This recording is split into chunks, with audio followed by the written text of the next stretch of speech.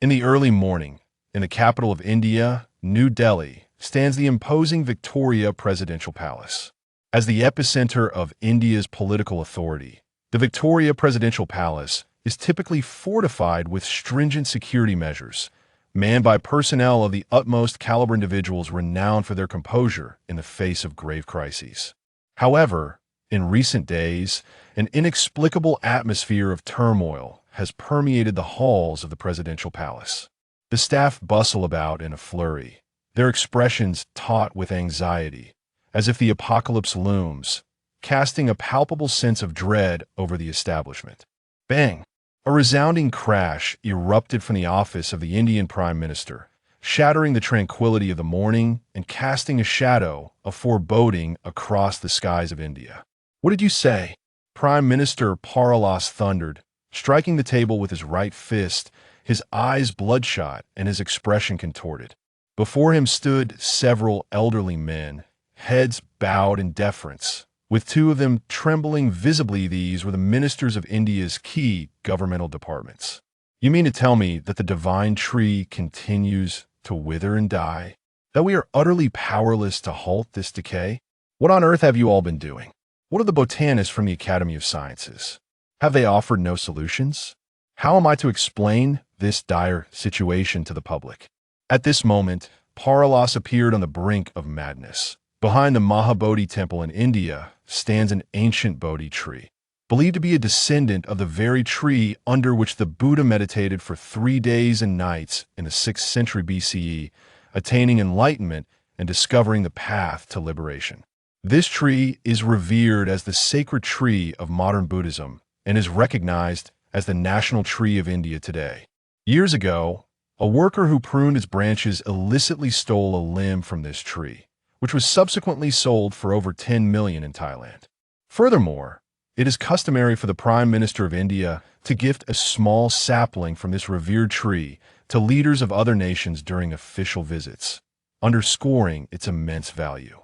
However, what Palace did not anticipate was the alarming news he received just last month from the maintenance personnel of the temple, reporting that this venerable Bodhi tree, which has stood since the founding of India, was beginning to wither and die. Immediately, Palace notified the researchers at the Indian Botanical Institute and assembled a specialized medical team to treat the tree. He initially believed that this endeavor would conclude favorably. Yet, to his dismay, he received word just a few days ago that the medical team was utterly unable to halt the tree's continued decline. In India, the sacred tree symbolizes fortune and carries a significance far surpassing that of the Statue of Liberty in the United States, akin to the dragon vein in ancient China. Ultimately, Palace could not completely suppress the news of the tree's deterioration.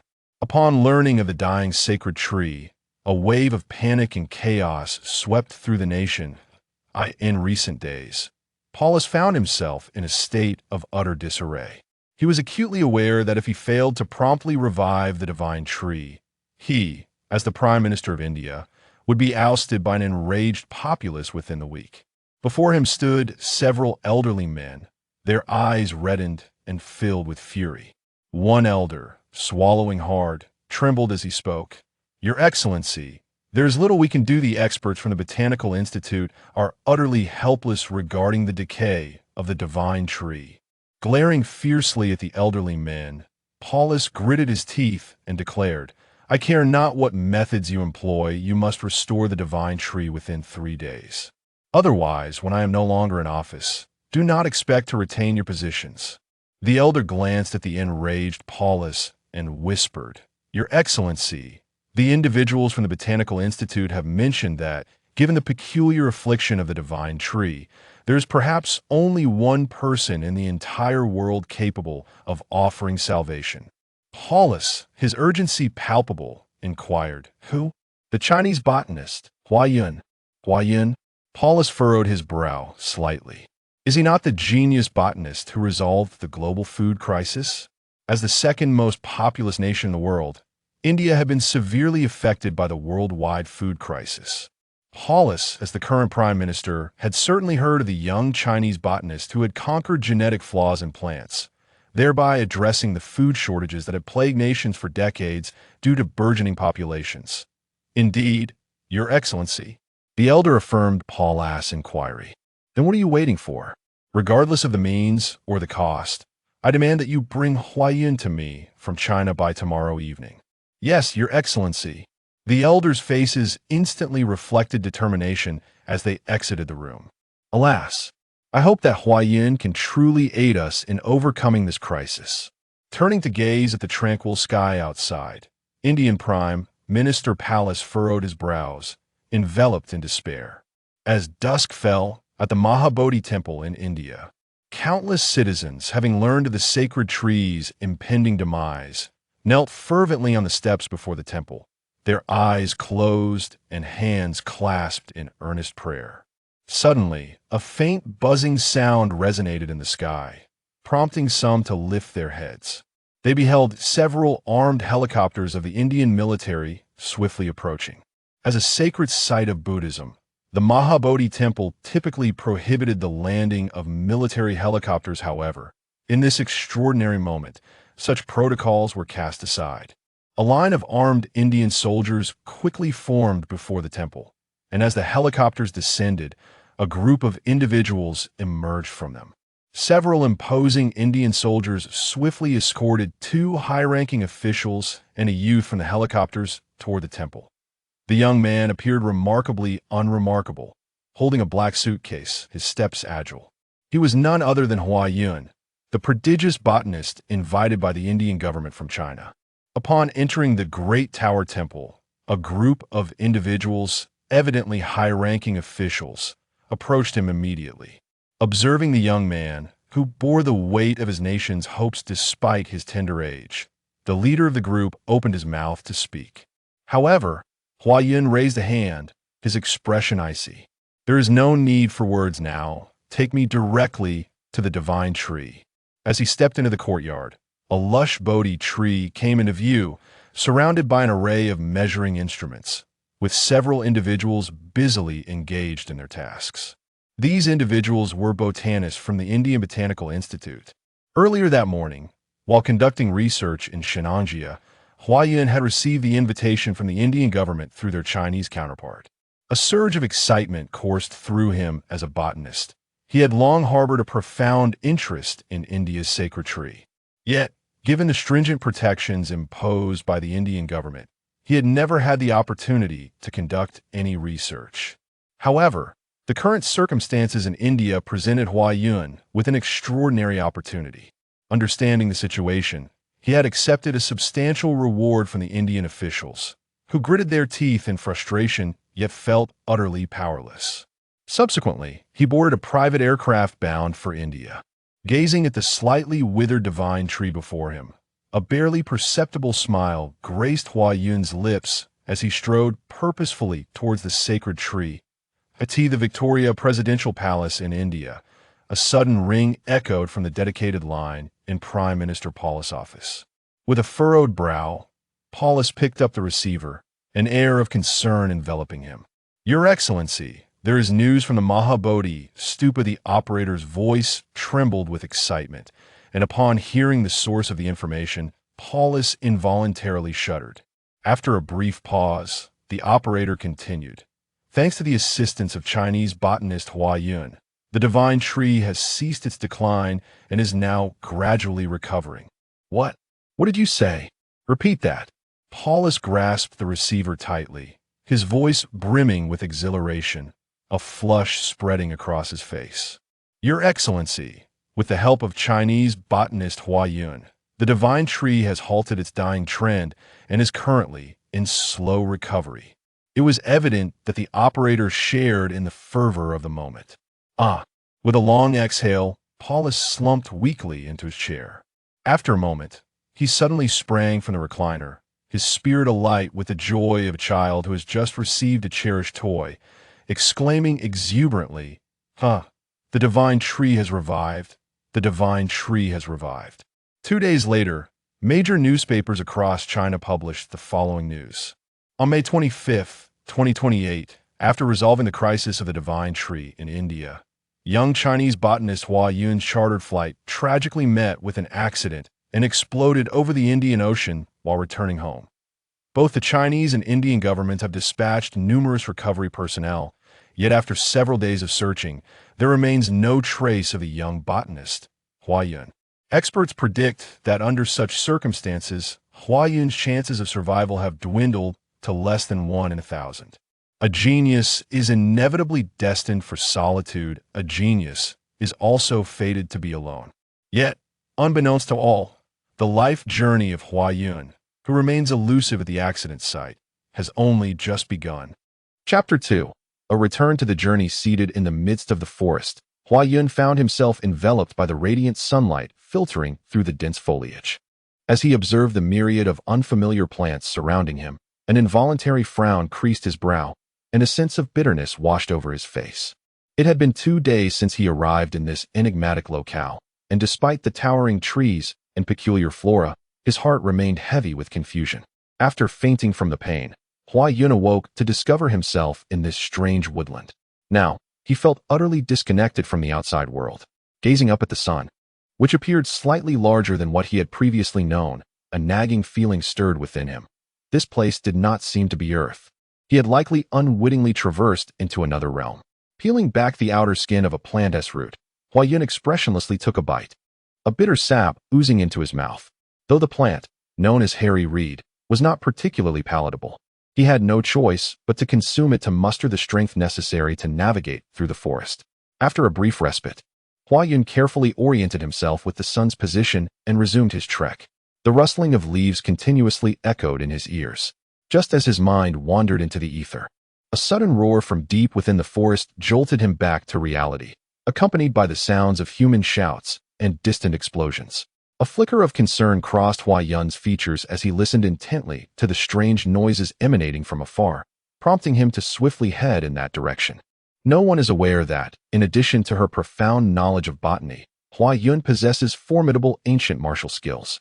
From a young age, her affinity for plants has been evident, while her martial prowess was imparted to her by her grandfather. As the head of their clan, Hua Yun's grandfather held her to exceptionally high standards. While many of Hua Yun's peers reveled in the affection of their parents, she embarked on the rigorous training in ancient martial arts bestowed upon her by her grandfather. The Hua family has long been stewards of an unparalleled martial art known as the ultimate profound skill, which comprises 9 levels.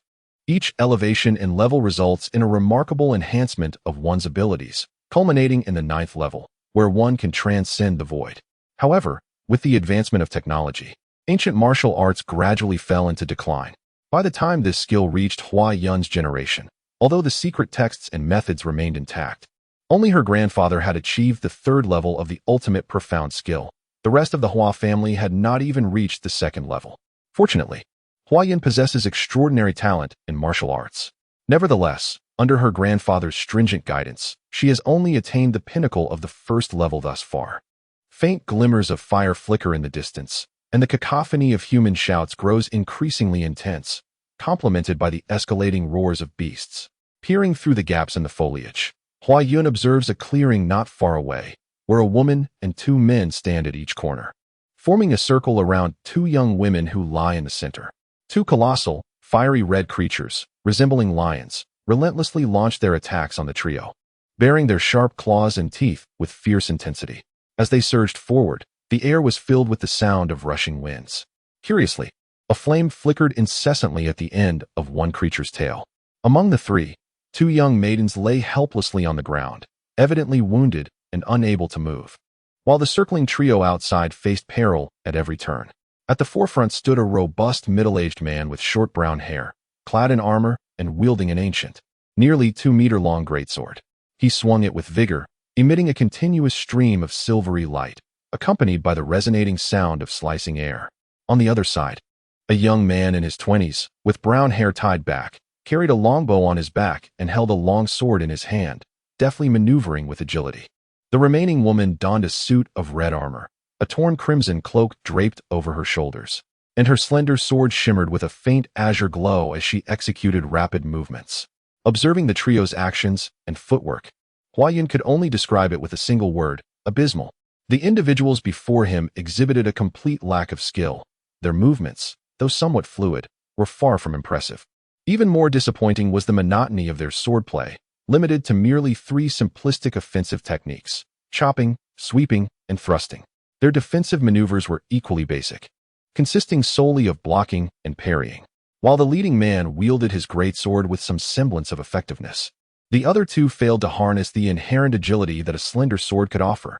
Although Huayan looked down upon the swordsmanship skills of the top 3 individuals, he could still discern the immense power contained within their blades. Particularly, the massive sword radiating a silvery glow made him certain that its strength could shatter a large boulder with a single strike. However, devoid of finesse, they paled in comparison to the masters of swordsmanship on Earth, even falling short against the Western fencers. Thus, despite the formidable nature of their attacks, they appeared rather inadequate when faced with the agile assaults of the 2 flaming lions. The leading burly man held his ground relatively well, and the female swordswoman managed to keep up, but the young man struggled considerably against the fiery onslaught. In addition to their relentless close-quarters attacks, the 2 flaming lions would occasionally pause, launching massive fireballs to assault the trio from a distance. Bound to protect the 2 young women in their midst, the 3 were forced into a tight formation, losing their agile offensive capabilities and unable to maneuver effectively. Observing the dire situation before him, Huayan realized he had entered a completely unfamiliar world.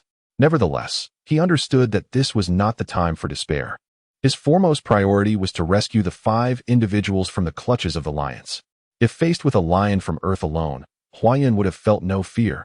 However, confronting these 2 fire-wielding beasts, he was reluctant to take unnecessary risks. Cautiously maneuvering behind the thicket, Huayan soon found himself beside one of the blazing lions. He refrained from launching an impulsive attack, instead opting to stealthily observe and await the opportune moment. The 3 combatants, engrossed in their fierce struggle against the 2 fiery beasts, remained oblivious to the additional presence concealed within the nearby foliage. After a brief period of observation, Huayan finally discerned a chance. One of the fire lions, evading a powerful strike from the giant swordsman, leapt backwards, nearly retreating to the edge of the adjacent thicket. Confident that the enemy would not dare approach, the lion opened its massive jaws, and a fireball, the size of a wash basin, swiftly erupted from its mouth, hurtling towards the giant swordsman. At that instant, Huayan sprang into action.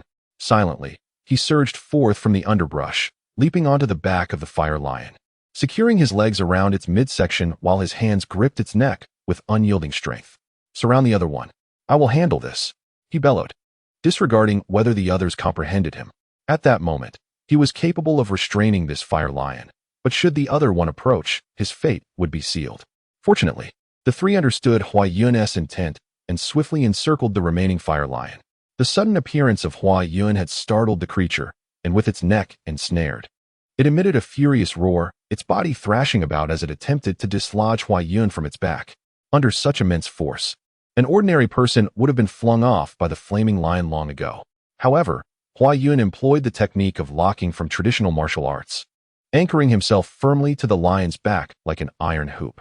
Realizing that he could not dislodge the intruder, the flaming lion suddenly reared its head, sending a fireball soaring into the sky. Fortunately, Huayan had anticipated this change. Sensing the lion's shift, he tilted his head slightly, allowing the massive fireball to graze past his temples, singeing the tips of his hair. With his left hand gripping the flaming lion's neck tightly, Huayan unleashed his right hand, executing the dual dragon play with pearls, as he forcefully thrust 2 fingers into the lion's eyes. Amidst the lion's agonized roars, Huayan swiftly twisted his right hand, lowering his center of gravity. With a sudden burst of strength, he snapped the lion's neck with a resounding crack, twisting it into a grotesque knot. The roar ceased abruptly, and blood gushed from the lion's mouth as its massive body slumped lifelessly to the ground. At this moment, the 3 companions and another flaming lion also became aware of the unfolding situation. The lion, bereft of its partner, lost the will to fight and found itself besieged by the combined assaults of the trio. In its panic, it was swiftly decapitated by the mighty warrior wielding a colossal sword. With the threat now eliminated, the leader of the group exhaled a long sigh of relief. While the female swordswoman and the young man nearly collapsed to the ground, their bodies thoroughly drained from the prolonged battle. The towering figure, filled with reverence and gratitude, glanced at the young Huan standing nearby.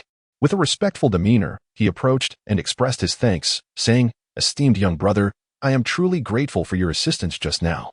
Had it not been for your intervention, we would have faced dire consequences." As he spoke, Ron cast a look of relief at the lifeless bodies of the two ferocious fire lions beside them.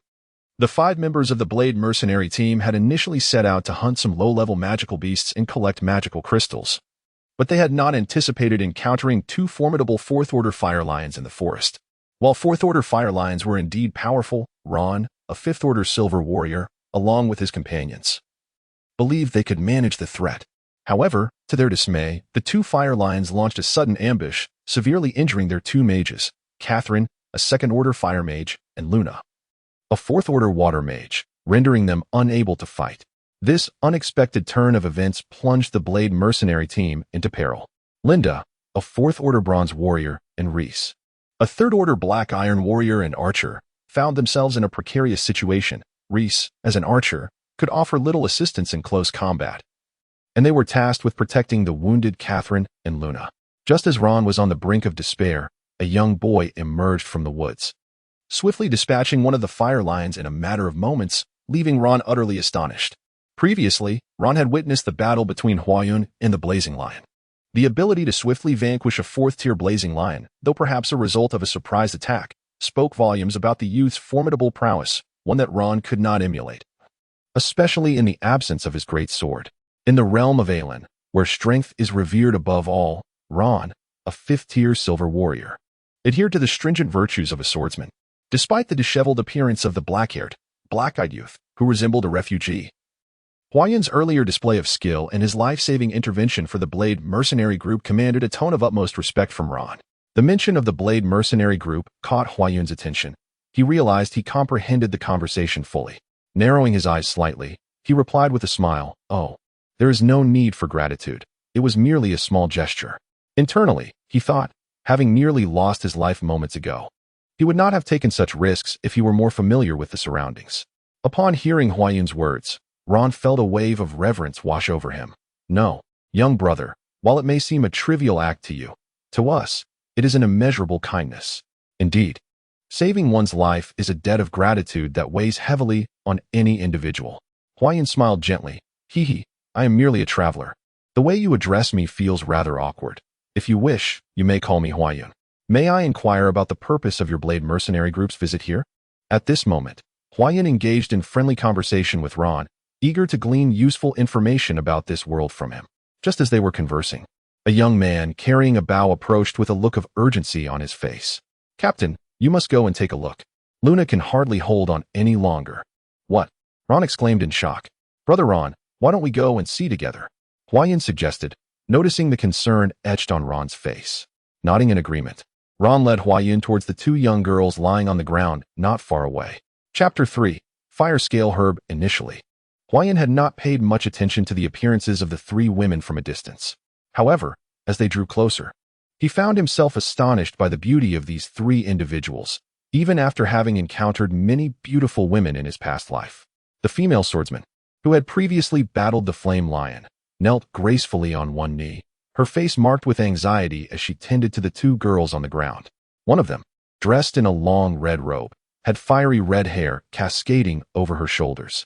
She held a staff adorned with a red gemstone in her right hand. While her robe was torn at the back, blood seeping from the wound, indicating she had sustained significant injuries.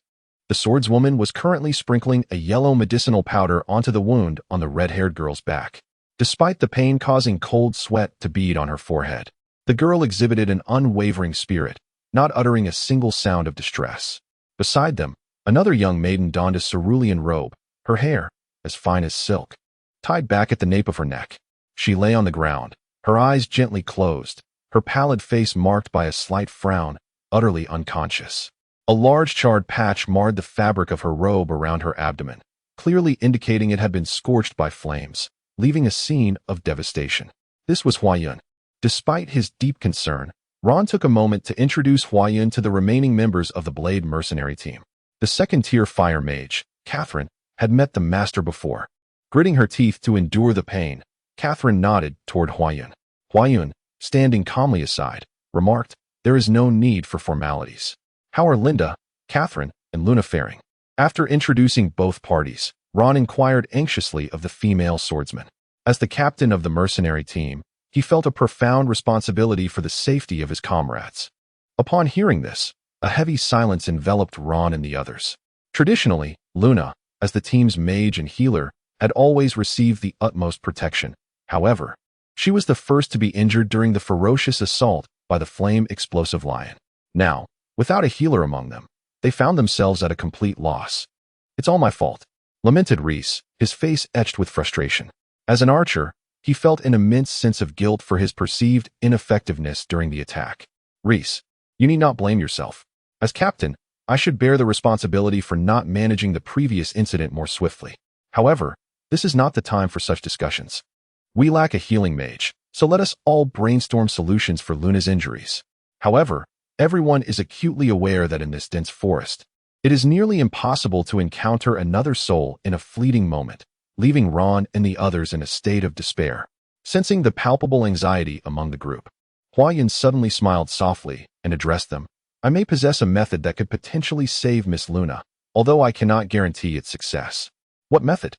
Before Huayan could elaborate, Linda and the others exclaimed in unison.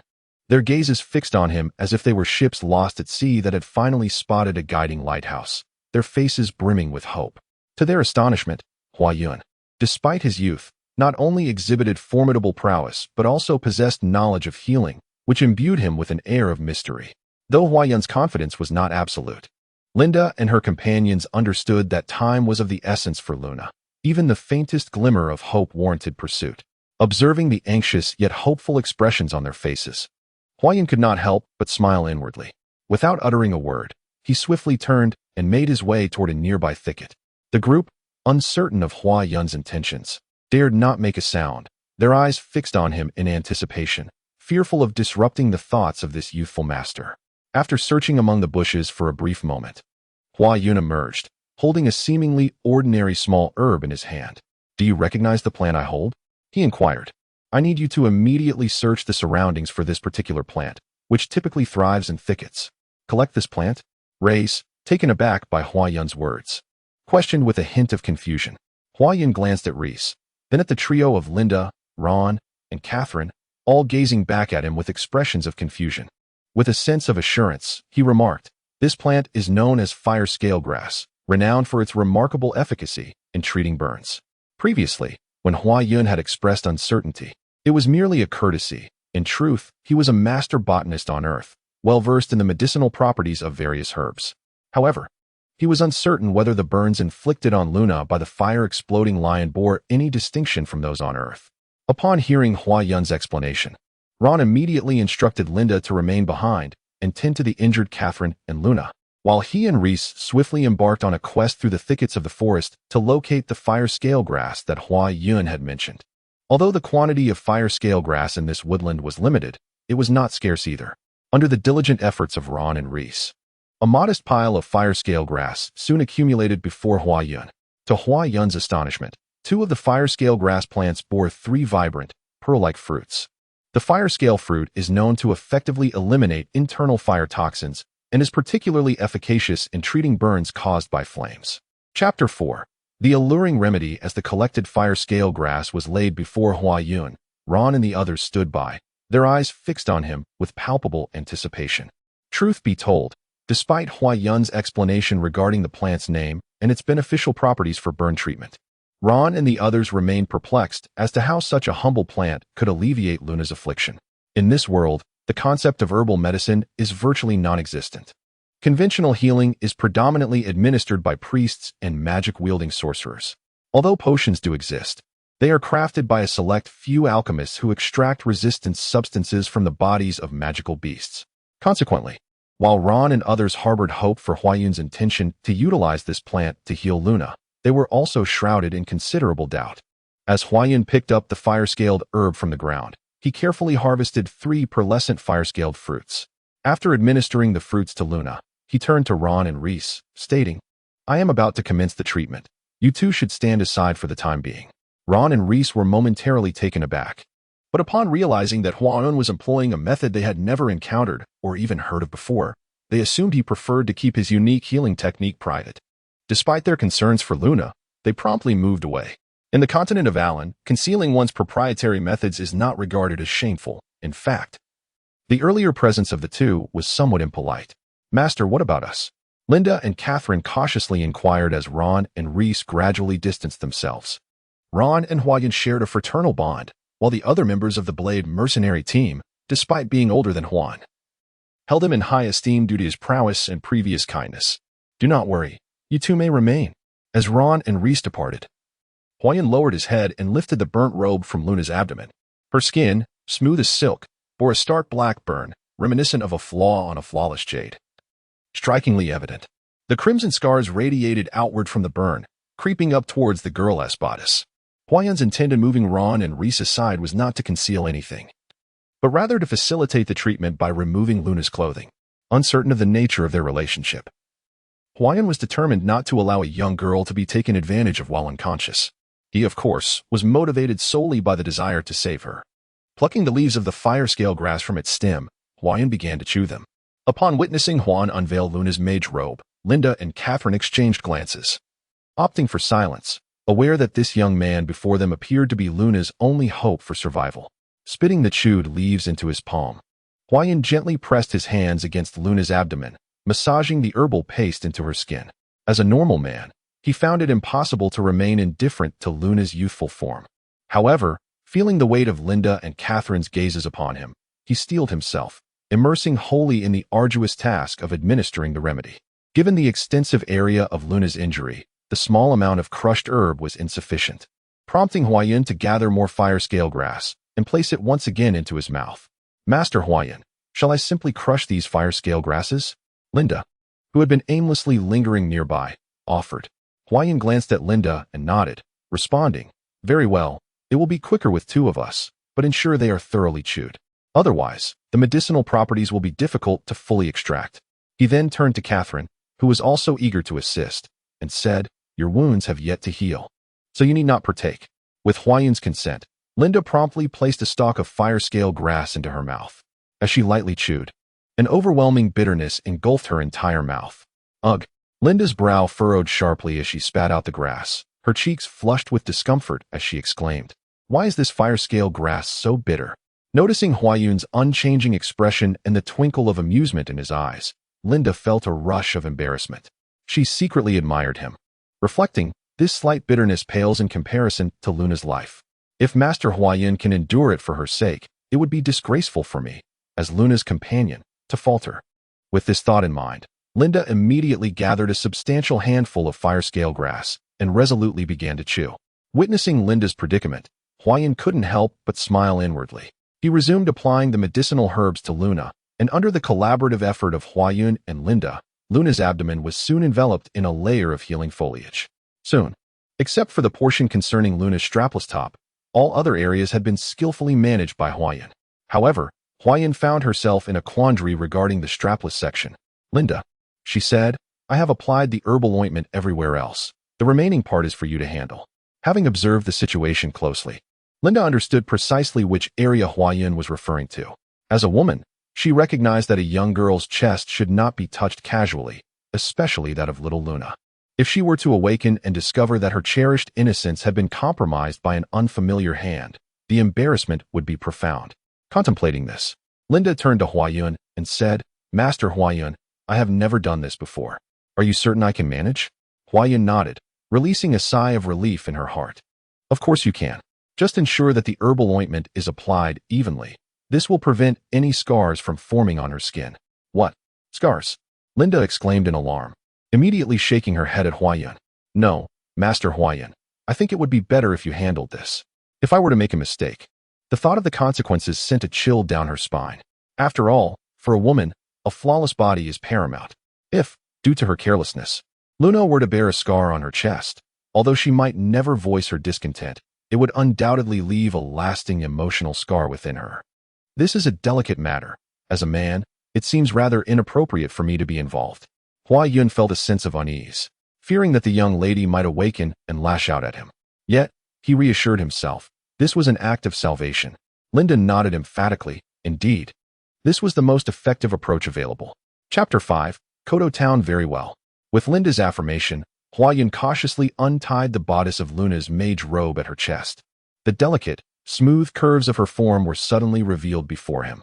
The two rosy peaks swayed gently in his line of sight, causing Huayun, who had never encountered a woman in such a manner, to blush slightly. Huayun, are you all right? Is there something troubling you? Linda inquired. Noticing Huayun's dazed gaze fixated on Luna's chest, unmoving for an extended period. Though the girl's figure was not overly ample, it possessed a unique resilience, offering a delightful sensation. Even the faintly pungent aroma of the herbs could not overshadow the subtle fragrance emanating from her youthful body. Under the scrutinizing gazes of Linda and Catherine, Huayun struggled to apply the herbs, his forehead drenched in sweat by the time he completed the task. Just as he was about to retie the bodice around Luna, she furrowed her brow slightly, letting out a soft moan as she gradually regained consciousness. This sensation. As Luna felt the pressure on her chest, her eyes met Huayun's, and their faces flushed crimson in unison. Do not worry, your injuries will heal swiftly. Huayun, with an unflinching visage and steady breath, feigned indifference as she addressed Luna. Luna, you have finally awakened. I was quite worried about you. At that moment, Linda, upon witnessing Luna regain consciousness, exclaimed with unbridled joy, while Catherine also expressed her exuberance nearby. Allow me to introduce you to Master Huayun. Had she not appeared and vanquished a ferocious fire lion, we might have all faced peril. It was also Master Huayun who tended to your wounds. Noticing Luna's peculiar gaze fixed upon Huayun, Linda promptly offered the introduction. Thank you for your life-saving intervention, Master. Realizing her circumstances, Luna lowered her head. Her cheeks flushed with embarrassment and expressed her gratitude to Huayun. At that moment, even the nape of her neck bore a rosy hue. It was nothing. I merely intervened in a moment of injustice, Huayun replied modestly. After expertly dressing Luna's wounds, the four of them settled down to engage in conversation. Linda and the others, feeling no trepidation towards Huayun, soon revealed a wealth of information. Huayun learned that the continent she had traversed was known as the Alan continent. To the northwest lay the Caesar Empire, which revered magic. To the southwest was the Shinju Empire, which esteemed martial prowess. The central region was dominated by the prosperous Ally Empire, and to the southeast resided the Cardon Empire, thus forming the general composition of these four empires. To the northeast of the continent lies the vast grassland of Casalamigan, inhabited by orcs. Between the four great empires, there exist several smaller nations, yet they exert little significant influence on the dynamics of the continent. At the far eastern edge of the land, one encounters the expansive Demon Ridge Mountains, fraught with peril and teeming with magical beasts. Legends speak of the formidable dragon race dwelling in the deepest recesses of these mountains, while the eastern expanse remains shrouded in mystery, unknown to any soul. In the northern seas of Alan continent, there exists a realm of bitter cold, encompassing roughly 1/5 of Alan itself, where the Ice Kingdom is established. Similarly, to the south, a land approximately 1/4 the size of Alan is home to the Kral Empire. Between the Alan continent and Kral continent lies a cluster of islands known as the Dala Archipelago. This constitutes the fundamental layout of the entire Alan continent. The forest where Huayun has traversed is situated on the eastern border of the Kingdom of Sis. Sis is a medium-sized nation, with the vast Demon Ridge Mountains to the east, the Cardon Empire, one of the four great empires, to the west, and the sea to the south.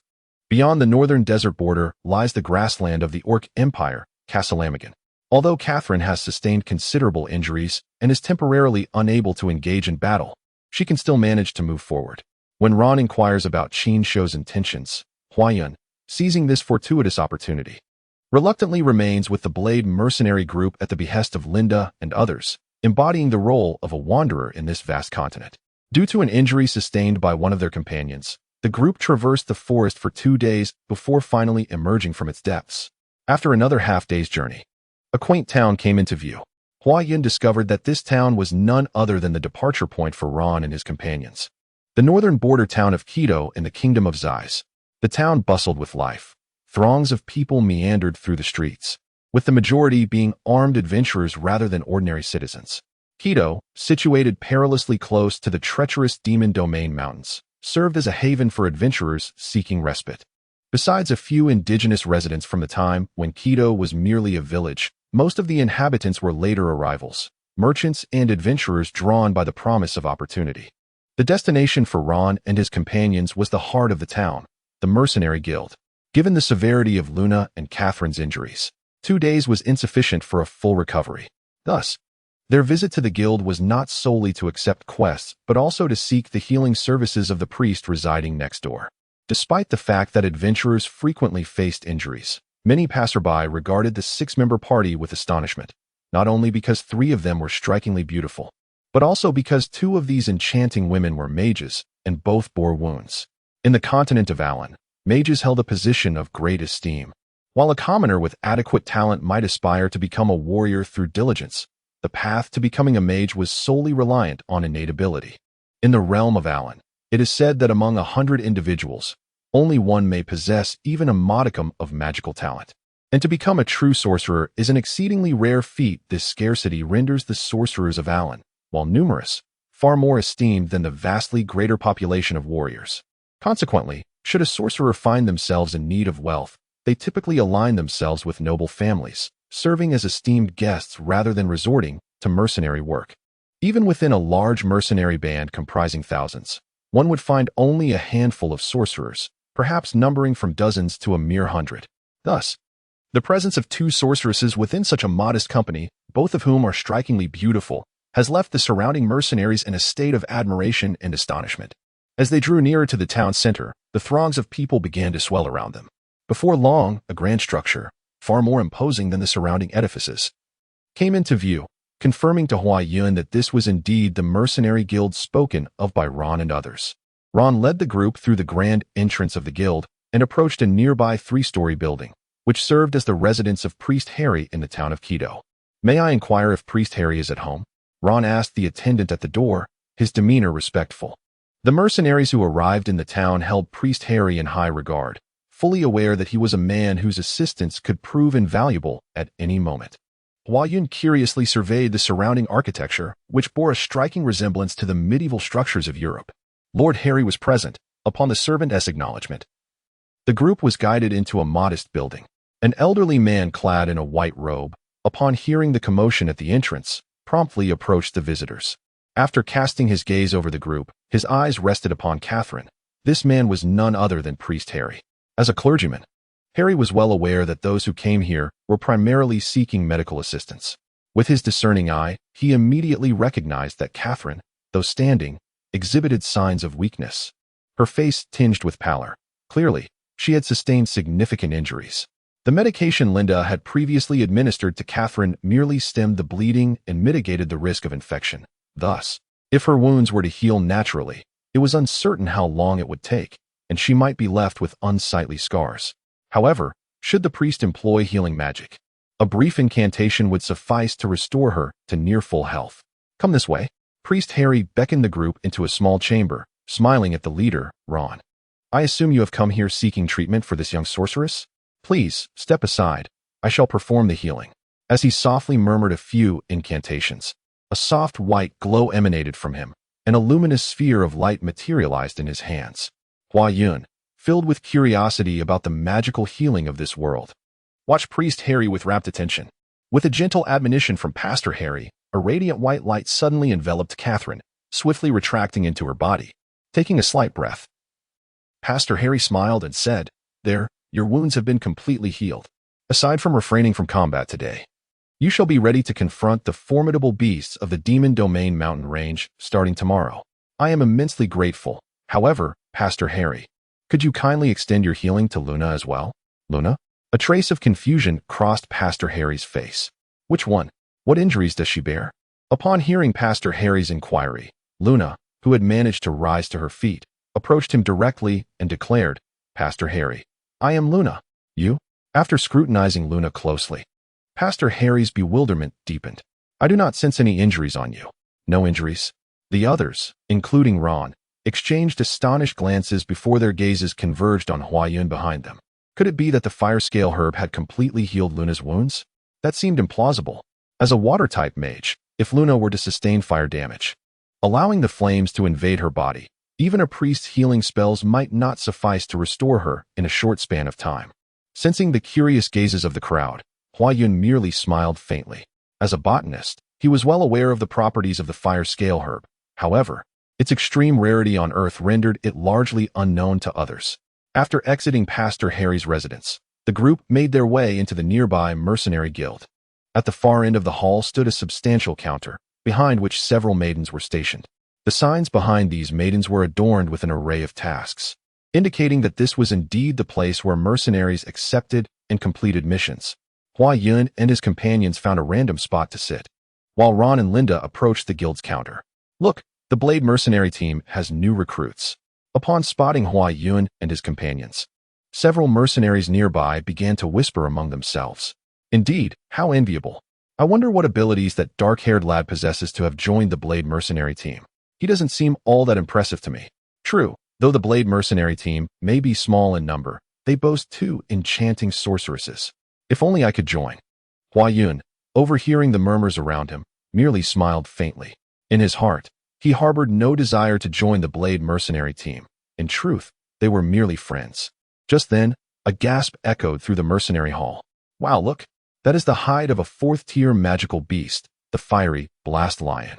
All the mercenaries' gazes converged on the counter of the mercenary guild, enviously fixated on the fiery pelt of the Blaze Lion that Ron held in his hand. Kodo Town, merely a humble settlement on the fringes of the Demon Domain mountain range, lies along the borders of the Kingdom of Sis. Countless such towns exist, and thus the mercenaries who find themselves here are often of modest prowess. In their eyes, even a 4th-tier magical beast is a formidable adversary. With a casual motion, Ron tossed a pouch of coins before Hua Yun.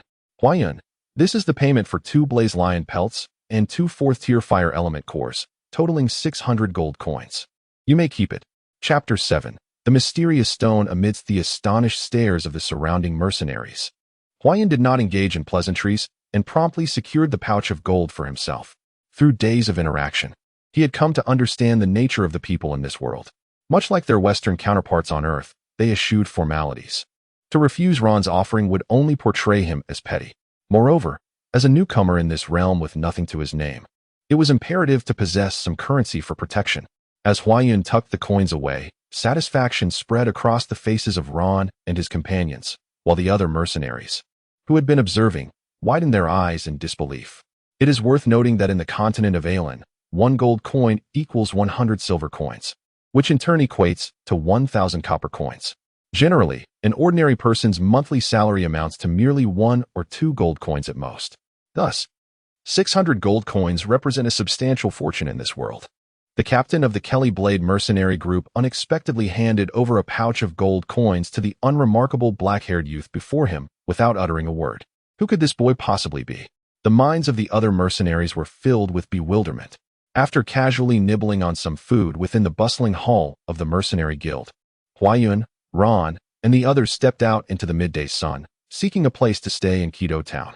Just as the group was about to leave the guild, Hua Yun suddenly furrowed his brow and halted in his tracks. What's the matter, brother Hua Yun? Luna, who often observed Hua Yun without realizing it, inquired curiously upon noticing his abrupt pause. What's that building over there? Hua Yun asked, gesturing toward a structure adjacent to the mercenary guild, his expression reflecting intrigue. For reasons unknown, he could sense an enigmatic force emanating from within that building, a force that strongly beckoned him to explore further. Oh, that's the marketplace of the mercenary guild. Luna explained. Some mercenaries, if they prefer not to sell their acquired goods to the guild or possess items that the guild does not accept, pay a fee to rent a spot in the marketplace to set up their stalls. So, brother Hua Yun, do you wish to have a look inside? Upon hearing Luna's explanation, Hua Yun nodded thoughtfully, his brow still creased.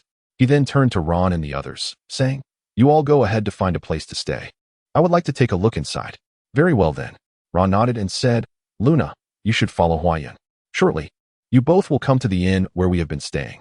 Luna nodded in agreement, casting a glance at Hua Yun, who was already heading towards the marketplace, and followed closely behind him into the bustling bazaar. The entire market was abuzz with activity, reminiscent of a lively vegetable market on Earth, where numerous mercenaries shouted boisterously from their stalls. Hey sir, come take a look. This sword in my hands is a divine artifact, crafted by a master dwarf. Even the sacred dragons would tremble at its sight. And it's yours for just 15 gold coins. A fair deal, wouldn't you say? A burly man bellowed, brandishing a massive sword. Hua Yun noticed a hint of rust on the so-called divine weapon's blade. Excuse me, sir. I can tell by your physique that you must be a thief. Look at this dagger. It's forged from the overseas cold iron of the Kral Empire. It can pierce even the defenses of a 9th-tier divine beast. Don't believe me? Give it a try. This thick ironwood will shatter. A rather unsavory middle-aged man waved his dagger at Huayun, while in his other hand, he clutched a decaying piece of wood. Huayun paid no heed to him, sidestepping and continuing deeper into the market. All along his path, the air was filled with the cacophony of vendors hawking their wares. Yet Huayun did not even glance at the items in their hands, resolutely pressing forward. "Brother Huayun, are you looking to purchase something?" As Luna inquired, Huan suddenly halted, casting his gaze towards a nearby stall. The vendor, a robust middle-aged man, immediately sprang into action upon noticing a potential customer. "Ah, good sir. Please do not hesitate to express your needs. Rest assured, my establishment is renowned for its integrity, and I shall not charge you a single extra gold coin." Listening to the man's exuberant words, Huayun glanced back down the path and felt a twinge of incredulity. Were these individuals truly the rugged mercenaries they appeared to be? They seemed more akin to unscrupulous merchants.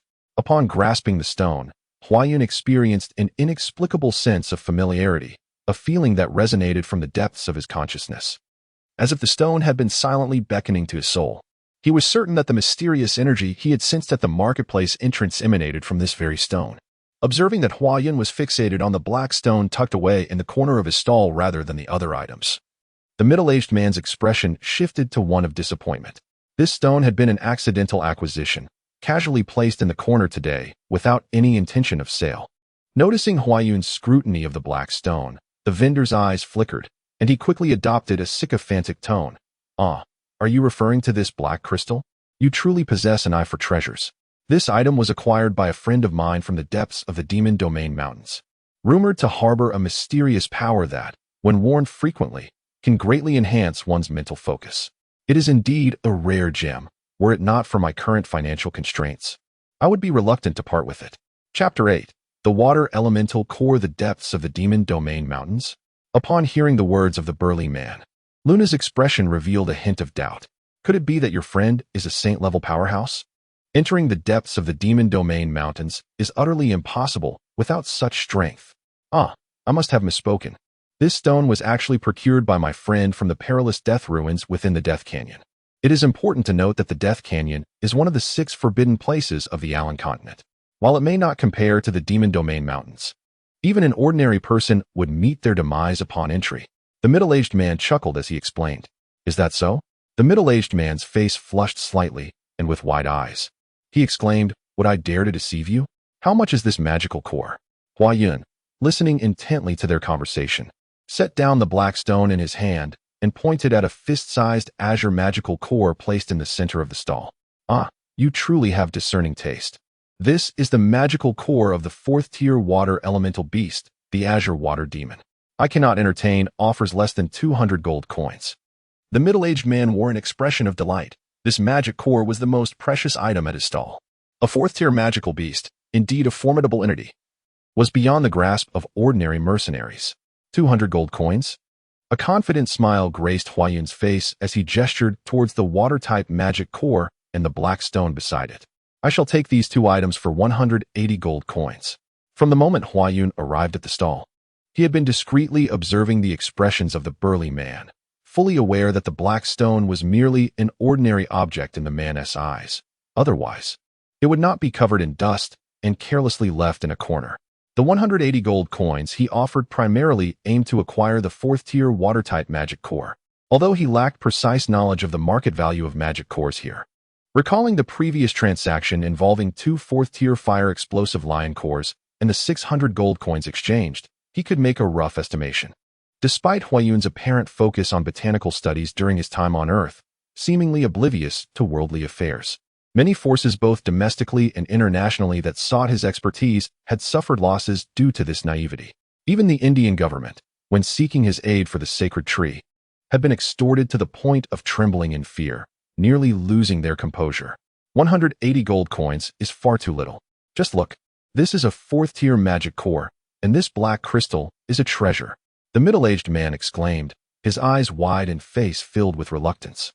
Could it truly be that he was offering too little? Huayun furrowed his brow, muttering to himself, "That is definitely insufficient." The middle-aged man hurriedly concurred.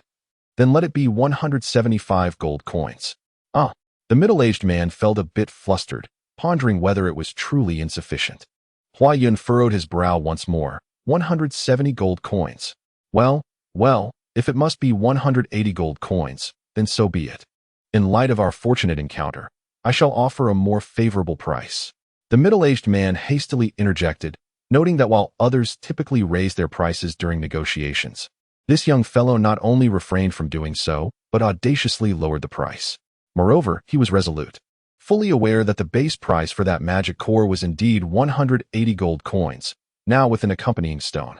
Sighing, he conceded, after all, in such a small town, few mercenaries could afford to spend 180 gold coins on a magic core. Accepting the 180 gold coins that Huayun had offered, the middle-aged man reluctantly placed the magic core and stone into Huayun's hands. This simply cannot be. Luna felt somewhat at a loss. Initially, she had harbored some doubts about Huayun purchasing such a watertight magic core, yet she never anticipated it was intended as a gift for her. She was acutely aware that Huayun possessed merely 600 gold coins bestowed by the captain, and this magic core had cost 180 gold coins. What could possibly be wrong with this? The fact that a fourth-tier mage was utilizing a staff embedded with merely a second-tier magic core would significantly impact her strength. Indeed, esteemed mage, your boyfriend is exceedingly generous to you. A magic core such as mine is a perfect match for a lady of your exquisite beauty. The middle-aged man could not help but exclaim from the side. I overheard the robust man proclaiming that Huayun was his boyfriend, and to my astonishment, Huayun offered no clarification, causing a faint blush to appear on Luna's face. Ever since the incident in the Demon Domain Mountains, Luna had harbored an inexplicable feeling towards Huayun. She was unaware of the nature of this sentiment. She merely recognized her fondness for the enigmatic and unfamiliar youth. The profound sense of security he provided eclipsed any comfort she had ever received from others. Here, take this. In a while, I shall require your company to purchase a couple of items. Huayun placed the magical core into Luna's reluctant hands and made his way towards the exit. The proximity intensified that mysterious feeling, as if it were beckoning Huayun closer. However, after scrutinizing the stone for an extended time, he could discern nothing remarkable about it. Never mind. Pondering in vain, Huayun retrieved his coin pouch and nestled the black stone within. After a day of shopping, only a little over 100 gold coins remained in his pouch, most of which had been spent on gifts for the members of the Blade Mercenary Group. To Huayun, without the Blade Mercenary Group, he would still be wandering aimlessly in the depths of the forest. The simplicity of human friendship can be astonishing. Having faced life and death together, Huayun had fully integrated into the Blade Mercenary Group. The blazing fire lion was vanquished by the collective efforts of many. However, as Huayun had saved everyone's lives and possessed nothing himself, all the rewards were rightfully his. Huan understood that Ron and the others would not claim this money. So with Luna's assistance, he thoughtfully purchased gifts tailored to each individual's profession. As for Huayun, he indulged in an abundance of books. Chapter 9. The Divine Gift of Fruits Come In. Huayun exclaimed, putting down his book and stretching languidly. Luna entered with a radiant smile, exclaiming, Brother Huayun, since Catherine is about to break through to the second tier of apprentice mage and become a third-tier mage, the captain intends to take us to procure the divine fruits. I wanted to ask if you would like to join us. Divine fruits? Huayun was momentarily taken aback, promptly closing the book in his hands and declaring, Yes, of course. I shall go. Observing Huayun's eagerness, Luna couldn't help but chuckle. Brother Huayun, there's no need to rush. We still have some time. Chuckling at his own impatience, Huayun felt a bit embarrassed. In recent days, he had been engrossed in reading in his room. As this was merely a small mercenary town, the selection of books available was rather limited, consisting primarily of basic texts like a comprehensive history of the continent. Among these volumes, which detailed the continent's history, races, nations, and professions, a substantial portion was dedicated to the divine fruits. In the realm of Alan, two combat professions prevail, the mage and the warrior. This world venerates strength above all. However, all beings on the continent share a singular trait. To enhance their power, one must consume the divine fruits bestowed by the gods. A third-tier mage aspiring to ascend to the fourth tier must not only master the arcane energies requisite for such a rank, but also partake of a fourth-tier divine magical fruit that corresponds to their inherent attributes. Without this, no matter how formidable their magical prowess, they shall remain unable to attain the fourth tier and wield its spells. Similarly, A third-tier iron warrior seeking to become a fourth-tier bronze warrior is required to consume the fourth-tier divine aura fruit. This necessity extends beyond humanity. Even the burgeoning magical beasts must rely on divine fruits to advance in rank. Whether orc, elf, dwarf, or dragon, any creature desiring to elevate its standing must partake of these divine gifts. It is said that this is a decree established by the deities to prevent the unchecked proliferation of power among terrestrial beings. Consequently, those skilled in cultivating divine fruits, known as plant masters, have become a highly sought-after profession on the continent. An ordinary individual, regardless of their innate talent, can potentially become a warrior through diligence. In contrast, the path of the mage is far more arduous, with only 1 in 1,000 possessing the potential for such an arcane vocation. Even rarer are those endowed with the talent for plant mastery, as it is estimated that among 100 mages, merely 1 may exhibit a faint spark of life magic vitality requisite for a plant master, and the conditions to truly become one are exceedingly stringent. The practitioners of botany, devoid of combat prowess, are typically accompanied by formidable warriors and sorcerers. Even an apprentice of the first tier or a trainee of the second tier can effortlessly attain a noble title in certain smaller nations. According to Huayun's understanding, these botanical practitioners resemble the botanists of Earth, which fills him with exhilaration, for he is a genius botanist himself. His innate professional curiosity renders him immensely interested in the divine fruits that enhance one's strength. Having longed to witness these so-called divine fruits, the news sparked an undeniable excitement within him. After hastily preparing, Huan, under the guidance of Ron, proceeded with the group towards the sole shop in the town that sells divine fruits. The shop was situated on the opposite side of the town, and along the way, the group engaged in lively conversation, with the exception of Huayun, who felt the passage of time swiftly. Upon arriving at the shop, which exuded an air of elegance, a smile crept upon Huayun's face. Indeed, as noted in the writings, in this mercenary-laden town, there is no structure that rivals the establishment before him, except for the hall of the Mercenary Guild. I am Baroque, the proprietor of this establishment. What may I assist you with today? In response to the arrival of customers, a portly man adorned in splendid attire approached them eagerly. Evidently, he was the owner of the shop. Oh, we are interested in purchasing a Tier 3 divine fruit of magical potency. Could you provide us with some information? Ron's demeanor was marked by utmost reverence. In this quaint town, there existed but a single herbalist shop, and divine fruits were not the kind of items one stumbled upon casually. Any establishment capable of offering such divine fruits invariably possessed considerable influence, a force far beyond the reach of a mere mercenary like Ron. Baroque, with a beaming smile, nodded in agreement. What attribute do you desire for the third-tier magical divine fruit? Fire attribute. Ron replied. Very well, please wait a moment. After summoning an attendant to assist the guests, Baroque retreated into the back room. As Huayan stepped through the entrance, he meticulously surveyed the modest yet opulent shop. Lush plants adorned various corners of the establishment, imparting a refreshing ambience that invigorated the senses. However, Huayun felt little excitement in their presence. After thoroughly inspecting the shop, a wave of disappointment washed over him. He found nothing to stir the enthusiasm of a prodigious botanist like himself. The flora on display consisted solely of ordinary ornamental plants. While commendable, Huayun could have undoubtedly crafted superior specimens many times over. Ah, are these not the esteemed members of the Blade Mercenary team? What brings you here to procure divine fruits? Just as the group continued their observations, a voice resonated from the shop's entrance, laced with mockery.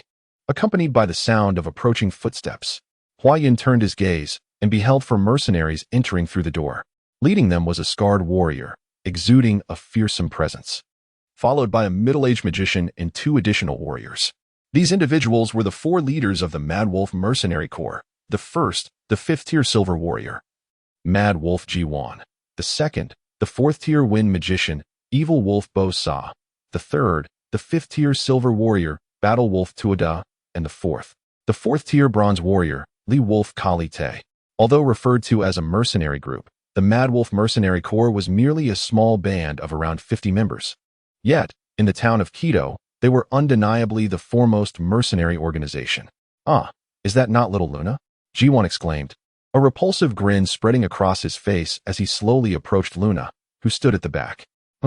Huayun, positioned beside Luna at the rear, immediately stepped in front of the man without a moment's hesitation. In truth, with Luna's prowess as a fourth-tier water magician, she likely did not require Hua Yun's intervention. Nevertheless, as a man, it was his unassailable duty to protect her. Sensing the brute's advance, Hua Yun's body instinctively bristled, his shoulders slightly dropping to evade the man's approach. In an instant, his muscles tightened, coiling with tension as he prepared to act. Hua Yun surged forward, executing a swift maneuver as his right foot darted between the man's legs, pressing against the inner side of his knee with a slight jolt to destabilize his balance.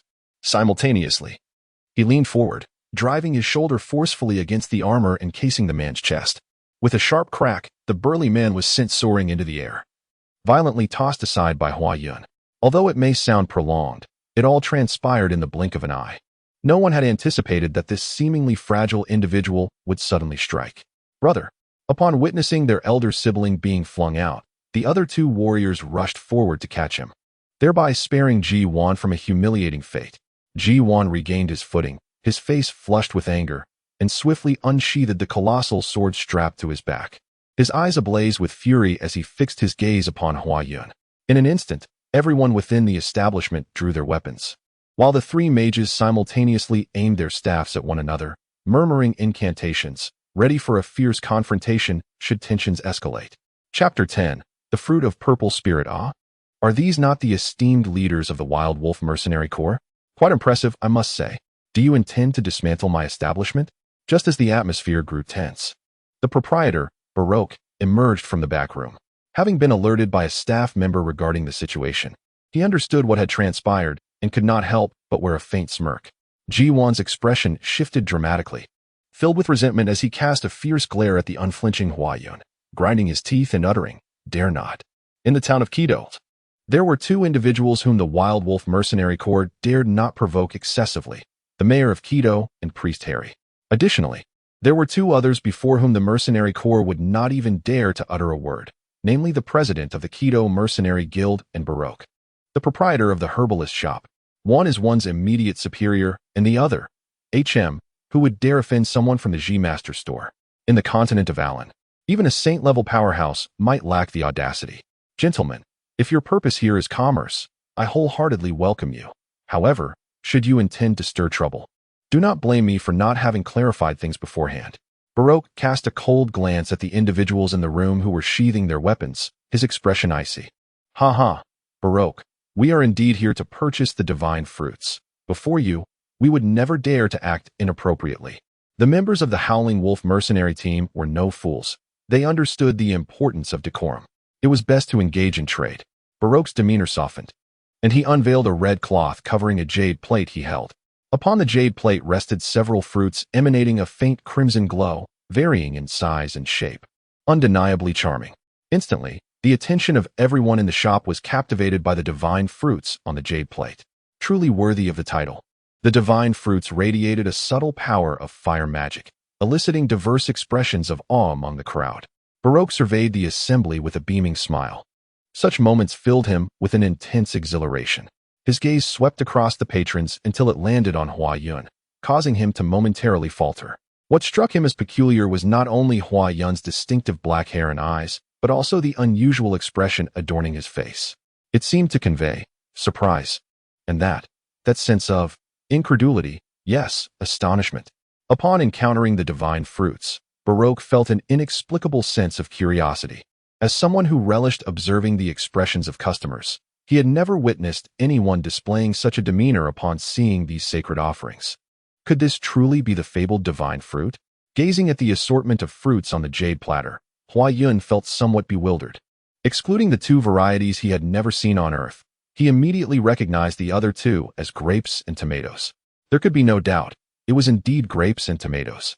As a prodigious botanist, Hua Yun would not mistake these familiar fruits. To his astonishment, the renowned divine fruits of this world turned out to be nothing more than the ubiquitous grapes and tomatoes from Earth. Goodness, is this world truly mad? Or is it I who am losing my mind? After scrutinizing the divine fruits on the jade platter for quite some time, Catherine pointed to a grape-like fruit emanating a gentle crimson glow and asked, "Baroque, what is the name of this divine fruit?"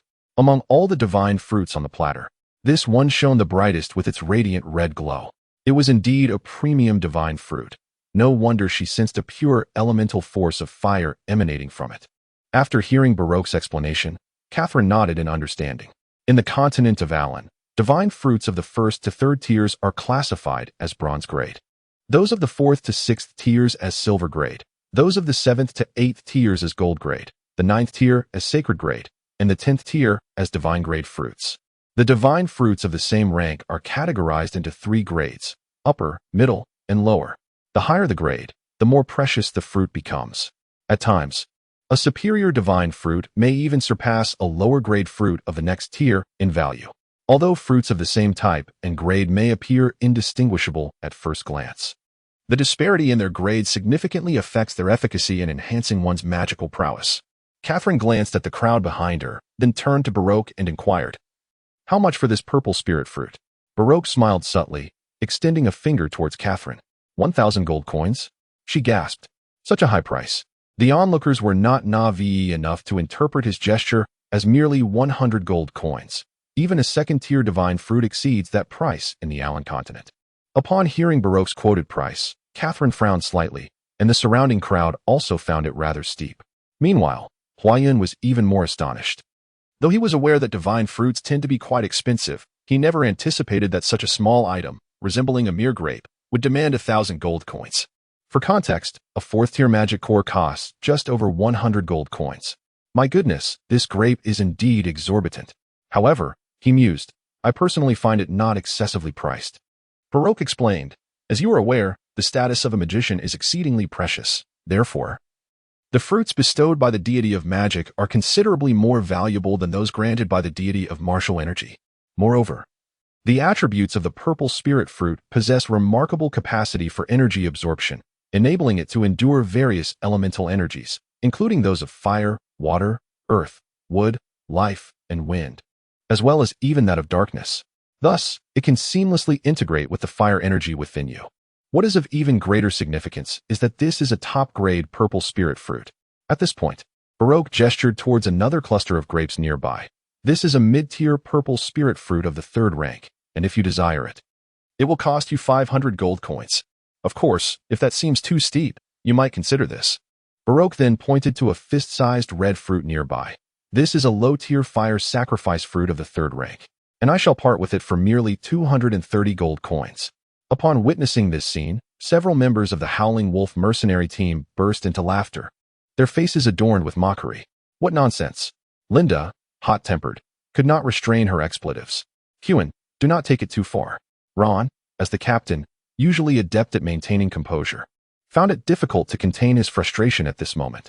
Chapter 11, 4th rank plant master. So, what shall you gentlemen purchase? Baroque furrowed his brow, interrupting Huan, who was about to engage Ron in conversation. We seek to acquire a 6th rank fruit of martial energy. Kivin wore a smug expression, for he was on the cusp of reaching the pinnacle of the 5th tier. Should he attain the status of a 6th tier golden warrior, he would undoubtedly be recognized as the foremost warrior of Kodo Town. The 6th tier divine gift fruit. Baroque replied coolly, we do not have it in our store at the moment. I will report this, and you may return in a few days for updates. Baroque did not intend to make things difficult for Kivin. He merely spoke the truth. The scarcity of herbalists on Alan continent led to a limited supply of divine gift fruits, which consequently restricted their sale.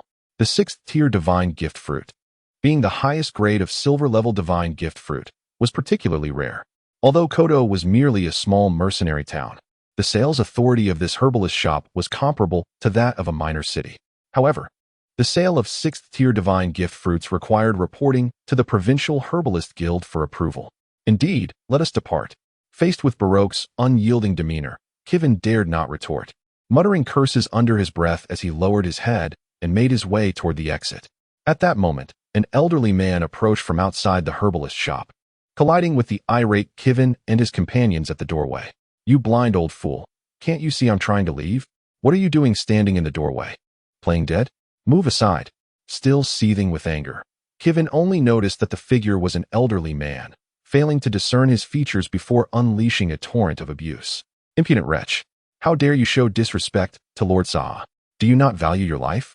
Just as Huan began to unleash a torrent of insults, 4 warriors suddenly emerged from the shadows, drawing their weapons and pointing them menacingly at Huan and his companions outside the herbalist shop. Presumptuous? Humph. You are the ones who are presumptuous. Do you know who I am? Huan lifted his head, but before he could finish his sentence, he was taken aback by the sight of the four warriors. The members of the Howling Wolf mercenary team collectively gasped in astonishment.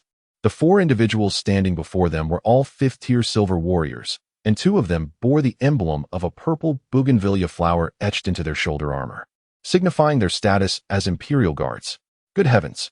Huan's legs turned to jelly, nearly causing him to collapse. To be addressed as my lord by the Imperial Guards. What manner of person could that be? Realizing this, the members of the Howling Wolf mercenary team discreetly scrutinized the elderly figure at the entrance. Just a glance at his attire sent Huan sprawling to the ground, while the others trembled uncontrollably, their bodies shaking in fear. The old man was clad in the robes of a master herbalist. Even if he were merely a first-tier apprentice, Huan and his companions would not dare to act arrogantly. Moreover, it was evident that this elderly gentleman was far more than a mere apprentice. At this moment, Huan cursed himself for not recognizing the gravity of the situation before hurling insults. He was unaware that their brazen demeanor in Keto Town had become a habitual arrogance. Now, having encountered an immovable obstacle, he could hardly blame his misfortune. Given the nature of the Howling Wolf mercenary team, it was only a matter of time before such a reckoning occurred. Humph. The elderly man seemed to be in a rather foul mood, letting out a cold grunt, his face a deep shade of anger. Yet, he uttered no words, merely stepping past Huan and his companions and entering the herbalist's shop, where he sank heavily into a nearby armchair. However, the four warriors accompanying him were far less accommodating, accustomed to their own arrogance. They were incensed to see anyone dare insult their master. Without mercy, they unleashed a flurry of punches and kicks upon the members of the Howling Wolf mercenary group, tossing Huan and his companions onto the street amid their anguished cries. Following this, the four attendants vanished as swiftly as they had appeared. Poor Huan and his friends, too intimidated to retaliate, left in a disheveled state, nursing their injuries and bruises. Ah, Lord Saha, please do not take offense at those ruffians. Upon noticing the old man, Baroque hastily set down the jade platter in his hands and approached him, pouring a cup of tea. Take offense? Why would I be angered by such scum? My ire is directed towards those fools in the herbalist establishment who thought it wise to send me in search of the violet ling fruit in this desolate place. Is there even a violet ling fruit to be found here? Even if there were, this is the demonic domain mountains. Would I dare venture deep within? Listening to the elder's grievances, Baroque maintained a broad smile, saying, Lord Saha, please calm your temper. Have you not already discovered a violet ling fruit? Better not to mention it. Your words only inflame my anger further. The violet ling fruit I did find is on the brink of death. What can a mere fourth-tier herbalist like myself do in such a predicament? It is utterly infuriating. The fourth-tier botanist, indeed. Upon overhearing the conversation between the two individuals, Ron and his companions were taken aback. They had discerned the old man's identity as a botanist merely by observing his attire. Yet they were astonished to learn that he was a fourth-tier botanist. In the kingdom of Zeiss, a nation of moderate stature, a fourth-tier botanist would at least hold the rank of a count. How could such a distinguished figure possibly find himself in the small locale of Quito? Recalling the earlier encounters with Kivin and others, Luna and Linda could hardly suppress their amusement. However, in the presence of Saha, they dared not exhibit too much levity. Is the purple bell fruit on the verge of perishing? Can even you, my lord, not remedy it? Baroque appeared incredulous. Do you have any idea who I am? Saha exclaimed, furrowing his brows in discontent. Suddenly, a glimmer emanated from the ring on his right index finger, and a pot of plants materialized upon the table. Observing the numerous withered and desiccated leaves on the plant, Saha expressed his irritation. The purple bell fruit is at least a fourth-tier divine gift. If we were to have the continent's foremost botanist, the ninth-tier holy mage botanist Master Bisfam, cultivated, it could even yield a sacred tier divine fruit. Now, with the vitality of this purple bell fruit extinguished, I fear that even the kingdom's premier court botanist, Master Rudolph, a sixth-tier plant guide, may not be able to salvage it. At this juncture, Saha glanced at Ron and the others in the room, addressing Baroque. These individuals are your guests, are they not? You should attend to them. Indeed, Lord Saha. Baroque nodded in acquiescence, then turned to Catherine, inquiring, have you made your decision? Which type of divine gift fruit do you wish to purchase? Catherine glanced at everyone.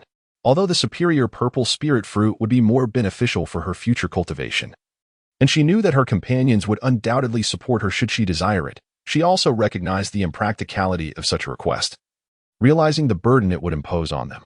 With this thought in mind, Catherine addressed Baroque. We shall take the medium-grade purple spirit fruit. Why not choose the superior one? Catherine, it would greatly aid your future training. You need not worry about us. 1,000 gold coins is not an insurmountable sum. Our Blade mercenary team is among the finest in Quito town, and we can certainly manage it. Luna immediately interjected. Indeed, Catherine, you need not concern yourself with us. Ron and Linda chimed in, encouraging her. Enough of this. Catherine replied with a radiant smile, feeling grateful for her friends. The medium-grade divine fruit is still quite good, and my talent is not exceptional. I am merely a second-tier apprentice mage at present. Utilizing a superior divine fruit would be wasteful. It would be wiser to invest this money in other pursuits. Upon hearing Catherine's words, everyone fell silent. In truth, Catherine's talent was not lacking, and who would ever turn away from something of great value? However, they all understood that despite her seemingly delicate demeanor, once Catherine had made a decision, it was nearly impossible to alter. Baroque, observing the situation, prepared to wrap the medium-grade purple spirit fruit, having discerned the outcome. Hold on. At this moment, Hua Yun, who had been silent until now, finally spoke up. Chapter 12. The Wild Berry ignoring the astonished gazes of those around him. Hua Yun merely smiled gently and said, Allow me to give it a try. I shall strive for it.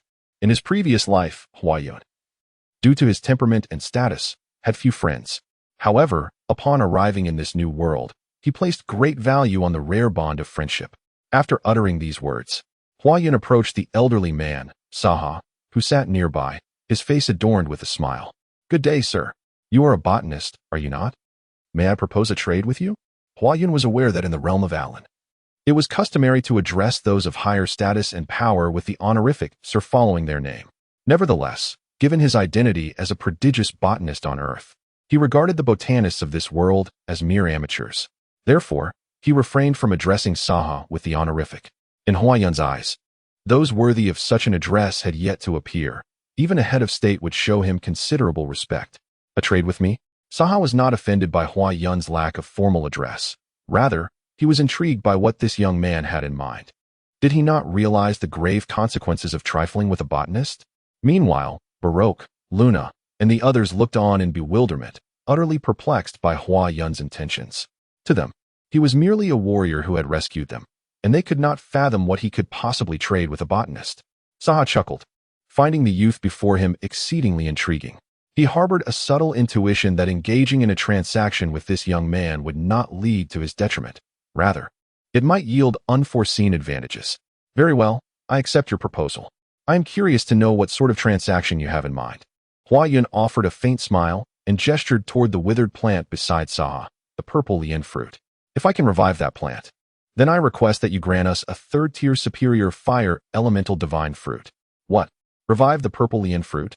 You are also a botanist? Upon hearing Hua Yun's words, Saha sprang to his feet, his eyes gleaming with excitement. He soon settled back down, contemplating for a moment before fixing his gaze on Hua Yun. Very well, I agree. If you manage to restore the purple Lin fruit, I shall bestow upon you a third-tier superior fire elemental divine fruit, and additionally, I will grant you 10,000 gold coins. However, if you fail to revive it, I shall not hold it against you. What do you say? This seemed rather extravagant. There were benefits to success, yet no repercussions for failure. Baroque and the others, who were listening nearby, could not help but express their astonishment. Hua Yun, a botanist? Upon hearing the terms of the transaction, Ron and the others widened their eyes in disbelief, gazing at Hua Yun, who stood resolutely before them. In their minds, they had always perceived Hua Yun as a warrior. However, when they recalled the first encounter with Hua Yun in the Demon Domain Mountains, where he had rescued Luna using fire-scaled grass, they could not help but feel a tinge of belief. In this world, is there any other profession apart from a botanist that possesses such profound knowledge of plants? Thank you, sir. Hua Yun merely smiled faintly, his demeanor unchanged by Saha's words. You may simply call me Elder Ha, if you wish. In Hua Yun, Saha perceived an indescribable and unique aura, one that he had never encountered even among the royalty and nobility he had often met. In the presence of Hua Yun's essence, Saha felt an inexplicable sense of insignificance, leaving him utterly astonished. From Saha's perspective, even if Hua Yun were a botanist, at such a tender age, he would at most be a second-tier apprentice botanist. Yet, Huayun appeared so self-assured, making Saha view him as an enigma, perpetually shrouded in a veil of mystery that obscured his clarity and piqued his curiosity. Approaching the table with measured steps, Huayun scrutinized the plants before him. In mere moments, he discerned that the so-called purple ling fruit was, in fact, the common agricultural weed, the black raspberry, found abundantly on Earth. The black raspberry, also known as wild grape, is a perennial climbing herb with stems tinged in purplish-green, serrated leaf edges, red flower discs, and spherical berries that turn black upon ripening, containing 2 to 4 seeds resembling the black pearls found in bubble tea, and is classified as a typical weed on Earth. As a botanist, Huayun possessed a profound understanding of the habits of the wild mulberry. Examining the plant before him, he occasionally flicked at the edges of its withered and drooping leaves and gently squeezed the moist soil in the pot. A faint smile graced his lips, for he had already discerned the reason behind the plant's condition. The earlier transaction he had mentioned was not a mere whim. As a brilliant botanist, he could typically ascertain the causes and remedies for a plant's ailments with just a glance. Now, through careful observation, he confirmed that the symptoms of this wild mulberry indeed aligned with his initial conjectures. It is widely acknowledged that plants serve a vital function, photosynthesis. Through this process, they acquire all the nutrients they require. Yet, it baffled him that Saha had placed such a plant within a spatial ring, leaving him to ponder the rationale behind such a decision. Generally, even if a plant resides in a dim environment, the diminished photosynthesis results in merely poor growth without serious repercussions. However, the wild mulberry is distinct. As a sun-loving plant, inadequate photosynthesis leads to the production of a specific plant enzyme that inhibits the absorption of nitrogen, one of the 3 essential elements, along with phosphorus and potassium, necessary for its vitality, ultimately resulting in its demise. Currently, this wild mulberry was afflicted with nitrogen deficiency. If only it could absorb sufficient nitrogen, it might be revived. Yet, in this world devoid of nitrogen fertilizers, how could he facilitate the rapid absorption of this vital element for the wild mulberry? Huayun found himself lost in contemplation. Chapter 13. The passage of time beside him. Saha gazed curiously at Huayun, who was intermittently examining the leaves of the wild berry. To Saha's perspective, Huayun's actions were utterly incomprehensible. A plant master typically follows a 3-step process to heal a plant. The first step involves telepathic communication, allowing the master to sense any anomalies within the plant. The second step is vitality detection, where the master, endowed with the magic of life vitality, probes the plant's interior. The third step is magical healing, wherein, upon identifying the problematic area, the master employs their own life vitality magic to alleviate the discomfort and restore the damaged organ. To Saha's eyes, Huayun appeared to be merely floundering in his efforts. As Huayun concluded his examination and withdrew his hands, Saha could not help but inquire, "Well, is there any solution?" He was baffled by his inexplicable trust in Huayun. Perhaps it was the aura of indifference to all that surrounded him that had influenced Saha. Even the esteemed Lord Rudolph, the kingdom's foremost plant master, lacked such an essence. This thought provided Saha with some clarity. Meanwhile, Ron and the others wore expressions of palpable tension. In their minds, although Huayun's prowess was undeniable, the prospect of him reviving the precious purple lily fruit seemed unfathomable. After all, Saha had previously stated that even the kingdom's premier plant master, Lord Rudolph, a 6th-tier plant guide, might not be capable of saving this divine plant. Among the crowd, only Luna clasped her hands tightly, her gaze unwaveringly fixed on Huayun, the one who had once saved her. Luna remained steadfast in her belief in Huayun. Ron and the others nodded in agreement. Although they had not spent much time with Huayun, they held no doubts regarding his words. Under the watchful eyes of the group, Huayun swiftly vanished through the entrance of the herbalist shop. Moments later, before Saha could finish his cup of tea, Huayun reappeared at the door, cradling a pot of black mulberry. Setting the pot back on the table, Huayun offered Saha a gentle smile and said, "I have treated this plant. In 2 days, once the nitrogen in the soil has been fully absorbed, the photosynthesis of its withered leaves will completely resume, and this plant will regain its vitality." Essentially, the black mulberry was merely lacking nitrogen, and the organic waste produced by humans and animals serves as an excellent nutrient source. The urea in urine can provide free nitrogen ions for plants. Previously, Huayun had ventured out to enrich the pot of black mulberry. He estimated that within 2 days, the plants would rejuvenate after absorbing the nitrogen from the urine. Is that so? Saha curiously approached the pot of purple cherry fruit, which appeared much the same as before, except the soil seemed to have undergone a slight transformation, emitting a faint, peculiar odor. 2 days indeed. Saha pondered for a moment. As a fourth-tier plant master, he rationally doubted that merely bringing the purple ling fruit outside could revive a plant that even Lord Rudolph could not save. Yet, on an emotional level, he inexplicably placed his trust in Huayan. With this thought, Saha slowly approached the purple ling fruit and retrieved a magical scroll from his spatial ring. Closing his eyes, he began to utter a complex and obscure incantation that flowed slowly from his lips. Suddenly, he unfurled the scroll in his hand, and Huayan could feel a surge of vibrant life emanating from Saha. Time flowed. Saha's eyes snapped open, and a burst of green light shot from the scroll in his hands, striking the purple ling fruit. To Huayan's astonishment, the leaves of the fruit gradually transformed from yellow to green, and the once drooping stems began to straighten, radiating an overwhelming vitality. "Ah, it lives!" Luna, watching from the side, suddenly exclaimed in surprise. Although Huayan's expression remained serene, his heart was filled with shock and exhilaration. The ability to rapidly accelerate plant growth would be invaluable on Earth. Could one not harvest countless seasons in a single year? How intriguing, truly intriguing. Huayan felt a burgeoning interest in the so-called plant master magic of this world. In contrast to Huayan's astonishment, Saha, having completed the time flow, was engulfed by a tumultuous wave of emotions. Suddenly collapsing before the bush of blackberries, Saha cautiously sensed the vitality emanating from the plant. His face flushed with a terrifying crimson hue. "It lives. It has truly come back to life," Saha murmured to himself, his eyes glazed over. The spell time dilation is a 6th-tier vitality magic, which accelerates the growth of plants that typically require extensive time to flourish. However, this spell merely hastens their growth and does not heal them. Thus, if a plant is on the brink of death and the spell is cast, it will perish in an instant.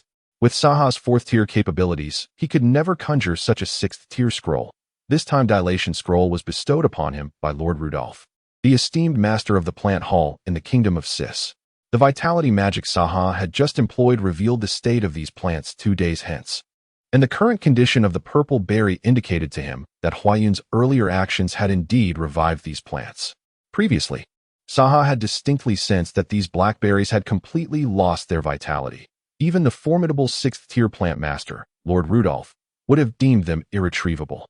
Yet, under the mysterious assistance of that youth, they astonishingly revived.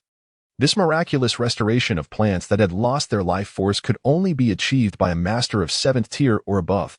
Could it be that the youth is a grand plant master? Overwhelmed with emotions, Saha shook his head. Such a notion seemed utterly implausible. Not to mention that I had never heard of this youth before.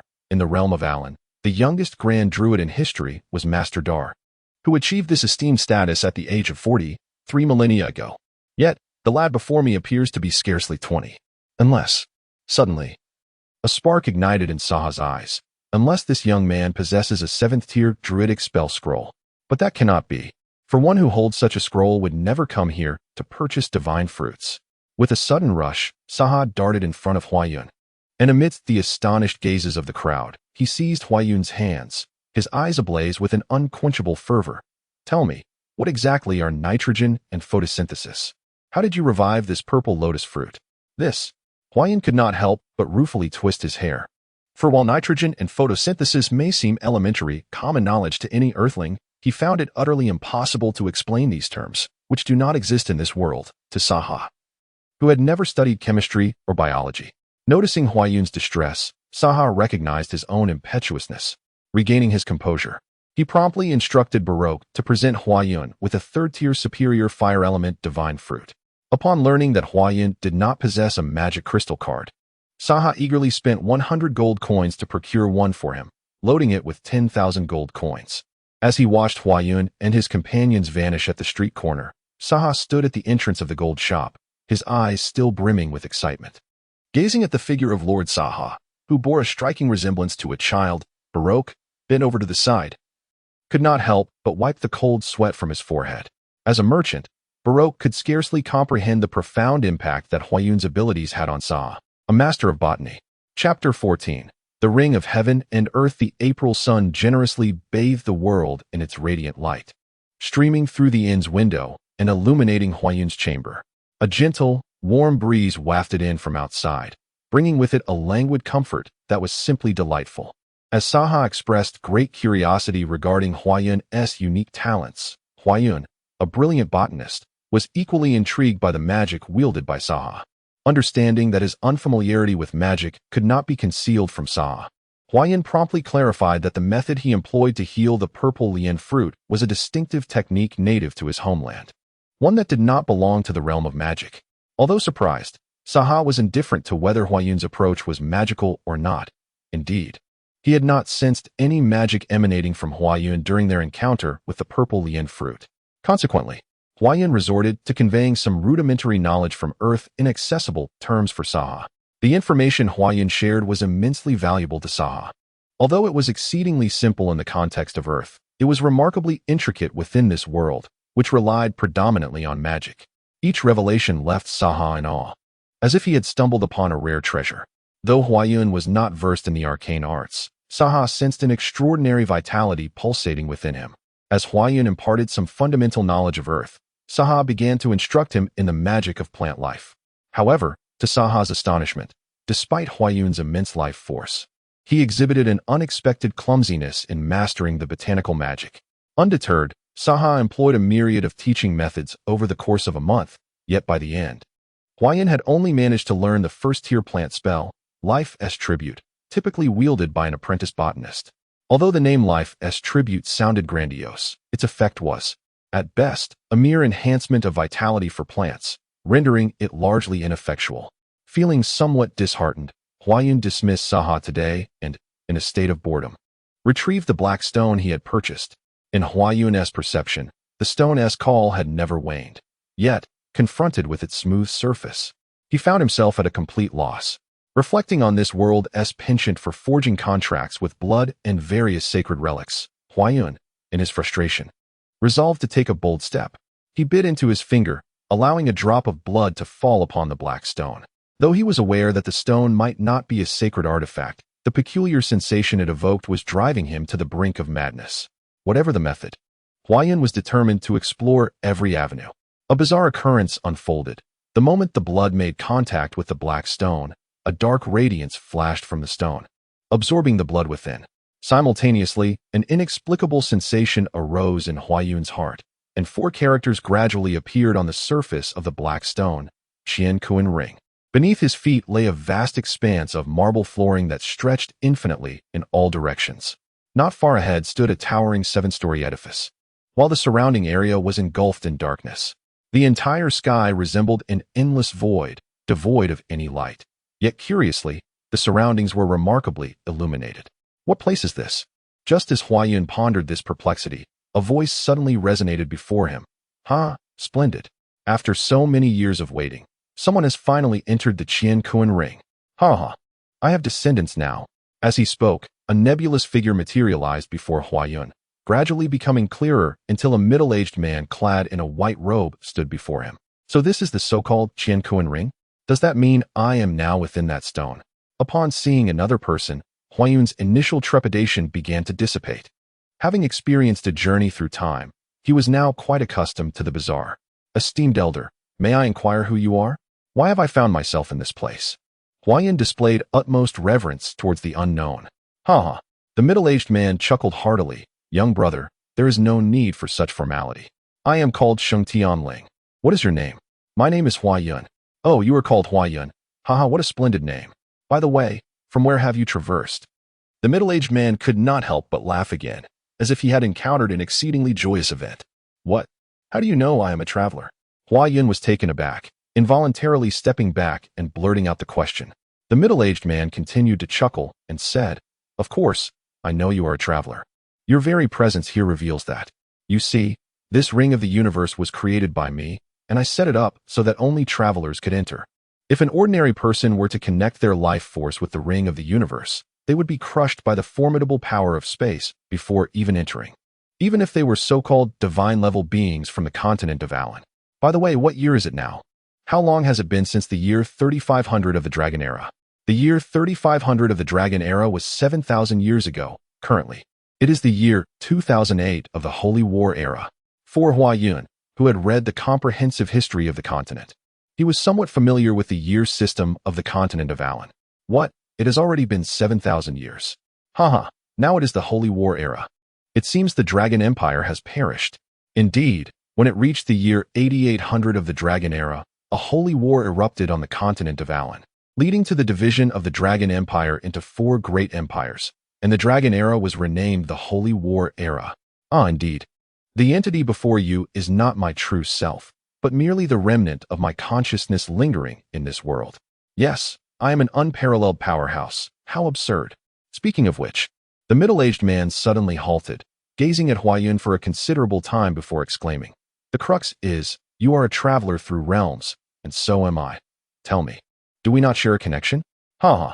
Chapter 15. The Art of Defiance. Huayun found himself somewhat bewildered by this self-proclaimed unparalleled strongman from 7,000 years ago. However, recognizing that he was on another's territory, he managed a dry chuckle and replied, "Hee, indeed, it is quite the connection." The Holy Celestial Spirit nodded in satisfaction at Huayun's response, but suddenly, his expression shifted dramatically. He exclaimed in urgency, "Alas! In my distraction with idle chatter, I failed to realize that 7 millennia have passed, and my energy has diminished so greatly. I am on the verge of vanishing. If I do not speak now, the opportunity shall be lost forever." At this moment, Sheng Tianling urgently pointed towards the distant 7-story tower and said to Huayun, "Do you see that tower? I have left something in each layer, but you can only enter once your strength reaches a certain level. When you finally step inside, you will understand why I chose you, this traveler, as the heir to the cultivation method I have established." Just as Sheng Tianling uttered the words "oh dear," his form began to fade. By the time he completed the phrase, he had already started to vanish into the void, just as he had appeared. "How am I supposed to get out now?" Huayun exclaimed, feeling a sudden rush of anxiety as he watched Sheng Tianling slowly disappear before him. The latter had yet to explain how he could exit this mystical ring.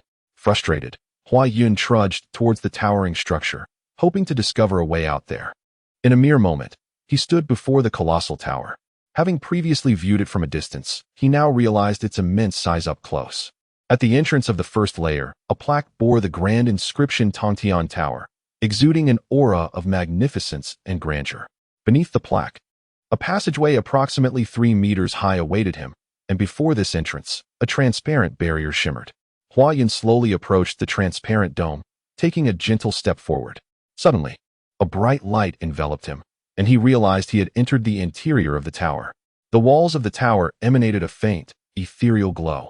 As Huayun surveyed the room, he noticed a stone platform at its center, upon which lay an object resembling a jade tablet.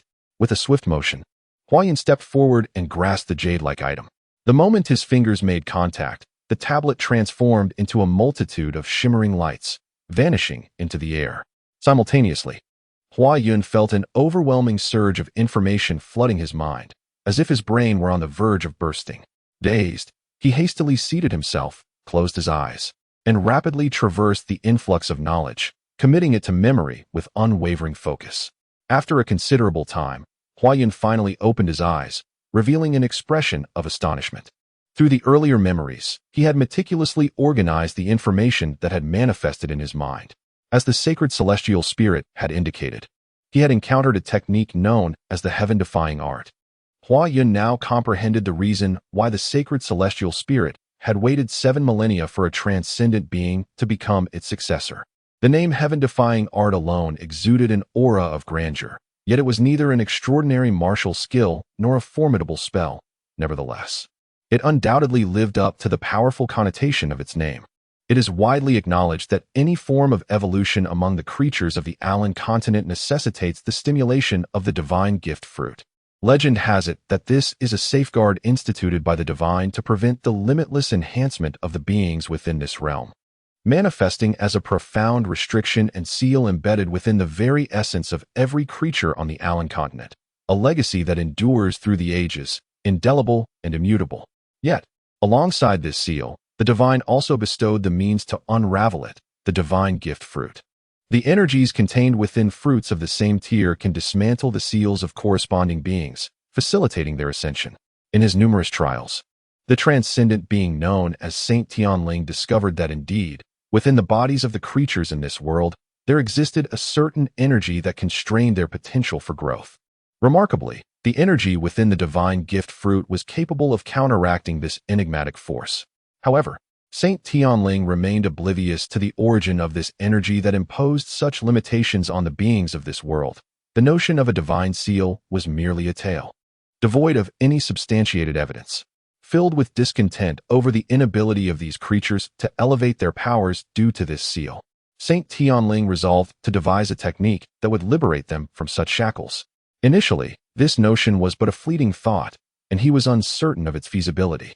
Nevertheless, after enduring a protracted and arduous journey, he astonishingly succeeded in creating a method capable of dispelling the seals within the bodies of the creatures in this world. As the exuberant Shang Tianling prepared to seek a successor for his martial art, he unexpectedly discovered that, aside from himself, no one in this world could master his technique. Puzzled, he delved into research and ultimately realized that his ability to cultivate this art stemmed from the peculiar circumstance of being a time traveler, which exempted him from the strange forces that hindered others. Any creature native to this realm was incapable of practicing this art due to inherent restrictions within their bodies. The sorrow and disappointment that engulfed Shang Tianling upon realizing that all his lifelong efforts were rendered futile is beyond what an ordinary person could fathom. Fortunately, this technique still held the potential to dispel the seals within others, but how many individuals could he possibly assist alone? Thus, he decided to enshrine this technique within the Qinquan ring, hoping that someday, should another time traveler emerge, they might inherit and even enhance this skill, ensuring that his decades of dedication would not be lost to the sands of time. This technique became the legendary art acquired by Huayun. Upon learning of these revelations, Huayun could not help but admire Shang Tianling. Yet as a brilliant botanist on Earth, he also felt a thrilling sense of challenge alongside his admiration. Since the other party could devise such a martial art, it was not beyond the realm of possibility for oneself to create a plant capable of dispelling seals. After all, this world was home to divine fruits, and this notion seemed far more orthodox compared to the methods employed by the Holy Celestial Spirit. Of course, at this moment, Huayun merely entertained the thought. Gradually rising to his feet, Huayun made his way towards the entrance of the second tier of the tower, which was also shielded by a 3-meter-high luminous barrier. However, this time, he did not penetrate the barrier as he had before. Instead, he was rebuffed by its force. Among the myriad of concepts swirling in his mind, besides the forbidden arts, he recalled incantations for entering and exiting the cosmic ring. Outside, the sun continued to shine brightly, and Huayun understood that while it felt as though he had lingered within the cosmic ring for an eternity, only a brief moment had elapsed in reality. At this moment, the black stone in Huayun's hand had transformed into an oddly shaped black ring. Muttering softly, the ring vanished from his finger, leaving behind a faint, ring-shaped imprint on his skin. Chapter 16. The Northern Underworld Divine Art. That afternoon, Huayun sat cross-legged on his bed as usual, a subtle and elusive aura coursing gently through his body. In Huayun's perception, countless green orbs continually surged from the surroundings, entering into her being. The majority of these orbs fled shortly after, yet a select few merged with Huayun, intertwining with the faint essence within her. Exhaling deeply, Huayun's eyes gently opened, and an invigorated aura enveloped her. The remarkable technique had indeed proven its worth, having practiced for only a few days. Her capacity to absorb life elements had significantly accelerated, truly extraordinary. What Huayun had been engaged in was a meditation commonly undertaken by mages. The green orbs that she sensed represented the so-called plant life elements. Although the bulk of these elements had escaped during the absorption process, her progress was nonetheless notable compared to her initial attempts prior to mastering the extraordinary technique. If Sahar, the instructor of plant life magic, were to witness her current rate of absorption, he would undoubtedly be astonished, revising his earlier assessment of her magical aptitude from mediocre to passable. While this evaluation might seem a mere increment, it signified a monumental leap that most ordinary individuals could scarcely hope to achieve in a lifetime. In the realm of Alan, the scarcity of magical talent among common folk rendered mages exceedingly precious. Regrettably, apart from Huayun, the sole traveler from another world, it was unlikely that anyone else in Alan could master such an extraordinary technique. After stretching slightly, Huayun approached the balcony, where a lush plant thrived. It was just a few days ago that Huayun requested something from Saha as he departed from Kodo Town. As a botanist, Saha had the freedom to linger outside at will. However, a summons arrived from the capital of the Zai's kingdom, indicating that a matter of great importance had arisen. After tidying up, Saha hastily left Kodo town, but not before reminding Huayan to visit him in the capital whenever he had the opportunity. The plant on the balcony resembled a vine similar to that of grapes on Earth, with its leaves, stems, and root systems mirroring those of terrestrial grapes.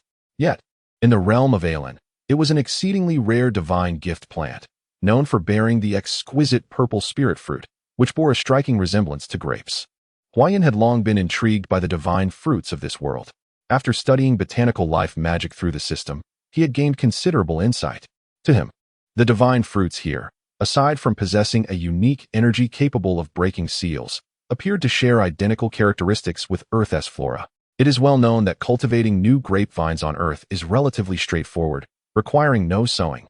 Seeds typically yield inferior quality grapes. The common methods of grape cultivation include cuttings, grafting, and layering.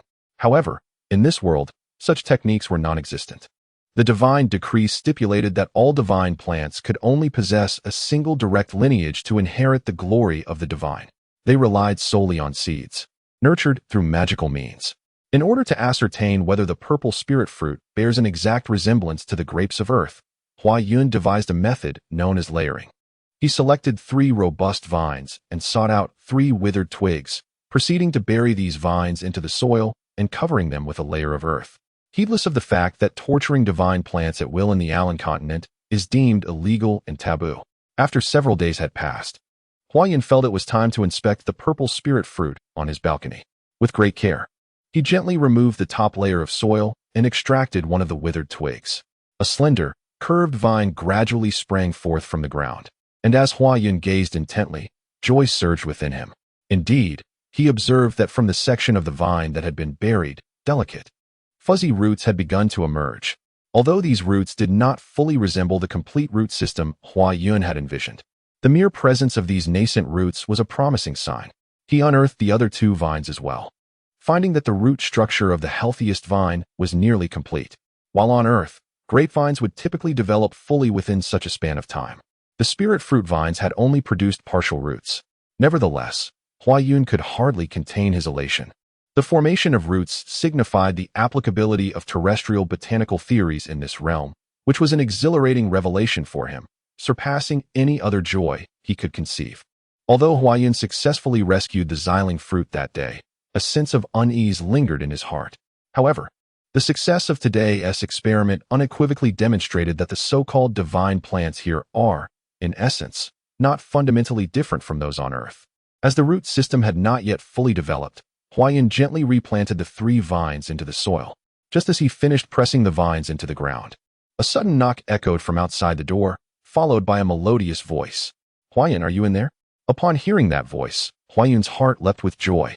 He had been intending to seek her out, yet she had come to him directly. For the past few days, Huayan had been troubled by his attempts to cultivate the forbidden technique. This technique is an exceptionally advanced art. After all, it can unseal a martial artist's inner limitations, allowing them to transcend rank constraints. The formidable nature of the forbidden technique also renders its cultivation quite arduous. Essentially, the technique harnesses energy to break the seals within the human body on the alien continent, akin to the effects of the divine fruits. However, one must consider the immense energy required to unseal a martial artist's body. Breaking the 1st or 2nd rank seals might be manageable, but to liberate an 8th rank sorcerer from a 9th rank seal and elevate them to a saint sorcerer, the energy needed, while not as substantial as that contained within the 8th rank sorcerer themselves, is certainly no trivial amount. If all this energy were to rely solely on Huayan's own efforts for cultivation, it is uncertain when he would achieve significant progress. Sheng Tianling, of course, understands this predicament. Thus, he devised this remarkable technique that enables cultivators to absorb energy from others. For instance, to elevate an 8th tier mage to a 9th tier holy mage. The energy required typically amounts to 1/10 of the energy contained within the 8th tier mage. This allows the 8th tier mage to transfer 1/10 of their energy to Huayan. Once Huayan absorbs it, he can utilize this energy to help the 8th tier mage break free from their constraints. In his prime, Sheng Tianling had mastered this technique to such an extent that he could effortlessly absorb energy from others' forbidden spells, akin to the extraordinary skills depicted in Jin Yang's novels. truly remarkable in its power. However, given Huayun's current physical state, even the energy of a fourth-tier warrior could potentially lead to his demise. Furthermore, in terms of his mastery of this technique, he has yet to reach the level of absorbing energy from an opponent's attack, and he struggles to absorb energy from magic cores or crystals. Currently, he can only rely on others to gradually supply him with energy.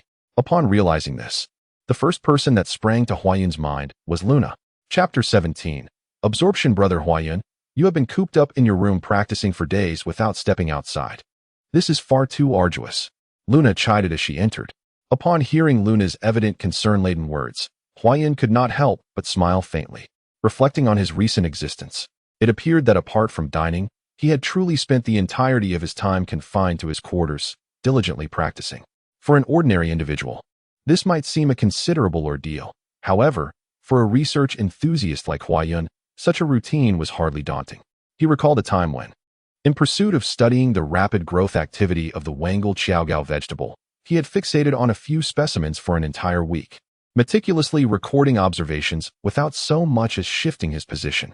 Now, having arrived in this unfamiliar realm, he understood that to survive and swiftly assimilate into this world, there were no shortcuts other than relentless effort. What hardship could there be? Just look at me. I appear quite spirited. Huayun glanced at Luna and chuckled. What is the matter? Is it that Ron and the others have gone on a mission, leaving you here feeling rather bored?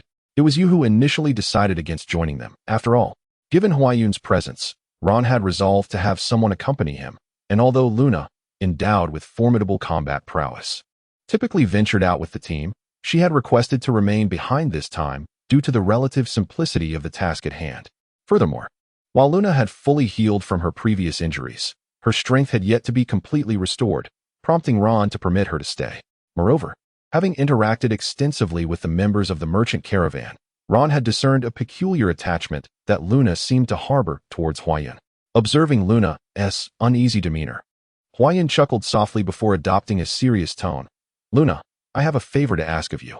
A hint of confusion crossed Luna's face. You want me to help? Indeed, Huayun affirmed, explaining his desire for Luna to channel her magical energy to him. Channel magical energy? Luna felt a jolt of surprise within her. For a mage, expending magical power is a commonplace occurrence, but this typically pertains only to the application of spells. As a fourth-tier mage, Luna had never encountered the notion of a mage transferring their magical essence into another's body. It is vital to comprehend that magical energy is not akin to other substances. Energies from different affinities repel one another. A careless act could lead to catastrophic consequences, including the recipient's obliteration. Even among mages of the same affinity, variations in individual training can create considerable repulsion. If one cannot suppress this, the result may range from severe injuries due to internal magical chaos to fatality, an endeavor fraught with peril. Luna, being a water mage while Huayun practiced life magic, perceived Huayun's earlier suggestion as tantamount to self-destruction. Sensing Luna's trepidation, Huayun offered a gentle smile and reassured her, I understand your concerns. Fear not, since I proposed this. I am confident in its feasibility.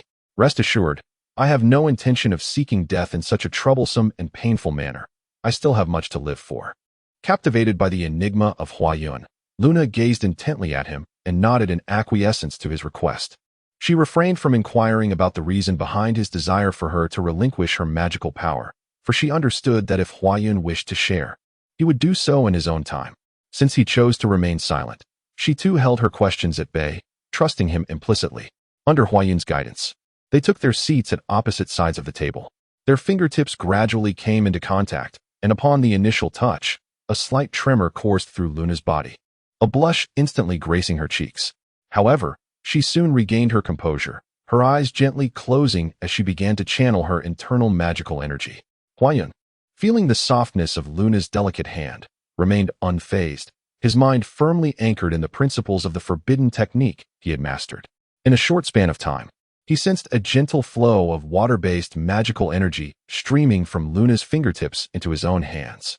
As this energy entered his body, the currents generated by his own cultivation swiftly enveloped and contained the foreign power, ensuring that it would not disrupt his internal equilibrium. Gradually, he guided the water magic into the meridians within him. Though Luna held faith in Huayun, a flicker of concern lingered in her heart. It was only upon witnessing that her elder brother was unharmed by the magic she was imparting that she felt reassured, allowing her to continue channeling her water magic through her fingers into Huayun's being. As the water magic power continuously flowed into Huayun's body, it was guided by the currents generated by the celestial technique, circulating within a meridian in Huayun's being. With each complete cycle, this power underwent subtle transformations, ultimately merging entirely with Huayun, becoming an intrinsic part of his strength. After half a day, upon sensing that the water magic power within him had reached a temporary limit, Huayun immediately instructed Luna to cease the infusion. At that moment, a stream of blue water magic power gently coursed through Huayun's body, completing successive cycles before converging into his qi. "Brother Huayun, how do you feel?" Luna anxiously inquired upon noticing Huayun's eyes flutter open and a long breath escape his lips. Huayun smiled. "I feel splendid. How about you?" "I'm perfectly fine. This minor expenditure of magic power has no significant effect on me. I can recover with just a bit of meditation." "Luna." "Yes? I would appreciate it if you kept our arrangement regarding the magic power infusion a secret. Let it be our little secret, shall we?" Huayun wished to keep his possession of the celestial technique under wraps. "Our secret?" Luna paused, her cheeks immediately flushing a deep crimson as she lowered her head and softly replied, "All right. Have I spoken out of turn?" Huayun pondered, bemused by Luna's peculiar demeanor. Although Huayun holds a prestigious position on Earth, he has never experienced the companionship of a romantic partner, as his relentless dedication to research has left him lacking in social interaction with women. Consequently, he finds it challenging to comprehend the unusual behavior exhibited by Luna at this moment. Chapter 18. Warwolf Todd. As Huayun strolled along the streets of Kodo Town, he observed Luna beside him, her face adorned with a playful smile reminiscent of a mischievous neighbor girl, occasionally engaging him in conversation, which filled his heart with a subtle warmth. During his time on Earth, Huayun, a prodigious botanist, scarcely found leisure for entertainment. The ordinary people could only witness the brilliance of his genius, yet they would never fathom the immense sweat and hardship he endured beneath that facade of success. In recent days, Luna had been bestowing water elemental magic upon Huayun daily. For a magician, the frequent use and release of magic not only bear no adverse effects, but also deepen and refine their understanding of the arcane arts. In addition to mastering extraordinary techniques, Huayun was simultaneously researching the divine botanical gifts of this world. Presently, he and Luna were on their way to the herbalist shop in Kodo Town. As they merrily conversed while walking down the street, Luna's brow suddenly furrowed slightly, and she whispered to Huayun, "Brother Huayun, there are a few individuals who have been trailing us for quite some time." Upon hearing Luna's words, Huayun maintained a composed demeanor, focusing intently as he sensed the presence of several malevolent gazes lingering behind him, hovering with ill intent. "It seems I have not offended anyone." Yet Huayun cannot fathom the intentions of the individuals trailing behind him. Without revealing his thoughts, he leads Luna towards a narrow alley beside the street. "Pray tell, what purpose do you have in following us?" Huayun and Luna come to a halt in the alley, addressing the empty space behind them with a measured tone. I never expected to be discovered. What do you think our intentions are?" An ominous voice resonates before them, and soon, several mercenaries slowly encircle Huayun and Luna within the alley.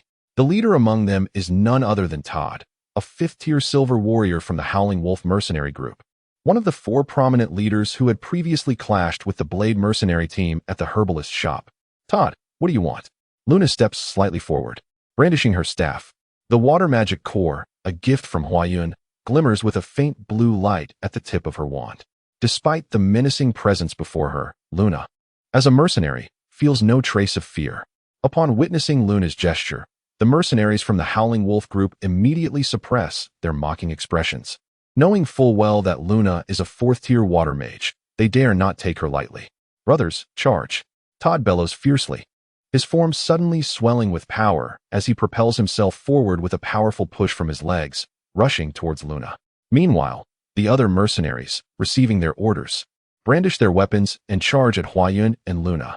The colossal sword in his grasp suddenly erupted with a radiant silvery light. Todd's gaze was fixated on Luna, utterly disregarding the presence of Huayun beside him. In his eyes, only Luna posed a semblance of threat. As for Huayun, HMPF, this individual, devoid of weaponry and lacking in physical prowess, could hardly inflict any harm upon him. Water Dragon Break. Luna's eyes glimmered with intensity, having clandestinely prepared her magic. As Todd's assault approached, she completed her incantation. With a subtle motion of her right hand, she drew her staff forward. The fist-sized magical core atop the staff emitted a blinding brilliance, and with a resounding roar, a formidable water dragon materialized in the air, charging ferociously towards Todd.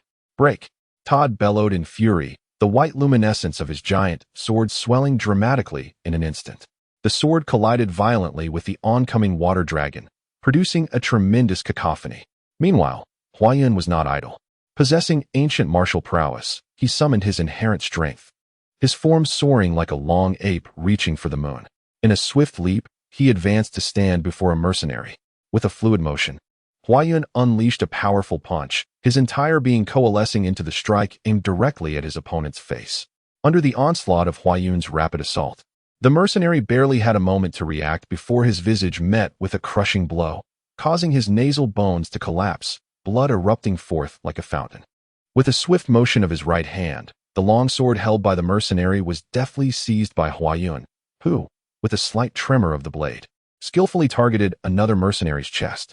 Under Huayun's remarkable swordsmanship, the clatter of weapons falling echoed throughout the alley. In a short span, several mercenaries had already succumbed to Huayun's relentless assault, collapsing onto the ground in agony, writhing in pain. What? Witnessing the unfolding scene, Todd was taken aback, his expression shifting dramatically in an instant.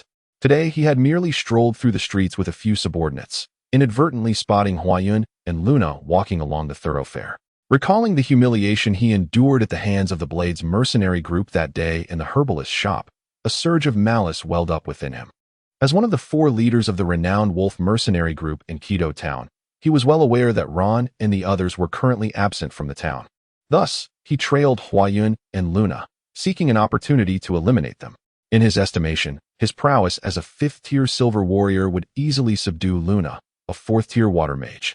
In close combat, although his subordinates were not the elite of the group, they were more than sufficient to deal with the seemingly unassuming Huayun. Once that young man was dispatched, Todd believed that with his strength and the encirclement of his men, Luna would stand no chance of escape, regardless of her abilities. Yet, to Todd's astonishment, the youth he had dismissed as inconsequential turned out to be a formidable fighter, swiftly incapacitating several of his subordinates in mere moments. A grave miscalculation, indeed. Todd now finds himself regretting his hasty decision to launch an attack without fully comprehending the circumstances, inadvertently cornering himself into a perilous situation. As he observes the encroaching figures of Huayun and Luna, he, as one of the 4 leaders of the Mad Wolf mercenary corps, realizes that the tide has turned against him. If he does not flee now, he fears that escape will soon be impossible. Resolute in his determination, Todd unleashes a fierce battle cry, abandoning Luna and charging towards Huayun. He believes that if he can breach Huayun's defenses and reach the outside, he will secure his safety. However, Luna is unwilling to allow Todd's intentions to come to fruition. With fervent shouts, she conjures forth a barrage of water jets from the tip of her staff, launching them at Todd with relentless speed. Undeterred by Luna's onslaught, Todd deftly evades the water projectiles, his steps unwavering. The energy within his colossal sword surges dramatically, and with another mighty shout, he strikes fiercely at the obstructing Huayun. The swift blade cleaves through the air, producing a tremendous sonic boom, as he vows to split Huayun in 2 with a single stroke. Watch out! Luna, a 4th-tier water mage, recognizes the formidable power behind Todd's all-out attack, her expression shifting to one of alarm. Chapter 19. Crisis. As Todd approaches with overwhelming momentum, Huayun clearly underestimates the speed of a 5th-tier silver warrior. In the blink of an eye, Todd's massive sword is upon him. Yet, undaunted, Huayun swiftly sidesteps, simultaneously bringing his longsword to bear against the side of Todd's imposing blade. A thunderous bang reverberated through the air, causing Huayun to feel a sudden numbness in his right hand. The sword he held shattered instantaneously into countless fragments. A ferocious force surged up his arm, crashing into his body and eliciting a muffled groan from his lips as a strong metallic taste filled his throat. In the face of life and death, amidst the flicker of lightning and the spark of fire, Huayun found himself devoid of fear. As he sensed the peculiar energy rising from his right hand, an uncontrollable thought surged into his mind. The essence of power is energy. Whether it be fighting spirit, magic, or the internal force from his own world, Hua Yun perceived that their essence was fundamentally the same, energy. The second tier of the Wujixuan skill required internal energy. Yet despite his relentless training, Hua Yun had not cultivated even a trace of it within himself. However, since the essence of fighting spirit, magic, and internal force was energy, could the magical power within him be utilized like internal energy? In that fleeting moment, this perplexing question arose in his mind. Yet, at that moment, there was no time for deep contemplation. His underdeveloped anti-heaven technique could only slightly suppress the raging fighting spirit entering his body, but could not fully neutralize it. If he allowed it to rampage within him, he would undoubtedly suffer severe injuries. Without a moment's hesitation, Hua Yun swiftly channeled the stored magical power of Luna within him, employing the principles of the second tier of Wujixuan to activate it with haste. Within Hua Yun's body, two forces rapidly intertwined. The magical energy, under the operation of the Wuji Xiangong, showed no signs of stagnation, aggressively dismantling the fighting spirit that had surged into him. Binding technique. As Hua Yun was pushed back, Todd felt a surge of joy. He was about to dash out of the alley when he suddenly heard Luna's commanding shout behind him. An invisible force enveloped Todd in an instant, restraining the flow of fighting spirit within him, causing his movements to falter. A perfect opportunity. Sensing Todd's deceleration, Hua Yun, having resolved his own internal turmoil, seized this splendid chance without hesitation. He swiftly approached Todd, channeling his magical energy, and with a flick of his right hand, pierced through Todd's outstretched arm, delivering a powerful blow to his chest plate. With a resounding crash, a blue light burst forth from Hua Yun's palm, sending Todd hurtling backwards, blood spilling from his mouth, as the steel armor on his chest cracked under the force of Hua Yun's strike. "Brother Hua Yun, are you all right?" Luna, witnessing Todd's grievous injuries and now weakened on the ground, hastily cast several more binding spells on him. She rushed forward, her eyes filled with concern as they glistened with unshed tears. "Ha, I'm perfectly fine," Hua Yun replied with a smile to Luna, whose eyes were slightly reddened. Discovering that he could utilize magical energy as inner strength, he felt an overwhelming sense of elation. Devoid of internal strength, he had long been unable to advance beyond the second level of the Wuji Xiangong, a predicament that had now been resolved by Hua Yun. The joy that filled his heart surpassed even the elation he felt as a child when he first revived a withering plant using the knowledge he had acquired. This indicated that in a world where power reigned supreme, he, Hua Yun, had gained a significant lifeline for survival. Seeing Hua Yun unharmed, Luna's worried expression transformed into a gentle smile. Before she turned coldly to regard the mercenaries sprawled on the ground, wailing in despair, her eyes betraying a hint of murderous intent, she approached Todd with a deliberate pace, a dazzling blue radiance enveloping her, as the tip of her staff pointed menacingly at him. Her voice was laced with an icy tone. "Speak. Why did you attack us? The Blade mercenary team and your Mad Wolf mercenary group have no grievances between us, do they?" Although there had been minor disputes between the two mercenary groups, they had not escalated to the point of mortal enmity. Unbeknownst to her, Todd, one of the leaders of the first mercenary group in Keter Town, had grown accustomed to his brazen ways. Upon encountering Luna alone, he harbored a grudge from the previous incident at the herbalist's shop, which ignited his murderous intent. As a result of the recent events, the two mercenary teams had irrevocably positioned themselves as adversaries. Todd remained silent, his face a mask of cold disdain, fixating on Luna and Hua Yun with venomous eyes, akin to a serpent poised to strike, exuding an unsettling chill. "Since you choose not to speak, so be it." Luna resolved against pressing further for answers. The situation had already spiraled into a life-and-death conflict, and no justification could alter the dire circumstances at hand. Do not be deceived by Luna's delicate appearance. As a mercenary, she exhibits no hesitation when it comes to taking lives, a quality that the newly arrived Hua Yun cannot possibly rival. This is the unyielding law among mercenaries, where the weak are devoured by the strong. And it mirrors the very essence of this world. Rest assured, I shall not grant him the opportunity for revenge. Furthermore, I intend to deliver a warning to the Wild Wolf Mercenary Corps. With an innocent smile gracing his face, Hua Yun gently placed his right hand on the shoulder of the fallen Todd. Under the operation of his extraordinary technique, a pure force gradually permeated Todd's body from Hua Yun's hand. "All right, let us depart," Hua Yun declared as he rose and proceeded toward the alley's exit. Although Luna was perplexed by Hua Yun's recent actions, she refrained from inquiring, and simply followed closely behind him as they exited the alley. A disdainful snort escaped Todd's lips as he slowly sat up after the binding spell's influence had waned. His right hand clenched into a fist, and his eyes burned with intense hatred. They actually let me go. How foolish. I shall not show gratitude. I will ensure that you suffer in ways you cannot imagine. Chapter 20. Scheming within a grand residence in Quito town. 3 imposing figures beamed with delight as they gazed at a document in their hands. They were the other 3 leaders of the Wild Wolf Mercenary Corps. The chief, a 5th-tier silver warrior named Wild Wolf Jivan, the second in command.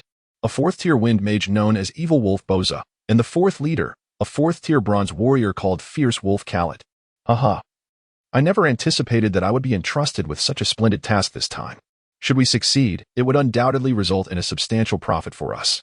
The leader, Jivan, wore a beaming smile. Indeed, my brother, this is largely due to the fact that our mercenary group is the sole formidable force in Kodo Town. The majority of other teams consist of mere small adventurer squads, with the largest comprising only a few dozen members, which pales in comparison to our Wild Wolf mercenary group. Otherwise, this task, not deemed overly challenging, would not yield such lucrative rewards. Apart from our Wild Wolf mercenary group, they have no other alternatives. Ha ha ha. Boza and Khaled could not help but join in the laughter.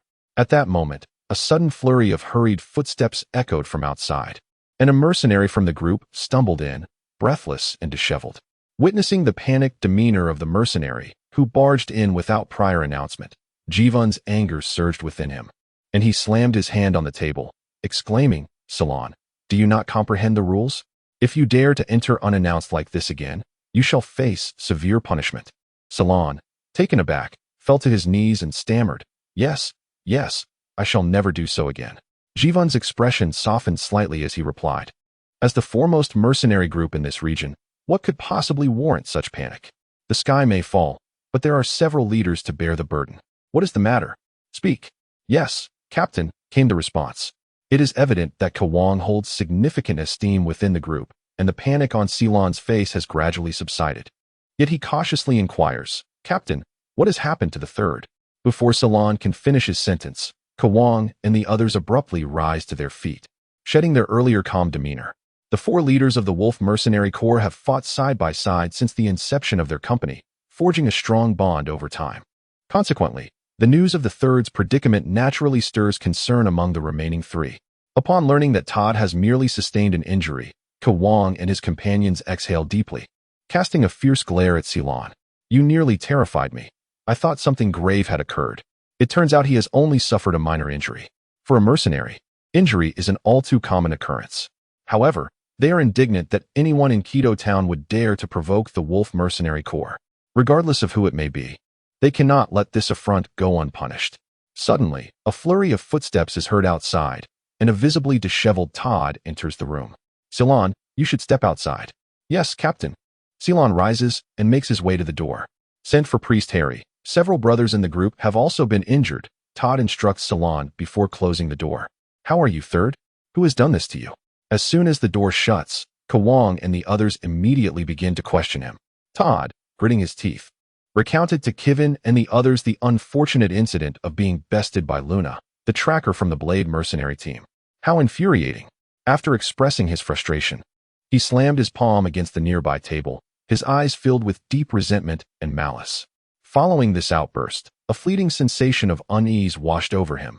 Something felt amiss. He furrowed his brow in contemplation, but unable to pinpoint the source of his discomfort, he chose to abandon his thoughts. Upon hearing Todd's account, Kivin and his companions fell into deep contemplation. Their minds did not initially gravitate towards vengeance, but rather towards a perplexing question. No, this is not the opportune moment for retribution. Struggling to grasp the reasons behind this, Kivin promptly dismissed Todd's plea. "Why, brother? Are you really going to stand by while I am bullied?" Todd exclaimed in desperation at Kivin's words. More importantly, the Blade mercenary team, despite its small numbers, was a formidable force in Quito Town. Todd was on the brink of ascending to the rank of a 6th-tier golden warrior. Once he achieved that, vanquishing them would be a trivial matter. While Kivin's assertions were indeed factual, Todd, in his current state of agitation, could hardly absorb their significance.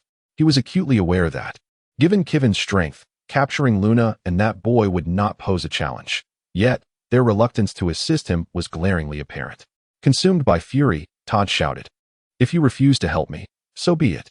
I shall seek vengeance with my brothers alone." Having spoken, he hurriedly made his way towards the door. "Stop right there, third brother." Kivin swiftly blocked Todd's path. "If you won't assist me, is it so impossible for me to go alone?" Todd bellowed, attempting to push past Kivin's obstruction. Yet he was unable to break free. Frustrated, he forcefully shoved Kivin aside. As a seasoned 5th-tier Silver Knight, Kivin instinctively generated a resistance. To the astonishment of Boza and Khaled, Todd's body seemed to be struck with considerable force, causing him to stagger backward and crash heavily to the ground. Third brother.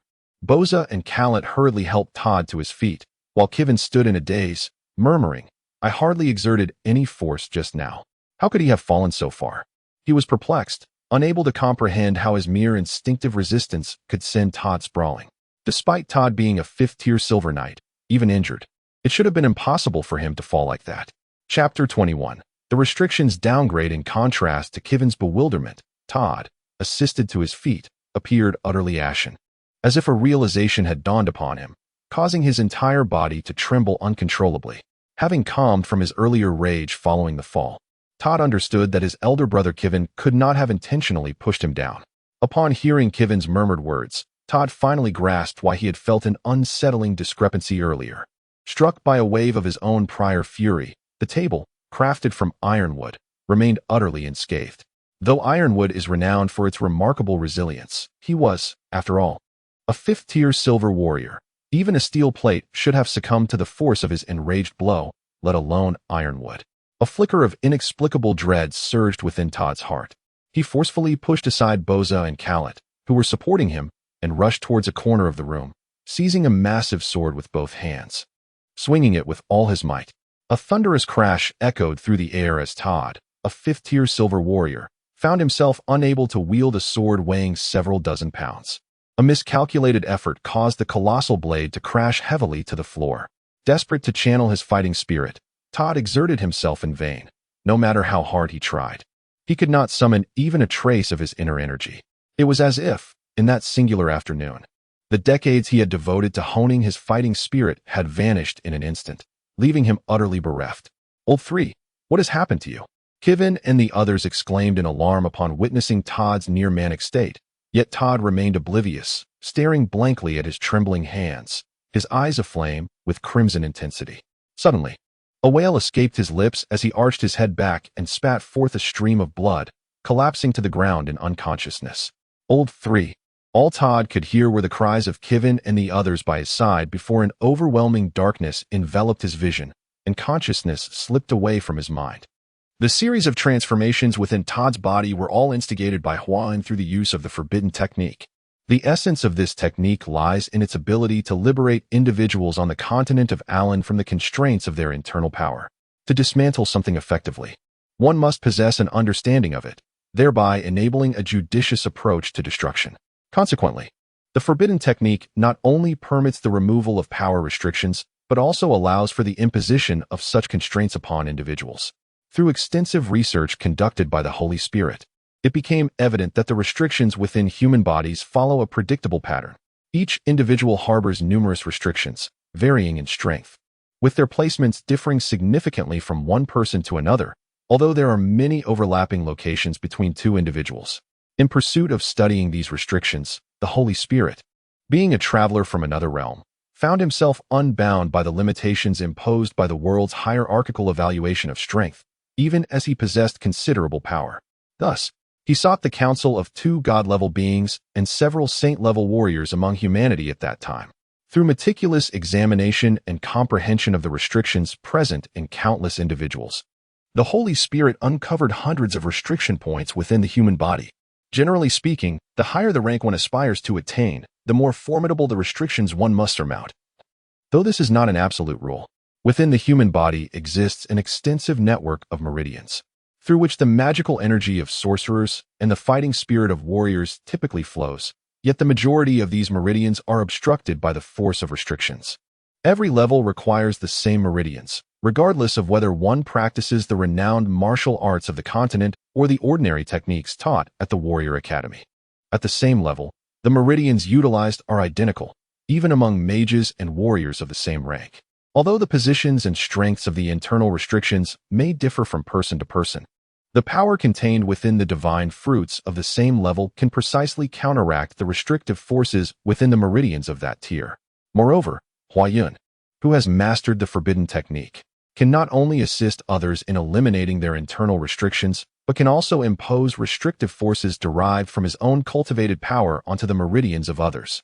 In the case of Todd, his meridians have been infused with the restrictive energies achieved through Huayun's mastery of the forbidden technique. In the realm of Alan Continent, regardless of one's innate talent or formidable strength, without the divine fruit, one cannot hope to transcend the diminutive internal restrictions throughout their life. Though Huayun has not practiced the forbidden technique for long, the reserves of his restrictive power are still limited. Unlike the magical energy absorbed from Luna, the restrictive power is not drawn from external sources. It is a primordial force generated during the cultivation of the forbidden technique, thus rendering it exceedingly rare. Furthermore, the utilization of restraining powers is not confined by rank. This implies that even when facing a formidable 9th-tier Saint Realm expert, Huayun can still impose restraints. However, given the meager remnants of restraining power within Huayun's body at present, it is utterly insufficient to establish restraints within the meridians of a saint-level entity. Even if he were to exert himself to set such restraints, it is likely that within mere moments of their establishment, they would be obliterated by the overwhelming saint-level forces residing within the expert. Huayun's prior attempt to restrain Todd was already a considerable strain. Having exhausted all his restraining power, he was not entirely confident of success. Fortunately, in the end, he prevailed. With Todd's status as a 5th-tier silver warrior, it is unlikely he will break through the restraints set by Huayun within less than a year. Moreover, the nature of Huayun's restraints is distinct from those typically possessed by individuals in this world. His restraints possess a unique singularity. Unless Huayun personally estes them or Todd manages to forcibly break through them, even consuming divine fruits would yield no effect. Although he has incurred the ire of the first mercenary group in Quito Town, the Savage Wolf Mercenary Corps, Huayun currently feels little sense of impending crisis. Among the 4 leaders of the Savage Wolf Corps, Todd has already lost his fighting capability, leaving only 3 others, whom the Sharp Blade Mercenary team can easily contend with. Of course, if the leader of the Savage Wolf Corps, Kivin, were to mobilize all his mercenaries, the situation would differ. However, regardless of how domineering the Savage Wolf Corps may be in Quito Town, such actions would still be beyond their reach, as the town's security forces would never permit them to act in such a manner.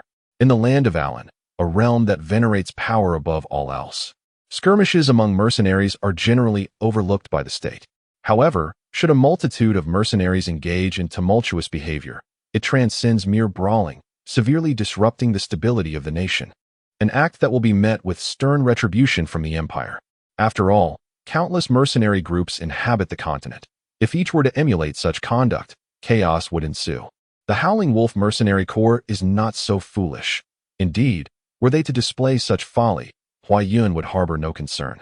For he understands that fools cannot become his adversaries, regardless of their might. Chapter 22. Tumult. Huayun sat quietly upon his bed, within him coursing several streams of azure energy, swiftly traversing his meridians. A close observer would note that with each complete cycle, these energies grew incrementally stronger, and Huayun's physique gradually transformed under their influence. Most of these azure currents originated from the water magic infused into him by Luna, which he had assimilated. The remaining portion comprised water elements absorbed from the air. The ancestral martial art he practiced, the boundless mysterious skill, is divided into 9 tiers and is a profoundly intricate ancient discipline. With Huayun's remarkable innate talent, he has diligently cultivated it since childhood. Yet he has only reached the pinnacle of the 1st tier. To ascend to the 2nd tier, a practitioner must achieve a seamless flow of internal energy within their body, signifying completion. From a young age, Huayun has diligently practiced, but has never discovered even a trace of inner strength within himself. Were it not for the fact that his grandfather has attained the 3rd level of the Wuji Xiangong, Huayun would genuinely question the existence of such inner power in this world. Following the incident with Todd, Huayun has come to understand the significance of strength in this realm. Now, he yearns to enhance his combat capabilities, and he has 2 paths before him, the antagonistic technique and his ancestral Wuji Xiangong.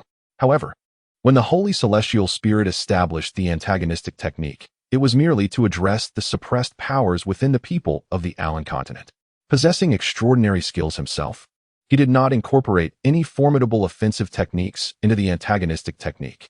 The suppressed power acquired through this technique can only be utilized to restrain another's internal force when they are completely unguarded. That said, the antagonistic technique is not devoid of utility apart from unbinding and binding powers in its later stages. The practitioner's inherent strength can allow them to effortlessly absorb the released fighting spirit and magical energy from others. This is akin to the Biming divine skill from Jin Yang's novels, perhaps even surpassing it in potency, though this is true only in the advanced stages. In the early phases, the antagonistic technique possesses virtually no offensive maneuvers. As for the Wuji Xingong, Huayan initially believed that he would struggle to make any progress. However, his battle with Todd unexpectedly revealed that the magical energy in this world could indeed be wielded as inner strength. Due to the remarkable ability of the reversal technique to harness the magical power of others, with Luna's assistance, Huayan has made astonishing progress in his cultivation by merging the reversal technique with the infinite profound arts over the past few days. For one who lacks the reversal technique, mastering the infinite profound arts is an arduous task. Even if they manage to cultivate their inner strength, it would take more than a decade of dedicated practice to reach the fluidity required for the third level of the infinite profound arts. In contrast, Huayan, who is never deficient in magical power, has ascended from the first to the second level and then transcended to the third level in just a few days. When Huayan first encountered Ron and his companions in the forest, he dismissed their sword techniques as utterly inadequate. Thus, when facing Todd, he underestimated his strength, forgetting the formidable power and speed of a fifth-tier silver warrior. In the face of overwhelming strength, even the most intricate techniques struggle to prevail. Misjudging Todd's capabilities, Huayan faced a setback.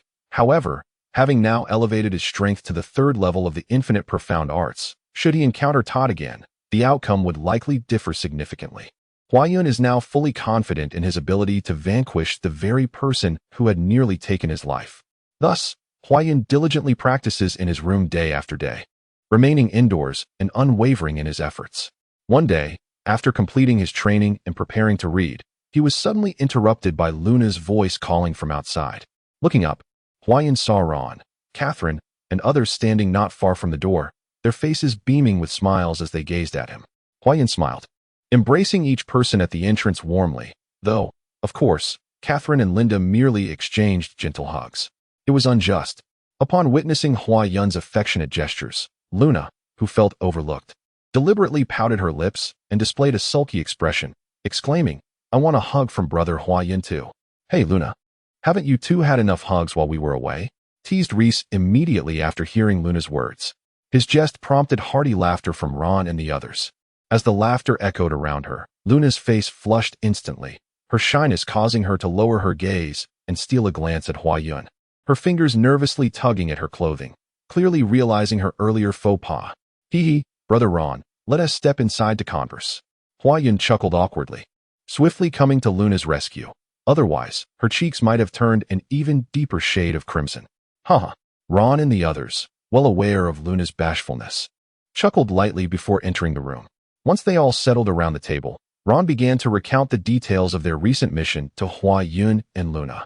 Although the task presented some challenges, the group's successful collaboration, coupled with Catherine's significant enhancement in strength and a stroke of good fortune, rendered the endeavor surprisingly smooth, devoid of any particularly perilous incidents. Thus, they accomplished the mission with minimal risk, allowing Ron and his companions to reap a modest reward. After listening to Ron's account, Luna began to recount her own experiences with Huayan, particularly regarding Todd. She elaborated on the entire process in detail. Upon hearing Luna's narrative, Linda, who was feeling quite irritable, abruptly slammed her hand on the table and stood up. "I told you, those rascals from the Howling Wolf mercenary group are nothing but trouble. What is so impressive about their numbers? Our Blade mercenary team is not to be trifled with.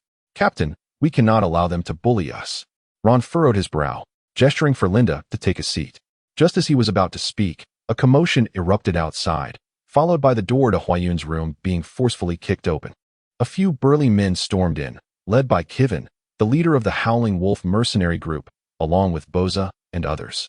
Kiven's scarred face bore a menacing expression, and his slanted eyes glinted with a chilling light.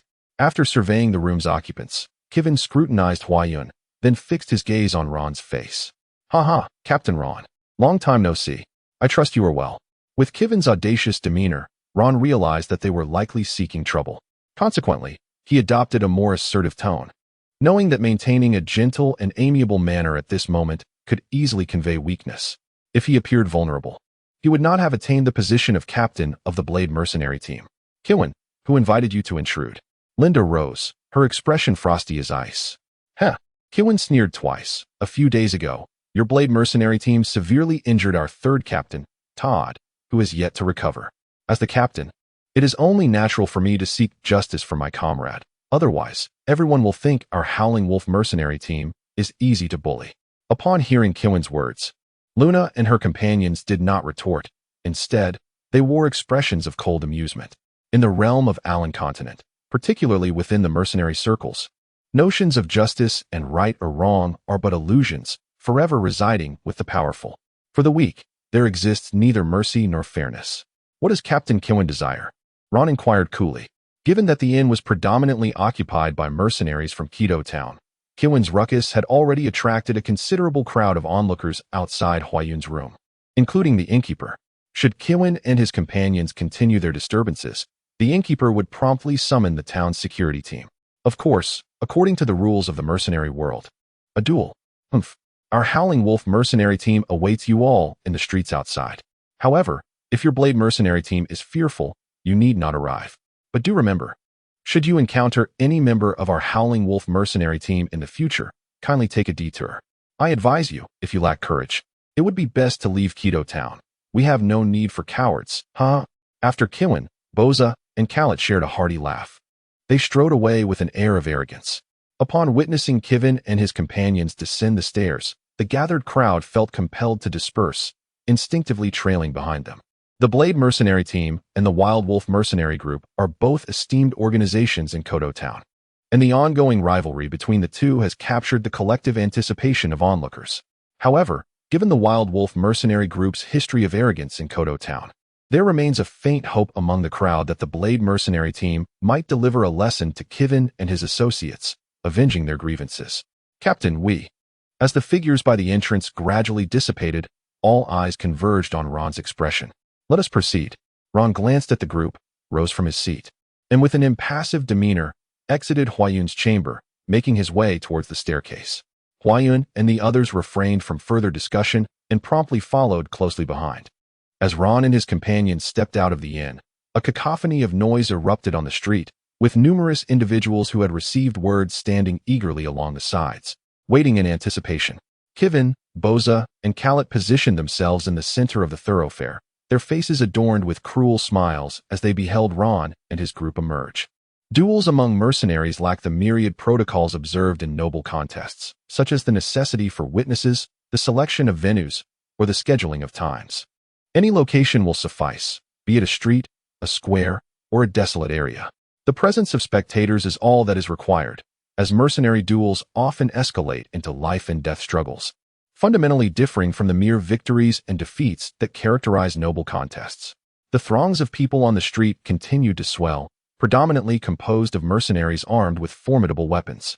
Despite the chaotic scene, Ron and his companions discerned that many among the crowd belonged to the Savage Wolf mercenary group, scattered throughout the masses. Even Todd, who had not appeared alongside Kiven, concealed himself among the onlookers, his face twisted in a sinister glare directed at Huayun and Luna. "Ha. Captain Ron truly does not disappoint." Kiven bellowed with laughter from the center of the street, before addressing the spectators with an elaborate gesture. "Just a few days prior, the Blade mercenary group grievously injured our third captain, Todd. The severity of his wounds has left him in a state of prolonged suffering. While our Savage Wolf mercenary group may not boast overwhelming strength, we shall not permit others to trample upon our dignity. Today, in the presence of all witnesses, the remaining 3 captains of the Savage Wolf mercenary group shall engage in a life-and-death duel against the members of the Blade mercenary group." Upon hearing of Todd's injury, a murmur of discussion erupted among the onlookers, and when Kiven lamented their group's lack of prowess, many mercenaries struggled to suppress their laughter. If the foremost mercenary group of Quito Town is deemed lacking in strength, then what are we to make of ourselves? Gazing at Ron and the others, Huan continued. Our Mad Wolf mercenary corps has 3 members, while Captain Ron's side boasts 6. Thus, I have devised 2 methods for our duel. The first entails Captain Ron sending forth 3 of his own to engage us in one-on-one combat. The second, however, Huan smirked coldly, is for our 3 to face off against Captain Ron's 6. I wonder what Captain Ron thinks of that. Ron, maintaining an impassive expression, stepped forward, his massive sword pointed at Huan and his companions, calmly stating, I wonder if Captain Huan dares to face me in battle. In truth, there was no choice to be made. No one would opt for the latter method. The dignity of mercenaries must not be tarnished, and Huan was evidently aware of this. Very well, let me challenge Captain Ron. Initially, Huan had intended to be the last to enter the fray, but since Ron had issued a challenge, he had no choice but to step forward. Positioning his colossal sword before him, Huan confidently declared, Captain Ron, are you ready? I shall commence my assault. Before he could finish his sentence, Huan suddenly launched himself forward. With a thunderous roar, a brilliant golden light erupted from his sword, slicing through the air with a sharp whoosh as he aimed a powerful strike directly at Ron. Golden Fighting Spirit? A 6th-tier golden warrior? Upon witnessing the golden-hued aura of chi emanating from Kiven's colossal sword, a resonant hum immediately filled the air, leaving Luna, Linda, and the others utterly astonished. Initially, they believed that Captain Ron, a fellow 5th-tier silver warrior, could contend with Kiven. However, to their shock, they discovered that Kiven was actually a 6th-tier golden warrior. No matter how formidable Captain Ron might be, he remained merely a 5th-tier silver warrior. Although the distinction between silver and golden warriors was only a single tier, the disparity in strength was far more significant. Even 2 silver warriors could never hope to rival a single golden warrior. Chapter 24. The mysterious youth in the face of Kiven's fierce assault. Ron remained unfazed, a brilliant silver aura of chi igniting around his sword as he fiercely parried Kiven's descending blade. With a resounding clash, Ron was forced to step back, causing the rocky pavement beneath him to shatter. Before he could stabilize his internal energy, Kiven's relentless onslaught surged forth once more. Bang, bang, bang. The incessant sounds of impact echoed around them. With Kiven having the advantage and bolstered by his golden chi, Ron found himself preoccupied with defense, retreating under the pressure.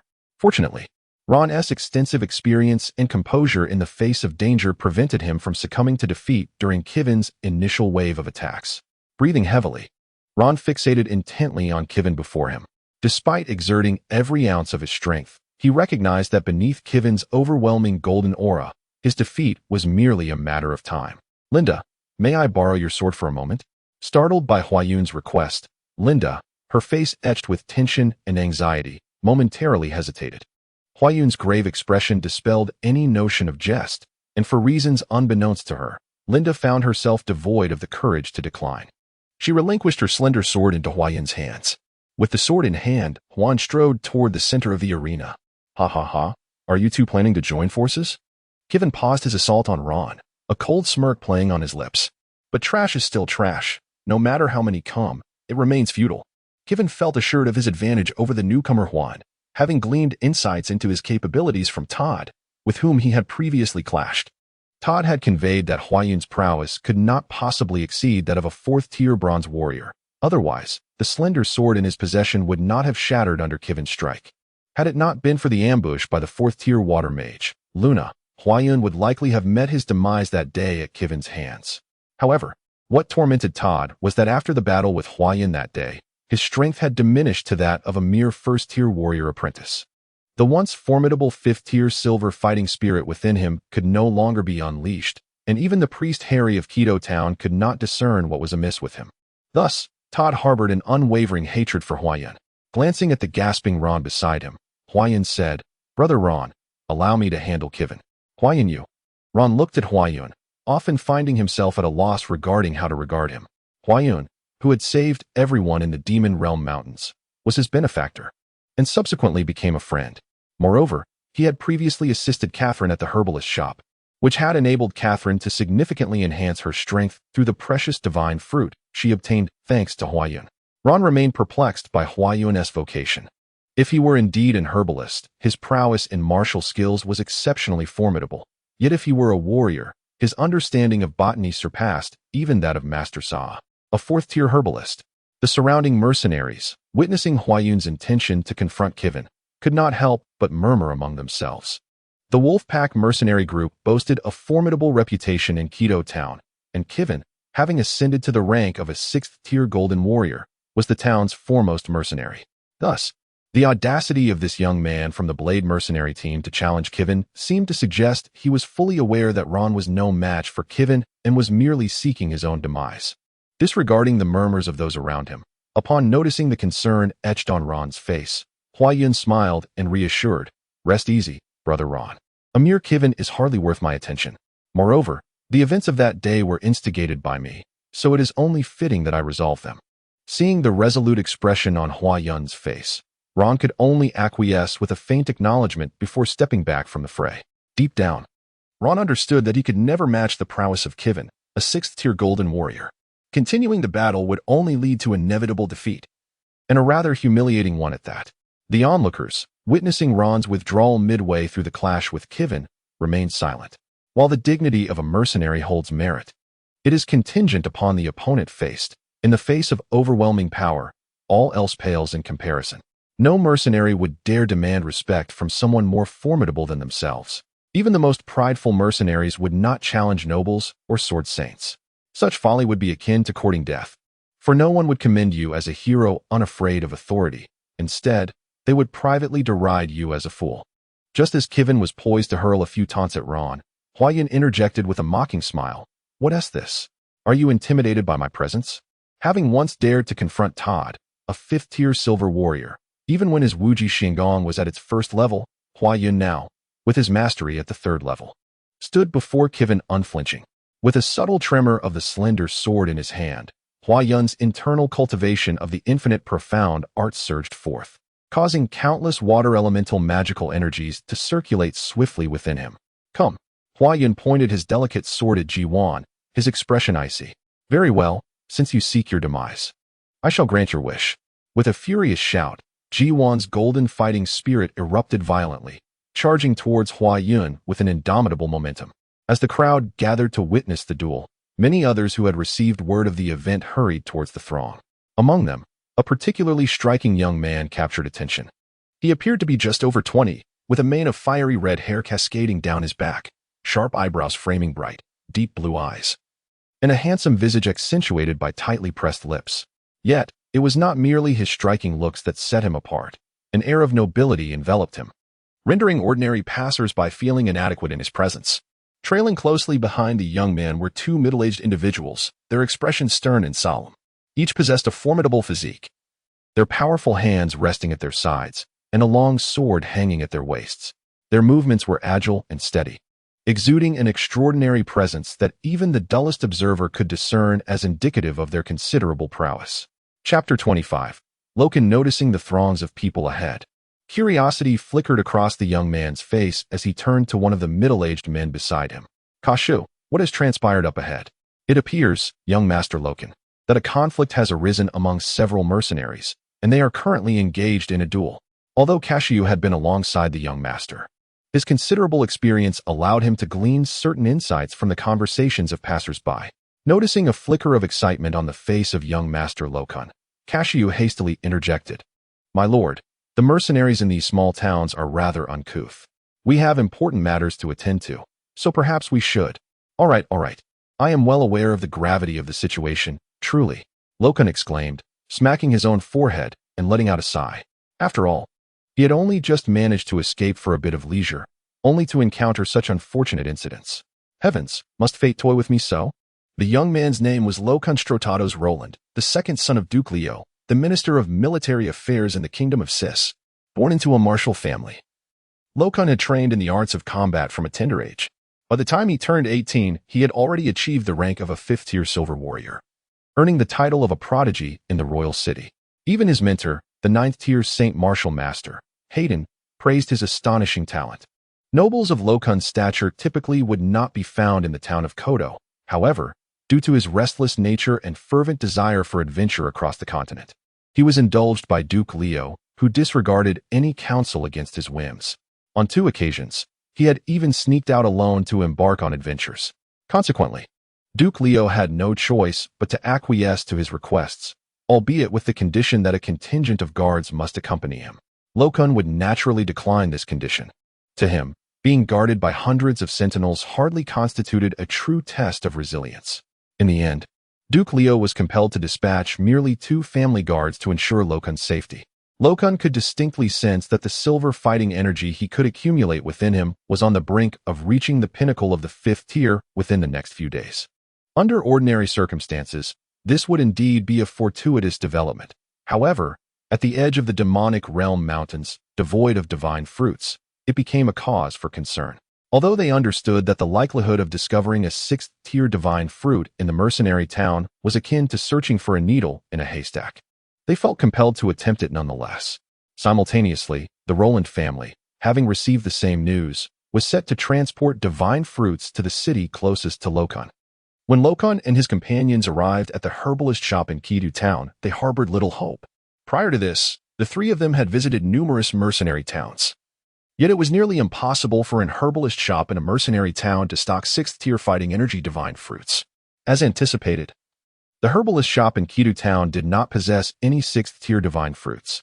Had they arrived 2 days earlier, Baroque would have had a 6th-tier divine fruit intended for Kivin.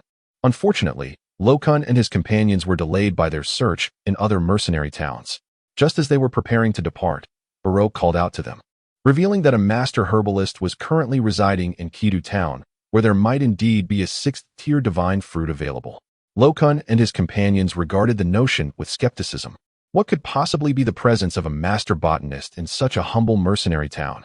It seemed that the shopkeeper Baroque, in his naivety, had mistaken some 1st and 2nd-tier botanists for true masters. Sensing Lokun's disdain, Baroque fervently asserted that the individual in question was indeed a master botanist. For even the esteemed 4th-tier botanist, Lord Saha, who had recently departed from this place, had spoken highly of him. Moreover, Baroque had personally witnessed Huayun heal a purple lotus fruit that even Lord Saha could not remedy. Upon hearing this revelation, Lokun and his companions were taken aback. They were well acquainted with the Lord Saha mentioned by Baroque. It was he who personally delivered the 5th-tier divine fruit to the Duke's residence when Lokun ascended from a 4th-tier bronze warrior to a 5th-tier silver warrior. As a 4th-tier botanist, Lord Saha held a significant position within the botanical hall of the royal city. If he extolled the virtues of this botanist, then he could undoubtedly be regarded as a master botanist. Thus, having procured the address of Huayun from Baroque, the trio hurriedly made their way to the inn where Huayun resided. As they spoke, they navigated through the throngs of people, and Lokun glanced up at the storefronts lining the street. Pointing to the inn where Huayun was staying, he inquired, "Kashu, is this the inn Baroque referred to?" "Indeed, Master Lokun," Kashu replied with a nod. Noticing that there was only one person at the entire inn's reception, Lokun asked, "Are you the proprietor of this establishment?" "It is indeed I. May I inquire whether you are?" The innkeeper, in his youth, had traveled to various cities and encountered numerous eminent figures. Naturally, he could discern that the young man before him was no ordinary individual, someone not typically found in the modest town of Quito. "Ah, that is well. Do you happen to have a Master Huayan here?" Upon hearing this, Lokun and the 2 guards behind him could not help but display a hint of anxiety, fearing that the innkeeper would utter the dreaded word no. "If you are indeed seeking Master Huayan, this establishment does have someone by that name. However, whether he is a master or not, I cannot ascertain." "Then where is he presently?" The innkeeper quivered slightly, gesturing toward the outside. "If you wish to meet him, I advise you to step out promptly, otherwise you may miss him." "What do you mean?" Lokun's expression reflected his confusion. The innkeeper's demeanor grew serious. "Among those the Howling Wolves mercenary corps are seeking for a duel, he is one of them." Chapter 26, Defeat upon hearing the innkeeper's words. Both Kashu and Kali were taken aback, their minds swirling with questions. From what they understood, Master Huayan was seemingly a practitioner of botany. Why would mercenaries seek him for a duel? Yet, at that moment, Kashu and Kali could not afford to ponder further. The hope that lay before them was too precious. Should anything happen to Master Huayan during the duel with the mercenaries, even if their young master and the Lord were to forgive them, they would never absolve themselves of their negligence. Upon this realization, Caxiu immediately turned to Lokun and suggested, "Young master, let us venture outside and take a look." Lokun nodded, a smile gracing his lips as he mused, "A duel with a mercenary? Hee hee, This Master Huayun is indeed intriguing. As Loken and his companions maneuvered to the front of the crowd, the battle between Huayun and Jivan had already commenced. Although Jivan deemed Huayun's strength utterly negligible, as a competent mercenary and the leader of the prestigious Wolf mercenary group in Kidu town, he had never been one to underestimate his opponents. With his colossal sword, he unleashed a flurry of strikes, the swift blade generating formidable currents of air. And the golden aura of his fighting spirit signified the immense destructive power contained within the sword, relentlessly targeting Huayun. Having suffered once at the hands of Todd, Huayun remained vigilant, channeling the water attribute power within him. He swiftly infused his slender sword with a potent surge of elemental energy. The sound of their clashing blows echoed, and the surrounding air crackled with intense energy, causing the onlookers to instinctively retreat a couple of steps. Indeed, Jivan was worthy of being a 6th-tier golden warrior. As he faced Jivan's assault, Huayun was inwardly astonished. He had initially presumed that while a 6th-tier golden warrior was stronger than a 5th-tier silver warrior, Jivan had only recently ascended to this rank, and thus his strength should not be excessively formidable. To his surprise, Jivan's prowess was far beyond his expectations. Not to mention the destructive power of golden fighting energy far surpasses that of silver fighting energy. Merely considering Kivin's speed, it is significantly swifter than that of Ron and his companions. Had it not been for the cleverness of his techniques, the ability to leverage force, his nimble movements, and the mastery of lightness techniques, he might have been defeated by Kivin right from the outset. Fortunately, his Wujixuan Gong has reached the 3rd level, enabling him to externalize his energy and infuse it into the slender sword in his hand. Otherwise, faced with Kivin's formidable golden fighting energy, he would have been at a loss for how to respond. In ancient times, martial arts masters possessing internal energy could transform damp cloth into a rod and hair into needles by channeling internal energy into the objects they held. A wet strip could be wielded like a long staff, and soft hair could become as unyielding as steel needles, rendering them virtually indestructible and immensely powerful. In stark contrast to the astonishment felt by Huayun, Kivin was engulfed in profound shock. Fortunately, he had not underestimated his opponent. He had not anticipated the extraordinary strength of the dark-haired youth. The slender sword in his hand showed no signs of shattering under the relentless blows of Kivin's massive sword. It is worth noting that even if Ron wielded a slender sword, his silver fighting energy would inevitably lead to its destruction under Kivin's golden fighting energy. For a moment, Huayun and Kivin were locked in a fierce standoff, evenly matched and unable to gain the upper hand. As Loken and his companions approached the front, having heard Baroque mention that Master Huayun was a dark-haired, dark-eyed individual, they immediately recognized him amidst the crowd engaged in battle. To their surprise, upon seeing Huayun, astonishment flickered across Loken and his friends' faces. They had not expected that this esteemed herbalist, praised even by the 4th-tier court herbalist Lord Sa, would be so youthful. However, what astonished them even more was that Huayun's opponent was actually a 6th-tier golden warrior. The 3 of them felt a wave of dizziness wash over them. It was true that the position of a plant master was exceedingly esteemed in the Alien continent. But when had the combat prowess of a plant master ever been comparable to that of a 6th-tier golden warrior? Even Loken, who possessed the fiery family aura and had reached the pinnacle of a 5th-tier silver warrior, stood little chance against a 6th-tier golden warrior. Especially considering Huayun's agile movements and exquisite techniques, one might wonder if even the legendary sword Saint Hayden's martial skills could rival such finesse. Moreover, Loken, endowed with the fiery aura, sensed a water attribute power emanating from the slender sword in Huayun's hand, which allowed him to withstand the assaults of the golden chi without being overwhelmed. How could a plant master possess such formidable strength? Or perhaps, he was not truly Master Huayun. No. Loken shook his head. He had never encountered anyone with black hair and black eyes before, and with his keen eyesight, he could discern that the only person in the vicinity with such features was indeed Huayun. There was no mistaking it. It was peculiar, truly peculiar. Amidst his swirling doubts, a flicker of excitement ignited within Loken's heart. In the royal city, he had been hailed as a prodigy since childhood, with everyone incessantly marveling at him as a genius, which had become quite tiresome. Yet, gazing at Huayun before him, he felt a twinge of jealousy, but more prominently, a surge of exhilaration. The essence of internal martial arts lies in understanding the path, while external martial arts merely observe the spectacle. Lo Kun and Kashio, along with Kali, are able to discern the unique strength of Hua Yun, while the surrounding mercenaries can only perceive that Hua Yun's prowess is formidable, especially given his endurance against Ji Wan for such an extended duration. Even Ron and Boza are unable to fathom how Hua Yun withstands Ji Wan's tempestuous assaults without yielding. As the onlookers are left astounded and their hearts racing, the dynamics of the arena begin to shift. Despite Ji Wan's remarkable strength, he has only recently ascended to the rank of a golden warrior, and his silver energy has only just begun its transformation into golden energy. While his might remains undiminished, its quantity is evidently lacking.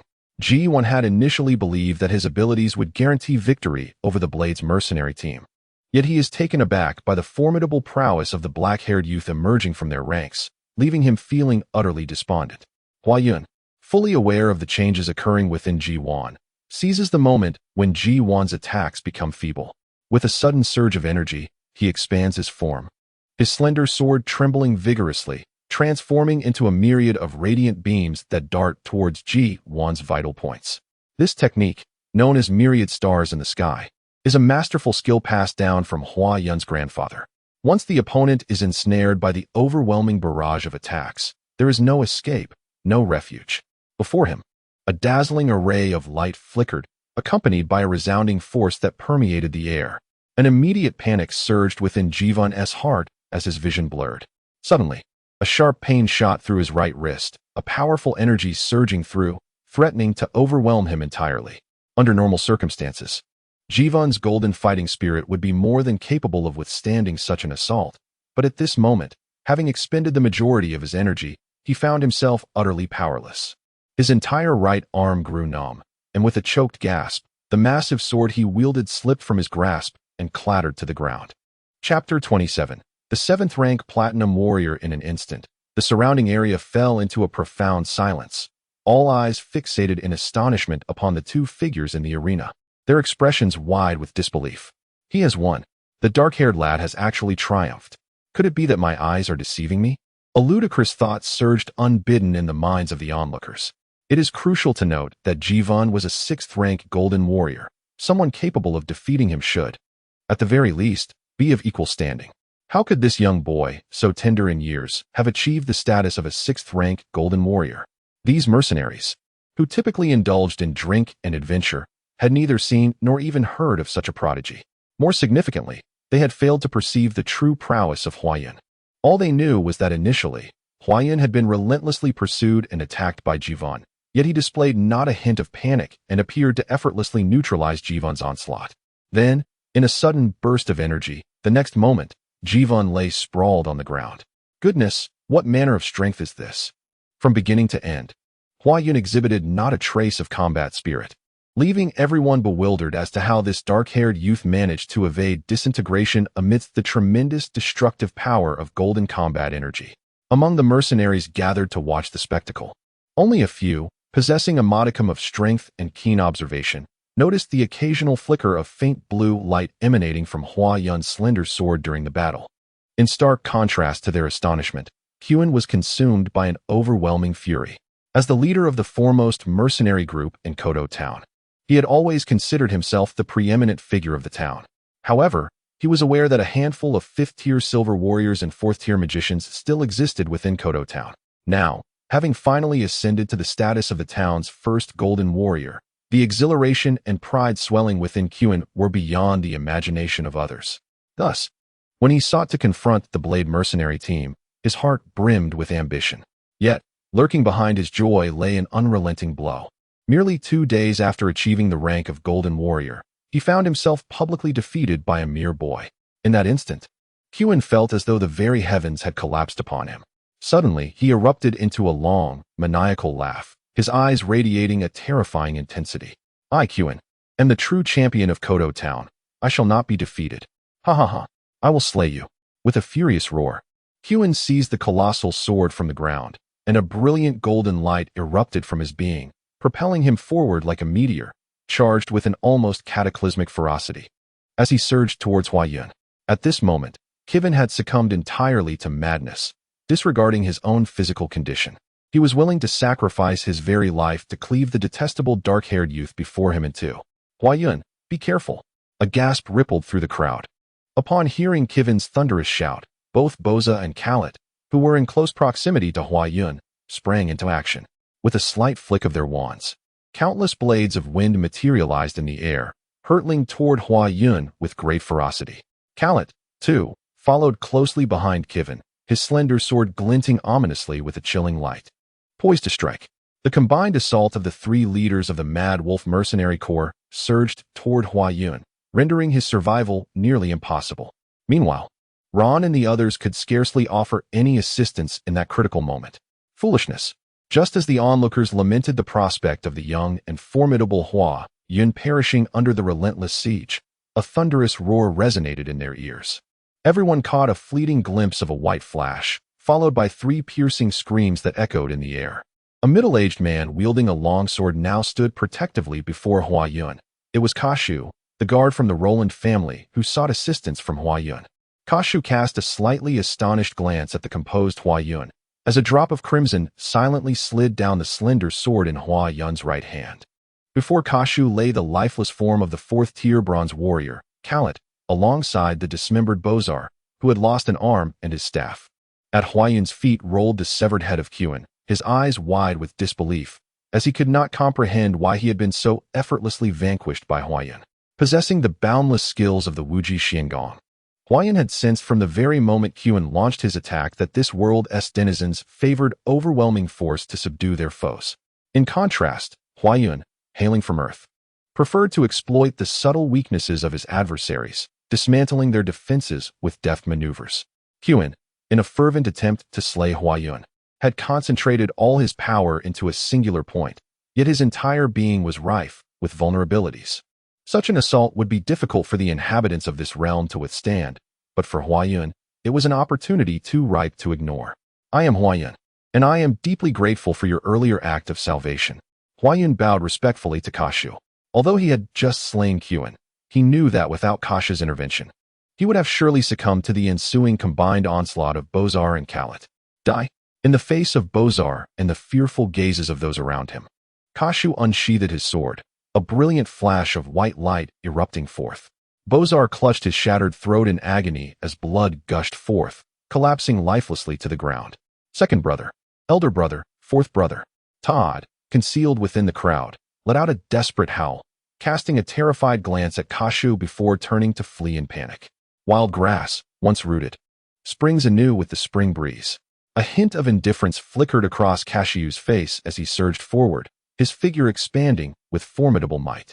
With a swift draw of his long sword, Todd, despite his current strength, stood no chance of evading Kashu's relentless pursuit. The blade sliced through the throng, striking Todd squarely in the back, extinguishing his life in an instant. In that fleeting moment, the four leaders of the Wolf Mercenary Corps, the foremost mercenary group in Quito town, met their demise on the streets, leaving the remaining hundreds of mercenaries in stunned silence, not daring to utter a word. He was a Platinum Knight, a 7th-tier Platinum Knight. A murmur rippled through the crowd, and terror seeped into the hearts of all present. The multitude of mercenaries, who had previously encircled the scene, scattered in alarm. Though Kashu had no reason to slay them, such thoughts were far from their minds. Survival took precedence. What if he chose to kill without cause? Despite being just one man, Kashu's prowess as a 7th-tier Platinum Knight rendered him an unstoppable force. In the realm of Aelan Continent, strength was categorized not only by the 1st and 2nd tiers, but also by broader classifications. The 1st to 3rd tiers were deemed initial tier, the 4th to 6th middle tier, the 7th to 8th high tier, with the 9th tier regarded as holy and the 10th as divine. Only warriors who attained the 7th tier could be considered masters, and those of the high 7th tier possessed a strength far surpassing that of the middle 6th tier. Although the difference between tiers may seem slight, it represented an insurmountable barrier for many warriors. Take, for instance, Gavan, who reached the 6th tier as a golden warrior in his 30s. Without exceptional opportunities and remarkable talent, he might never transcend the 6th tier to attain the 7th. Oh my, Kashu, what on earth have you done? Look, everyone has fled in terror. Loken helplessly slapped his forehead, exchanging glances with Hua Yun and the others. The once bustling street is now deserted, save for a few members of the Blade mercenary group, Loken and his companions, along with several lifeless bodies strewn across the ground. Chapter 28. Loken's Hope. Master Hua Yun. You must be Master Hua Yun. Loken greeted Huayun with palpable enthusiasm. And you are? Huayun inquired, gazing at the young man before him, who possessed a distinctive aura, his expression filled with confusion. The situation is as follows. My name is Loken. I have come here to seek your assistance, Master Huayun. How about we discuss this further inside? Loken glanced at the corpses on the street with a hint of distaste and began to lead Huayun toward the inn. But the matter here remains unresolved. The bodies of Kivin and his companions lay on the ground, having perished due to Huayun's involvement. And thus Huayun awaited the arrival of the security team from Kidu town. No need to worry, such trivial matters can be delegated to others. How could I trouble Master Huayun with this? Kashu, please handle the situation here. Given Loken's insistence, Huayun, who was already reluctant to remain, accompanied Loken and Ron into the inn, while Callie continued to closely follow Loken. With Huayun's discerning eye, he could easily recognize Loken's extraordinary nature. A 7th-tier platinum warrior is a coveted individual across the continent, and the fact that Loken was accompanied by 2 7th-tier platinum warriors as guards indicated that his status must be quite significant. The demise of several mercenaries posed a considerable inconvenience for the Blade mercenary team. However, for Loken, it was an utterly trivial matter. What perplexed Huayun was that Loken could not have arrived here without reason. It seemed he had come specifically to seek him out. Having only recently arrived in this world, Huayun had scarcely interacted with anyone, raising questions as to why someone like Loken would come looking for him, and what the purpose of such a visit might be. After instructing Callie to wait at the door, Loken followed Huayun into the room. Who are you? How do you know about me? What brings you here? As soon as he sat down, Huayun posed 3 inquiries to Loken. Master Huayun, Loken replied with a chuckle. Allow me to introduce myself. My name is Loken. I originally came to the Demon Domain Mountains for adventure, but unexpectedly, at this crucial moment, I reached the pinnacle of a 5th-tier silver warrior. Consequently, I began searching for the divine fruit. Despite scouring numerous locations without success, we arrived here today, only to find that the herbalist shop in Kido Town also lacked the 6th-tier divine fruit. The shopkeeper, Baroque, mentioned that you might have it, which is why we sought you out. Though Loken's demeanor was not overbearing, his noble status typically lent a hint of superiority to his conversations. Yet, in Huayun's presence, perhaps due to his own needs or the unique aura Huayun exuded, Loken exhibited remarkable humility. The pinnacle of a 5th-tier silver warrior? Huayun scrutinized Loken with a sense of astonishment, realizing that this youth had attained the strength of a Qin at such a tender age. Huayun completely forgot that he had just recently triumphed over Qin himself. Although Huayun possessed some divine fruits, they were of a lower tier, acquired from the botanical shop in Kido Town and from Saha for research purposes. To successfully elevate Loken's rank, however, the energy contained within a 6th-tier divine fruit was essential. Given Huayun's current proficiency in counter-heaven techniques, he could only muster a modest chance of success. Understanding the principle that a man without guilt may still suffer for his treasures, Huayun felt compelled to assist Loken, especially since they had previously rescued him. With a resolute heart, he inquired, "How many days do you think it will take for you to reach the pinnacle of the 5th tier?" Loken's heart leaped with joy at Huayun's inquiry, sensing a glimmer of hope. 2 days, approximately 2 days, he replied hastily. After a moment of contemplation, Huayun addressed Loken. I possess a 6th-tier divine fruit, though it is not yet fully matured. Even if I expedite its growth through my unique methods, there will only be a 50% chance of success in 2 days. If you are willing, I can make the attempt. I am willing, undoubtedly willing, Loken exclaimed. Without any hesitation, Loken agreed, fully aware that searching for the 6th-tier divine fruits in other towns would likely yield no results. The fact that Huayun offered a 50% success rate exceeded his expectations. My method is exceptionally unique. Since you have consented, I require your assistance around the clock for the next few days. Can you manage this? Huayun's expression was grave. He had no actual 6th-tier divine fruits. His plan was merely to use divine fruits in conjunction with his extraordinary techniques to unlock the internal restrictions within Loken. The mention of 6th-tier divine fruits served merely as a pretext to conceal his secrets from others. Assist me? Loken felt a twinge of confusion. Although he had little understanding of the cultivator's craft, he recognized that he could offer no meaningful help in nurturing divine fruits.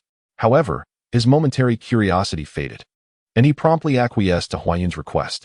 After instructing Callie outside not to disturb him, Loken inquired, Master Huayun, what exactly do you need my assistance with? Gradually transfer your fighting energy to me. Chapter 29. Artificial Divine Fruits. The night had deepened, enveloping the entire Kidu town in tranquility. Through the inn's window, the inky sky was speckled with stars, reminiscent of the night sky on Earth, drawing Huayun's thoughts into the boundless cosmos. Father, mother, are you well? Grandfather, aunt, cousin, how are you faring? Are the trees and flowers I planted in our yard thriving?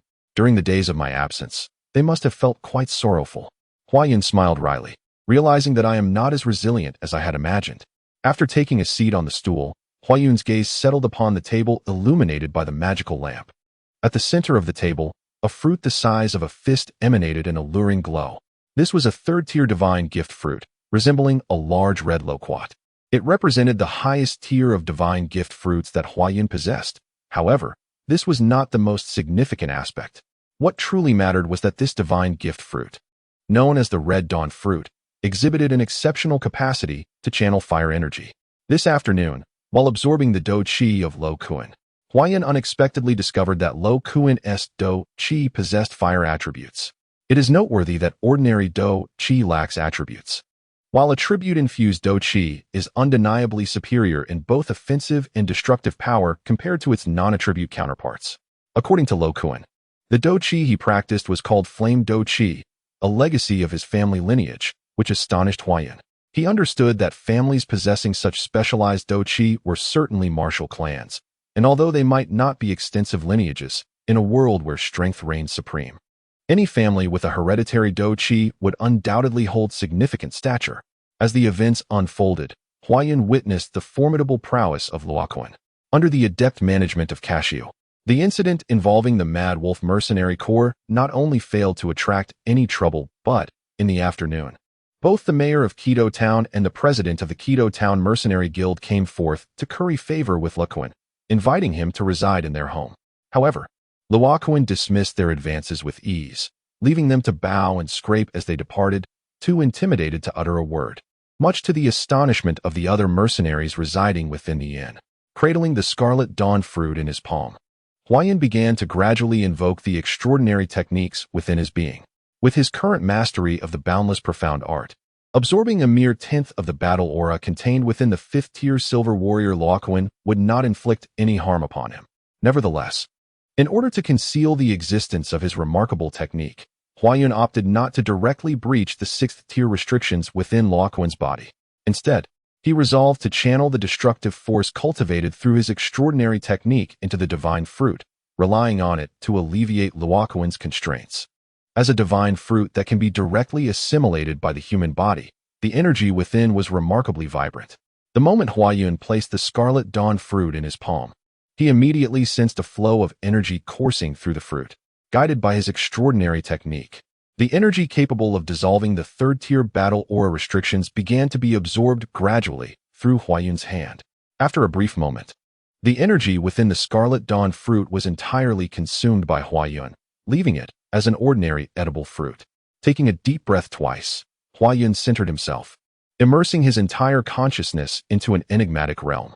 This afternoon, he had absorbed a tenth of the fire element combat energy from Loken, which he had skillfully refined through his extraordinary techniques into a divine power capable of dispelling sixth-tier restrictions. Now, his task was to infuse this divine power into the once extraordinary Hongxi fruit, which had reverted to an ordinary state. With meticulous control over the flow of energy within his body, Huayun cautiously channeled threads of divine power into the Hongxi fruit. The process was fraught with peril, for the divine fruit was exceedingly fragile. Any miscalculation could cause the sixth-tier divine power to rupture the fruit, leading to its demise. In a matter of moments, beads of sweat began to form on Huayun's forehead, yet he dared not let his concentration waver. All of his focus remained steadfastly on the Hongxi fruit and the delicate flow of divine power within him. Despite having absorbed a substantial amount of fire element combat energy, the resultant divine power was but a mere fraction. Even this small quantity required half a day to be fully transmitted at Huayun's meticulous pace. After a prolonged effort, Huayun finally exhaled a long breath, having successfully infused the divine power into the Hongxi fruit. Throughout the entire ordeal, there were numerous moments when things nearly went awry. Yet Huayun managed to rectify each situation just in time. although the appearance of the radiant fruit before him remained unchanged. The delicate mist enveloping its surface signified that it was a superior divine fruit. Feeling the weight of his sweat-soaked garments, Hua Yun's weary nerves did not immediately succumb to rest. Instead, he bestowed several life praises upon the radiant fruit to enhance its vitality and avert its demise. Despite the fatigue weighing heavily in his heart, a profound joy from his success surged within him, allowing him to keep the secret of his extraordinary technique concealed.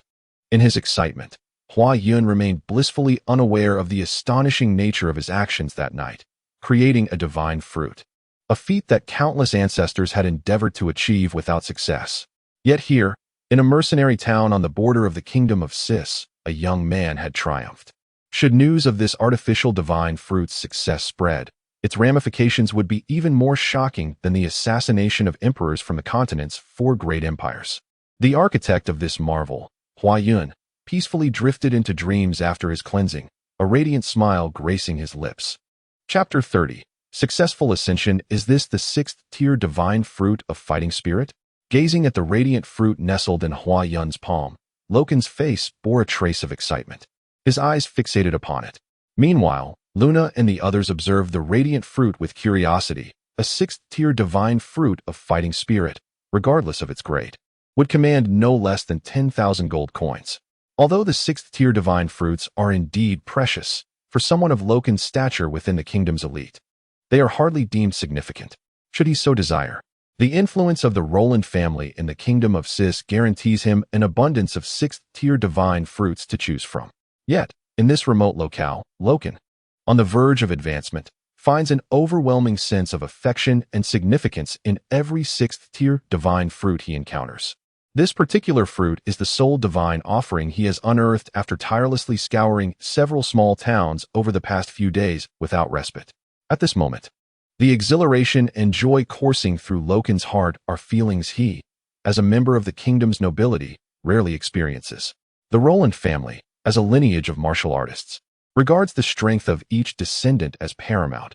Should he fail to advance in a timely manner due to leisure activities, it could adversely affect his future prowess. Even the Duke Leo, despite his fondness for Loken, would impose severe consequences. Master Huayan, what is the tier of this Hongxi fruit? Both Kashu and Kali expressed their delight at their young master's timely acquisition of the divine fruit. However, the tier of the divine fruit holds great importance for a martial artist's cultivation. Thus, despite the possibility of slightly irking Master Huayun with his inquiry, Kashu nonetheless posed the question. Regardless of its tier, I am already immensely satisfied to advance in due time. Master Huayun, I am truly grateful. Loken shot Kashu a glance, his expression sincere as he extended his heartfelt thanks to Master Huayun, his tone genuine and devoid of pretense. Receiving a 6th-tier divine fruit has truly brought immense joy to Luoquan. Even if this divine fruit is of inferior grade, as long as it is not utterly worthless, its impact on his future cultivation will certainly be less detrimental than surpassing the optimal time for advancement. Huayun chuckled softly, assuring them, you need not worry. This 6th-tier divine fruit is undoubtedly of superior quality. The mist enveloping its surface clearly indicates the liquefaction of energy within, signifying that the energy contained is both pure and abundant. Furthermore, during its cultivation, I activated it using the unique fighting spirit inherent in Luoquan's body, which will undoubtedly enhance his future training manifold. Huayun is exceedingly confident in this regard, for the energy within the divine fruit is entirely derived from Luoquan's fiery fighting spirit, cultivated through extraordinary techniques. Once ingested, it will harmoniously integrate with Luoquan's own energy, ensuring no waste whatsoever. Well, I believe the time is ripe. You may choose when to consume it. Huayun placed the crimson fruit into Luoquan's hands. However, I must be present to observe as you partake, so I can perceive the shifts in your internal power. Should any unforeseen circumstances arise, I will be prepared to intervene swiftly. Despite Huayun's confidence in the divine fruits he crafted, this was indeed his inaugural attempt, and a sense of trepidation lingered within him. He was also eager to observe the transformation of the energy within Luoquan as he advanced. Hence, he made this request. Remediation? Luoquan felt a flicker of curiosity. Could the divine fruit truly be ineffective? If it were the case, could there be a remedy? However, such thoughts merely flitted through Luoquan's mind before being cast aside. It was time. Luoquan gently nodded in agreement to Huayan. As Luoquan prepared for his upgrade, Ron and the others felt it inappropriate to linger any longer and vacated the room, while Carrie and Kashu instinctively positioned themselves to guard the entrance. With his right hand lightly resting on Luoquan's back, Huayan channeled a surge of primordial power derived from his extraordinary technique into Luoquan's body, ensuring that should Luoquan's advancement falter, he would be poised to provide timely assistance. Through the perceptive techniques of his extraordinary art, Huayan sensed the tumultuous silver flame fighting energy coursing through Luoquan's veins. This formidable energy flowed through the fifth-tier meridians, and while Huayan recognized its immense power, it remained confined to the fifth-tier pathways, exerting no influence over the three fragile prohibitive forces at the entrance of the sixth-tier meridians. Luoquan gently swallowed the red dawn fruit, which immediately dissolved upon entering his abdomen. A trickle of divine power flowed from the fruit, swiftly permeating Luoquan's internal organs and congregating at the entrance of his fifth-tier meridians, subsequently diverging into three paths that gradually coursed towards the location of the sixth-tier restriction. As these three streams of divine power faced the tumultuous surge of silver fire aura within Luoquan, they moved as seamlessly as fish in water, completely undeterred by the formidable fifth-tier silver fire aura, which yielded and made way. This spectacle astonished Huayan. Previously, he had only been confined to an understanding of the defiant techniques. This was his first genuine encounter with such a phenomenon. Fortunately, the divine power bore no aggression. He shuddered at the thought of what might occur if someone were to cultivate a force akin to divine power with offensive capabilities. The three streams of divine power continued their relentless advance within Luoquan, and after a brief moment, they arrived before the three restrictions. As if in perfect harmony, they simultaneously launched an assault on the barriers. The sixth-tier restrictions, which had remained impervious to the onslaught of the fifth-tier silver fire aura, began to tremble under the impact of the divine power. The two forces intertwined and neutralized each other, reminiscent of a fierce battle between armies, causing the surrounding fifth-tier silver fire aura to retreat as if possessing a will of its own. After a short while, both forces dissipated into nothingness. The fifth-tier silver fire aura within Luoquan surged forth like a flood breaching a dam, cascading into the sixth-tier meridians and flowing freely within. As the silvery quintessence of the fifth-grade silver flame energy coursed through the sixth-grade meridians, its hue underwent a continuous transformation. By the time a complete cycle had elapsed, the initial silver-red flame energy that had first entered the sixth-grade meridians had metamorphosed into a magnificent sixth-grade golden-red flame energy. With a long exhale, both Luoquan and Huayan exchanged a knowing glance, their faces illuminating with a shared smile. At last they had successfully ascended. Chapter 31. The gale soared in an inn at Kodo Town. An elderly gentleman, approximately in his 50s, stood respectfully before Luoquan, cautiously weighing his words. His noble attire, though fitted and elegant, could not conceal his corpulent figure. This was Castellet Roland, a fallen nobleman, a baron of the kingdom, and a descendant of a branch of the illustrious Roland family, now 57 years of age. The Roland family is renowned throughout the kingdom of Cis as a prominent noble lineage. Presently, the family patriarch, Leo Roland, holds the esteemed title of Grand Duke, commanding a significant military presence in the northern territories of the kingdom, ruling over a province with considerable power and influence. However, Castellet's ancestors were merely one of the many branches of the Roland family, with numerous descendants scattered throughout the kingdom. The legitimate heirs of the Roland lineage often find it challenging to attend to such distant relatives, given the vastness of their family tree. Certainly, although Duke Leo finds it challenging to attend to distant relatives like Castellet Roland is nonetheless a member of the esteemed Roland family. Consequently, despite the presence of several nobles of greater stature, they do not dare to dismiss Castellet. He has always taken pride in his lineage. However, not long ago, this almost forgotten member of the Roland family received a sudden missive from the current head of the family, Duke Leo, instructing him to immediately dispatch someone with a high-grade 6th-tier divine fruit of combat aura to the nearby mercenary town of Kodo. This precious fruit was to be delivered to the second son of the Roland family, Lucan Roland, who was currently residing in Kodo. Meanwhile, a contingent of family guards was hastily making their way to his location. My goodness, the family's second son is presently in the mercenary town of Kodo. Upon receiving this news, Castellet prepared throughout the night, personally leading a team of guards, clutching a high-grade 6th-tier divine fruit, and hurriedly set off for Kodo. Despite his body aching from a life of comfort, he pressed on without a moment's hesitation, finally arriving in Kodo after 4 arduous days. Observing the leisurely demeanor of the second son of the family residing in the inn, Caslot felt it imprudent to assume any airs of seniority. Although Lokun was not the primary heir, it was uncertain when he might ascend to become the new patriarch of the Roland family. After all, the probability of a non-primary heir inheriting, whether in a nation or a family, remains significant. All right, I understand. Lokun waved his hand dismissively at Caslot. He was acutely aware that, despite his recent advancement to a 6th-tier golden warrior, his father would not easily let him off the hook, at the very least. A scathing reprimand awaited him. It was best not to provoke his irate father at this moment, and after months of traveling across the kingdom, Lokun felt an intense longing for home. With this thought in mind, Lokun rose and made his way toward the room where Master Huayun was staying, turning to Caslot, who stood nearby, and said, "You should head down to prepare. I will join you shortly." Goodness, having just finished the journey, I must set off again.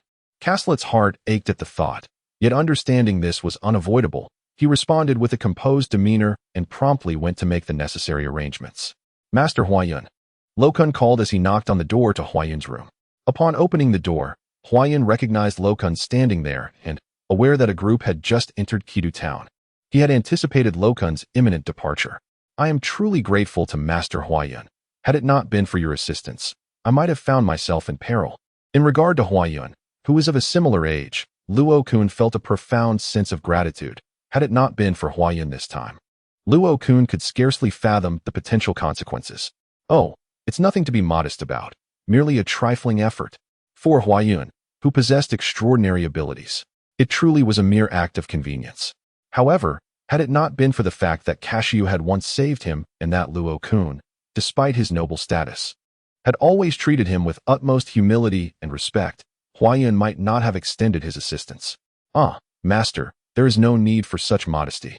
Luo Kun paused momentarily, then drew the slender sword from his waist, smiling at Huayun. "Due to the haste of my departure into the monastic life, I have not brought anything of significant worth. I see that you possess remarkable skills but lack a suitable weapon. Therefore, I shall bestow upon you this swift wind, while it may not be a legendary weapon. It is indeed exceptionally sharp and should not tarnish your esteemed identity." Upon hearing Luo Kun's words, both Cashew and Kali felt a slight jolt. While others may have been unaware, as Luo Kun's personal guards, they knew that this swift wind was a sword that Luo Kun had coveted during an auction in the Empire, forged by a master dwarf craftsman. At that time, Luo Kun had spent 80,000 gold coins to acquire it, and it was fortunate that others had refrained from bidding against him out of respect. Luo Kun had always held a deep affection for this sword, and now it was being gifted to another. As Huayun accepted the swift wind offered by Luo Kun, he gently flicked his finger against the blade, producing a clear, resonant sound that echoed beautifully throughout the room, a melodious chime that lingered in the air. A splendid sword. Huayun's face lit up with admiration. His swordsmanship was exceptional, yet he had always been without a weapon.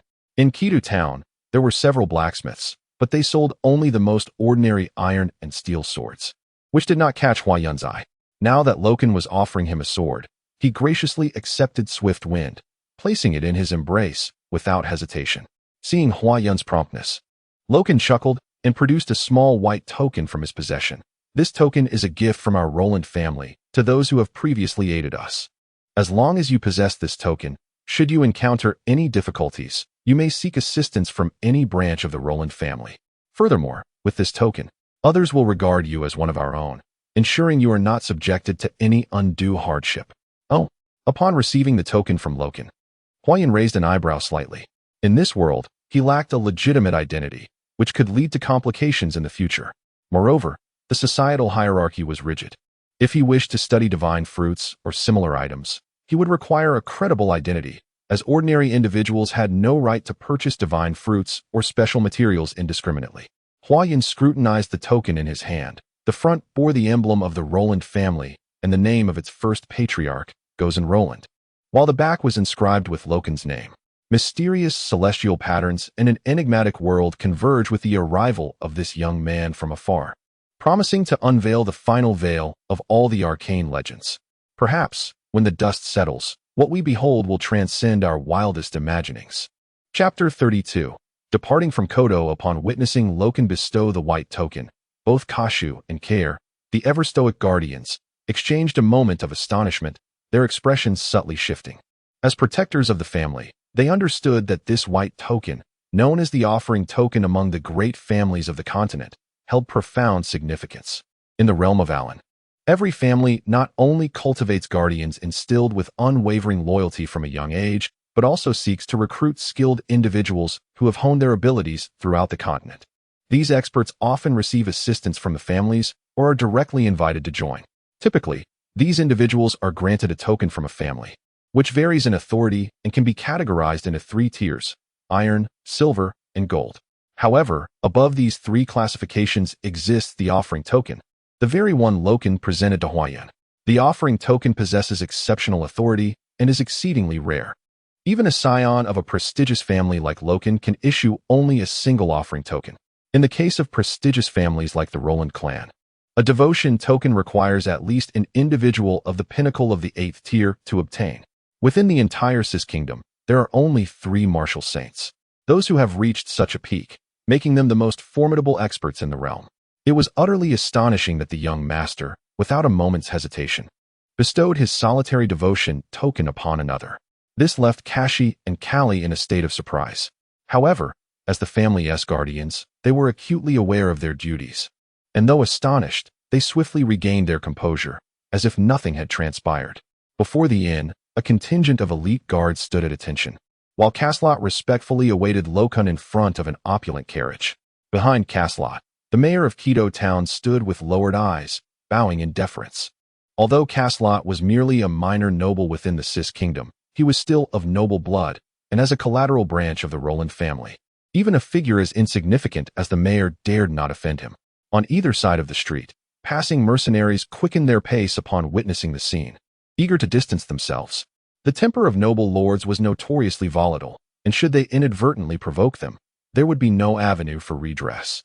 "Oh, Master Huayun and esteemed guests, I shall take my leave." Loken emerged from the inn, offering a respectful gesture to Huayun and Ron, who had come to see him off. Kashi and Kali remained steadfastly by Loken's side. "Safe travels." Huayun offered a faint smile to Luo Kun, for after all, the latter had indeed provided numerous benefits. "When you come to the royal city, be sure to send a word to your brother, so that I may extend a proper welcome to everyone." Luo Kun entered the carriage, speaking with a hearty candor. After several months of traversing the kingdom of Cis, the once haughty air of a noble scion about him had softened considerably, his every gesture exuding a unique warmth.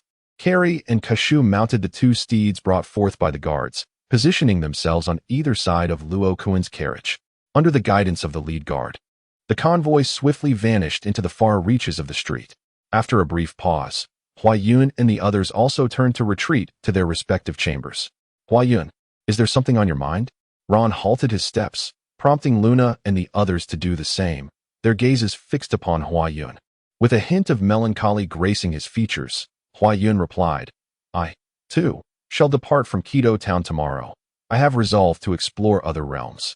At this juncture, a bittersweet smile crept across his face. No gathering lasts forever. The Blade mercenary team, being a small contingent, was bound to remain in Keto Town, undertaking missions on the fringes of the Demon Abyss mountain range. Yet, Huayun had been relentlessly striving for strength, and the mere study of divine fruits could not satiate his ambitions within the confines of such a modest place. Long had he yearned to witness grander horizons, but safety concerns had often deterred him. Now, having mastered the 3rd tier of the infinite profound technique, he felt emboldened, as long as he did not court trouble. The vast world awaited him. Upon hearing Huayun's words, Ron and the others were momentarily taken aback, while Luna displayed a peculiar expression on her face. The longer they spent time with Huayun, the more they could sense his mystery and strength. In their eyes, Huayun perpetually remained an enigma, eluding their understanding. Since the moment Huayun revived the purple lotus fruit in the botanist's shop, Ron and his companions realized that a person of Huayun's caliber could never remain in Keto Town indefinitely. Yet, over the past few months, Huayun had shown no signs of departing, and as they grew closer friends with him, Ron and the others gradually forgot that Huayun was never truly a member of the Blade mercenary group. Now, that moment had finally arrived. "That's splendid," Ron exclaimed, a smile gracing his face. I always knew that a person like you could never be contained within Kidu town. However, tonight we must celebrate with a hearty feast. Hee. I cannot refuse such a generous invitation from Brother Ron. Huayan replied, a smile illuminating his countenance. Meanwhile, Luna stood silently, observing Huayan with an unusual stillness, her mind seemingly lost in contemplation. The following morning, as Huayan prepared to depart, the group accompanied him to the entrance of Kidu town. Despite possessing the Qianquan ring, Huayan chose to carry a modest bundle on his back and wore the swift wind sword at his waist to avoid drawing too much attention. Huayan, allow us to fetch a horse for you, Ron suggested with concern upon seeing Huayan's intention to leave Kidu town on foot. There's no need for that. Walking is a form of exercise. Huayan graciously declined Ron's kind offer. Ron understood that Huayan did not choose to walk for the sake of saving money. Given Huayan's financial resources, purchasing a horse was hardly a concern. After bidding farewell to everyone individually, Huayan turned to Luna, who had remained silent by the side, and remarked with a smile, "What's the matter, Luna? Are you reluctant to part with your elder brother? Remember to dedicate yourself to your training in my absence." Luna nodded, biting her lip fervently to stifle her tears. "Well then, I shall take my leave." Huayan clasped his hands in a gesture of farewell and, employing his lightness technique, glided along the path toward the horizon, disappearing from sight in the blink of an eye. As Huayan's figure faded away, Linda let out a long sigh and glanced at Luna, whose eyes brimmed with unshed tears. "Luna, is this really how you want it? Why not express your feelings to him?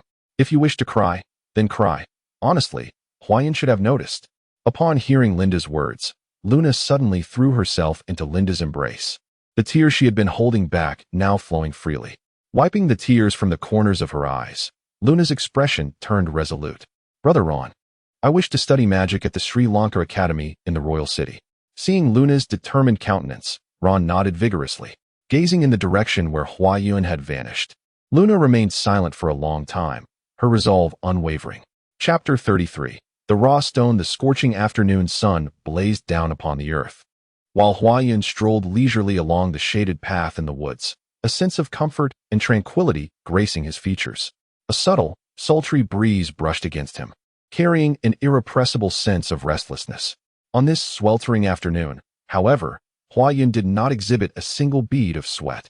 It had been 3 days since he departed from Quito, and aside from spending the previous night in a town he passed through, he had spent the other 2 nights under the open sky.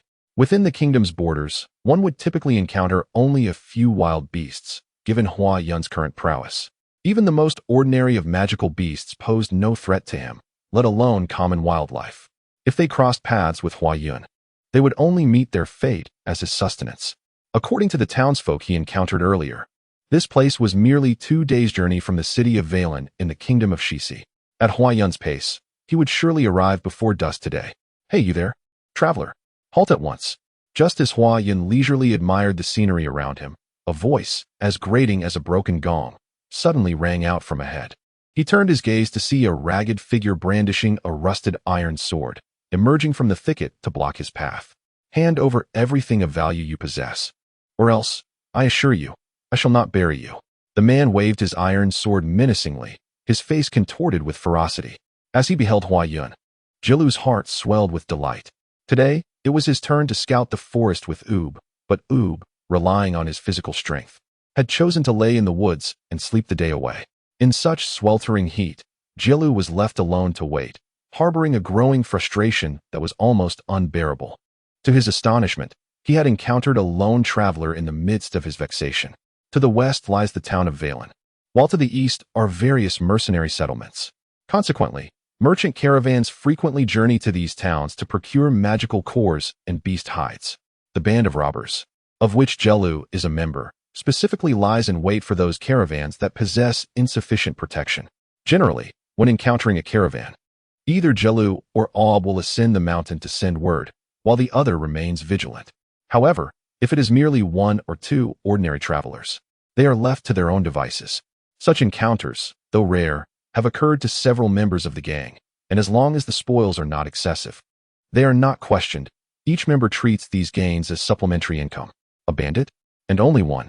Observing the scrawny, unsightly bandit before him, Huayan couldn't help but glance at the long sword hanging from his own waist. Did he truly appear so feeble? A wry smile crept across his face at this thought. Hurry up and show me what you've got. As Jello noticed the audacious grin on the boy's face, he felt a twinge of embarrassment. Hey, don't be fooled by his facade. A few threats will surely make him capitulate. He had encountered many pretenders like this before. If the boy were a mercenary, Jello would not foolishly charge in alone. Just as Huayun prepared to kick the bandit aside, he suddenly noticed a string of black stones hanging from the bandit's neck. A flicker of intrigue stirred within him, prompting him to stride purposefully towards Jello. What do you intend to do? Stay still. I warn you, if you approach any closer. Before Jello could finish his threatening words, Huayun's right hand swiftly grasped the iron sword in Jello's possession. A flash of blue light surged through his hand, and the sword shattered into several pieces as if struck by a colossal hammer. Indeed, it was a raw stone. Sensing the faint elemental energy emanating from the cluster of black stones, Huayun's heart surged with joy. Raw stones, akin to magic cores and crystals, harbor immense elemental power. However, raw stones differ from magic cores and crystals in significant ways. The elemental forces within magic cores and crystals are remarkably stable, while raw stones are formed in environments characterized by constant elemental fluctuations, rendering their elemental energy exceedingly dynamic. Nevertheless, the volatility of the elemental forces in raw stones makes them considerably less safe compared to magic cores and crystals, and their formation is notably challenging, resulting in their scarcity. Consequently, few venture to excavate or search for them. Even when discovered, they are seldom extracted, making them exceedingly rare across the continent. Though these raw stones may hold little value for others, for Huayun, who has mastered the unparalleled technique, they represent a remarkable treasure. With his current capabilities, he is unable to absorb the energy from magic cores and crystals. However, the highly active elemental power contained within the raw stones is accessible to him. Pray tell, where did these stones originate? They were found on the beach mountain in the province of Kota. Jello could hardly contain his despair, exclaiming, "What is this madness? Oh, apart from this collection, do you possess any more of such stones? It is truly gone, utterly gone. I picked up a few interesting stones that day, but there are still many more on that mountain. You may leave now." Huayun released Jielu, feeling a tinge of disappointment. Although Huayun recognized the considerable energy contained within these few raw stones, who would ever deem a good thing excessive? Jielu understood that the group would not mobilize for the sake of a mere boy. Their objective was a small merchant caravan.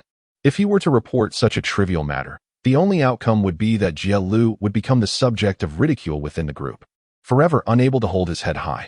Chapter 34. The Potion of Magic. Huayun employed his lightness technique, moving with a swiftness surpassing that of horses, swiftly darting through the forest. Although his speed was remarkable, some 6th-tier golden warriors could achieve similar velocities.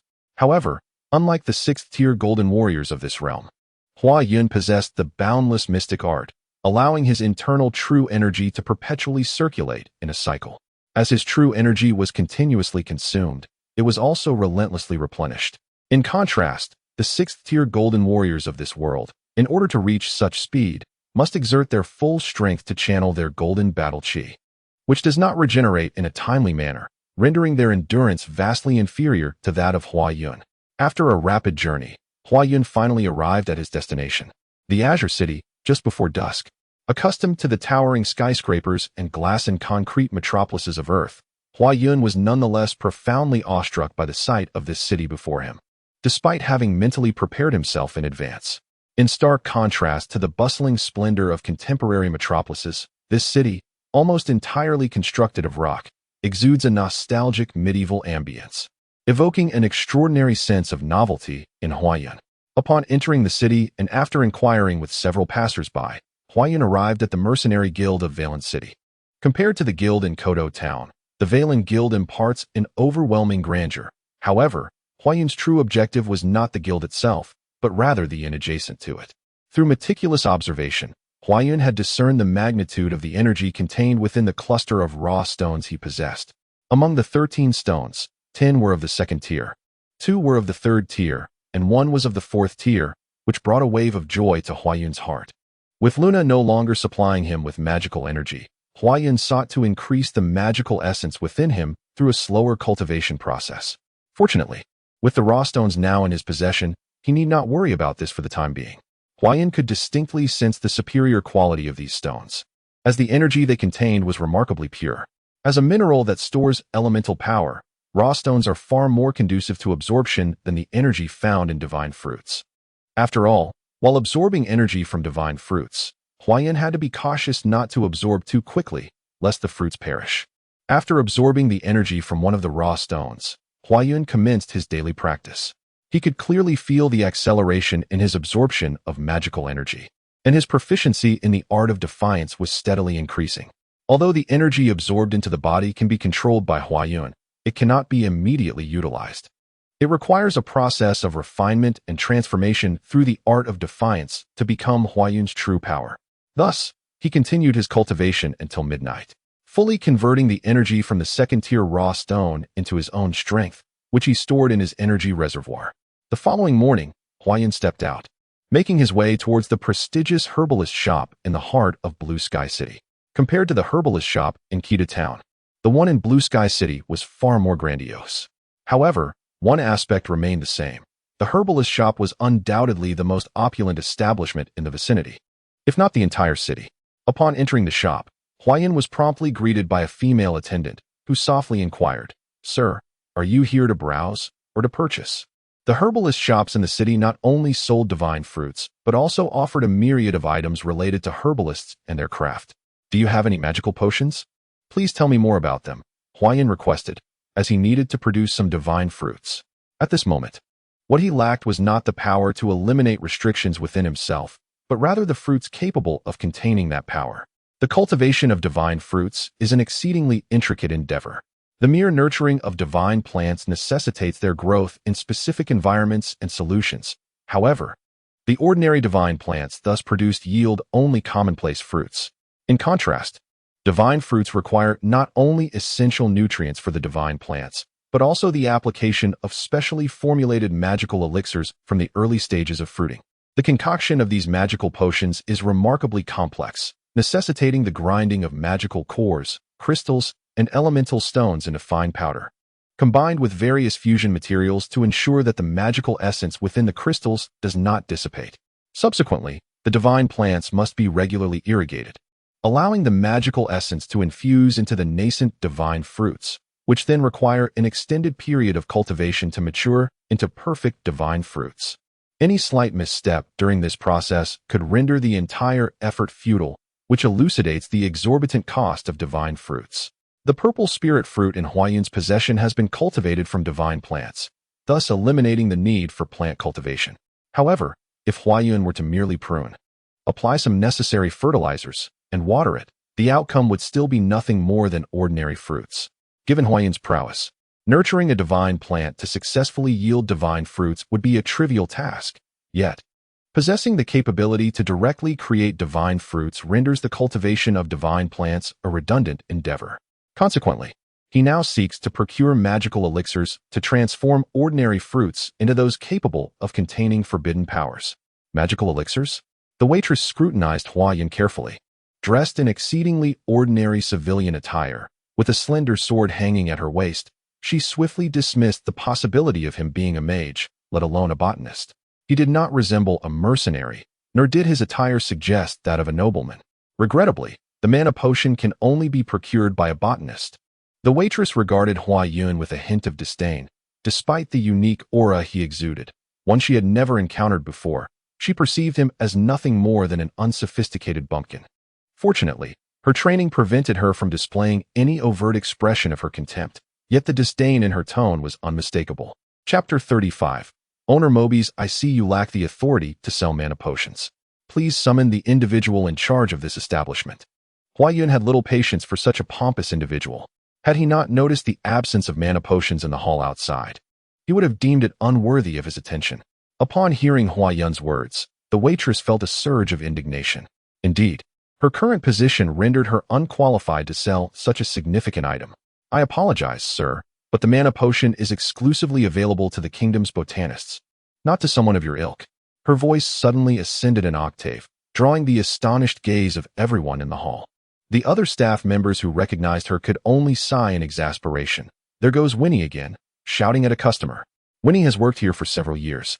Yet while her peers from the same recruitment batch at the Verdant City Herbalist's main store have all ascended to positions of minor management in various towns or other herbalist shops, she remains merely a lowly attendant. Winnie, who considers herself of noble standing, is deeply discontented by the fact that less competent individuals have advanced while someone as capable as herself has not. Consequently, she readily flies into a rage at the slightest hint of disrespect from others, particularly commoners and mercenaries. However, she dares not exhibit such insolence towards the aristocracy, as she is eager to curry favor with them. Huayan found this behavior quite astonishing. Although herbalist stores hold a prestigious status across any nation in the Alan continent, such treatment of customers seemed inappropriate. During their time in Keter Town, even the owner, Baroque, treated every mercenary seeking divine fruits with utmost courtesy, never displaying any airs. Yet, here in Verdant City, a mere attendant has such a tempestuous temperament, which left Huayan feeling perplexed. The gentleman expressed his intention to purchase mana potions, but as per the store's regulations, only herbalists are permitted to make such purchases. Was he not courting trouble? In the presence of Randy, however, Winnie abruptly transformed into a paragon of grace, her demeanor refined and her tone gentle. Huayan was taken aback by her swift change. This woman indeed possessed a formidable capacity for transformation. Good sir, do you seek to purchase mana potions? Randy wore a gentle smile upon his face, his demeanor radiating sincerity, showing not a trace of disdain for Huayan's modest attire. Indeed, Huayan nodded in agreement. Well, sir, the magical potions in our establishment are exclusively sold to the kingdom's herbalists. Are you certain you wish to make a purchase? Of course. Huayan couldn't help but furrow his brows, his tone leaving no room for doubt. The process of acquiring something seemed overly complicated, causing a flicker of impatience within him. Observing Huayan's expression, Randy quickly said, "In that case, please allow me to escort you inside." With that, Randy promptly cleared the way, leading Huayan toward the chambers within the hall. "Randy, wait!"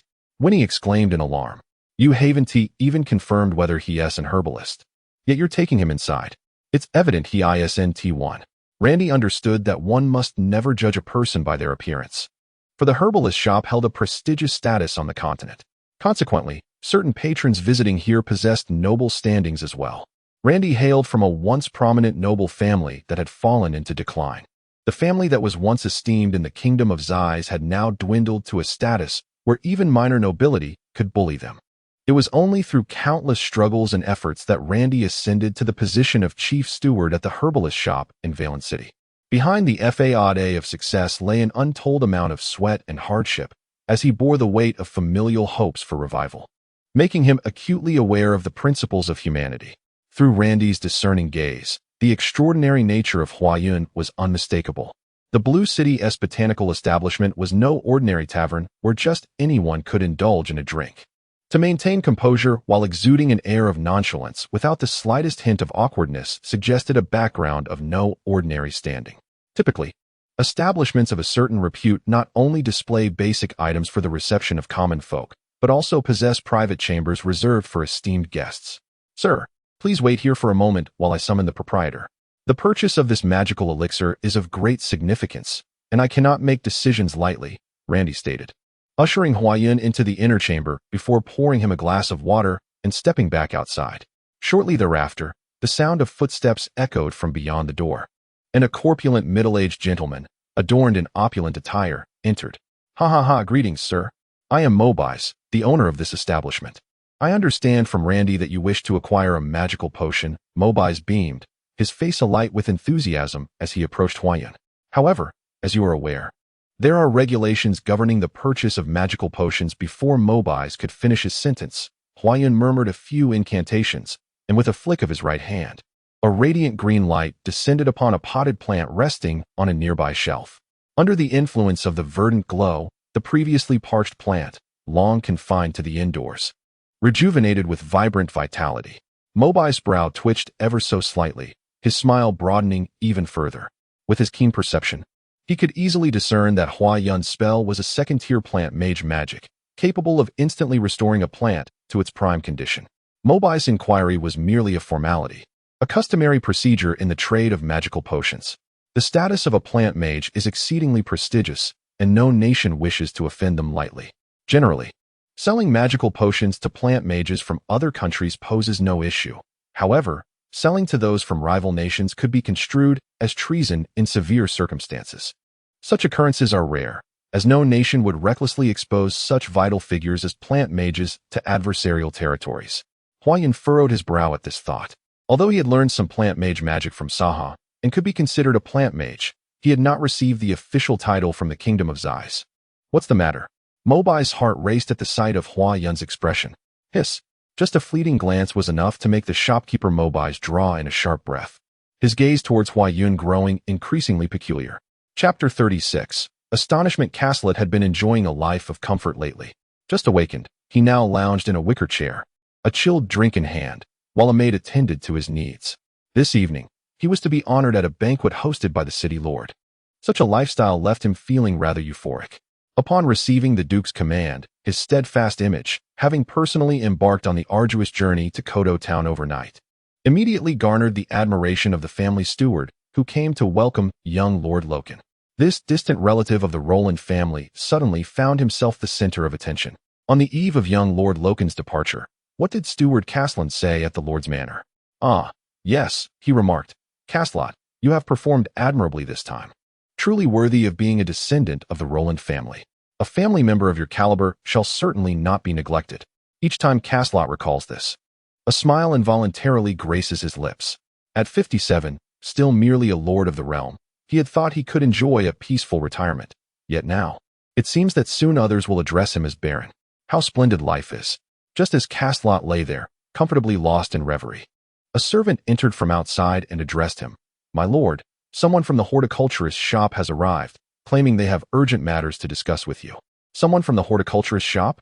Castlot sat up, feeling a tinge of confusion.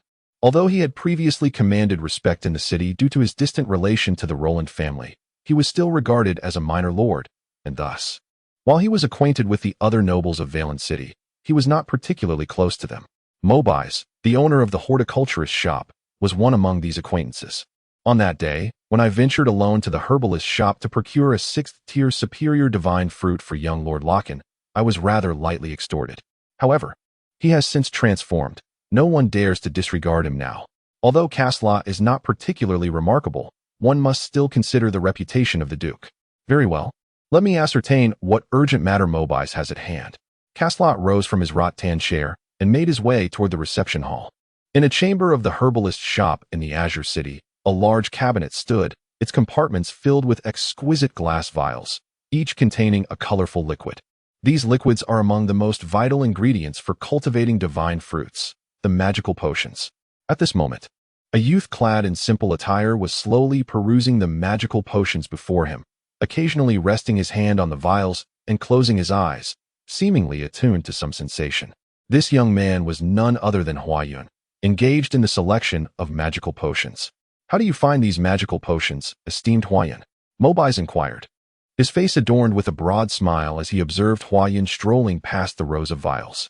In Mobai's eyes, Huayun's method of selecting potions appeared rather rudimentary. Merely glancing and touching the bottles seemed far from a proper selection.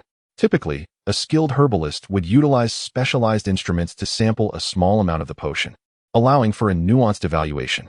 Huayun's approach resembled that of a dilettante attempting to feign expertise. However, Mobits dared not exhibit even a hint of disdain in the presence of Huayun. He was still astounded by the token that Huayun had shown him earlier. With his keen perception, he naturally recognized this family insignia, which is typically possessed by prominent families.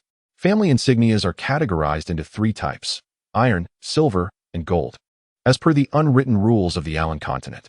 Yet, above these 3 categories exists a rare offering insignia, and what the young man revealed to him was indeed the offering insignia of a family. What truly astonished Mobits was that this offering insignia belonged to the illustrious Roland family of the kingdom. The Roland family has been a noble house since the inception of the Zais kingdom, celebrated for their contributions and holding hereditary titles. The first patriarch, Gozen Roland, was one of the 3 founding heroes of the kingdom, a pinnacle 9th-tier, saintly powerhouse. Currently, the head of the Roland family is Duke Leo, the commander of the general staff. In the entire Zais kingdom, aside from a few high-ranking officials such as the chancellor, no other minister could stand on equal footing with him. The offering from such a prestigious family not only in the Zai's kingdom, but across the Alan continent, is recognized as a mark of formidable strength. Therefore, despite Huayun's seemingly unremarkable demeanor, Mobitz could not afford to display any sign of negativity. However, the revelation that the young man was a devotee of the Roland family was utterly astonishing. Moreover, the name inscribed on the offering decree belonged to none other than the illustrious 23-year-old Duke Leo's younger brother, Lord Loken. Mobitz felt an overwhelming sense of caution, and while guiding Huayun in selecting magical potions, he discreetly dispatched someone to summon Karslot from the Roland family, hoping he could recognize this family devotee, thereby allowing Mobitz to evade any repercussions should anything go awry. At that moment, after Huayun had examined all the magical potions on the shelves, he picked up one particular vial and inquired, "Director Mobitz, do you have any of this fourth-tier attribute-less magical potion left?" Ah, indeed. There seemed to be some profundity to his inquiry. Mobitz's eyes flickered with surprise at Huayun's ability to discern the properties and tier of the potion merely by observation and touch. Little did he know that with Huayun's extraordinary skills, he could effortlessly gauge the magical potency contained within the vial by merely brushing its surface. Mobitz, now overtly respectful, replied, "Lord Huayun, we possess only 3 vials of this fourth-tier attribute-less magical potion, each containing 1 gu, equivalent to 1 liter, priced at 5,000 gold coins apiece." 5,000 gold coins per vial. Huayun furrowed his brow. He had anticipated the cost of the magical potions, yet he found himself with less than 10,000 gold coins on his magic crystal card, insufficient even for 2 vials. Observing Huayun's frown, Mobitz's heart sank. After a moment of contemplation, Huayun suddenly addressed Mobitz. "Master Mobitz, I presume you also deal in divine gifted plants here. Pray, ascertain the value of these 4 divine gifted purple spirit fruits." With a slight motion of his right hand, the 4 divine gifted purple spirit fruits appeared upon the adjacent counter. These fruits were cultivated by Huayun using a cutting technique from the single purple spirit fruit he had received from Saha. To Huayun, these divine gifted plants held little significance at present. Space Ring. Upon witnessing Huayun conjure the 4 divine gifted purple spirit fruits seemingly out of thin air, Mobitz was momentarily taken aback. However, he did not observe any ring upon Huayun's fingers and did not dwell on it further. Instead, his gaze was wholly captivated by the 4 divine gifted plants on the table. As the manager of the plant shop in Valence City, Mobitz was not a planter himself.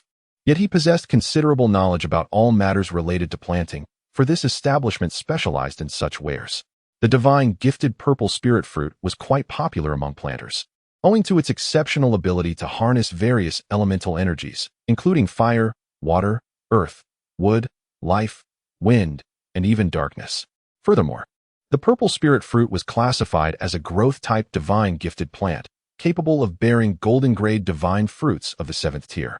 Hiss! Just one glance left Mobitz astounded by the items Huayun presented. He could assure himself that this day would rank among the most astonishing of his entire life. With his extensive experience in identifying divine plants, he could immediately discern that the 4 divine plants of the purple spirit fruit presented by Huayun were thriving exceptionally well. The vitality within these plants was remarkably robust. Should a high-level botanist provide meticulous care, it would be effortless for them to yield 6th-tier divine fruits, barring any unforeseen circumstances. Chapter 37. The terrifying castlet. After scrutinizing the 4 divine plants of the purple spirit fruit, the store manager Mobitz was suffused with deep admiration. If he were compelled to assess these divine specimens, he would undoubtedly utter the word perfect. Every branch and every pruning point of these divine plants elicited his astonishment. Only the most skilled botanists possess such profound understanding of divine plants, and only they can cultivate and prune such flawless specimens. If these divine plants were indeed nurtured by the young man before him, then the Roland family's offering to him was not without merit. Such a talented botanist at such a young age would undoubtedly grow into a master botanist with dedication and effort. In that moment, Mobitz felt an overwhelming respect for Huayun, rooted not in his status, but in his abilities. After a brief contemplation, Mobitz finally spoke. "Master Huayun, I would offer you 3,000 gold coins for each of these divine plants. What do you think, master?" Fearing that Huayun might be dissatisfied, Mobitz continued, "Master Huayun, it is undeniable that these 4 divine plants of the purple spirit fruit you possess can indeed yield exceptionally fine divine fruits. and it is even possible for them to produce high-quality golden divine fruits of the 7th rank. However, a divine plant, despite its merits, is still merely a divine plant and not a divine fruit. No matter how exquisite a divine plant may be, it requires the diligent cultivation of a skilled botanist to bear divine fruits. Any misstep in this process could lead to substantial losses. Therefore, a price of 3,000 gold coins for these 4 divine plants is already among the highest in this category. Although Mobise held great respect for Huayan, he was a businessman who would not allow his admiration to interfere with his trade. A businessman lacking this awareness is destined to fail. Very well. 3,000 gold coins it shall be. I will take these 3 vials of 4th-tier attribute-less mana potions. After the purchase of these 4 purple spirit fruits, I still owe you 3,000 gold coins. Here is a magic crystal card. Please use it to transfer the funds. Huayan was not particularly knowledgeable about the pricing of divine plants, but he felt satisfied that these few purple spirit fruits, which he had cultivated almost casually, could fetch 3,000 gold coins. A botanist of such caliber holds limitless potential, and certainly, a botanist purchasing mana potions must be preparing to cultivate divine fruits. To buy 3 large vials of mana potions at once is no ordinary expenditure. Recognizing Huayan as a potential major client, Mobise naturally sought to establish a rapport. Certainly. Since the manager Mobise has stated this, how could Huayan possibly refuse such a bargain? He promptly stowed away the magical crystal card. Ha, my dear Mobise. I am eager to discover the purpose of your summons. At that moment, a burst of laughter echoed from outside, and shortly thereafter, a rotund figure, equal in stature to manager Mobise, sauntered into the room. This individual was none other than the recently arrived Caslot. The guards and attendants at the entrance of the plant shop had already received Mobise instructions and did not impede Caslot's entry. Upon entering, Caslot's gaze fell upon Huayan standing there, and an exclamation of surprise escaped his lips. Having personally gone to Kodo Town to welcome Loken, he had certainly encountered Huayan at the inn there. Ah, Master Huayan, what brings you to Wallen City without visiting me, the local host? Oh dear. If young Master Loken were to find out, he would surely hold me accountable. Upon seeing Huayan, Caslot immediately greeted him warmly. While others may not recognize Huayan, he was entirely aware of the esteemed figure before him. Even young Master Loken referred to him as Master, and Caslot dared not treat him lightly. His gaze drifted to the slender sword at Huayan's waist, causing a slight flutter in his heart. He was well aware that this delicate blade once belonged to young Master Loken. On that day at the city lord's residence, the butler, Caslin, had noticed the absence of Loken's most cherished sword and had inquired about it, to which Loken had replied that he had gifted it to a friend. My dear, how profound must the bond be for Master Loken to bestow his most cherished sword upon a friend? Caslot finds himself unable to fathom it. He can only ascertain that one ought to treat Master Huayan with the same reverence as Lord Loken, should he manage to win the Master's favor. Who knows what delightful surprises may await? Caslot, is that you? Ah, so you reside in the azure city of Valen. Huayan recognizes this distant relative of the Loken family. He chuckles. Master, do you still remember my humble name? What brings you to Valen? If there be any matter at hand, do but inform me, and I shall willingly face any peril, undeterred by the prospect of death. Of course, given your esteemed stature, you likely do not require my assistance. However, I would still wish to contribute in some modest capacity. At this moment, Caslot has resolved to earnestly curry favor with the illustrious Huayan, who shares a close relationship with Loken. Observing Caslot's demeanor, Mobise's earlier skepticism toward Huayan has entirely dissipated, and he feels a sense of quiet satisfaction with his previous judgment. Ah, Master Huayan, here are the 3 potions of magical essence you requested. Mobise declares as he places the vials upon the table before Huayan. Ah, Master Huayan, you are here to purchase magical potions? They are rather heavy. Allow me to assist you. Caslot offers, reaching for the potions on the table. No need. I can manage on my own. Huayan promptly declines Caslot's offer, storing the 3 vials within his space ring. Why should Caslot handle them? His corpulent figure made Huayan apprehensive that he might inadvertently shatter all 3 vials of his magical elixirs. I wonder where Master Huayan currently resides? How long shall he remain in Valen City? If he does not mind, he could stay at my humble abode. Unable to procure the magical potions, Caslot immediately inquired about Huayan's dwelling. Feeling the fervent gaze of Caslot, both Huayan and Mobise were rendered speechless. Caslot was truly formidable. The new book by my friend, The Unrivaled Martial Arts of Another World, book number 1041-231. Does the Beiming divine function absorb magical and martial energy? Can the 18 dragon subduing palms subdue the holy dragon? Besides its ability to perform various martial arts, can the lesser formless technique also cast magical forbidden spells?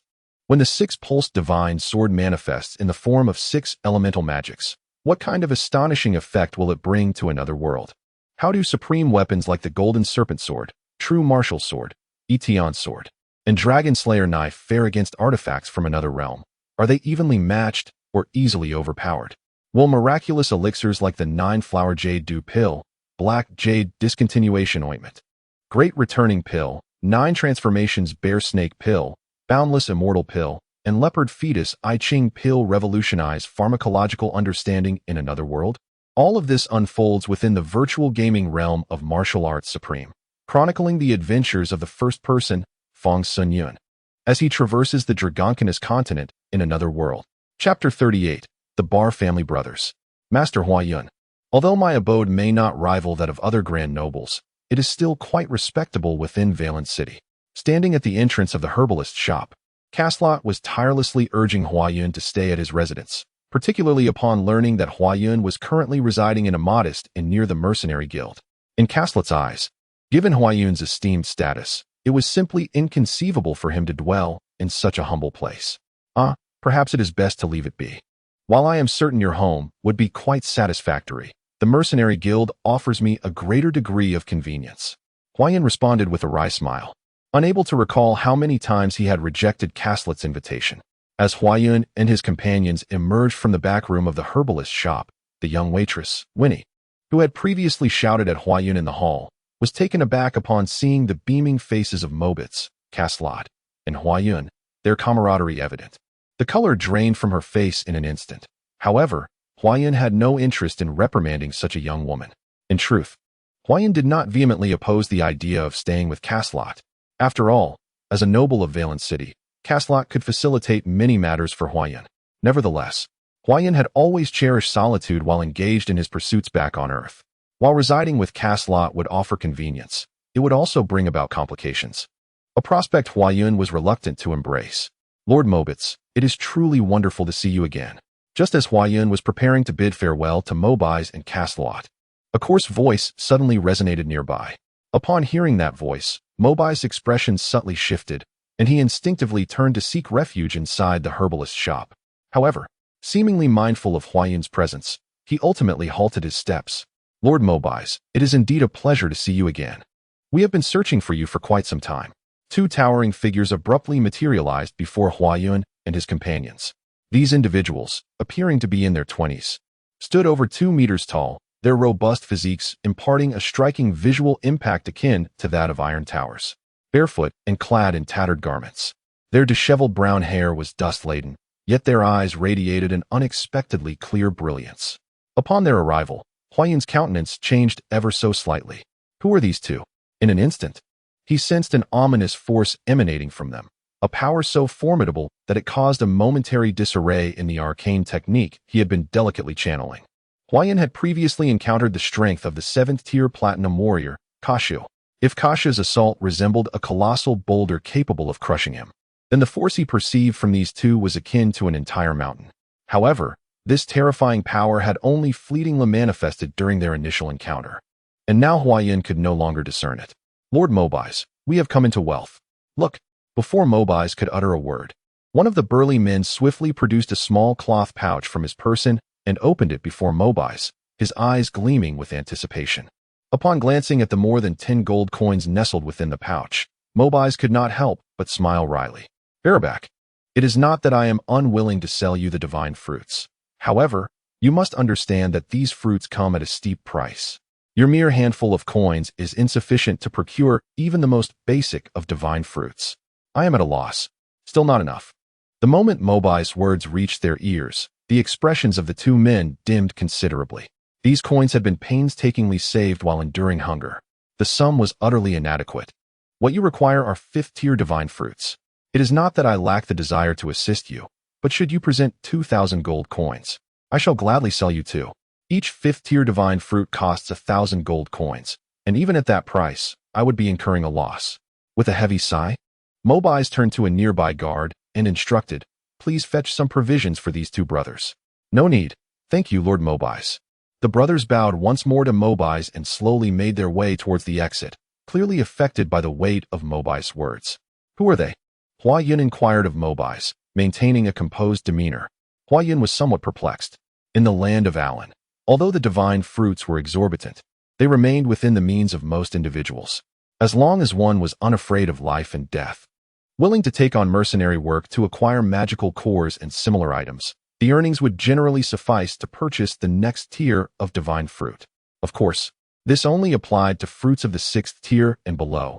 The situation was markedly different for those of the 7th tier or above. At this juncture, Mobiles could not help but shake his head. Hua Yun, pondering thoughtfully, nodded in understanding.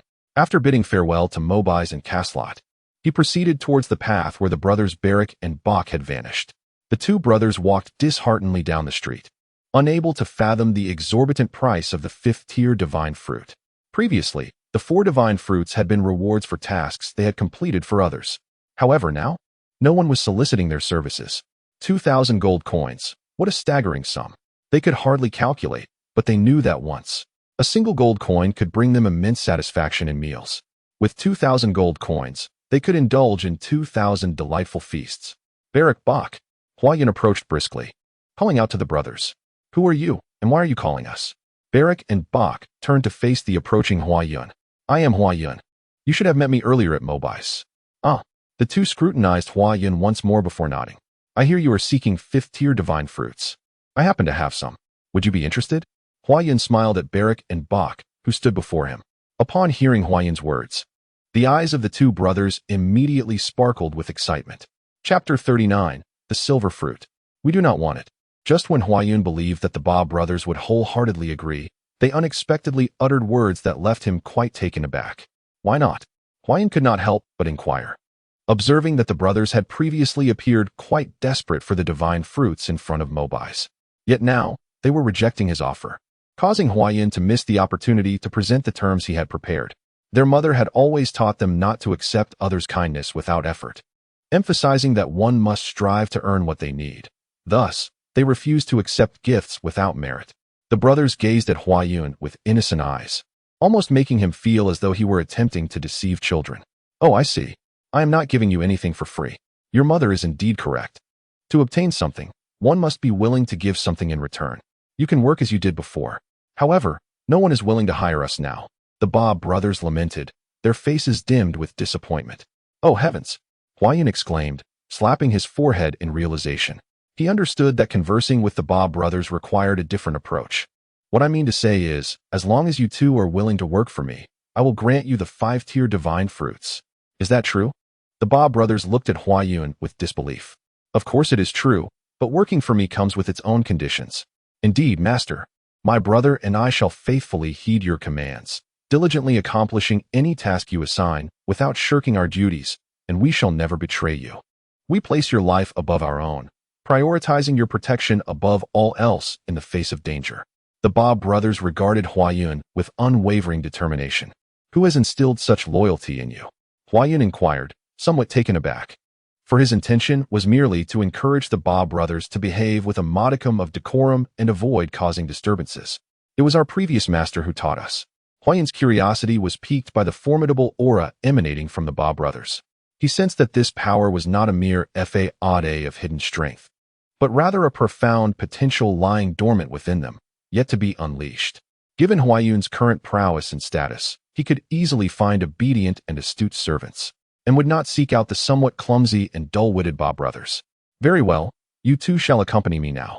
By the way, have you both reached the pinnacle of the bronze warrior level?" This information was crucial for Hua Yun. If they had not yet attained that level, he would bestow upon them the 5th-tier divine fruit in a few days. However, if they had already achieved it, he intended to craft the fruit for them that very evening, as he held a profound concern for his own. Guiding the Ba brothers, Hua Yun made his way toward the marketplace of Valen City, where he needed to procure some items. The market in Valen City is situated not far from the herbalist shop. After a brief stroll, Hua Yun and the Ba brothers arrived at a stall brimming with an array of fruits. After meandering through the market, The Ba brothers had 2 bags in hand, filled to the brim with the fruits meticulously chosen by Hua Yun. Though the fruits at the stalls appeared identical, there existed significant disparities in their internal quality. Hua Yun selected only the freshest specimens, those still vibrant and with unblemished internal structures. Ultimately, whether these fruits could be nurtured into divine fruits would depend on their inherent fortune. How did you 2 get in here? Leave quickly. The Ba brothers had garnered a reputation in Valen City's mercenary circles, not due to their formidable strength, but rather because every mercenary team that had collaborated with them had suffered due to their erratic behavior. On one occasion, their antics nearly reduced a tavern to ruins, leading to a widespread aversion among mercenaries and taverns alike to associate with them.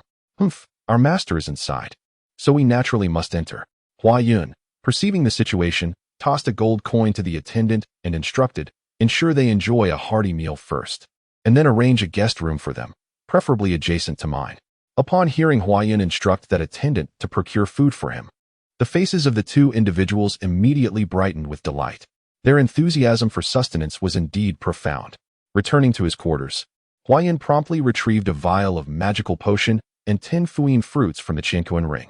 The fuyin fruit, a unique delicacy of the Alan continent, is approximately the size of an apple found on Earth. It is crisp, flavorful, and sweet. Notably, the fuyin fruit can be cultivated into a 4th-tier divine fruit, and Hua Yun had prioritized its acquisition during his recent purchases. First, he washed the 10 fuyin fruits in clean water to remove any surface impurities.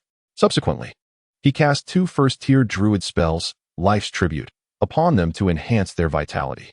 Finally, Hua Yun poured a portion of the magical potion into a pre-prepared container and placed the 10 fuyin fruits within, allowing them to fully absorb the essence of the potion.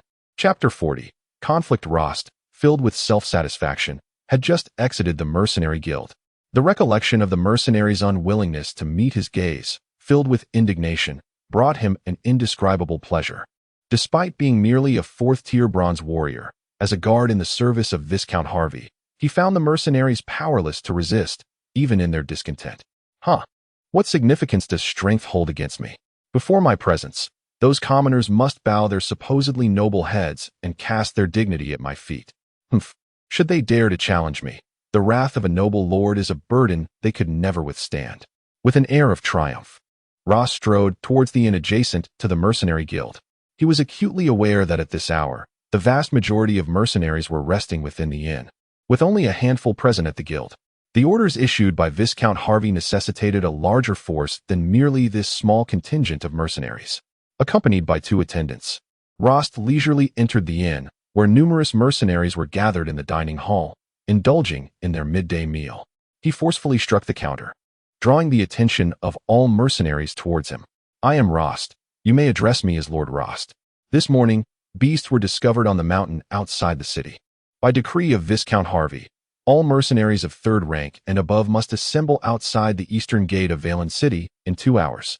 Failure to comply will result in charges of defying royal orders. Is that understood? Rost gazed arrogantly at the assembly of mercenaries in the inn's hall. Like their counterparts within the guild, the mercenaries' expressions betrayed their discontent, yet none dared to voice their dissent. Whispers emerged from the crowd, questioning why they should undertake such tasks when the city's guard, funded by the kingdom, existed. However, having resided in Valen City for an extended period, they were acutely aware of the repercussions of opposing Rost. Viscount Harvey, the nephew of Earl Hubnair, the Lord of Valen City, wielded considerable authority, and even the minor nobles within the city harbored a healthy fear of him, let alone the mercenaries. The vast majority of mercenaries are acutely aware that Lord Harvey is merely seeking free labor. Such occurrences have transpired in the past.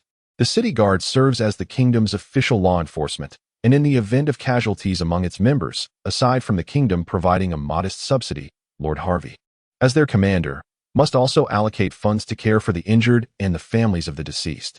Consequently, he has turned to the idle mercenaries of Valen City. While Lord Harvey will indeed offer each mercenary a small sum, it is a pittance that even the mercenaries find unworthy of their attention. The city guard exists to safeguard the safety of the kingdom's citizens within the city and to repel external threats, not to hunt magical beasts. Such tasks are, of course, relegated to the mercenaries. Rost gazed around the hall, seemingly in search of the speaker, but his attention was soon drawn to the Bar brothers. Balu and Buck were in high spirits, having scrimped and saved for quite some time. They could hardly contain their excitement at the sight of the various dishes presented by the innkeeper. Their mouths watered profusely at the sight of the delectable fare, rendering them almost incapable of articulating their gratitude towards Huayun. Oblivious to Rost's entrance, the two simple-minded brothers were utterly captivated by the banquet before them. The sound of two individuals chewing resonated harshly in the silent hall, inciting considerable ire within Rost. While everyone else listened attentively to his discourse, these two fellows had the audacity to indulge in their meal. Clearly, they were being deliberately insolent. Rost's expression darkened. He felt that his dignity had been scorned by these two ruffians. Did you hear what I just said? Rost approached the Bar brothers and rapped the table with the hilt of his sword. What?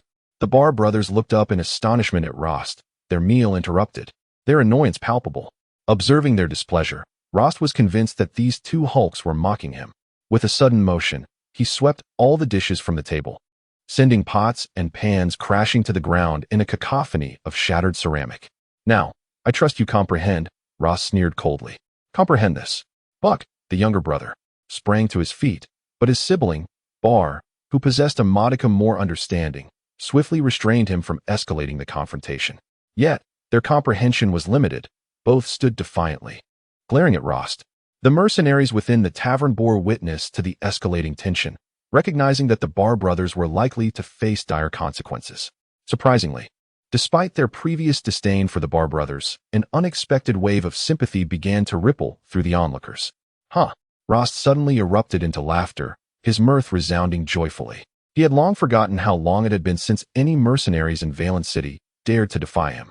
It had been ages since the first time. As a mere attendant, he witnessed a few mercenaries audaciously challenge the esteemed Viscount Harvey, only to vanish from existence under the Viscount's wrath. No one had dared to be so brazen before him in a considerable time. It seemed that the terror of Rost had faded from collective memory. With a deliberate restraint of his smile, Rost resolved to teach these two misguided brutes a lesson, ensuring that the mercenaries of Valen City comprehended the dire consequences of opposing Viscount Harvey. Come forth. These two rascals obstructing the royal constabulary's duties, take them away, Rost commanded with a booming voice, as his two attendants promptly advanced towards the Ba brothers. Will you two willingly accompany me? Or shall I be compelled to escort you myself? Rost inquired with a beaming grin, yet his eyes betrayed a chilling menace. The remaining mercenaries in the hall could not help but silently lament for the Ba brothers, recognizing the folly of their earlier actions. Their blatant discontent had been far too conspicuous.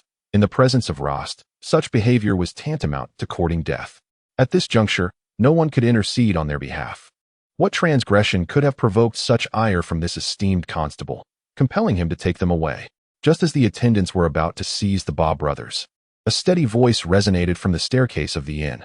Huayun was previously tinkering with the divine fruit in his room when the sound of shattering plates from below the inn stirred his concern that perhaps the Bar brothers had caused some trouble. To his surprise, as he reached the staircase, he encountered the following scene. Sir, upon seeing Huayun, the Bar brothers joyfully exclaimed. For reasons unknown, despite their brief acquaintance, they felt an overwhelming sense of security in his presence. Ha, the master has arrived. This is splendid. Surely he will make that arrogant fellow compensate us for the food. The sight of the scattered food on the floor filled the Bar brothers with such thoughts. Chapter 41. Contempt. Upon hearing Huayun's voice, everyone, including Rost and others, directed their gaze towards him as he descended slowly from the staircase. His hair, a rare shade of black in the alien continent, coupled with his dark eyes, imparted an air of mystery. Clad in exceedingly ordinary attire, he bore no distinguishing features, save for the long sword hanging at his waist, which suggested he was merely an ordinary mercenary, yet he emanated an extraordinary aura. Pray tell, who might you be, sir? Rost sneered, initially expecting the esteemed figure the Bar brothers referred to as master to possess significant status. If that were the case, he would have quite the predicament. However, he was taken aback to discover that it was merely a lowly mercenary. My name is Huayun, just a humble mercenary, he replied, his tone neither warm nor cold, a faint smile ever present on his face. I wonder what advice the esteemed constable has for me. For convenience, Huayun indeed registered as a mercenary in Kidu town. Yet to this day, he remains merely an F-grade mercenary who has not completed any tasks. What if I refuse? Huayun approached Rost and fixed his gaze upon him. Refuse? Ross sneered. You are also a mercenary, are you not? Any mercenary of 3rd tier or above must gather at the eastern gate of Valin City in 2 hours. You are no exception. I must go as well. Huayan replied with a smile, casually uttering 2 words, no time. In his previous life, should the Indian government require Huayan's assistance, he would oblige, provided they sent a proper envoy and offered sufficient benefits for his help. However, if someone like Rost were to issue commands, regardless of their identity, Huayan would resolutely disregard them. This has always been his principle. Earlier today, at Mobai's herbalist shop, Huayan grasped the significance of identity. With his current strength, obtaining certification from the Herbalist Guild in Valin City would be a trivial endeavor. Nevertheless, should he choose to authenticate his identity there, he would irrevocably become an herbalist of the Kingdom of Sis. This is a common practice across all nations on the Alan continent, as each country employs numerous measures to retain their herbalists. In truth, had Huayan merely revealed his herbalist credentials to Rost, even with 100-fold courage, Rost would not dare to challenge him. Yet, in Huayan's mind, he could not conceive a reason to deliberately disclose his identity before Rost. Imagine, if you will, a feeble individual boldly boasting in the presence of a formidable one. Would the strong soul take the time to elucidate their superiority, urging the weak not to provoke them? Not a single powerful entity would engage in such a futile exchange.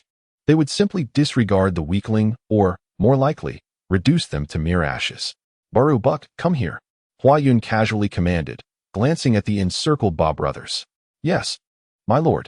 Upon hearing Huayan's directive, Baru and Buck swiftly pushed aside the 2 subordinates that had restrained them and stepped behind Huayan. The strength of Rost's 2 lackeys was merely that of 2nd-tier apprentice warriors.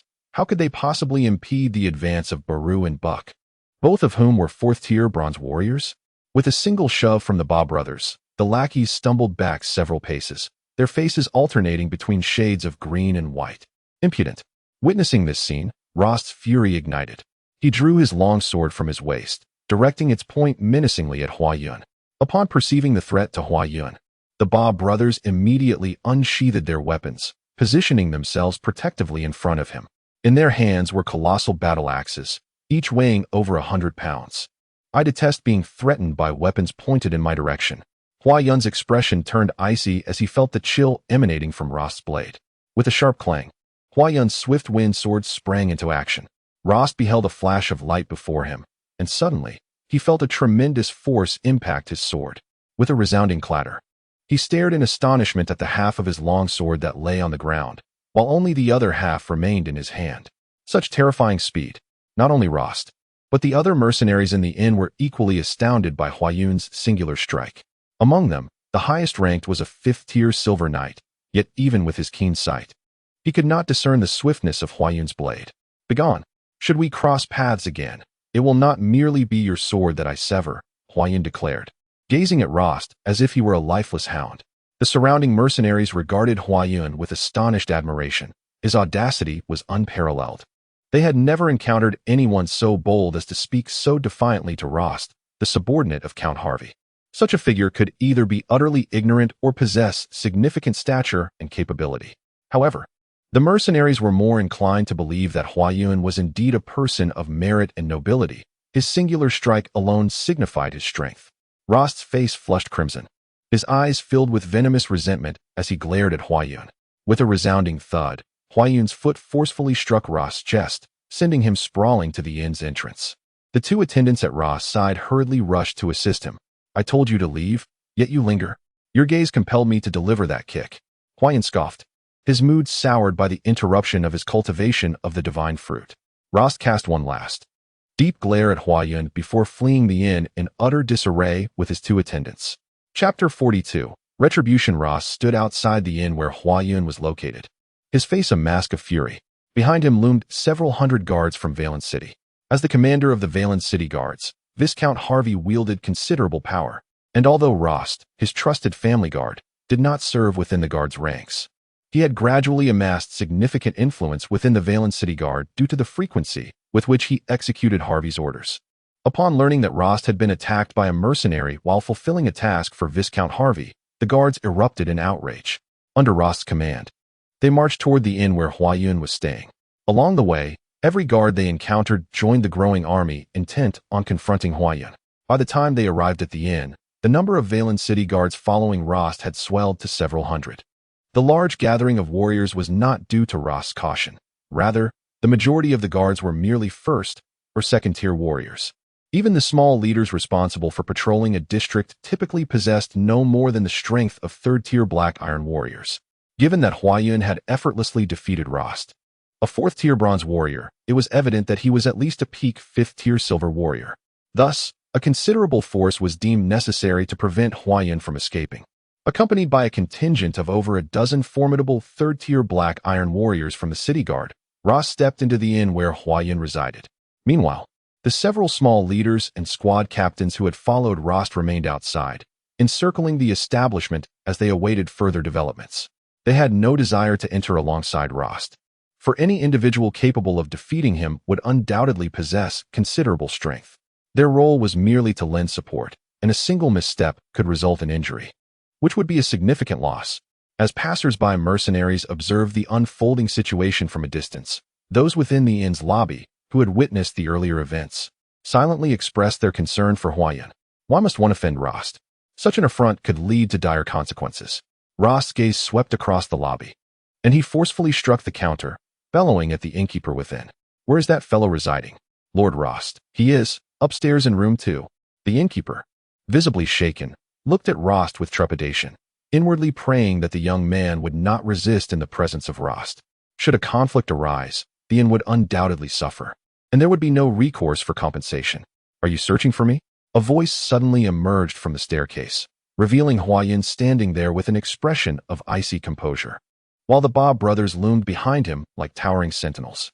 Outside the inn, the cacophony was unmistakable, and Huayan could easily hear it. Upon reaching the staircase, he beheld Rost's furious confrontation with the innkeeper, a mix of astonishment and indignation stirring within him at Rost's blatant lack of decorum. Upon noticing Huayan, Rost smirked coldly, denying him the chance to speak. With a pointed finger directed at Huayan, he commanded the 10 or so city guards nearby, "Seize that brat," and the one beside him as well.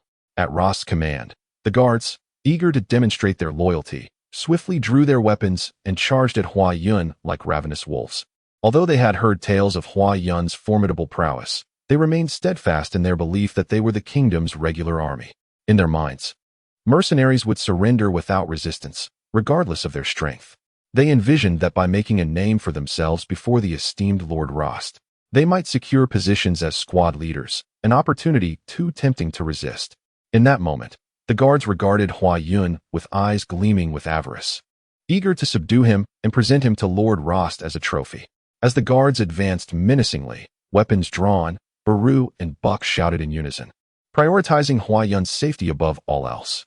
They dashed forward, determined to intercept the oncoming guards. The 2 leading members of the city guard, eager to impress Rost, found their steps momentarily faltered by the astonishing momentum of Baru and Buck rushing down. In that brief pause, the fists of the Bar brothers had already descended upon them.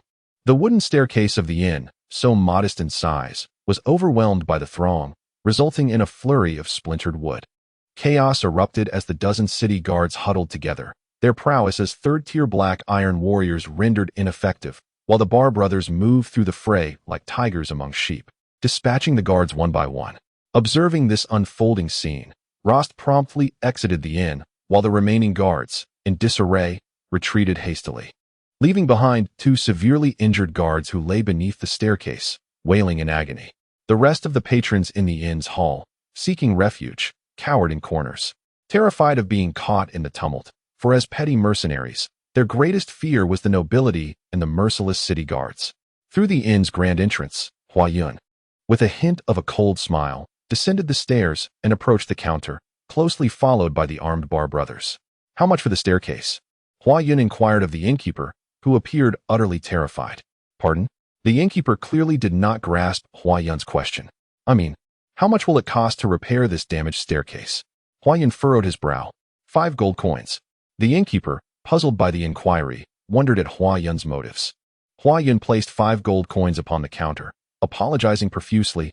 "I sincerely regret the damage caused to your inn staircase." The innkeeper shook his head vigorously, not out of inability to accept the coins, but rather from a sense of trepidation. In his heart, he was simply grateful for Hua Yun's swift departure. It's of no consequence. I am not the one bearing this expense. Someone will cover it for me in the future. Hua Yun smiled, and then, amidst the puzzled gazes of the innkeeper and all the mercenaries in the hall, he exited the establishment. His eyes, sharp as daggers, locked onto Rost, who was amidst the throng, observing the hundreds of city guards encircling the inn. With a hint of scorn upon his countenance, Hua Yun remarked, "My dear fellows, you truly hold me in high regard." In the midst of banter, there was not a trace of fear or anxiety in Hua Yun's demeanor. His gaze swept coldly over all gathered outside the inn. Chapter 43. The Bloodbath. Hua Yun, let us see what you will do this time. If you wish to avoid becoming a fugitive sought by the kingdom, you would do well to surrender. Rost sneered from within the crowd, his face alight with malice. However, upon your surrender, I cannot guarantee the kind of treatment you will receive. Ha ha ha. In Rost's eyes, Hua Yun had become a lamb awaiting slaughter. He recognized Hua Yun's formidable prowess, yet he dismissed the young man as merely a 20-something, a prodigy who, though talented, could not possibly surpass the rank of a 5th-tier silver warrior. Although the strength of the city guards is not particularly formidable, the sheer number of hundreds could easily overwhelm him. Moreover, Hua Yun must consider the gravity of engaging so many city guards, as it would amount to an act of rebellion. Rost, I recall distinctly telling you when I severed the sword from your grasp that should we meet again, the consequences would be far graver than the mere loss of your weapon. Hua Yun paid no heed to Rost's words. His expression remained serene, yet his tone was imbued with unwavering resolve. What I, Hua Yun, have proclaimed, I shall undoubtedly bring to fruition, regardless of the multitude of challenges that lie ahead. None can deter my determination. Hua Yun slowly unsheathed the wind blade from his waist, its keen edge glinting ominously under the sunlight, casting a fierce, chilling aura. His gaze, sharp as the sword's tip, was fixated on Rost. For reasons unknown, after hearing Hua Yun's declaration on this sweltering afternoon, an inexplicable chill surged within Rost, permeating every inch of his being. In that moment, Hua Yun loomed before him like a merciless dragon, casting a frigid stare that sent tremors coursing through Rost's body. Kill him swiftly. You must kill him. Rost suddenly erupted in a shriek, his voice laced with terror, wide-eyed and incapable of containing his panicked cries. The city guards stared in astonishment at Rost, perplexed by the sudden frenzy that had overtaken him. Nevertheless, they were obliged to follow his orders. The dozens of guards stationed at the front row immediately shouted in unison and surged towards Hua Yun and his companions. You too, remember to protect yourselves. Hua Yun whispered to Baru and Buck, and no sooner had he spoken than he sprang into action, a fleeting shadow darting forward as he brandished the gale blade, plunging into the oncoming ranks of guards. In an instant, numerous screams filled the air, for Hua Yun possessed the strength to vanquish a 6th-tier golden warrior. Making his assault upon the guards, who barely stood at the 1st or 2nd tier, akin to a wolf descending upon a flock of sheep. None could stand against him. The gale blade danced with precision as his masterful swordplay unfolded. Each strike targeted the guards' wrists, rendering those pierced by Hua Yun utterly powerless. Roar! Baru and Buck bellowed in unison, their massive battle axes whirling like propellers as they charged into the fray. Unlike Hua Yun, where he struck with finesse, the brothers left a trail of carnage in their wake. Limbs and entrails scattered as they barreled through the crowd like two unstoppable tanks. Block them! Quickly block them! Cried the small leaders and several squad captains, their voices rising in panic, plunging the scene into utter chaos. When they arrived under the leadership of Rost, they never anticipated that circumstances would unfold in such a manner. In their minds, they merely thought they were coming to put on a show or engage in a minor skirmish, as had been the case in previous encounters. However, the current situation clearly exceeded their expectations. Were these 3 individuals truly reckless enough to disregard their lives? Did they not comprehend the potential consequences of their actions? The few junior leaders and squad captains could no longer maintain their composure. In a fleeting moment, the city guard had already suffered the loss of over a dozen comrades. Regardless of the outcome, they were destined to face reprimand before Lord Harvey. If they continued to stand idly by, merely observing, not only would punishment be inevitable, but their positions would also be at stake. At that moment, the thoughts of the junior leaders and squad captains were not of their own safety, but rather of preserving their ranks. Block them off. With that thought, The junior leaders and several squad captains roared in unison and charged towards the location of the Ba brothers. Under the commander's influence, faced with the frenzied onslaught of the Ba brothers, the cornered third-tier Black Iron warriors shouted defiantly and recklessly launched themselves at their adversaries, employing techniques that would lead to mutual destruction. Had their opponents been ordinary men, they would have surely sought to evade the lethal strikes. Alas, they were up against the Ba brothers. Witnessing the reckless charge of the third-tier Black Iron warriors, the Ba brothers also let out a resounding roar. Their massive battle axes slicing through the air with a thunderous sound, unperturbed by the life-and-death tactics of their foes, they collided fiercely with them. Bang!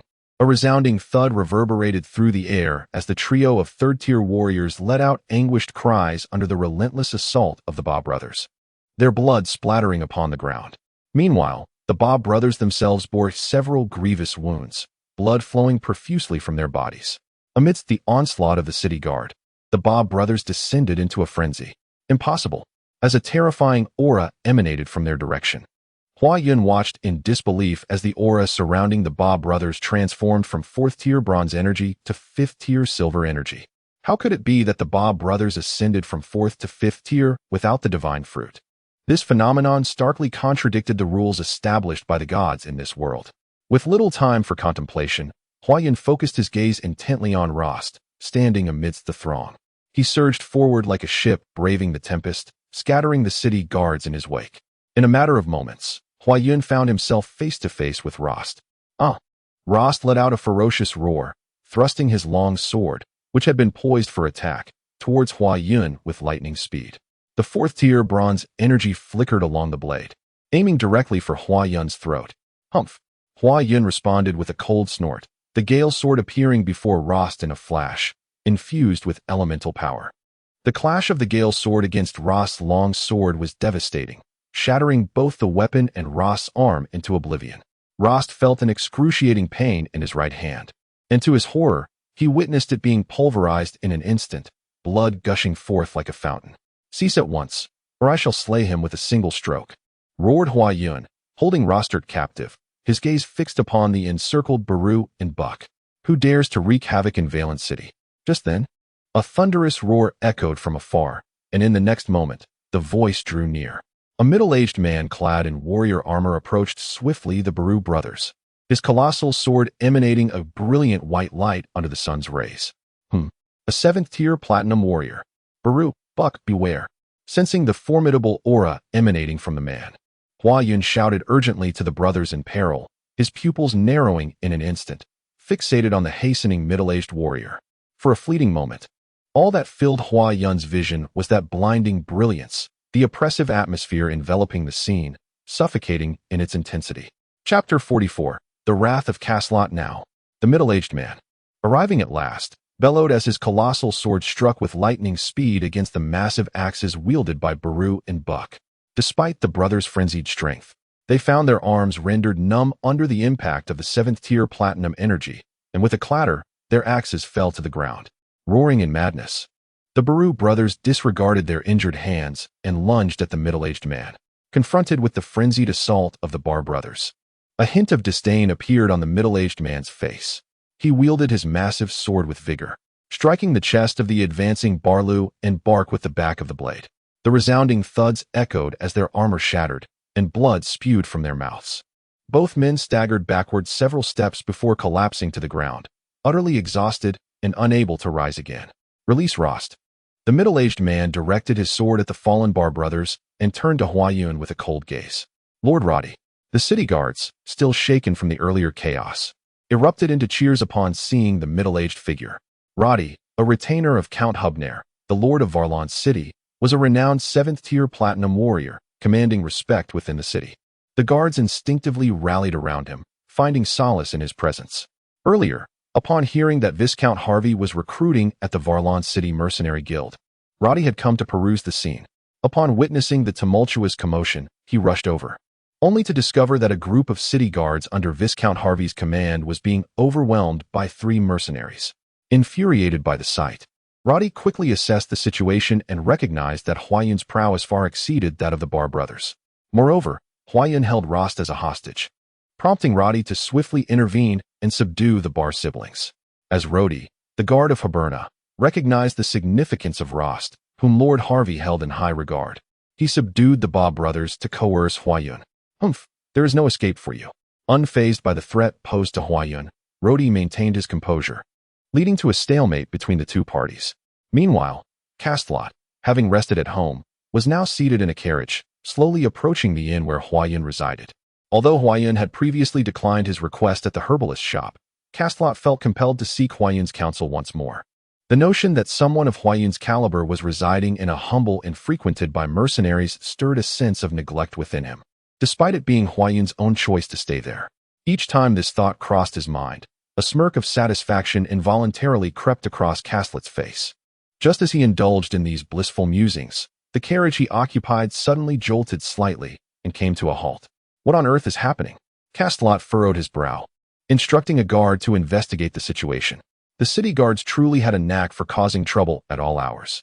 After ordering one of his attendants to inquire, he could not help but mutter a few grievances, hoping the guards would refrain from disturbing his mood. Yes, my lord. The inn is indeed called Returning Path. I have already confirmed that it is the same establishment we are headed to. It appears that the raucous mercenaries are the Ba brothers accompanied by a dark-haired young gentleman. Upon hearing the words of the guard, Castlot nearly toppled from the carriage, hastily descending without assistance. He urgently addressed the guards. Hurry, take me inside. If anything happens to Lord Huayun, I shall. Oh, supreme deity, please have mercy, for I am not one to withstand such fright. My lord, please be careful, take your time. Two guards rushed forward to support Castlot. Take your time? Make haste and clear the way for me. Command them to cease at once. Castlot forcefully brushed aside the guards who were assisting him, bellowing in urgency. Yes, yes. The guards, astonished by Castlot's unusual fury, promptly dashed ahead. Stop. Everyone inside, cease immediately. Just as Huayun and Rodi were locked in a standoff, two voices rang out from the side. The crowd turned to see two armored warriors charging in, while the city guards, far from obstructing them, retreated in haste. Scoundrels! Who permitted you to let them in? A small leader, witnessing the unfolding chaos, could not help but curse, yet the next moment, his mouth fell agape, silenced by fear. Behind the two warriors, an elderly man was sprinting towards them, panting heavily. The city guards, familiar with the longtime denizens of Valen City, immediately recognized the old man as Lord Castlot, who had recently gained significant notoriety within Valen. Lord Castlot, we are in the process of apprehending several dangerous individuals ahead. A small leader immediately approached with a beaming smile. Step aside. Castlot had no time to entertain the insolence of those who had offended Huayun. His heart was brimming with fury. From the moment he entered the crowd, he recognized the figure standing in the midst, none other than Huayun. In an instant, Castlot felt an urge to weep. Amidst the puzzled gazes of the city guards, he rushed to Huayun's side, his face adorned with a smile. Lord Huayun, what have these ruffians done to provoke your ire? Fear not, for I still possess some influence in Valen City. I shall ensure that none who dare to offend you escape unscathed. Having visited the Lord's mansion several times, Castlot was well acquainted with Rodi, the attendant of Count Haberner. Given his previous status, he would never have dared to oppose Count Haberner. Yet, before Huayun, fully aware of Huayun's standing, he was prepared to defy the Lord of Valen City, Count Haberner, to safeguard Huayun. Chapter 45. The arrival of the court's envoy. Although Rodi was a 7th-tier platinum warrior, he still addressed Castlot with utmost respect. Lord Castlot, this individual and his two subordinates have slain dozens of city guards in Valen City. I was merely passing through. As an attendant of Count Haberner, my sole intention is to assist in ensuring the safety of Valen City by aiding its guards. Rodi was unaware of how Huayun and the rosters had come into conflict. Thus he resorted to this ostentatious pretext to ostracize Castlot. Castlot scoffed, remarking, Is it merely a matter of having slain a few city guards? Everyone in Valen City knows the true nature of your guards. Others simply dare not speak of it. Now that this has come to my attention, I shall not concern myself with the repercussions. Upon hearing Castlot's words, the city guards were filled with rage. Yet they were also perplexed as to why Castlot was so intent on defending the dark-haired youth, seemingly unafraid of offending Viscount Harvey and Earl Habna of Valen City. Although Castlot had recently gained some prominence among the nobility of Valen City due to certain events, he was still insignificant before Earl Habna.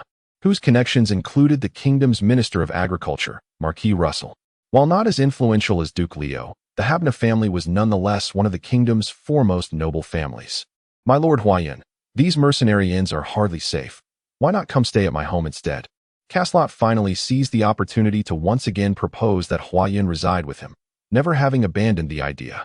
Huayan nodded in acknowledgement to Caslot, then turned to Rodi and commanded, Rodi, release the Bar brothers. Huh, my lord. Initially taken aback by Caslot's sudden appearance, Rodi had overlooked Caslot's reference to Huayan. However, upon hearing Caslot address Huayan as my lord, Rodi's eyes involuntarily widened. Did you not hear me? Release the Bar brothers. Caslot approached Rodi, delivering a swift kick that sent him tumbling to the ground. He then summoned the 2 guards beside him to assist the fallen Barth brothers, guiding them away from the crowd. As a 7th-tier platinum warrior, Rodi felt no pain from Caslot's blow. Indeed, he possessed the strength to shatter Caslot's kicking leg if he so desired. Yet, consumed by rage, he found himself utterly powerless against Caslot's actions. Caslot, not a fool, recognized Rodi's temperament and understood that he would not dare to strike if faced with the likes of the Barth brothers. Huayan, release Rost. Though he could not prevent Huayan from departing, he was determined to rescue Rost, who had fallen into her clutches. Release him. A cold smile crept across Huayan's face. My promise remains unaltered. With a slight tremor of her right hand, the wind blade sang softly. And in the horrified gaze of the city guards, Rost's anguished moans abruptly ceased. His head had been severed from his body by Huayan's blade. I previously stated that our next encounter would not merely involve severing his sword. Regrettably, he chose not to believe me. The fury within Rodi ignited. Yet he forcibly restrained his actions. His previously calm demeanor was now marred by indignation as he helplessly watched Huayan and the others board Caslot's carriage, heading toward his residence. A small leader of the city guards gazed sorrowfully at the corpses of his fellow guards and Lord Rost, his face a mask of despair. My Lord Rodi, what shall we do now? What can we do? Rodi let out a cold laugh, replying, You have brought this upon yourselves. You shall deal with it. With a disdainful snort, Rodi swiftly turned and raced towards the Lord's mansion, eager to inform Count Haberner of the events that had transpired here with utmost urgency. In an instant, only a few small leaders of the city guards remained, exchanging glances filled with confusion and dread. Nearly 100 guards were injured, dozens lay lifeless. And even the esteemed Lord Rost, favored by Viscount Harvey, had met his demise here. How had matters devolved to such a state? How were they to report this to Viscount Harvey? The small leaders were consumed by regret and anguish. Meanwhile, in the carriage, Huayan had already diagnosed the Bar brothers. Aside from being injured by Rodi's shockwave, they bore remnants of Rodi's 7th-tier platinum fighting spirit within their bodies, which was wreaking havoc in their meridians. However, Huayan managed to eradicate it with his extraordinary technique. To his surprise, the Bar brothers indeed possessed only the strength of 4th-tier bronze warriors, and the 5th-tier restrictive power within them had remained intact. Yet, during the earlier skirmish, Huayan had distinctly sensed that the Bar brothers unleashed 5th-tier silver fighting spirit in their frenzied state. This left Huayan in a state of profound perplexity. Within the meridians of the Ba brothers, he discovered an exceedingly subtle yet remarkably unique force, capable of absorbing the energy of the 7th-tier platinum battle aura that Rodi had infused into them. Without this peculiar power, given the Ba brothers' strength, a blow of such magnitude from Rodi would likely have cost them dearly, if not their lives, rather than leaving them with merely significant injuries as it appeared now. Despite his intense curiosity regarding the strange force within the Ba brothers, Huayan recognized that this was not the moment for such contemplation. His immediate concern was to prepare for the impending actions from Viscount Harvey and Count Haberner against him. On either side of the carriage, 2 armored warriors sat tall upon their majestic steeds, their finely crafted armor gleaming brilliantly under the sun's rays. Adorning their shoulders were engravings of the bougainvillea flower, signifying their status as royal guards. Yet, the figure that commanded the procession was even more striking, a man clad in exceedingly ordinary armor, with a long sword hanging at his waist. His piercing eyes, sharp as an eagle's, gazed ahead with an air of superiority. What was particularly remarkable, however, was his steed, which bore a striking resemblance to an ordinary horse. Yet, upon closer inspection, one would discern a subtle swirling aura surrounding its 4 hooves, a distinctive trait of the 4th-tier magical beast, the Storm Beast. An aged voice emanated from the carriage. followed by the familiar visage of Hua Yun, revealing the fourth-tier planter, Saha, whom Hua Yun had encountered in Quito Town. Chapter 46. He must die in the city of Valen, within the estate of Viscount Harvey. A resounding crash echoed from the study. Viscount Harvey stood there, his face a mask of fury, his right fist striking the cherished wooden desk with such force that it left a dent. Before him, the several junior leaders of the city guards who had accompanied Rost to apprehend Hua Yun knelt, their expressions filled with trepidation, trembling in fear, not daring to utter a sound. On the desk lay a box, and within it rested the severed head of Rost. Viscount Harvey's eyes blazed crimson, his breath coming in heavy gasps as his gaze swept across the cowering leaders, imbued with a chilling, murderous intent. You incompetent fools! 100 of you couldn't stop a single person. By heaven, it should have been you who died. Although Rost is merely a fourth-tier bronze warrior, he holds significant importance in the heart of Viscount Harvey. He is the Viscount's most trusted confidant and a formidable aide. Despite his treacherous demeanor in public, Rost has remained unwaveringly loyal to Viscount Harvey. Years ago, when the Viscount was ambushed, it was Rost who, disregarding his own safety, leaped forward to shield him from a deadly strike. Were it not for Rost's sacrifice, the Viscount might have met his demise, and as a consequence of that injury, Rost has since been confined to the rank of a fourth-tier bronze warrior for life. Had it been any other close subordinate who had been slain by Hua Yun, Viscount Harvey, although filled with anger, might have refrained from seeking retribution out of respect for Caslot. However, the murder of Rost struck a devastating blow to the Viscount. Get out. I do not wish to see you again. Take this away and ensure he is buried properly. Viscount Harvey bellowed at the gathered individuals, turning to stride towards the door. The small leaders, akin to prisoners being led to execution upon hearing a reprieve, hurriedly grasped the box containing Rost's severed head from the desk and swiftly exited the study, sweat streaming down their faces, forgotten in their haste. To the Lord Mayor's residence. Upon leaving his abode, Viscount Harvey entered his carriage, his expression dark and brooding. His residence and that of his uncle, Count Haberner, were situated on the same street, not far apart. Moments later, the carriage arrived at the entrance of the Lord Mayor's residence in Valen City. Recognizing Viscount Harvey, the gate guards did not impede his passage and allowed him to enter without obstruction. Uncle, you must avenge your nephew this time. Upon encountering Count Haberner, Viscount Harvey immediately began to lament. Count Haberner leisurely sipped his tea, savoring it for a moment before letting out a gentle sigh and placing the cup upon the table.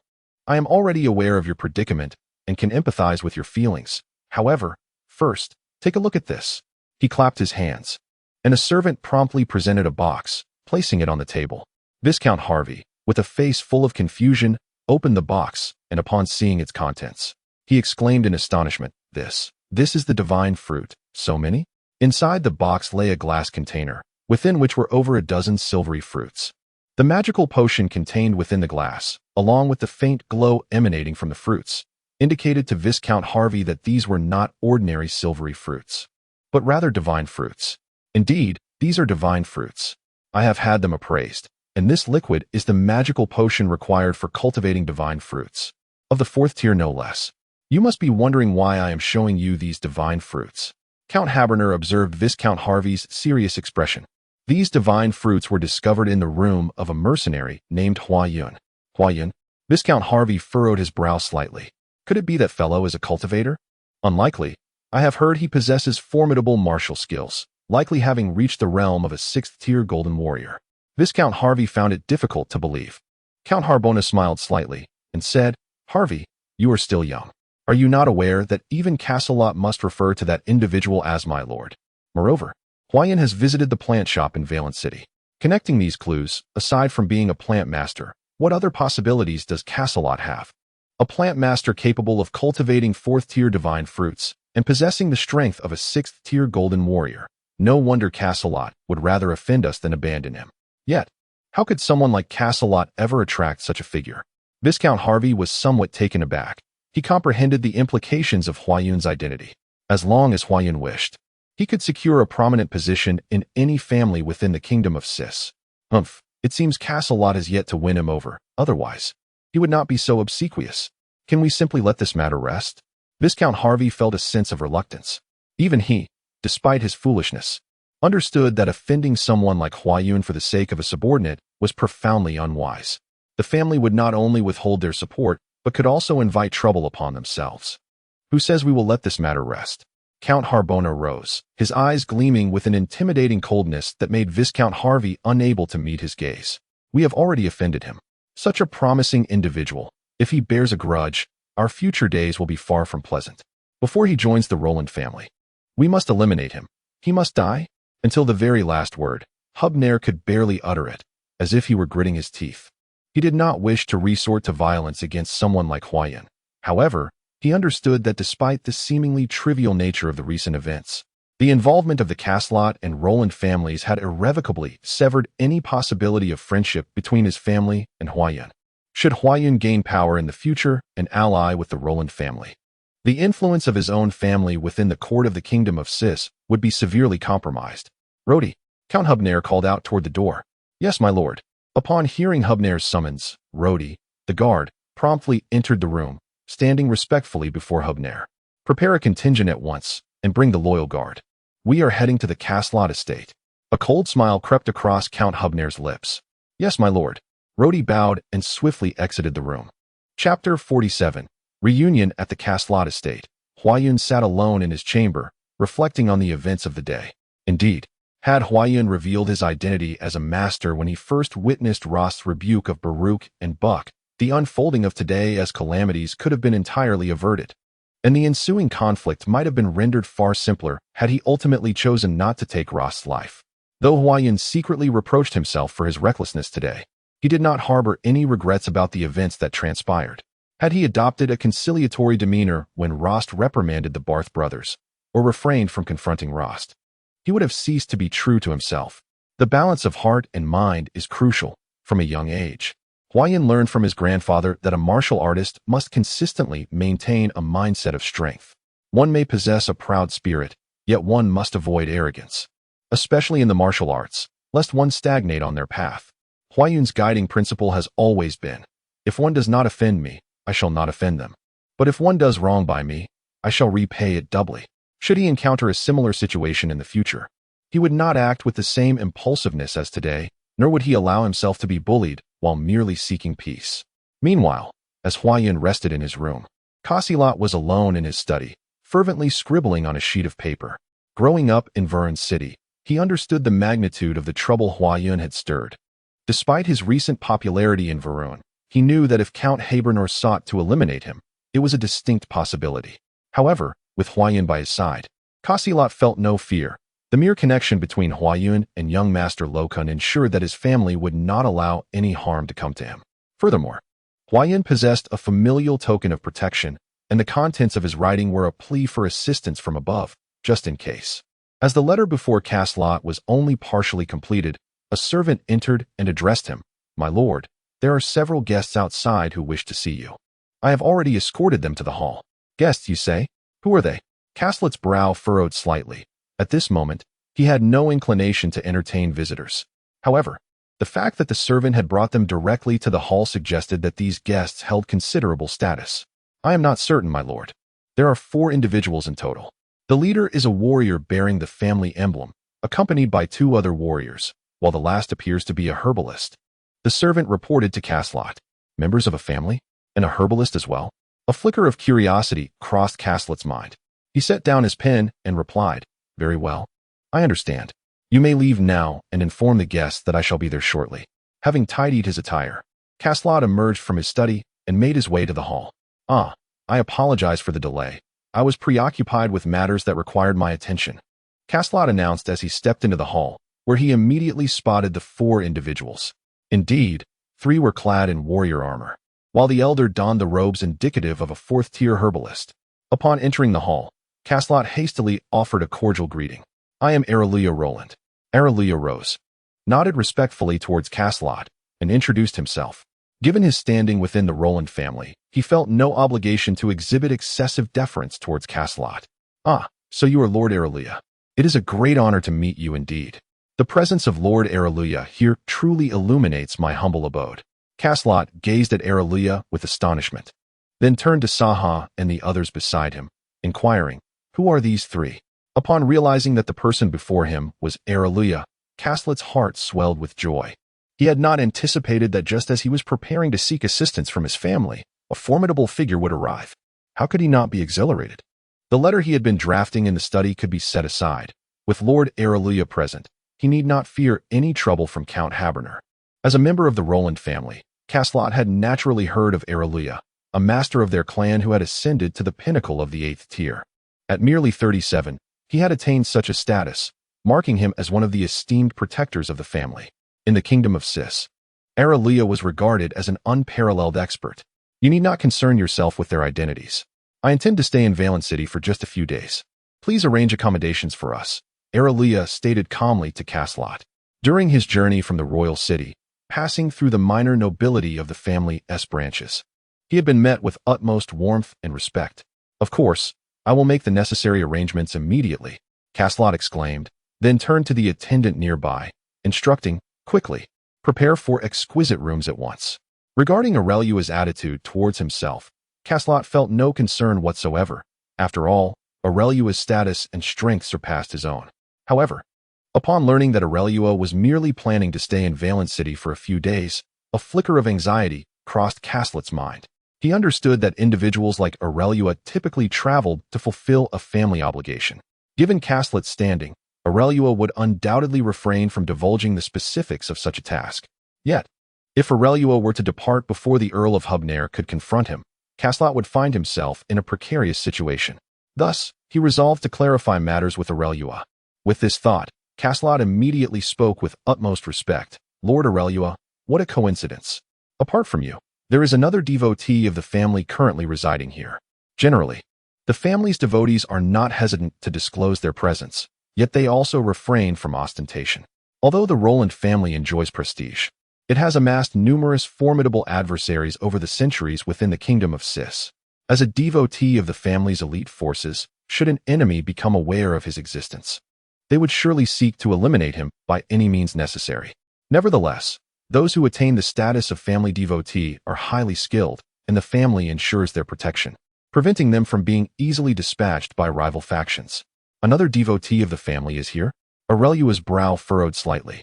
As a pivotal figure within the family, he was well aware of the total number of devotees. To his knowledge, there seemed to be no devotee situated near Valen City.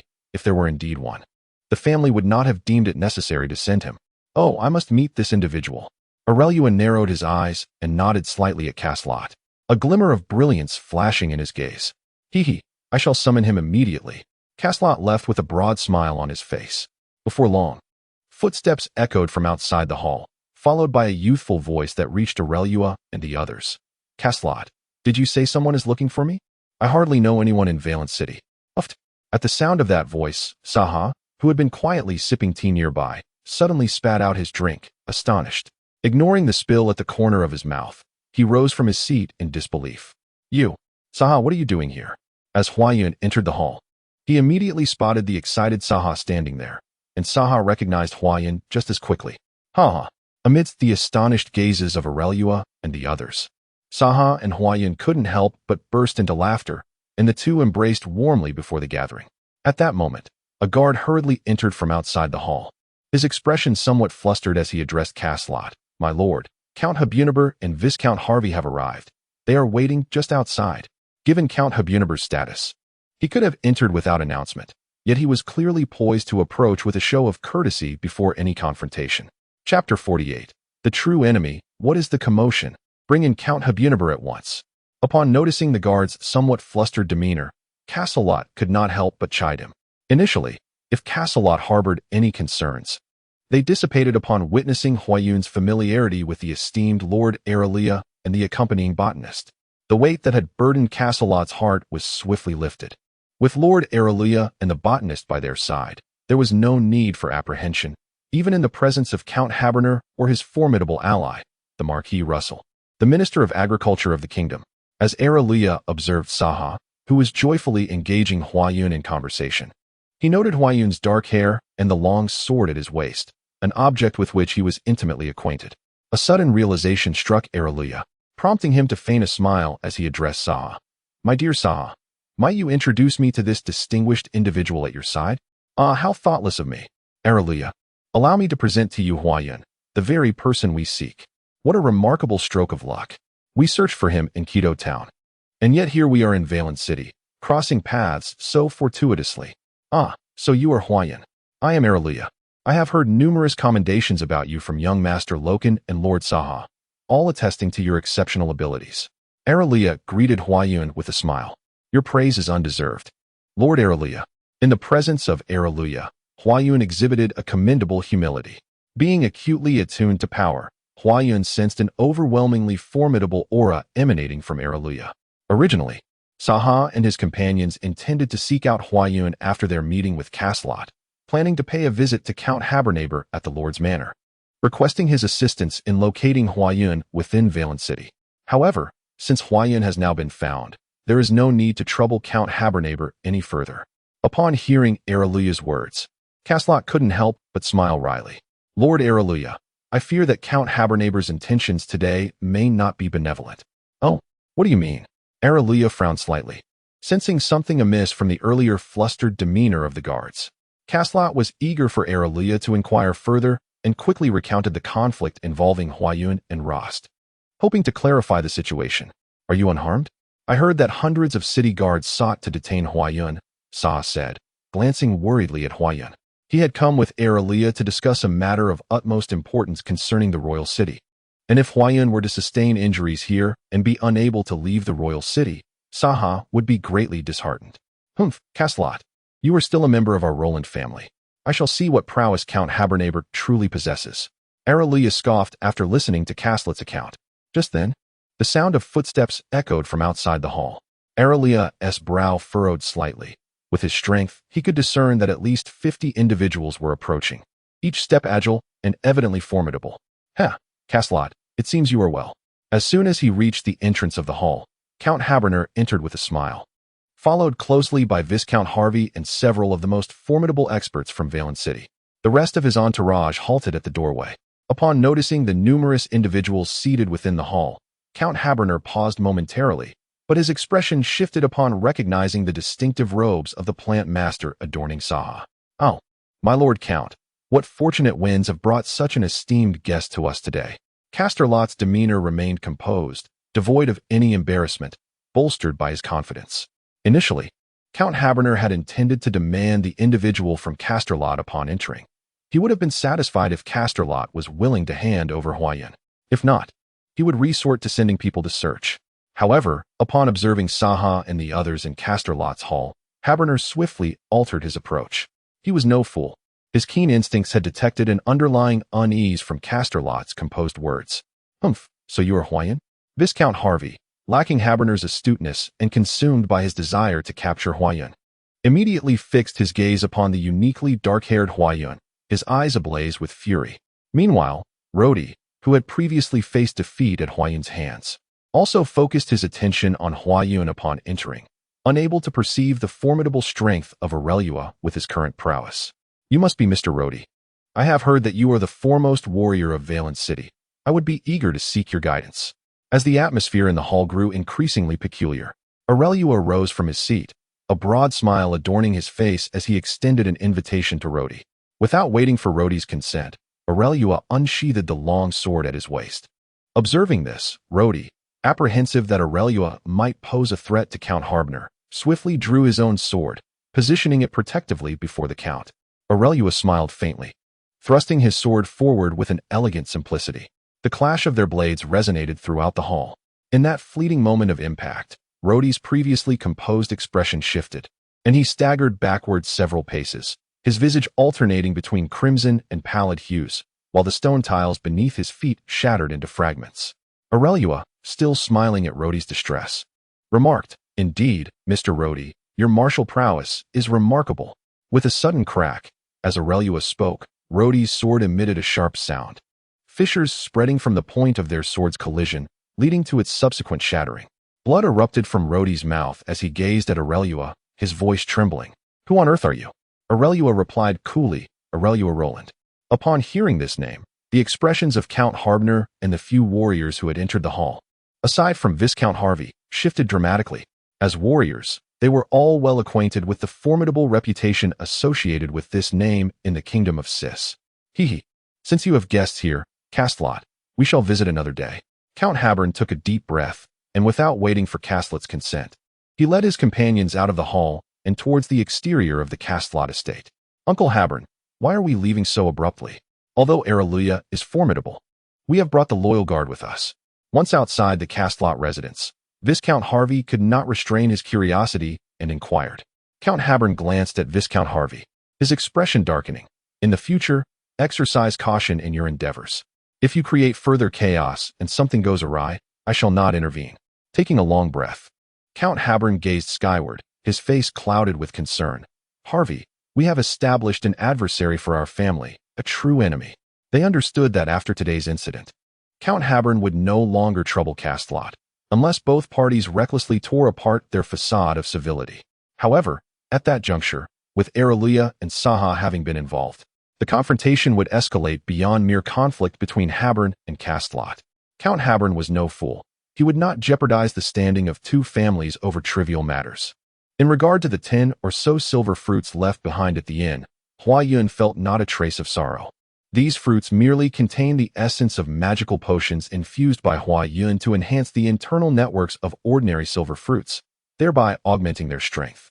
In truth, these fruits lacked any genuine prohibitive power. They bore only the superficial appearance of divine gifts without the substance. Should Count Haberner mistake these fruits as true divine gifts, he would undoubtedly find himself in a state of dismay. What's the matter, Saha? Have you come to seek my assistance? Upon hearing Saha's statement that they had ventured from the royal city expressly to find him, even one of limited understanding would recognize the urgency of their visit. It was evident that Saha and his companions were entangled in a matter of great significance, hence their insistence on having Alleluia accompany them. Saha let out a sigh. Indeed, we have come to you regarding a matter of utmost importance. With that, he cast a glance towards Castlet, who, being perceptive, understood his cue and smiled at Alleluia and the others. Please converse among yourselves for a moment. I shall make the necessary arrangements. Saying this, he departed with several attendants from the hall. Once Castlet had left, Saha continued, Huayun, my purpose here is to seek your assistance. Rather, it is the kingdom of Sis that is in dire need of your help. The curse of demons? But what relevance does that hold for me? Huayun furrowed his brow slightly. He had encountered such phenomena in his readings. Cursed divine plants would gradually decay and perish, exhibiting a variety of symptoms. The continent of Alan believed this to be a curse placed upon the divine fruits by demons.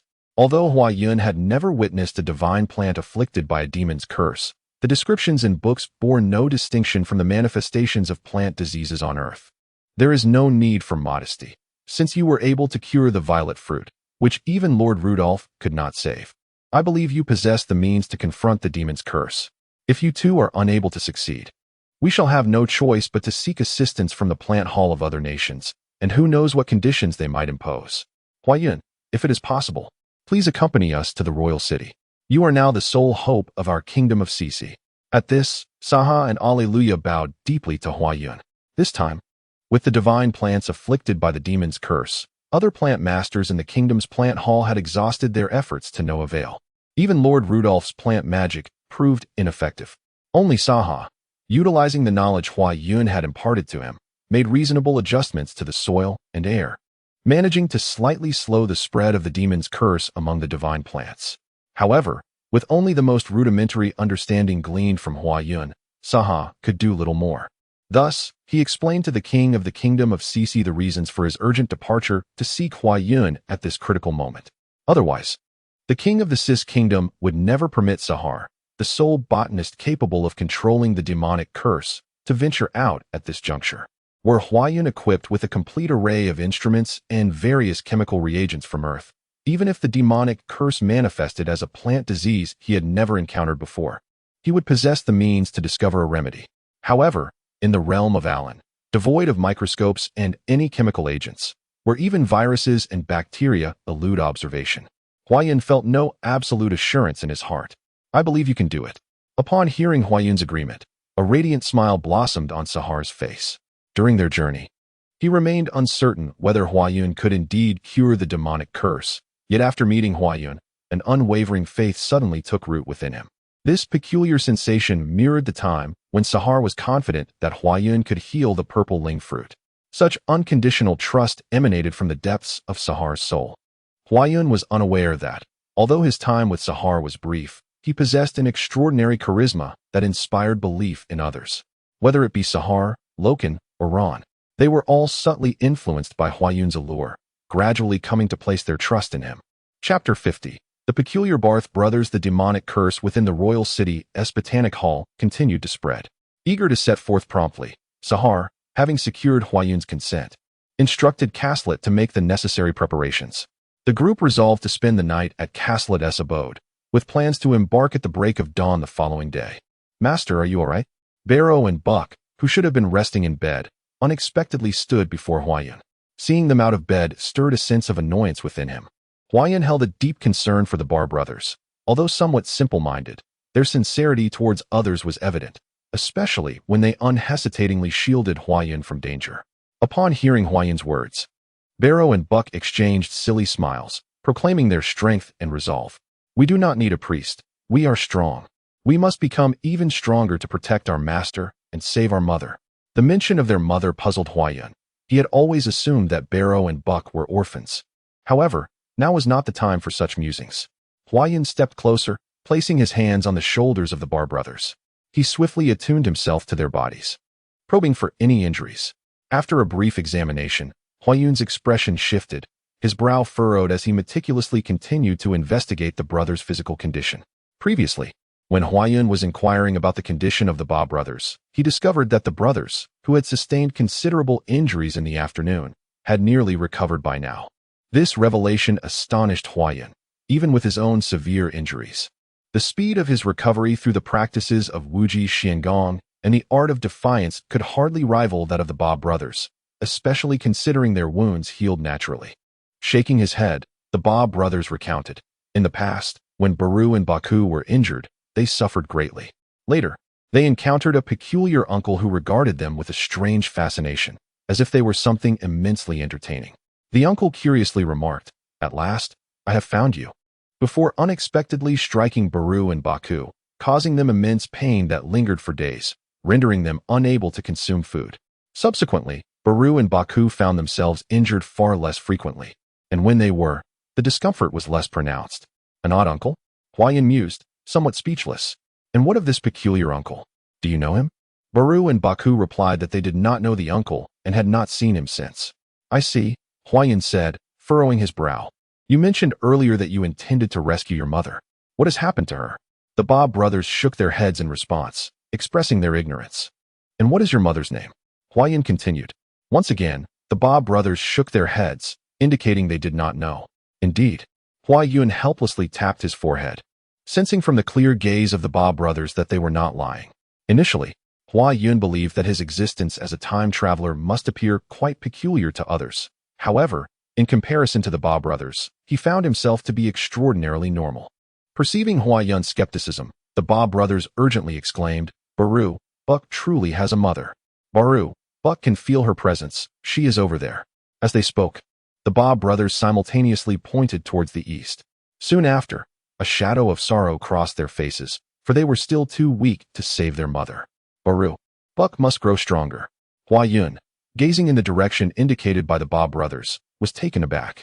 They were pointing towards the direction of Kidu town, which he had traversed earlier. If what Baru and Buck claimed was indeed true, and their mother was not in the small towns Huayun had passed through, then there remained but one possibility. Their mother was ensconced within the treacherous demon domain mountains of the 6 forbidden areas on the Alan continent. The very thought of this possibility was difficult for Huayun to accept, yet he found himself leaning towards it. What had once drawn Huayun to the Ba brothers was their enigmatic and terrifying power, and now their origins and the reasons behind their swift recovery piqued his curiosity even more. After spending a night at the Caslot residence, early the next morning, Huayun and Saha departed from Valen City in a carriage. Before their departure, Aurelua reassured Caslot that the family would certainly assist him in finding a suitable place. Although Habuna would not take drastic measures against Caslot, the aftermath of the previous incident made it untenable for him to remain in Valen City. Due to the urgency of their situation, Saha, after consulting with Huayun, ordered the horses to gallop faster towards the royal city. For Huayun, the slight jostling of the journey was hardly a concern. Despite his seemingly fragile appearance, he was among the strongest in their group, second only to Aurelua. In contrast, Saha, being a plant master, found the ride quite tumultuous. Along the way, a few unwise bandits, seeing their small number, attempted to rob them. However, before they could utter their demands, Aurelua swiftly dispatched them with lethal precision. Saha and the others had no time to waste on such petty thieves. Consequently, what was originally a journey of over 10 days was accomplished in merely 7 days after leaving Valence City, with the royal city of the Zai's kingdom now within sight. Furthermore, I would like to introduce a remarkable book, Goddess in Turn by the illustrious author, Longzi Daoda. The book ID is 1039724. Xianxia, initially just a security guard, stumbled upon an extraordinary stroke of luck, becoming an intern to the divine deity. During the 10 years of the deity's vacation, he took on the responsibilities of fulfilling intriguing wishes. The deity's work was rather simple: to extract fascinating desires and bring them to fruition. Thus, Zhang Jie established 2 standards for himself. First, he would not pursue desires unless they involved extraordinary beauty. Second, he would not entertain wishes that did not yield financial gain. His work was uncomplicated, earning money was effortless, and courting women was a mere convenience. In the name of divine agency, he resorted to acts of vandalism, theft, and extortion. There is no need to question the righteousness of his actions, for the divine eternally supports him. You need not worry about his eternal damnation, for the divine has proclaimed that the most alluring position in paradise is reserved for him. In the 51st chapter, His Majesty Lysant, as Hua Yun gazed upon the capital city of the kingdom of Sis, Colton, he could not help but feel a profound admiration for the Creator's marvels. In this era devoid of machinery, the city of Colton evoked an indescribable awe within him, a modern individual. While Valence City may be regarded as a decent medium-sized city within the kingdom of Sis, it inevitably paled in comparison to the grandeur of Colton, leaving Hua Yun with a sense of insignificance. Even the guards at the city gates, clad in resplendent silver armor, stood with an imposing presence, their sharp gazes scanning the passers-by. When they encountered someone suspicious, they promptly halted and conducted inspections, yet their demeanor was devoid of arrogance. Instead, it was marked by remarkable humility. Without any hindrance, Saha and the others entered the city, proceeding directly towards the royal palace without respite. Originally, Huayun and Saha intended to visit the Hall of Botanists to observe the divine plants.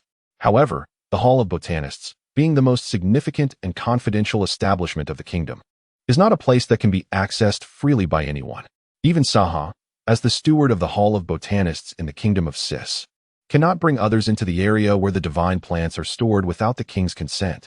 The carriage proceeded toward the heart of the royal city, and soon, a grand palace complex emerged before Huayun. As they ventured deeper into the city, the throngs of pedestrians increased. "What business brings you to the palace?" A guard at the gate bellowed upon seeing Saha's carriage. "Make haste and allow passage. I have urgent matters to discuss with His Majesty," Saha replied, pulling aside the carriage curtain to address the guards. "Ah, it is Lord Saha." The guards, upon recognizing him, immediately bowed respectfully and granted him entry. The botanists of the hall hold a unique status within the kingdom. Despite their lower rank, many higher-ranking ministers treat them with considerable deference. When the king, Laisant, convenes with ministers, he typically does so in the main hall, reserving the side chambers for only those ministers he holds in particularly high regard. Thus, the ability to enter the side chamber signifies the level of trust one commands from the king in the kingdom of Sis. In light of such a significant incident, Laisant was consumed by rage, contemplating the beheading of several low-ranking plant mages within the Plant Master Hall, and felt an urge to reprimand Rudolph sternly. However, he recognized that plant mages were not to be trifled with like ordinary warriors or wizards. His fury was merely a fleeting thought, for the notion of actually executing a few plant mages was utterly beyond his courage, unless he wished to forsake the kingdom entirely. "Your Majesty." Upon seeing Laisant, Saha hastily rose to pay his respects, while Huayun also offered a slight bow to Laisant. "Haha." Laisant approached Saha, affectionately clapping him on the shoulder. "I have awaited your arrival for quite some time." He then shifted his gaze towards Huayun and inquired of Saha. "Saha, who is this individual?" "Your Majesty, this is Huayun, the very person I mentioned to you. He imparts knowledge to me, and time is of the essence. We wish to proceed to the Plant Master Hall at once." Although Laisant appeared amiable in front of Saha, the latter dared not overstep his bounds, maintaining a demeanor of utmost respect. "Ha ha, so you are Huayun. Indeed, You are remarkably talented for your age. Despite being mentally prepared, Lacent was still taken aback upon hearing Saha's words. Saha had merely referred to him as the one who taught him these concepts without disclosing his age. Lacent had imagined that the individual would be an elderly man, or at the very least, a middle-aged figure. He was astonished to discover that it was, in fact, a youth. Upon seeing Huan, Lacent could not help but feel a tinge of disappointment. As the king of the Sith Kingdom, a ruler above thousands, he inherently understood the adage that appearances can be deceiving. Nevertheless, in this moment, anyone might question Huayun's capabilities, particularly since this was an issue that even the kingdom's foremost botanist, the 6th-tier plant guide Rudolph, along with other botanists, had been unable to resolve. Could a youth of such tender years truly handle it? Your Majesty, I have heard from Shahana that there are certain issues concerning the divine plants within the kingdom's botanical hall, and at the invitation of the Shahana botanist, I have come to take a look. However, I cannot guarantee that I will be able to remedy these divine plants, and I hope for your understanding, Huayun stated. Despite standing before a sovereign, Huayun exhibited no signs of embarrassment or unease. He was no Navi bumpkin. During his time on Earth, he had been received by numerous prime ministers and presidents. Lacent, although his fleeting disappointment was but a brief flicker, was perceptibly noticed by the astute Huayun. He refrained from boasting, possessing confidence in his abilities, yet he was cautious, much like when he treated Luna in the Demon Domain Mountains, never overestimating his prowess. The confidence within Huayun was not unfounded. It stemmed from his self-assuredness regarding his own capabilities. While he would readily concede that someone could surpass him in martial skills, if anyone were to claim superiority in botanical knowledge, Huayun would be more than willing to engage in a comparison. After all, Huayun's knowledge encompasses both the technological botany of Earth and the magical botany of the Alan continent, further enriched by the insights of the Holy Spirit regarding the divine plants. It is unlikely that anyone on the Alan continent could boast a greater understanding of flora than he. This young man is exceptional. Upon hearing Huayun speak, a thought flickered through Lacent's mind. His composed demeanor, unperturbed by the royal setting, showed no trace of the awe typically felt by others in the palace. His eyes resembled a serene, bottomless pool, and his words exuded an immense confidence that even Lacent found infectious. Chapter 52, Plant Viral Diseases. Esteemed monarchs, my humble self. The little master diligently composes these words, seeking neither riches nor beauty, but merely your esteemed votes. I humbly request your gracious favor. Initially disappointed with Huayun, Lacent suddenly felt a surge of hope after listening to him. Observing the weary expressions on Huayun and Saha's faces, Lacent smiled and said, "You need not rush today. My friends, Saha, you both have traveled far. It would be best to rest well. Tomorrow will suffice. In comparison to the divine plants, it is you botanists who are the foundation of the kingdom. Exhausting yourselves would be far more detrimental than any demonic curse associated with the divine plants." With this single statement, Lacent instantly won the loyalty of Saha, the botanist solely focused on research. Saha, deeply moved, replied, "Thank you, Your Majesty, for your concern. My well-being pales in significance compared to that of the kingdom." As Sahar cast his gaze upon Huayun, he sought to consult him, for the task of healing lay primarily with Huayun. Huayun, fully aware of Lacent's urgency and Sahar's unwavering loyalty, offered a slight bow to Lacent and remarked, "Your Majesty's goodwill is duly acknowledged. However, the healing of the divine plant cannot be delayed. In merely half a day's time, further complications may arise. I humbly request your approval."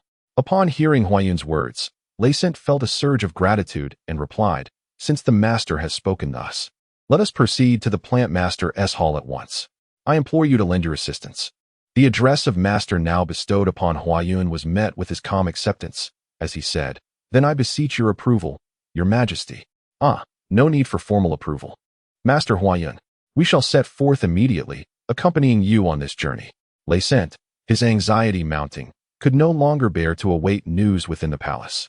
After giving a brief command to his attendant, he, along with Sahar and Huayun, exited the side hall. As the carriage departed the palace, it swiftly made its way towards the western part of the royal city.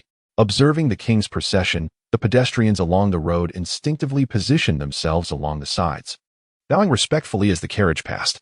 Moments later, the carriage arrived before a grand and magnificent structure.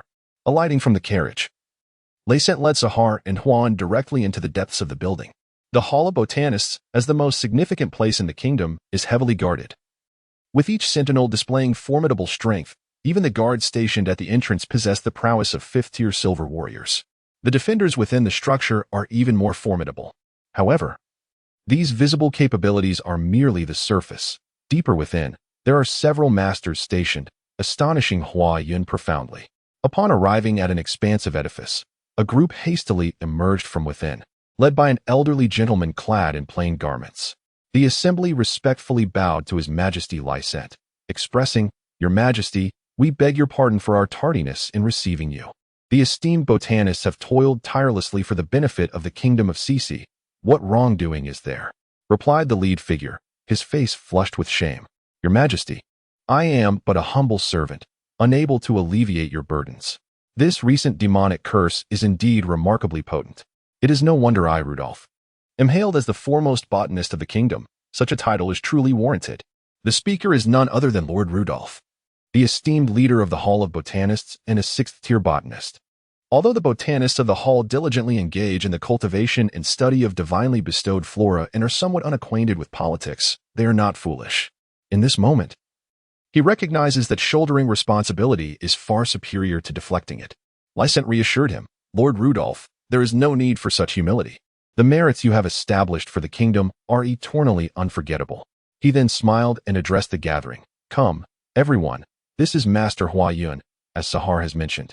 As Rudolph and his companions emerged, they immediately spotted Saha, along with Hua Yun, who stood beside Lysent. The identity of the dark-haired youth left them perplexed. However, out of respect for Lysent, they refrained from greeting him. Little did they know, he was indeed the Master Hua Yun that Saha had mentioned. Through the recent incident involving the demonic curse, they learned that Saha had received guidance from a person named Hua Yun during his journey to the mercenary town. Utilizing the knowledge imparted by Hua Yun, he managed to contain the spread of the demonic curse. Consequently, the group had long admired this Hua Yun, only to be astonished to find him to be such a young man. Rudolph, the head of the Plant Masters Hall, approached Hua Yun with a greeting, prompting the other plant masters beside him to follow suit. Although they referred to Hua Yun as master, their tone lacked genuine reverence. Had Hua Yun been an elderly figure of frail appearance, they might have shown more respect due to Saha's previous association. However, upon realizing that Hua Yun was merely in his 20s, a wave of skepticism arose in their hearts, reminiscent of Lysent's initial reaction. Could this youth truly be capable? Hua Yun smiled, seemingly unfazed. After exchanging greetings with each individual, he turned to Lysent and said, "Your Majesty, I believe it is time for us to enter." "Haha, indeed," Lysent responded, leading the group as they followed him into the Plant Masters Hall. Before Hua Yun lay an expansive courtyard, within which stood numerous stone platforms, each towering over a meter in height. Upon estimating, Hua Yun discerned that there were approximately thousands of such platforms. On each platform rested a basin crafted from crystalline stone, and within each basin thrived a divine plant. While Hua Yun recognized a few, the majority were unfamiliar to him. As he surveyed the scene, he found the plants resembling fields on earth ravaged by severe pestilence, in a state of utter disarray and suffering significantly. Turning to Rudolph beside him, Hua Yun inquired, "Are these all the afflicted plants?" Rudolph shook his head, replying, "This is merely one room. The Royal Botanical Hall comprises 72 of such chambers, of which 1/3 are severely affected. This is among them."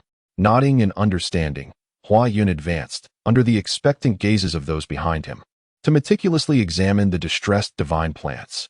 With just a glance, he comprehended that this malevolent curse was akin to the viral diseases that beset flora on Earth. Chapter 53. Master Talio on Earth. Plant diseases are generally categorized into two types: non-infectious diseases, which encompass ailments caused by burns, frost, and nutrient deficiencies, and infectious diseases, which arise from the invasion of microorganisms such as fungi, bacteria, and viruses. As the name suggests, non-infectious diseases refer to ailments that do not spread and occur solely within a specific area, while infectious diseases pertain to plant maladies that can propagate through various means from one region to another. This demonic curse is evidently an instance of the latter. In the realm of Alan, divine plants are regarded as gifts from the gods to humanity. Thus, when these sacred plants fall ill, it is perceived as a curse from malevolent forces, intended to hinder the advancement of human capabilities. The harm inflicted upon plants by microorganisms such as fungi, bacteria, and viruses can be indistinguishable to an ordinary observer. However, to one who frequently interacts with flora, the signs are unmistakable, as each type of microorganism manifests distinct morphological characteristics in the afflicted plants. Before Hua Yun lies a collection of sacred plants, all exhibiting yellowing leaves, loss of greenness, wrinkling, and curling. The plants are stunted and dying, an unmistakable indication of viral infection. Master Hua Yun, is there still hope for these sacred plants? As he observed Hua Yun meticulously examining the stems and leaves while continuously testing the soil, Lysant could not help but whisper, feeling the weight of anxiety more than anyone else in this gathering, particularly as the king of the SYST kingdom. With a reassuring smile directed at Lysant, Hua Yun responded, "Your Majesty, there is no need for haste. I have 2 more questions for Lord Rudolph." Rudolph stepped forth from the crowd, stating, "Master Hua Yun, please feel free to inquire. I shall share all that I know." Lord Rudolph. I merely wish to inquire about the specific druidic magic utilized by the Druid Hall on these divinely bestowed plants. The most frequently employed spell in our arsenal is the 4th tier curse dispelling, while I personally wield the 6th tier magic of natural rebirth. At this point, Rudolph stroked his beard thoughtfully, a hint of pride illuminating his countenance, for he was the sole 6th tier druid in the entirety of the kingdom of Sis. However, a shadow of melancholy crossed his face as he pondered. Regrettably, neither the 4th tier curse dispelling nor my 6th tier natural rebirth has proven effective against this demonic curse. Hua Yun nodded, fully aware as a fellow druid of the implications behind the 4th tier curse dispelling and the 6th tier natural rebirth. The former refers to the magical eradication of the curse residing within the divine plants, essentially targeting pathogens, whereas the latter equates to bestowing antibodies upon the afflicted plants, thereby enhancing their resistance to curses and ultimately aiming to eliminate the curse altogether. Upon grasping the afflictions plaguing these divine plants and the capabilities of Rudolph and his companions, Hua Yun fell into deep contemplation, while around him, Lysant, Rudolph, and others fixed their intense gazes upon him. As prominent figures of the kingdom, Lysant and his peers possessed remarkable composure. However, in this moment, their faces betrayed an undeniable urgency, for Hua Yun's ability to heal the divine plants bore immense significance. At this moment, Hua Yun's mind was racing with thoughts. On Earth, he could simply collect a leaf or stem, analyze it under an electron microscope, and then devise a chemical agent to inhibit the proliferation of the disease-causing virus based on its chemical structure and replication method. He would then apply 3 chemical agents to the plants: an insecticide, a virus deactivation agent, and a microelement growth enhancer. However, on the continent of Alan, this method was evidently unfeasible. Hua Yun understood that he could not rely on earthly logic to devise a treatment for the divine plants, as he lacked the necessary instruments and equipment available on Earth. All he possessed were the arcane plant mage spells from this other world and his botanical knowledge from Earth. Since chemical control was ineffective, he would have to explore biological and physical control methods. It was now June, and the scorching sun bore down on Hua Yun, causing beads of sweat to form on his forehead in mere moments. "Your Majesty, it is far too hot in this courtyard, perhaps," suggested a personal attendant of Lysant, noticing the sweat on Lysant's brow. "Too hot, indeed." Hua Yun, lost in his thoughts, suddenly heard the attendant's words, and an epiphany struck him, prompting an exclamation of surprise. "What is it, Master Hua Yun?" The startled reactions of Lysant and others reflected their surprise at Hua Yun's sudden outburst. Regaining his composure, Hua Yun beamed at Lysant and said, "Your Majesty, I have conceived a method to treat the divine plants. However, I am yet uncertain of its efficacy. What are we waiting for? Let's proceed swiftly." At this moment, Lysant gazed at Hua Yun, akin to a sailor lost at sea who has finally spotted the guiding beacon of a lighthouse, his eyes brimming with hopeful anticipation. "Your Majesty, my method necessitates the collaboration of a fire mage. I kindly request that Your Majesty summon a proficient fire mage to assist me in my healing endeavors." A fire mage? Lysant and the others were momentarily taken aback, pondering the connection between the divine healing plant and a fire mage. However, Lysant was not one to dwell in ignorance. He promptly turned to a nearby attendant and commanded, "Quickly, fetch Master Talia for me." The attendant complied and hurried outside. After a brief wait, an elderly man entered, none other than Master Talia, a formidable 7th-tier fire mage and a clandestine guardian of the kingdom's plant master hall. "Your Majesty, May I inquire as to your summons? Talia greeted Lysent with a respectful bow. Master Talia, this is Master Huayan. Lysent quickly provided an explanation. Master Huayan, how may I be of service? Talia's demeanor was devoid of any condescension towards Huayan. He recognized that both Lord Rudolph and His Majesty Lysent were present, implying that this young man must possess remarkable qualities worthy of such esteem. Talia was unwilling to offend someone of significance due to mere trivialities. I wish Master Talia could elevate the temperature surrounding this divine plant to 45 degrees without inflicting harm upon it. I wonder if he is capable of such a feat. Without hesitation, Huayan delved straight into the matter. Of course, Talia replied with a smile, initially thinking Huayan had a more demanding request. Raising the temperature around a divine plant to 45 degrees was a trivial task for him, a 7th-tier Grand Plant Mage. Chanting a few incantations, a blaze of crimson light immediately materialized in the air surrounding the divine plant. Talia did not cast any spells. Rather, he simply concentrated the fire elements to elevate the temperature.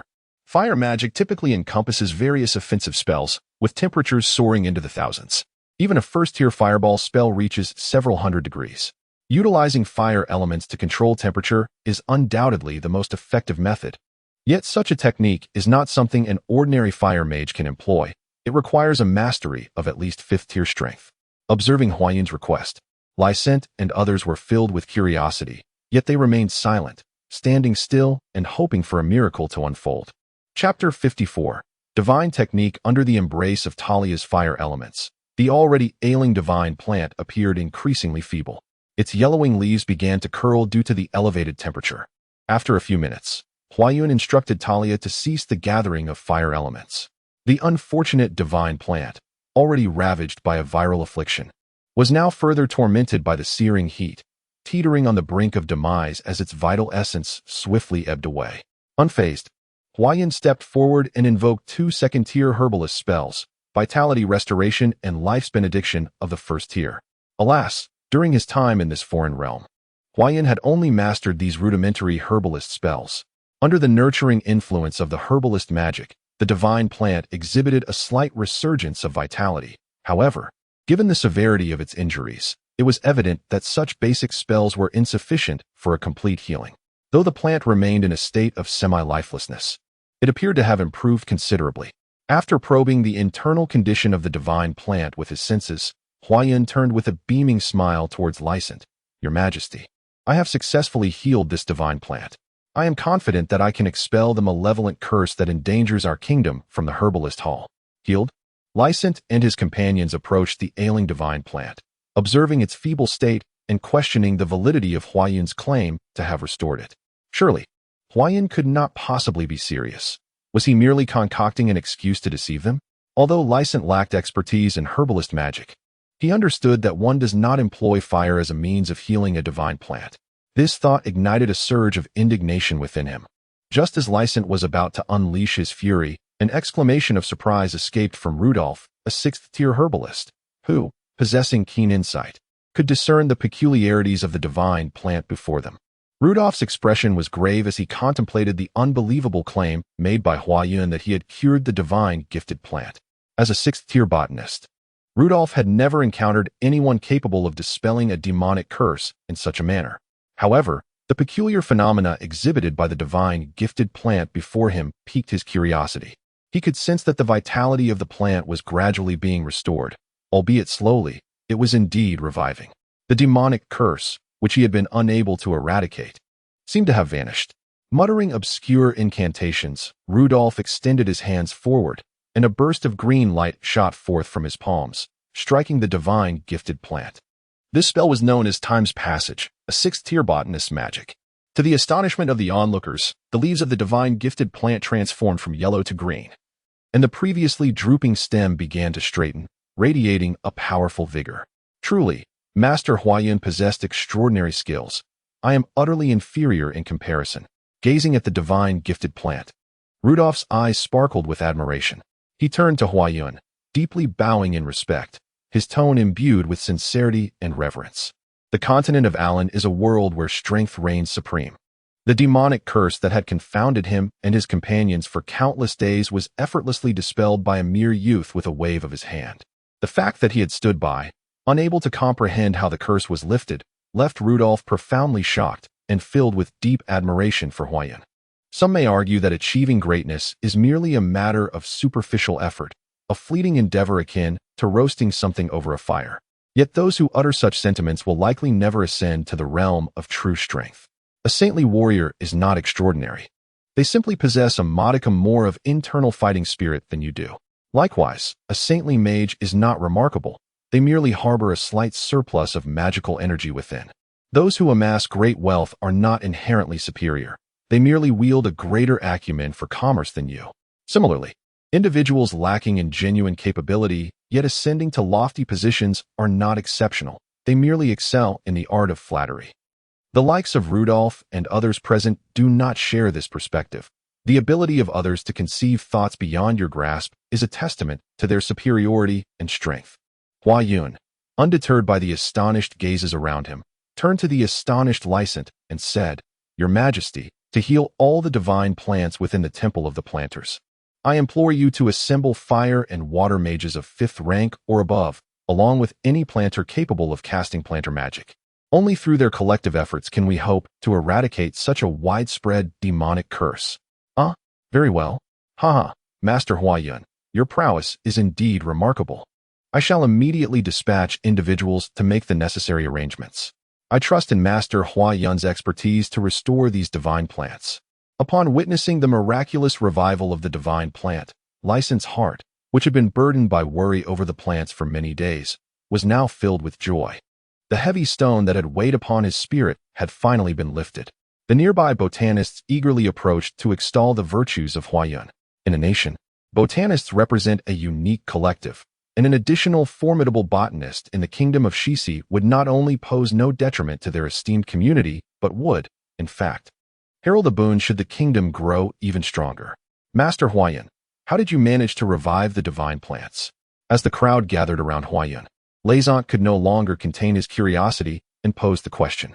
He was acutely aware that such inquiries were deeply personal and might very well displease Huayan. However, having frequently heard from Rudolph and others about the formidable nature of the recent demonic curse, his curiosity regarding Huayan's method of treatment was piqued. Huayan smiled gently and replied, "Your Majesty, demonic curses come in various forms. Some thrive in high temperatures, accelerating the demise of divine plants, while others are averse to heat, succumbing to death as the ambient temperature rises. My approach to healing the divine plants is predicated upon this principle." A collective realization dawned upon the crowd, and Lysant, along with Rudolph and the others, felt a profound admiration for Huayan's erudition and his willingness to share knowledge. Particularly for Lysant, at that moment, thoughts swirled in his mind about how to retain Huayan's presence and what rewards would befit the immense assistance he had rendered to the kingdom of Xisi. In truth, Huayan did not speak the whole truth. The vast majority of plant viruses experience replication impediments when temperatures exceed 36 degrees Celsius, rendering the viruses incapable of reproducing within plant cells. Furthermore, at even higher temperatures, these viruses perish. This knowledge is well known to anyone with a modest understanding of plant pathology.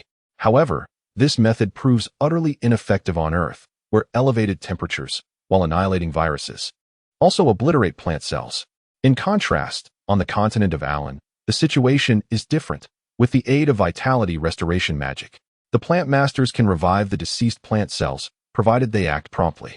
Consequently, due to the overwhelming number of divine endowed plants afflicted by demonic curses, Huayan, along with a cadre of royal court mages and plant masters from the Plant Master Hall, tirelessly worked to rehabilitate these sacred plants over several consecutive days.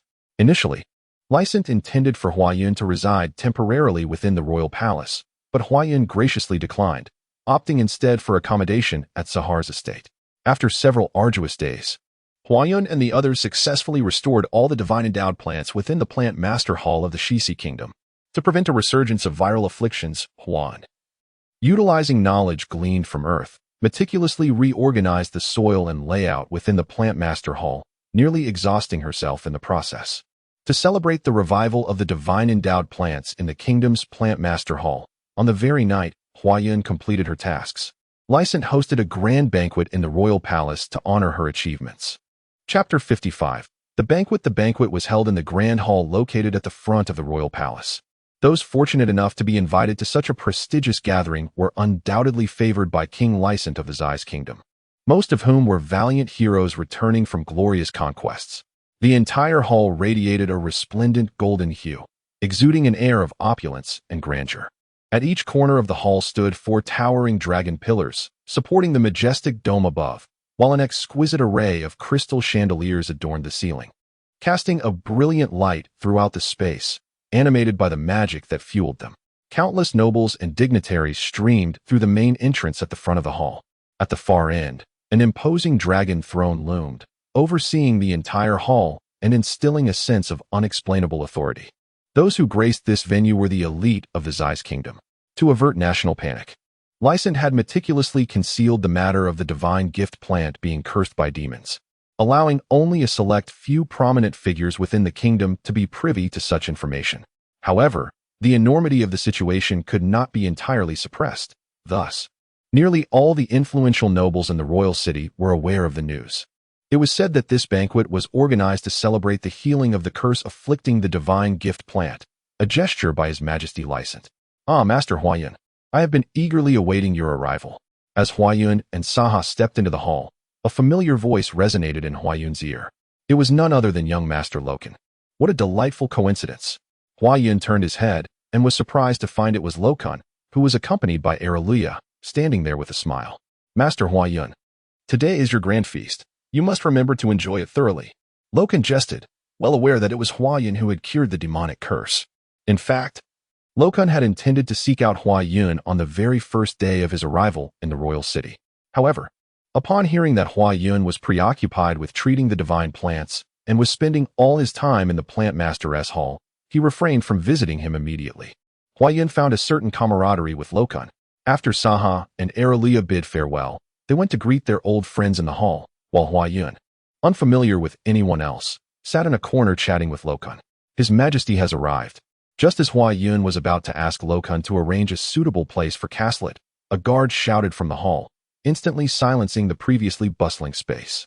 As if no one was present at all, Huayun could not help but marvel at the king's imposing presence. Indeed, it was formidable. "Welcome, Your Majesty." As Lysant emerged from the back of the hall, the crowd, as if guided by an unseen force, spoke in unison. "Ah, no need for formalities, everyone. Please take your seats. Today is a joyous occasion. There is no need to be so restrained. This is not your first time attending such a banquet." Lysant beamed, and it was evident to all in the hall that he was in remarkably good spirits. "Thank you, Your Majesty." After the formalities, the guests found their places along the long dining table in the hall. "Ladies and gentlemen," as everyone settled down, Lysant cast a glance at Huayun in the crowd and smiled, saying, "A few days ago, the divine plants in the Plant Master Hall of our Kingdom of Sis were suddenly cursed by demons, leaving many of these sacred plants on the brink of death. Master Rudolph and the esteemed masters of the Kingdom's Plant Master Hall exhausted all means to no avail. Fortunately, Master Saha brought Master Huayun to our kingdom, and together with the other plant masters, they successfully dispelled the demonic curse from the Plant Master Hall." At this point, Lysant looked once more at Huayun in the crowd, stood up, and proclaimed, "Master Huayun, as the king of the Kingdom of Sis, I express my heartfelt gratitude for your contributions to our realm." Upon witnessing Lysant's gesture, the assembly was momentarily moved. To be addressed as a master by His Majesty signifies that one must be among the most distinguished individuals in the Kingdom of Sis. The exceptional regard shown by the king implies that this individual possesses extraordinary expertise in the art of botany. When did our continent see the emergence of such a remarkable figure again? In the crowd, Huayun hastily rose to his feet and said, "Your Majesty, Master Saha is my friend, and it is indeed a great honor to serve the kingdom." With a chuckle, Lysant responded, "If Master Huayun does not mind, I bestow upon you the title of first-class Earl of the Kingdom of Sis. I grant you 100,000 gold coins and the honorary title of Court Plant Master. I sincerely hope Master Huayun will graciously accept this." In the land of Alan, every nation strives diligently to retain skilled botanists upon discovering their talents. However, there are certain botanists whom many nations tacitly refrain from forcibly retaining. These individuals are universally recognized as the most exceptional botanists on the continent.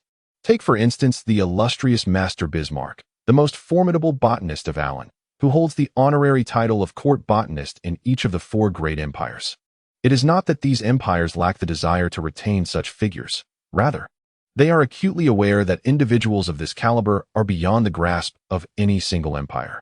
What remarkable abilities does this young man possess that could prompt His Majesty, King Lysant, to make such a momentous decision? Observing the youthful Huayun, nearly all the ministers present could not help but ponder in curiosity, though a few, privy to the details, remained largely unfazed. "Thank you, Your Majesty, for your generous bestowal," Huayun humbly accepted, bowing slightly in gratitude. Huayun harbored no grand ambitions. His sole passion lay in the study of botany and related fields. Yet, he understood that in a world where strength reigns supreme, the pursuit of research requires a convenient status. Otherwise, as he experienced in Valence City, he would be perpetually beset by others, leaving him no time for his scholarly endeavors. Upon hearing Huayun accept the title of Count of the Kingdom of Xi's, a smile graced Lysant's face. "Since Master Huayun has accepted the title, I shall bestow upon you the former residence of Marquis Bilishan on West Sierra Road in the Royal City." "Grant me a residence?" Huayun, who had been residing in the humble dwelling of Saha and was troubled by his lack of accommodation, was overjoyed upon hearing that Lysant had bestowed upon him a mansion. "Thank you, Your Majesty," he exclaimed. A ripple of astonishment swept through the assembly, even among those who were previously unfazed and aware of Huayun's background, as they regarded him with envy. "Is it merely a mansion? Why such excitement?" Huayun, perplexed by the murmurs and the envious gazes directed at him, felt a sense of bewilderment. Chapter 56. A new home. After announcing the grant, Lysant lingered for a brief moment before departing the grand hall, fully aware that his presence dampened the spirits of the courtiers. Once he left, the previously unnoticed Huayun was immediately encircled by a throng of ministers, with one calling him master on the left and another on the right. Huayun, not particularly adept at socializing, found himself utterly flustered. Fortunately, Saha and Rudolph came to his rescue, allowing him to breathe a sigh of relief. Fortunately for Huayun, the attendees at this banquet were predominantly ministers of the kingdom, and none had brought their female companions. Had it been otherwise, he would have faced more than just the minister's scrutiny, for there were indeed numerous infatuated noble women in the royal city. Nonetheless, some ministers, while congratulating Huayun, subtly hinted at having a beautiful daughter, extending warm invitations for him to visit their residences, the underlying implications unmistakable. In a previous life, Huayun had always been apprehensive about such political socializing. At a banquet that was only halfway through, he, the protagonist, along with Locke, concocted an excuse to exit the royal palace. Once outside, breathing in the fresh air, Huayun gazed up at the star-studded night sky, reflecting on the ever-changing fortunes of mankind. Thoughts of his family back home crossed his mind, leaving him to wonder what they were currently occupied with.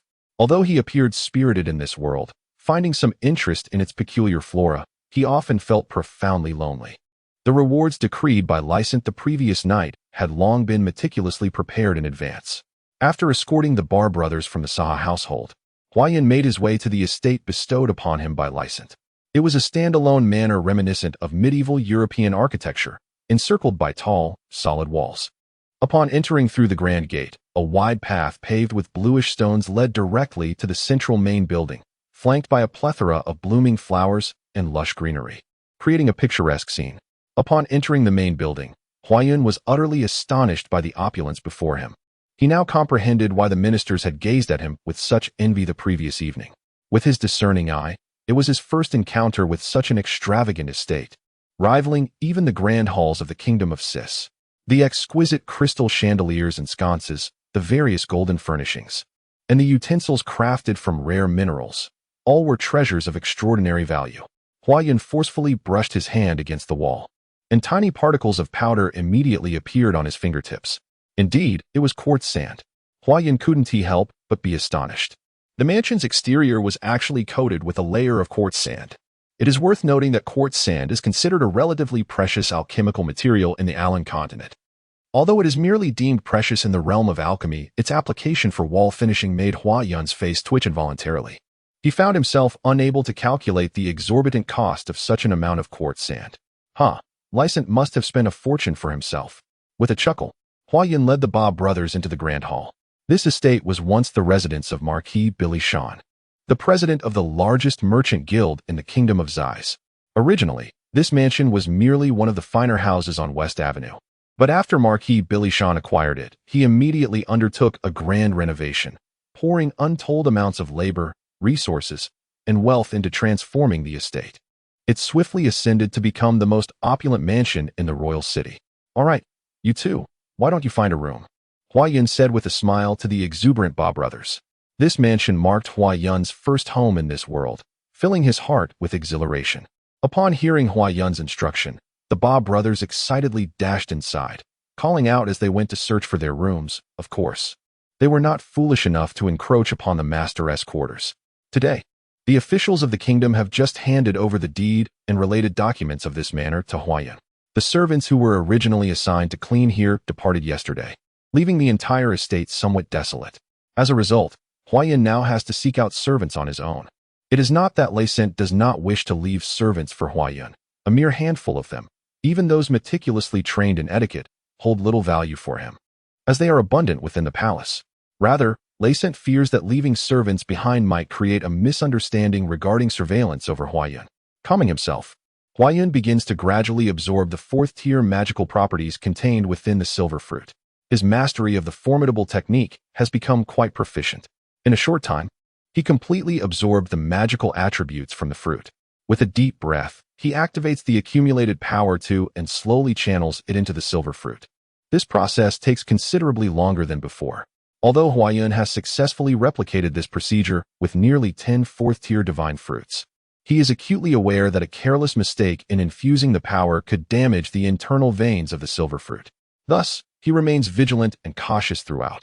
The silver fruit itself is of little monetary value, and the fourth-tier magical elixir is not particularly significant either. It is the power that is precious and hard-earned.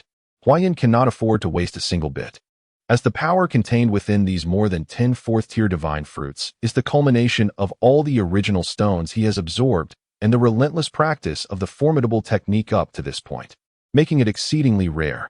Huayan originally intended to seize the opportunity to sell the divine fruits immediately. However, with the recent reward of 100,000 gold coins from Lazant, he felt no urgency. He decided to wait until he had accumulated a greater quantity before making a sale, ensuring that he could achieve a favorable price. Of course, he would never consider selling these divine fruits to the herbalist shop. Chapter 57. Sri Lanka Academy. Sri Lanka Academy, the premier institution of the Kingdom of Sis, only admits the offspring of royal lineage or those possessing extraordinary talents in specific fields. In the Kingdom of Sis, the vast majority take pride in the opportunity to study at Sri Lanka Academy, and those who graduate from this esteemed institution, regardless of their humble origins, need not worry about their future. Nobles across the Kingdom of Sis are eager to welcome graduates from Sri Lanka Academy into their families. At this moment, it was noon, and the students, having concluded their morning classes, thronged towards the Academy's dining hall. At Sri Lanka Academy, no matter how influential one's elders might be within the kingdom, students are prohibited from leaving during lunchtime. Meals must be enjoyed within the confines of the dining hall. This regulation, it is said, was instituted to foster interaction among students. "Luna, over here." In a corner of the dining hall, a young girl with gently curled brown hair was waving at the food-serving area. Upon hearing the call of that individual, nearly all gazes in the dining hall converged upon a young girl clad in a flowing cerulean robe. Her exquisite visage, framed by a cascade of emerald locks cascading over her shoulders, bore an expression devoid of mirth, exuding an air of dignified solemnity, sanctity, and an aura of inviolability. Look, it's indeed Luna, the most stunning beauty of this year's water system." The boys in the hall immediately began to murmur among themselves. "Oh, the divine Luna. She is my goddess," one boy proclaimed with feigned ardor. "Get lost. With that appearance, you should take a good look in the mirror," another boy retorted, unable to contain his disdain. "Is it true?" The remaining boys seemed unaware of this revelation. "Why would I deceive you?" The boy, realizing he was being questioned, instantly grew discontent. "What is so great about a privileged scion? I heard even the fourth prince has penned love letters to her. The treatment is the same. Just a trash can's worth. Damn, a goddess is indeed a goddess. Mere mortals are beneath her notice." Another boy couldn't help but exclaim in awe. "Hey, do you think Luna has a peculiar preference, perhaps an aversion to boys?" Another boy whispered conspiratorially to the group. "Shut it." In the next moment, that boy was swiftly turned into a punchline, beaten into a pulp. "Luna, is it sufficient for you to eat so little?" The girl who had initially called out to Luna noticed the meager portion of vegetables on her plate and promptly offered half of her own meat dish. Thank you. Luna bowed her head and expressed her gratitude. As someone who diligently studied and practiced magic every day, she required a substantial amount of sustenance. However, the food in the cafeteria was exorbitantly priced. Even a modest meat dish demanded a considerable sum of silver coins. And adding more meat would cost no less than a gold coin. It was not that Luna could not afford it, but rather that she was reluctant to burden her brother Ron and the others further. The tuition fees had already depleted a significant portion of the savings from the mercenary group, leaving Luna with a profound sense of guilt. After Huayun departed from Kidu town, Ron and his companions promptly escorted Luna to the royal city. To their surprise, they arrived just in time for the summer enrollment at Sri Lanka Academy. Given her remarkable talent as a fourth-tier mage at such a young age, Luna was admitted into the academy. Once at Sri Lanka Academy, Luna immersed herself in her studies with great fervor, often practicing late into the night. In this brief period, she successfully ascended to the rank of a fifth-tier archmage, distinguishing herself as one of the rare prodigies within the academy. How pretentious!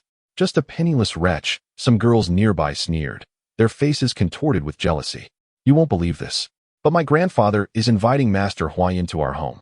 He even said that if we can secure Master Huayun's visit, I should dress up nicely. Oh, how wonderful it would be to see Master Huayun in person. Ah, you should abandon that thought. My father has also mentioned inviting Master Huayun to our home, but I hear that he seldom visits the homes of other ministers.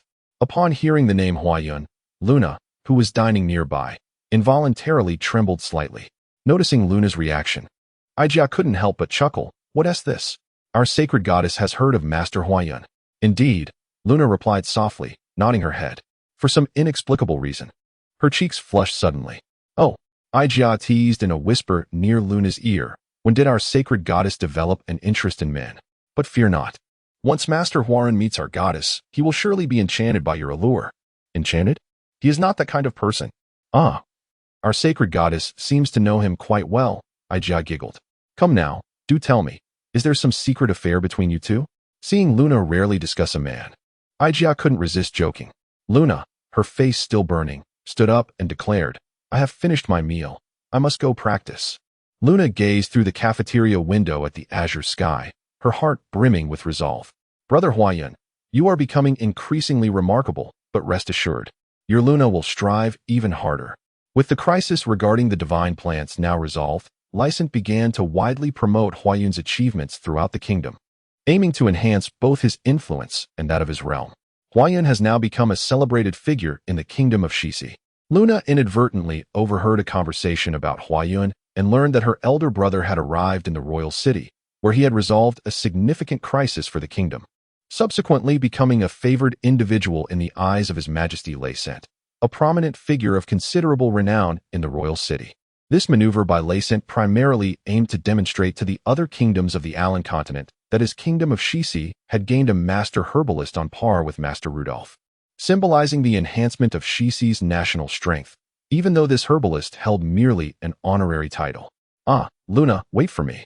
Upon seeing Luna heading toward the dining hall, Ijia hastily consumed a few bites of food before pursuing her. Unfortunately, Huayun remained entirely unaware that Luna was currently at the Sri Lanka Academy in the royal city. Had he known, he would have rushed to find her without delay. Chapter 58. The Otherworldly Apothecary, What of the Holy Goddess? Well, the little master may have exaggerated slightly, but surely it could be amended in the future? Hee. Recently, Huayun had been rather troubled, as each day, various ministers would visit his home, making it impossible for him to find peace. Beyond the gifts brought by these ministers, he found himself quite vexed by the suave and shrewd old aristocrats. Fortunately, upon observing Huayun's lack of enthusiasm during visits, several high-ranking ministers subtly expressed their sentiments, leading to a gradual decline in the influx of guests to Huayun's residence after an initial wave of visits. After instructing Baru to remain seated, Huayun gently placed his right hand on Baru's shoulder, having long been intrigued by the peculiar energy within the Ba brothers. However, due to his recent preoccupations, he had postponed his inquiries. Now, with some leisure time at his disposal, Huayun's thoughts immediately turned to the enigmatic energy residing within the Ba brothers, particularly their ability to manifest fifth-tier silver battle energy despite possessing only fourth-tier strength. which left him profoundly astonished. Just as Huayan began to delve into the energy within Baru, a sudden knock echoed from outside, accompanied by a voice proclaiming, "My lord, someone is seeking you." Huayan furrowed his brow and replied in a low voice, "Did I not instruct you to refrain from disturbing me?" The individual outside was a servant whom Huayan had acquired the day after obtaining the manor, guided by Loken to the slave market in the royal city. Loken, having grown up in the royal city, was quite familiar with its various locales. Lacking experience in household management, Huayan realized that such a grand estate could not be maintained without proper oversight. Moreover, the daily duties and arrangements for the servants necessitated organization. Thus, with Loken's assistance and selection, Huayan not only procured maids to clean and organize the manor, but also hired a steward, who would be wholly responsible for overseeing all aspects of Huayan's estate, including his personal affairs, sustenance, and financial management of the manor. This specially trained steward harbors no concerns regarding loyalty. They remain devoted to a single master throughout their lifetime, ready to sacrifice everything for their master. Even if Huayan were to command their demise, they would execute the order without hesitation. Standing outside the door is the steward, Hymus, summoned by Huayan, a 9th-tier saintly powerhouse. Huayan pondered while rising to his feet. In the kingdom of Sisi, there exists only one mage saint and 3 martial saints, yet none would seek him out. These formidable beings are far too occupied to pay a casual visit to a mere herbalist. Bring him to the hall.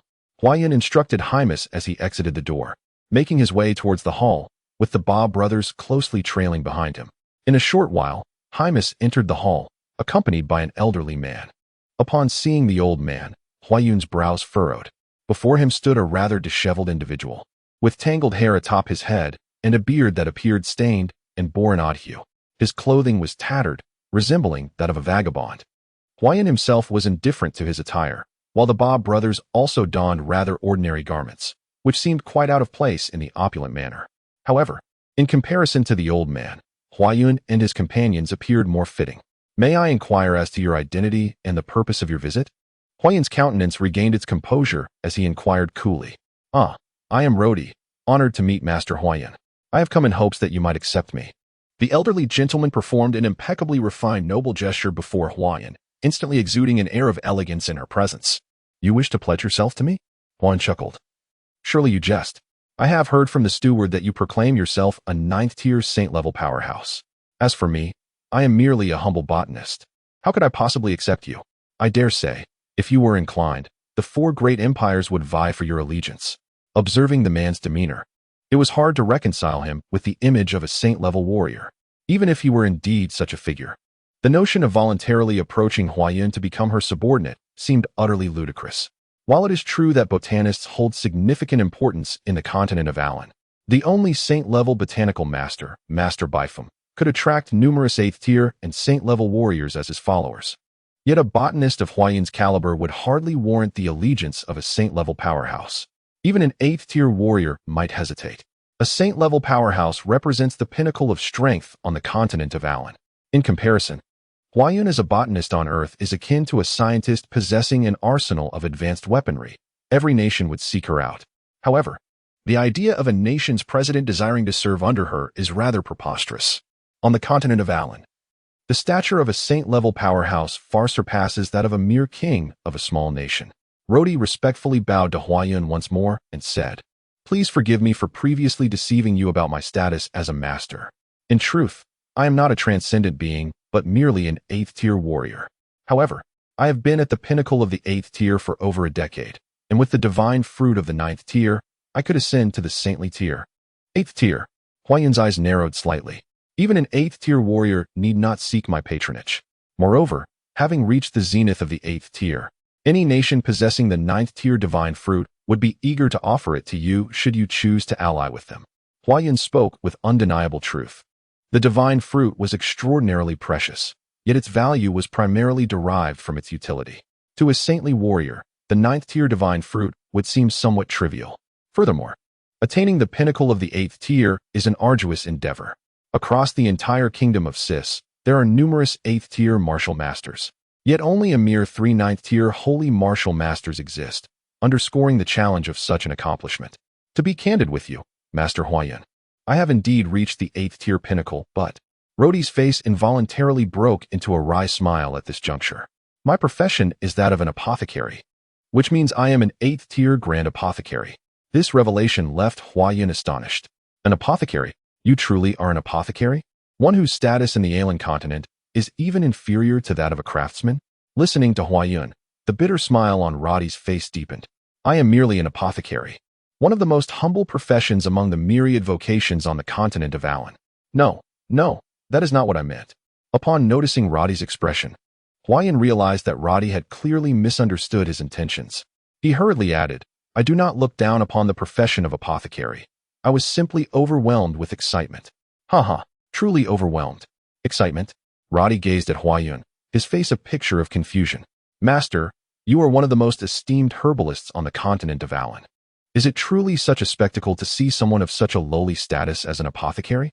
Chapter 59. The Blood Pact on the continent of Alan. There exist two principal vocational systems, the magicians and the warriors.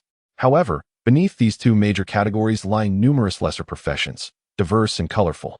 There are swordsmen, knights, archers, thieves, hunters, artisans, brewers, sorcerers, herbalists, priests, alchemists, clerics, summoners, beast tamers, cultivators, divine priests, and apothecaries, among many others. This list reflects merely the professions of humanity.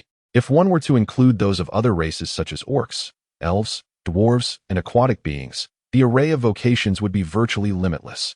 Among all professions, the herbalist forever holds the paramount position, followed closely by the mage, and then the warrior types such as swordsmen. Lastly, there are various other professions encompassing agriculture, medicine, weaponry, and alchemy. It is important to note, however, that not all non-combat professions are inferior to combat-oriented ones. This varies based on factors such as rank and dependency on the continent. For instance, the status of priests is exceedingly esteemed in the continent of Alan. During the zenith of Alan, a multitude of professions emerged, leading to a vibrant era of competition and brilliance. Yet, as time progressed, many professions faded into the annals of history, with the herbalist being one such example.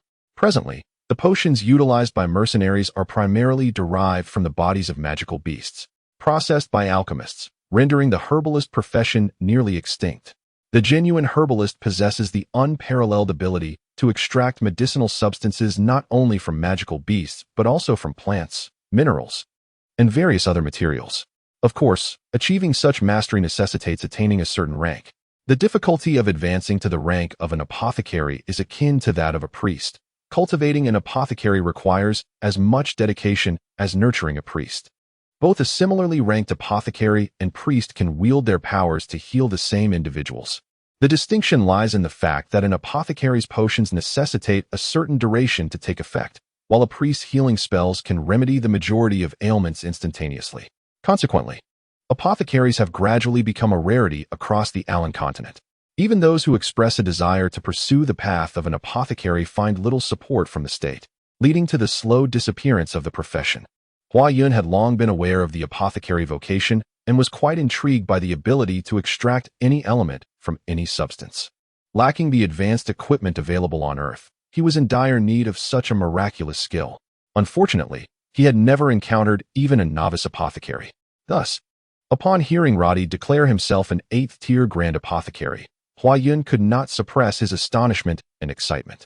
Regaining his composure, he gazed at Roddy and calmly inquired, "You are an 8th-tier Grand Apothecary. What compels you to seek allegiance with me? Or rather, what do you hope to gain from me?" Master Huayun, at present, I do not seek anything from you. Since my youth, I have embarked on the arduous journey of studying pharmacology. The pursuit of this craft necessitates considerable financial resources. Prior to reaching the 8th tier, there were individuals who recognized my potential and were willing to support me. However, ever since I ascended to the rank of an 8th-tier Grand Pharmacist over a decade ago, I have traversed the continent, appealing to numerous kings and esteemed herbalists. Yet none were willing to expend a divine fruit of the sacred tier on a mere pharmacist. Eventually, I came to the realization that, in the eyes of the powerful, the worth of a 9th-tier saint pharmacist such as myself pales in comparison to that of a sacred tier divine fruit. Nevertheless, at this juncture, a glimmer of resolve ignited in Roddy's eyes. How could I allow such trivialities to defeat me? From the moment I chose the path of a pharmacist, I resolved to remain undeterred by any adversity. Over the decades, I have endured hardships beyond the imagination of ordinary individuals. To conserve resources, I have lived a life even less privileged than that of commoners. Despite being merely a step away from the sacred tier for over 10 years, I have never wavered in my determination, nor diminished in my resolve. However, I also understand that in this world, those who could assist me are indifferent to my plight. Thus, I must seek hope in the future. Roddy bowed again to Master Huayan. Master Huayan, I am willing to become your subordinate and serve you. All I ask is that when you possess the means to acquire a sacred tier divine fruit, you grant me even the most modest of such fruits, and I shall be utterly content.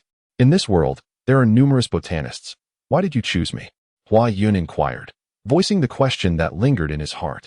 Roddy smiled and replied, Master Huayan, while there are indeed many botanists on the continent of Alan, few possess the ability to obtain the holy tier divine gift fruit. However, you successfully cured the demonic curse that even Lord Rudolph, a 6th tier botanist, could not heal. Although I am unaware of your exact rank as a botanist, I firmly believe that your youth heralds boundless potential for future achievements. Moreover, and perhaps most importantly, you have not aligned yourself with any faction. If you would accept my assistance, I would become a remarkably capable aide. Aside from this request, do you have any other demands?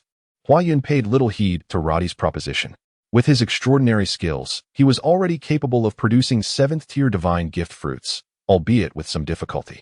Once he elevated the levels of his extraordinary techniques and the Wuji Xiangong to accommodate the energy of 8th tier professions, he would be able to devise a method for crafting holy tier divine gift fruits, provided he had a suitable vessel. A faint smile graced Roddy's face as he bowed to Huayan, exclaiming, Beyond this, I desire nothing more. Very well, Highness. Please arrange a room for Roddy and procure some clothing for him. After finishing her words, Huayan smiled at Roddy and suggested, I recommend you take a bath first. Your current appearance is not only an assault on my eyes, but if you tarnish the fine treasures within this manner, that would indeed be quite disastrous. At that moment, Huayan felt an immense sense of joy and could not help but jest. However, my dear master, before that, there is something I must attend to. As he spoke, Roddy suddenly produced a dagger from his person. With a swift motion of his left hand, he made a shallow cut on his wrist, causing blood to flow forth. He dipped the index finger of his right hand into the crimson liquid and swiftly began to inscribe peculiar symbols in the air. Remarkably, the blood coalesced midair, forming intricate designs. With my blood as the catalyst, under the witness of the heavens and divine spirits, I hereby forge a sacred oath with you. Master Huayan, should you acquire the ability to obtain the holy grade divine fruits and are willing to grant me one, I, Roddy Landis, vow to serve you, Master Huayan, unwaveringly for eternity. Upon completing this declaration, Roddy finished the final stroke of his design, which suddenly emitted a dazzling light, imprinting itself upon his brow before vanishing. This was the blood pact. Huayan felt a slight shock within. What Roddy had invoked was one of the most sacred oaths on the Alan continent, the blood pact. Once established, should the oath-taker betray the pact, they would plunge into an endless purgatory, forever unable to rise again. The blood pact established by Roddy signifies his loyalty to Huayan, while simultaneously securing a contingency for himself. Within the terms of Roddy's pact, should Huayan fail to acquire the ability to obtain the holy grade divine gift fruit or possess it without bestowing it upon Roddy, then Roddy's departure from Huayan would not be deemed a breach of oath. In Chapter 60, Mysterious Power, Roddy's allegiance has greatly uplifted Huayan's spirits. However, it was not long before Huayan found himself once again engulfed in distress. He had initially believed that the reward of 100,000 gold coins from Lysant was substantial. Yet he soon realized that this sum was, in fact, insufficient, setting aside the maintenance costs of a manor of such grandeur. The daily research endeavors shared between Roddy and himself demanded a significant expenditure, compelling Huayan to contemplate financial matters. Fortunately, Huayan has amassed a considerable quantity of the 4th tier divine gift fruits he had manufactured. However, he remains uncertain about their market value and is reluctant to sell them to the Alchemist's Guild. In a moment of indecision, Huayan directly inquired with Roddy. As Roddy was engrossed in researching a rare or that Huayan had procured for him, he casually suggested selling the divine gift fruits to the nobles in the royal city. However, upon learning that Huayan referred to dozens of 4th tier divine gift fruits of the same attribute, Roddy, a fervent researcher even more zealous than Huayan, halted his work in sheer astonishment. In the continent of Alan, the divine fruits are exceedingly challenging to cultivate, which accounts for their remarkable rarity. In Roddy's estimation, although Huayan is formidable, the number of divine fruits he could produce at any given time should be limited. He presumed it to be merely a handful, at most not exceeding 10. However, upon discovering that Huayan possessed over 30 fourth-tier divine fruits, Roddy was suddenly struck by the burgeoning opportunities for smuggling. Huayan exhibited no restrictions in his expenditure, and within just a few days, Roddy had squandered a significant amount of Huayan's gold coins. This left him with feelings of gratitude intertwined with a tinge of guilt, as the inventions he had developed bore little utility in the continent of Alan, yielding no tangible benefits for Huayan. Yet Huayan remained entirely unperturbed. The sale of divine fruits in Alan is governed by stringent regulations. Each nation mandates that any sale of divine fruits be documented and archived. The sale of 6th-tier divine fruits must be reported to the provincial authorities, which in turn annually submit statistics to the Royal Botanical Department. This bureaucratic oversight proves to be highly disadvantageous for many noble families. For prominent families like the Roland family, which require the cultivation of private soldiers, it is not uncommon for them to exert considerable effort to curry favor with local botanists, seeking to obtain divine fruits that are not registered with the kingdom. Naturally, these families are willing to offer prices significantly higher than those found in the royal botanical shops for such clandestine acquisitions. Possessing over 34th-tier divine fruits, Huayan holds an allure that is undeniably tempting to several prominent families. Take the Loken family, for instance. They have long cultivated loyal family guards from a young age, and the divine fruits necessary for their advancement pose a significant concern. No family wishes for their foundational secrets to be widely known. Hence, the phenomenon of smuggling divine fruits has become alarmingly prevalent across the various nations of the continent. Roddy, who has traversed the continent and gained insight into numerous matters and the intricacies of human relationships, could not help but chuckle. What if the kingdom discovers it? As long as you do not sell divine fruits to enemy nations, the kingdom will take no action against you. Do you truly believe that His Majesty remains oblivious to the smuggling of divine fruits? If a thorough investigation were to commence, nearly every family in the kingdom would be implicated. The smuggling of divine fruits is an unspoken secret known to all on the Aelan continent. Even the kingdom's foremost botanist, Lord Rudolph, discreetly sells some of the divine fruits he cultivates to the kingdom's ministers. Noticing that Huayan appeared to grasp some of this, Roddy continued, "If you are unafraid of drawing attention to yourself, you might directly approach some of the prominent families.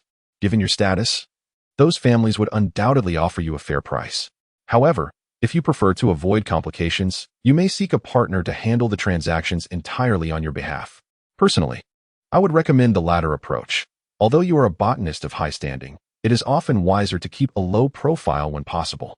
Indeed, it seems that Roddy has had a revelation. He spoke to Huayan, saying, "In a few days, the royal city may host a quarterly auction. Your collection of divine fruits could be gathered for the occasion. I believe they will fetch a handsome price. Furthermore, this would provide an opportunity to appraise their value. While auction prices tend to exceed market value, the black market price for divine fruits is also higher than the average, making the two values quite comparable." With this insight, Roddy returned to his research, while Huayan felt a sense of relief upon hearing the news and proceeded to seek out the Bar brothers. Through days of studying the Bar brothers, Huayan had nearly discerned that their peculiar afflictions stemmed from the strange energy residing within them. According to the Bar brothers, they had never experienced madness until that peculiar uncle had touched them, after which they began to lose control during moments of excitement. Huayan was particularly fascinated by this enigmatic energy.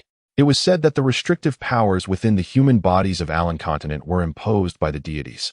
Yet the energy within the Bar brothers could defy these restrictions and forcibly elevate the owner's power level.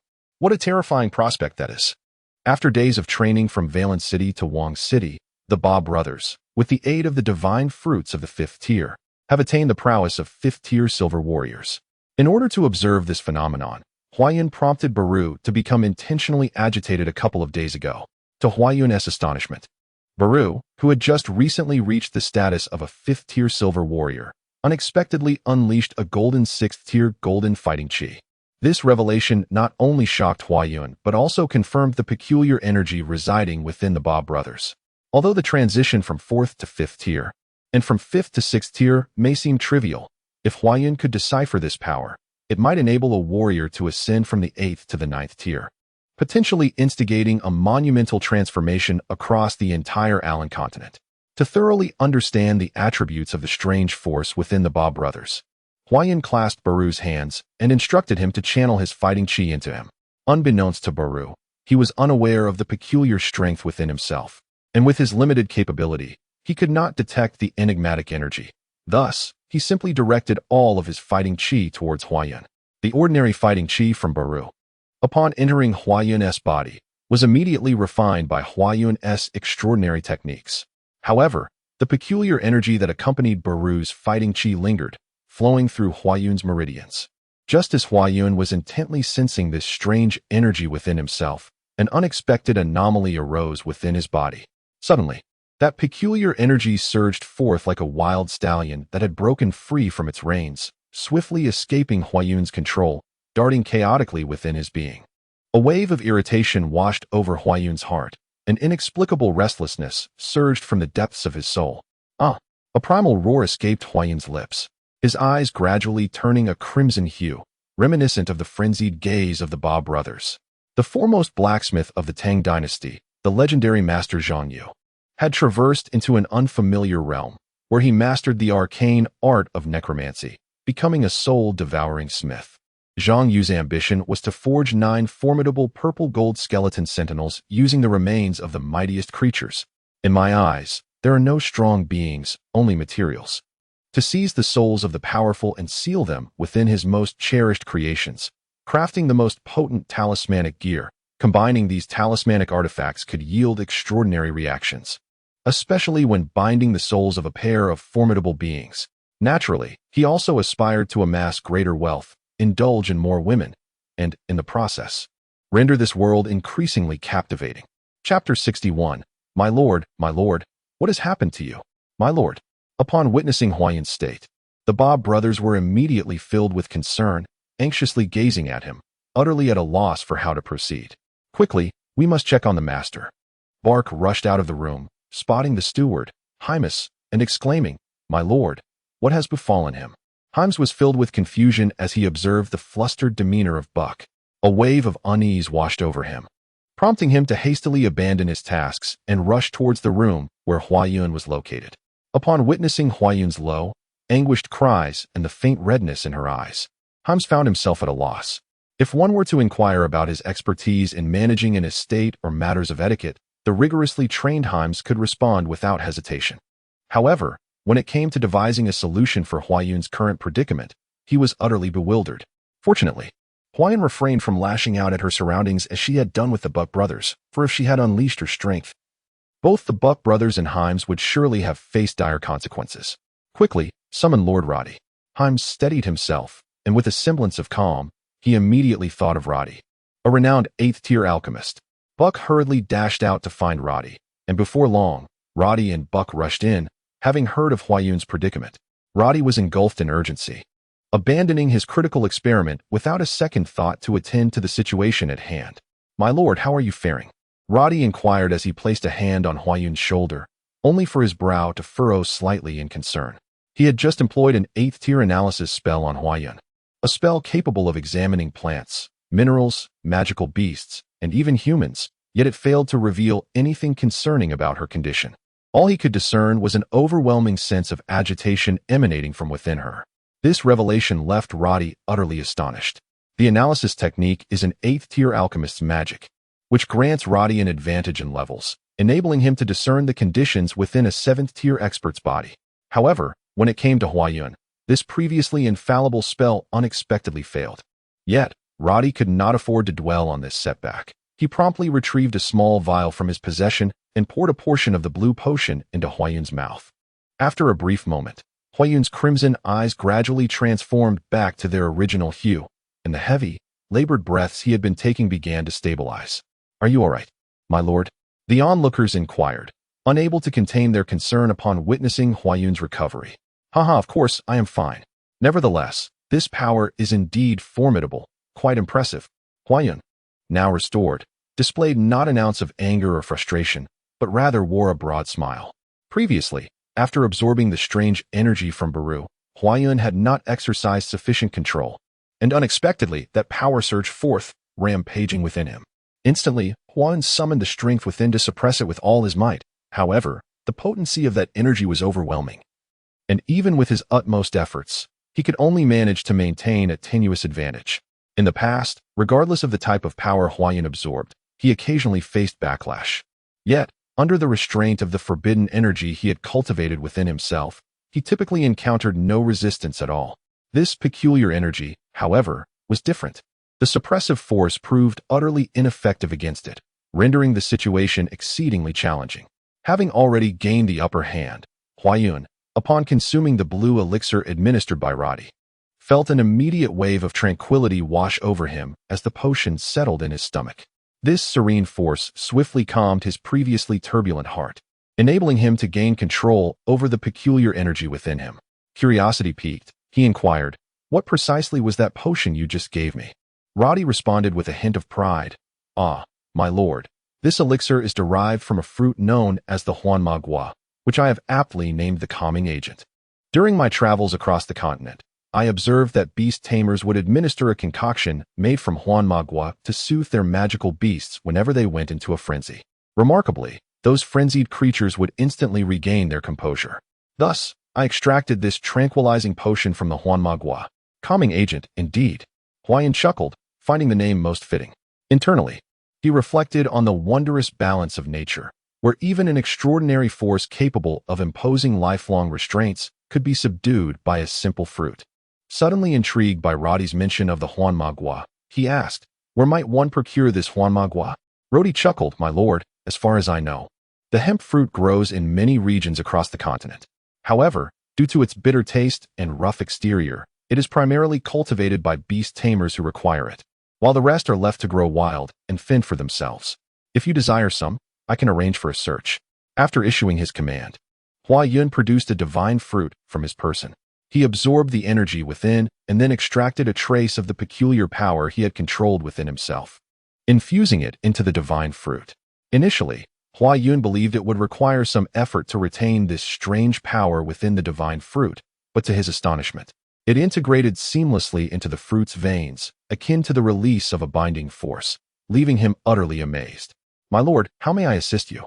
Dara, a second-tier apprentice warrior who could not even unleash his fighting spirit, was commonplace on Aelan continent. Any ordinary person, with effort, could almost certainly attain the status of a second-tier apprentice warrior. Observing Dara before him, Huayun spoke slowly, "I have a potentially perilous task that requires your assistance. Are you willing to help?" "Of course, if you are unwilling, I shall not press you." "I am willing, my lord, but as merely a second-tier apprentice warrior, I am uncertain of how I can be of assistance." "Not much is required. You simply need to consume this fruit." Huayun placed the divine fruit into Dara's hands. Is this the divine fruit?" Dala was well aware that her master, Huayun, was a plant master. It seemed that she was being asked to test the efficacy of this divine fruit. Any initial apprehension Dala felt quickly dissipated. Although indiscriminately consuming divine fruits generally poses no fatal harm to an individual, such reckless use can significantly affect one's future cultivation. Thus, warriors and mages alike refrain from consuming divine fruits without due consideration. As Dala prepared to consume the divine fruit, Huayun promptly interjected, "Ah, before you eat that, you must first drink this." With that, Huayun poured a bit of the sedative from Radi's earlier small vial into a small cup on the table. "My lord, you..." Radi voiced his confusion, while the Ba brothers and Himes stood by, equally perplexed. They could not fathom why Huayun would instruct a second-tier apprentice warrior to consume both a sedative and a divine fruit, as there seemed to be no correlation between the two. With a determined bite, Dala downed the sedative and then proceeded to take a bite of the divine fruit. "Do not rush, simply observe," Huayun said with a slight smile, addressing Radi. "Auctioning off just the divine fruits would indeed be rather mundane. I am preparing for a grand spectacle at the upcoming auction. I recommend a book, Yin Gong's The Seasons of the Workplace, ISBN 104-1898. This work is a contribution to the white-collar era essay contest. Li Heng, a master's graduate from Tongji University, seeks his rightful place in the bustling metropolis of Shanghai. In the realm of his career, he encounters the woman he loves, as well as someone who loves him in return. amidst the allure of wealth and beauty. Will he succumb to temptation? In the vibrant nightlife of the city, is there anyone capable of mastering their inner desires? A white-collar worker is not merely defined by a white collar. Chapter 62. The Divine Gift of Fruit, placing his hand on Dara's shoulder. Hua Yun's perception swiftly entered Dara's body for observation. Once the divine fruit entered Dara's abdomen, an unusual power surged into Dara's secondary meridians, flowing towards the tertiary meridians. Along this path, nearly one-third of the fighting spirit within Dara's meridians, guided by that peculiar force, surged towards the location of the tertiary meridians. In an instant, this strange power, accompanied by a significant amount of secondary fighting spirit, confronted the restrictions guarding the tertiary meridian. As if traversing an unguarded domain, Hua Yun sensed that the restricting force at the entrance of the tertiary meridian was utterly incapable of halting that bizarre energy. Without the slightest hesitation, the peculiar force, along with a multitude of secondary fighting spirit, penetrated the restrictions and flowed into the tertiary meridian, where it began to circulate. Taking a deep breath, Hua Yun withdrew his hand from Dara's shoulder, gazing into Dara's still clear and unblushing eyes, a smile gracing his face. "My lord, is it time?" Dara asked cautiously, feeling a surge of power within him after consuming the divine fruit, a sensation that was immensely pleasurable. "Not in haste. There are still matters to attend to. Come now, unleash all your strength upon me." Hua Yun extended the Gale sword towards Dara and stepped back a couple of paces, observing him intently. Meanwhile, Roddy and the others looked on in bewilderment, their faces etched with confusion, utterly unaware of the peculiar intentions behind Hua Yun's actions. Well, all right. To be honest, Dara harbored a considerable fear of his youthful master. He understood that despite Hua Yun's tender years, he was a significant figure whom even His Majesty Lazant sought to befriend. Yet, given Hua Yun's command, Dara dared not defy him.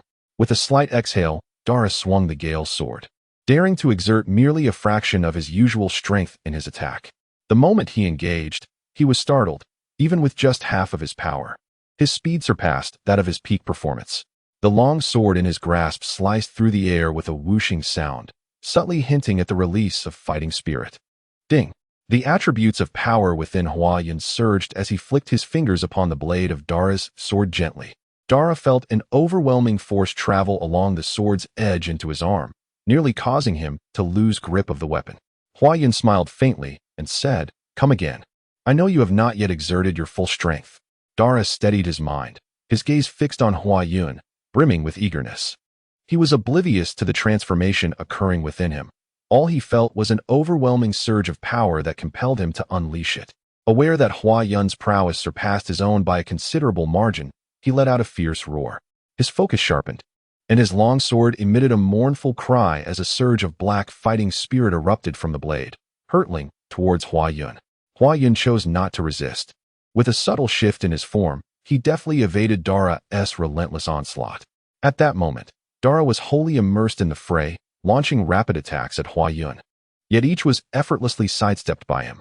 "Himes, you seem to lack a proper understanding of your subordinate.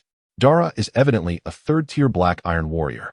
How can you claim he is merely a second-tier apprentice warrior?"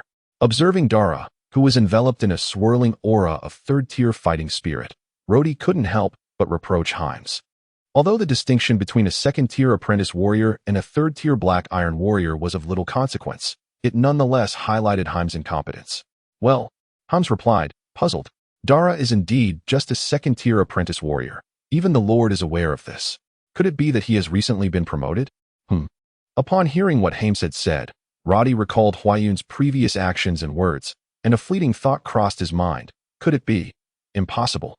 Roddy swiftly dismissed this notion. It was far too outrageous. He had absurdly considered that the divine fruit from earlier had elevated Dara's rank. How could that be? It was well known that on the continent of Alan, aside from naturally reaching the pinnacle of one's own rank and then consuming the divine fruit to advance, there had been no reports of any fruit capable of directly promoting a person's rank. With a swift motion, Hua Yun pinched the long sword thrust by Dara between his two fingers and, with a decisive tug, wrenched the wind blade from Dara's grasp. "Ha ha, Roddy. Did you see that? With the aid of my divine fruit, I have successfully elevated Dara from a second-tier apprentice warrior to a third-tier black iron warrior." His belief had indeed proven valid. Witnessing his creation of a rank-enhancing divine fruit filled Huayun with exhilaration. And Master, you have elevated my warrior rank from second tier to third tier. Dara stammered, overwhelmed by the discernible change in his fighting spirit and strength. He had never imagined that he could ascend to the third tier so swiftly. Given his potential, he would have been content to reach that rank within his lifetime.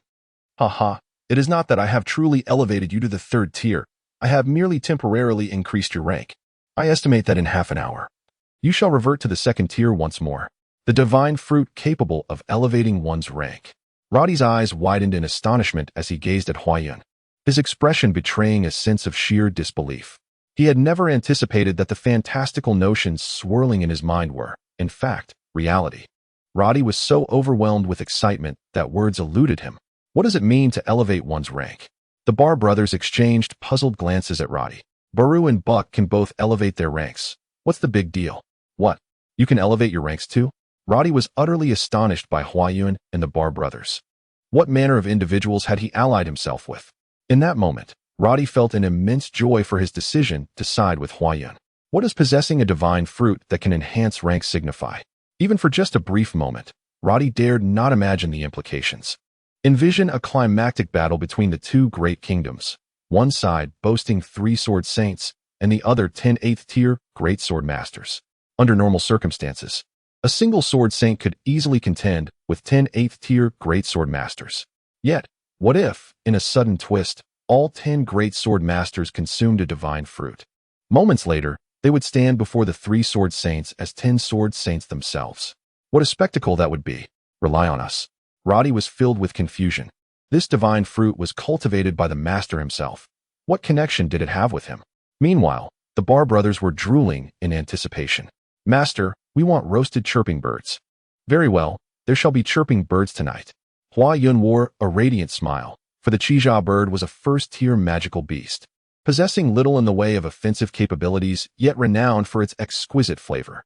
However, capturing one proved to be a formidable challenge, rendering even a single specimen worth dozens of gold coins, an expense far beyond the means of the average individual.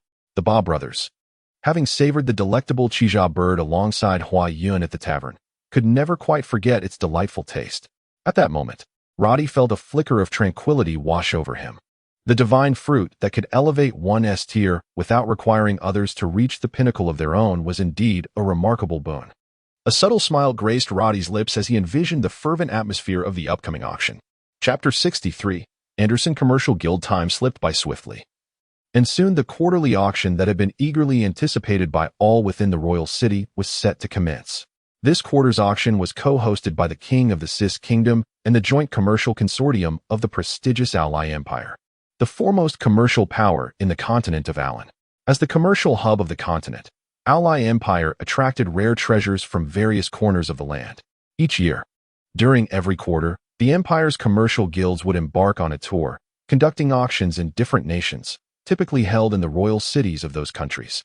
Rather than inciting resentment from these nations, Ally Empire's ventures to amass wealth from across the continent were met with enthusiasm. After all, participants exchanged their gold for coveted items. Moreover, the Ally Empire's joint commercial guild not only auctioned goods from other kingdoms, but also procured local specialties from the host nation, fostering a mutually beneficial commercial exchange.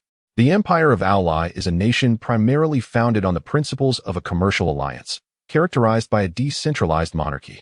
In this realm, it is not the high-ranking officials who wield true power, but rather a select few formidable merchant guilds.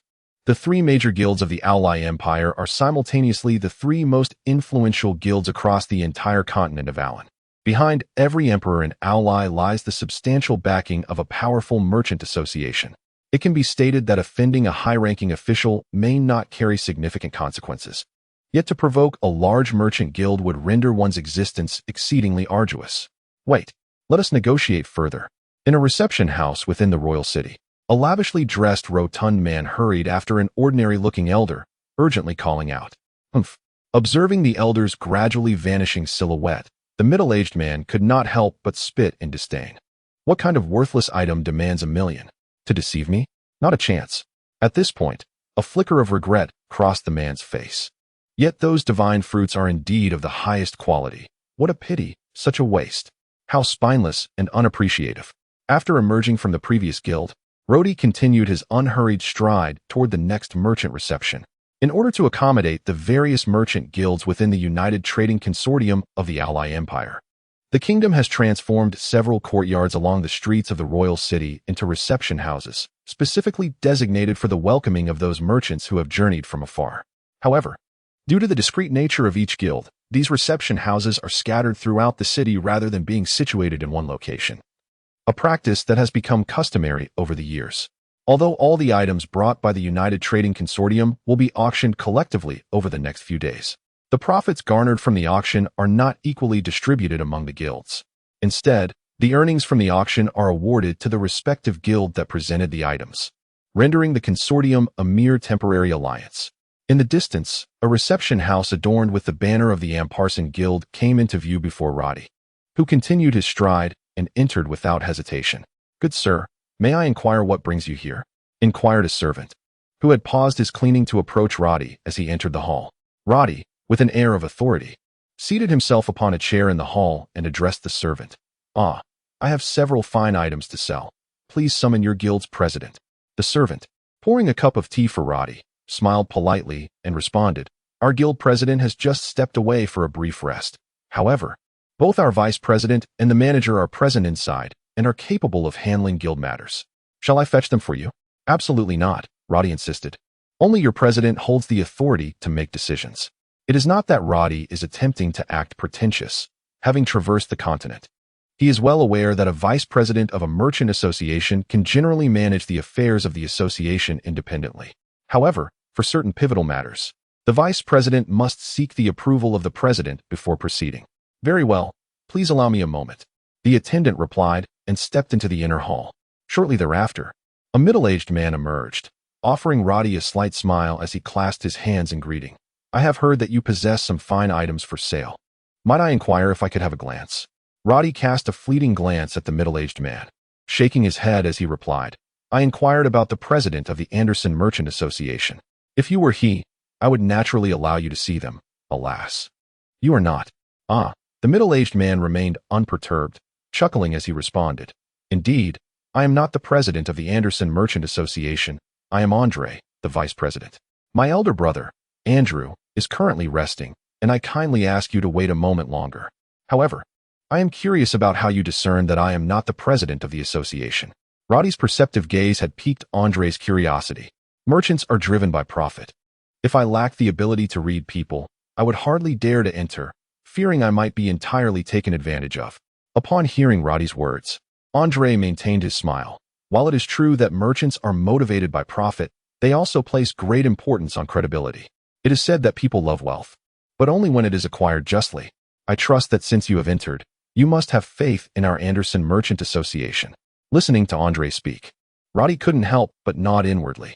The Ally Empire truly deserved its reputation as a commercial powerhouse. Today, Roddy had visited numerous merchant guilds, apart from a few exceptions. The majority treated him with considerable politeness, despite his humble attire. Yet, this courtesy was merely superficial. Upon hearing Roddy's proposals, none agreed to his conditions. He pondered whether the Anderson Merchant Guild possessed the requisite boldness, especially since Lord Huayan had instructed him to collaborate frequently with that guild, making it imperative not to choose just any merchant establishment.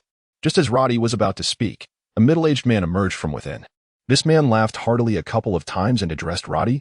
"I presume you are the esteemed gentleman wishing to sell something?" "I am Andrew, the president of the Anderson Merchant Guild.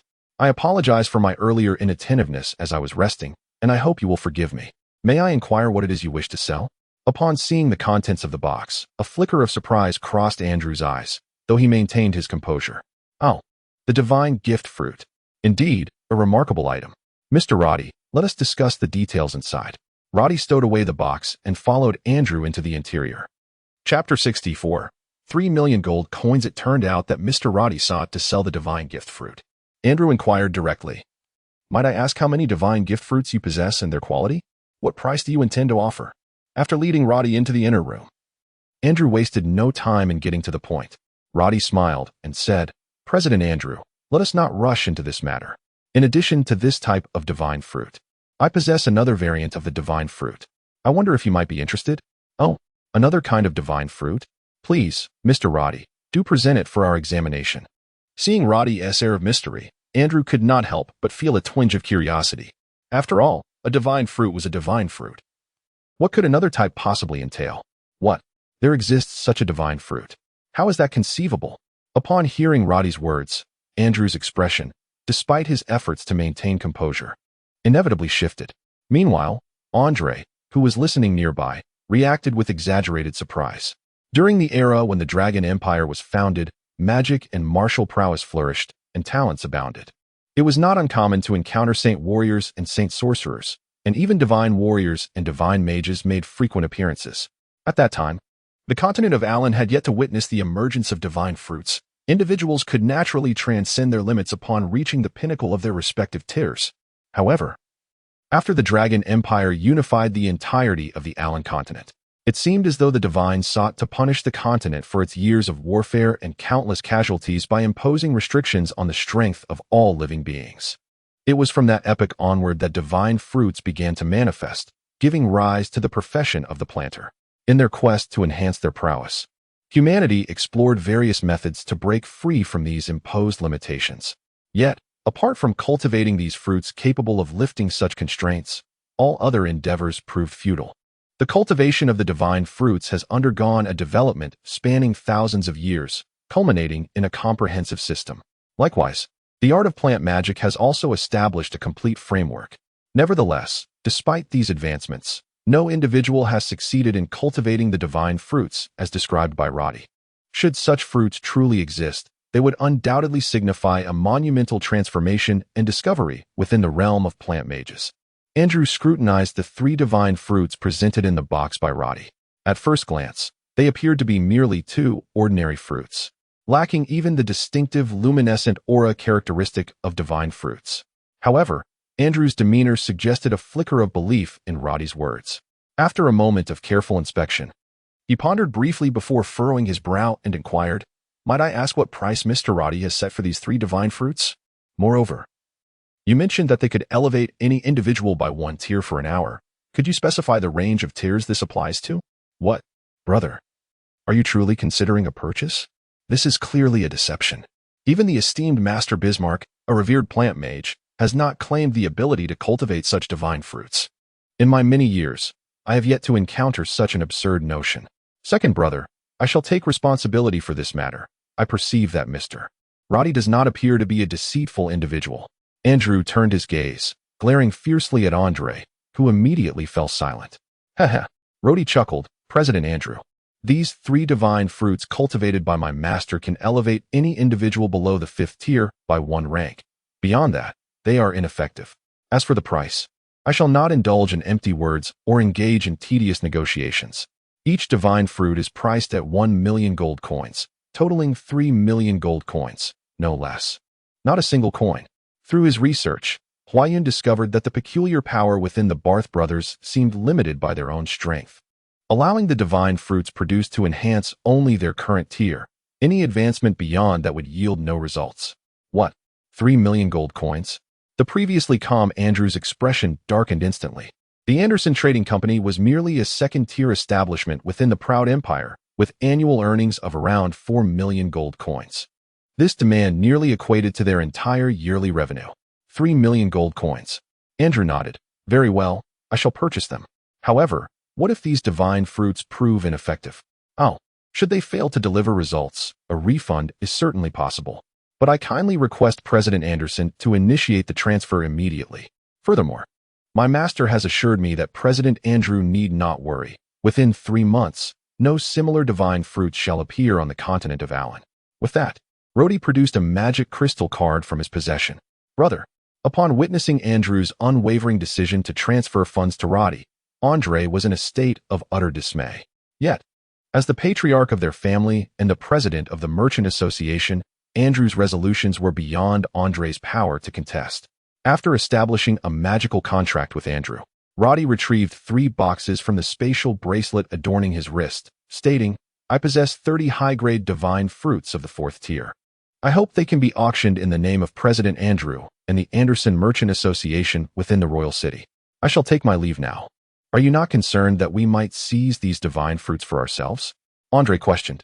incredulous that Roddy would so casually leave 30 high-grade divine fruits in their hands without any binding magical agreement.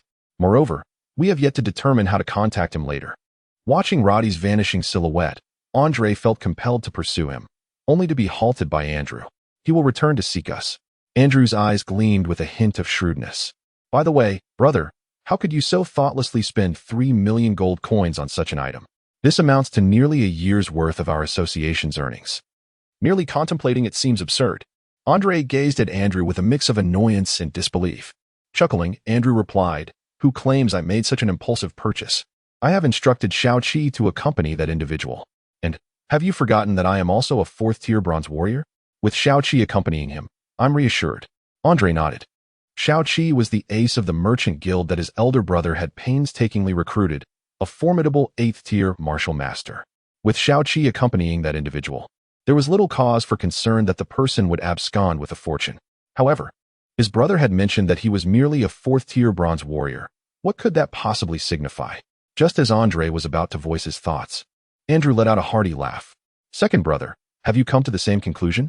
Indeed, how can one ascertain the authenticity of this divine fruit without a personal trial? It is but a few million gold coins. I, Andrew, can afford to take that risk." Chapter 65, Value Anderson Merchant Guild? What manner of guild is that? What sort of individual presides over it? Upon hearing that Roddy had completed the task, Huayun immediately paused his work to inquire further. For this was a potential long-term collaborator, and certain matters must be clarified. Haha, rest assured, the tasks I, Roddy, undertake are never lacking. The guild is not particularly large. Its president is named Andrew and is in his 30s. This guild was founded several decades ago by their grandfather, Anderson, but it has never been of substantial size. After Andrew took the reins, within a few short years, he transformed this modest guild into a 2nd-tier merchant guild within the proud empire of Ally. Thus, Andrew holds considerable prestige within his family, and the Anderson Merchant Guild is entirely under his command. Most importantly, this Andrew possesses remarkable audacity. Roddy holds a profound admiration for individuals like Anderson. He himself is a person of remarkable determination, daring to embrace the profession of an apothecary and aligning himself with Huayun as an esteemed 8th-tier master pharmacist, a feat not easily matched by the average individual. Although Roddy, as an apothecary, lacks direct combat prowess, his perceptive abilities are exceptionally formidable, particularly as he stands just a step away from reaching the saintly tier. Xiaoqi, being a warrior, is not particularly adept at stealth, and thus Roddy easily discerns his movements. In preparation for Huayun's task, Roddy had already conducted a preliminary investigation into the merchant guild that had recently arrived a few days prior. Huayun nodded in acknowledgement. The fact that a 2nd-tier merchant guild could afford to employ an 8th-tier master warrior speaks volumes about Andrew's capabilities. Even Count Habern, as the lord of a city and an imperial count, has only a 7th-tier platinum warrior as his most formidable ally. More importantly, Huayun places great trust in Roddy's judgment, given his extensive travels across the continent and interactions with countless individuals. At the Anderson Merchant Guild's guest house, a sharp clatter echoed through the courtyard as a weapon fell to the ground. It is true, indeed true. This divine fruit can genuinely elevate anyone's tier for an hour. I just unleashed 5th-tier silver fighting energy. Andrew stood there, murmuring to himself, his gaze vacant and lost in the distance, seemingly oblivious to his surroundings. A wave of crimson excitement rapidly flushed across his cheeks, revealing the tumult of emotions within. Brother, what's wrong? Don't frighten me." Upon witnessing Andrew's state, Andre immediately exclaimed. At that moment, Andrew resembled a patient afflicted with madness, his gaze vacant and his body trembling slightly. Could the divine fruit he consumed earlier have been flawed? Andre harbored doubts and was about to call for a priest from the royal city when Andrew seized his arm with a powerful grip. "Ah, splendid. Dear brother, did you see? I have genuinely unleashed 5th-tier silver aura. In terms of both speed and strength, I have ascended to the rank of a 5th-tier silver warrior." Seeing that Andrew, although still somewhat agitated, had at last returned to a semblance of normalcy, Andre could not help but remark, "Brother, is it truly necessary to be so exhilarated over a divine fruit that can instantly elevate any 5th-tier or higher individual? Its effects last merely an hour, and I reckon its practicality is akin to that of a 6th-tier divine fruit, worth at most several tens of thousands of gold coins." Yet you squandered 300,000 gold coins to acquire 3 of them.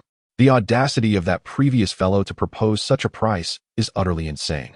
Brother, as both the clan leader and the president of the merchant guild, I hesitate to criticize you, but I simply cannot fathom your reasoning today. The practicality is nearly equivalent to a 6th-tier divine fruit. Indeed, dear brother, you speak quite astutely. Andrew gazed sternly at Andre, stating, the utility of this divinely bestowed fruit is at most equivalent to that of a 6th-tier divine fruit. Yet, I am neither a fool nor an imbecile. And neither is Mr. Roddy Matt. Despite this, our transaction has been successfully completed. Do you understand why? Stunned by his elder brother's words, Andre stammered, Brother, sighing and shaking his head, Andrew continued, Brother, do you comprehend what type of items are the most lucrative in this world? It is neither the 9th-tier divine fruits nor the artifacts. While these are undoubtedly practical, our Anderson Trading Company lacks the capacity to acquire such items. Moreover, it is not necessarily the impractical items that are devoid of worth. The value of an object is determined by the number of individuals who desire it and the rarity of that item within the continent.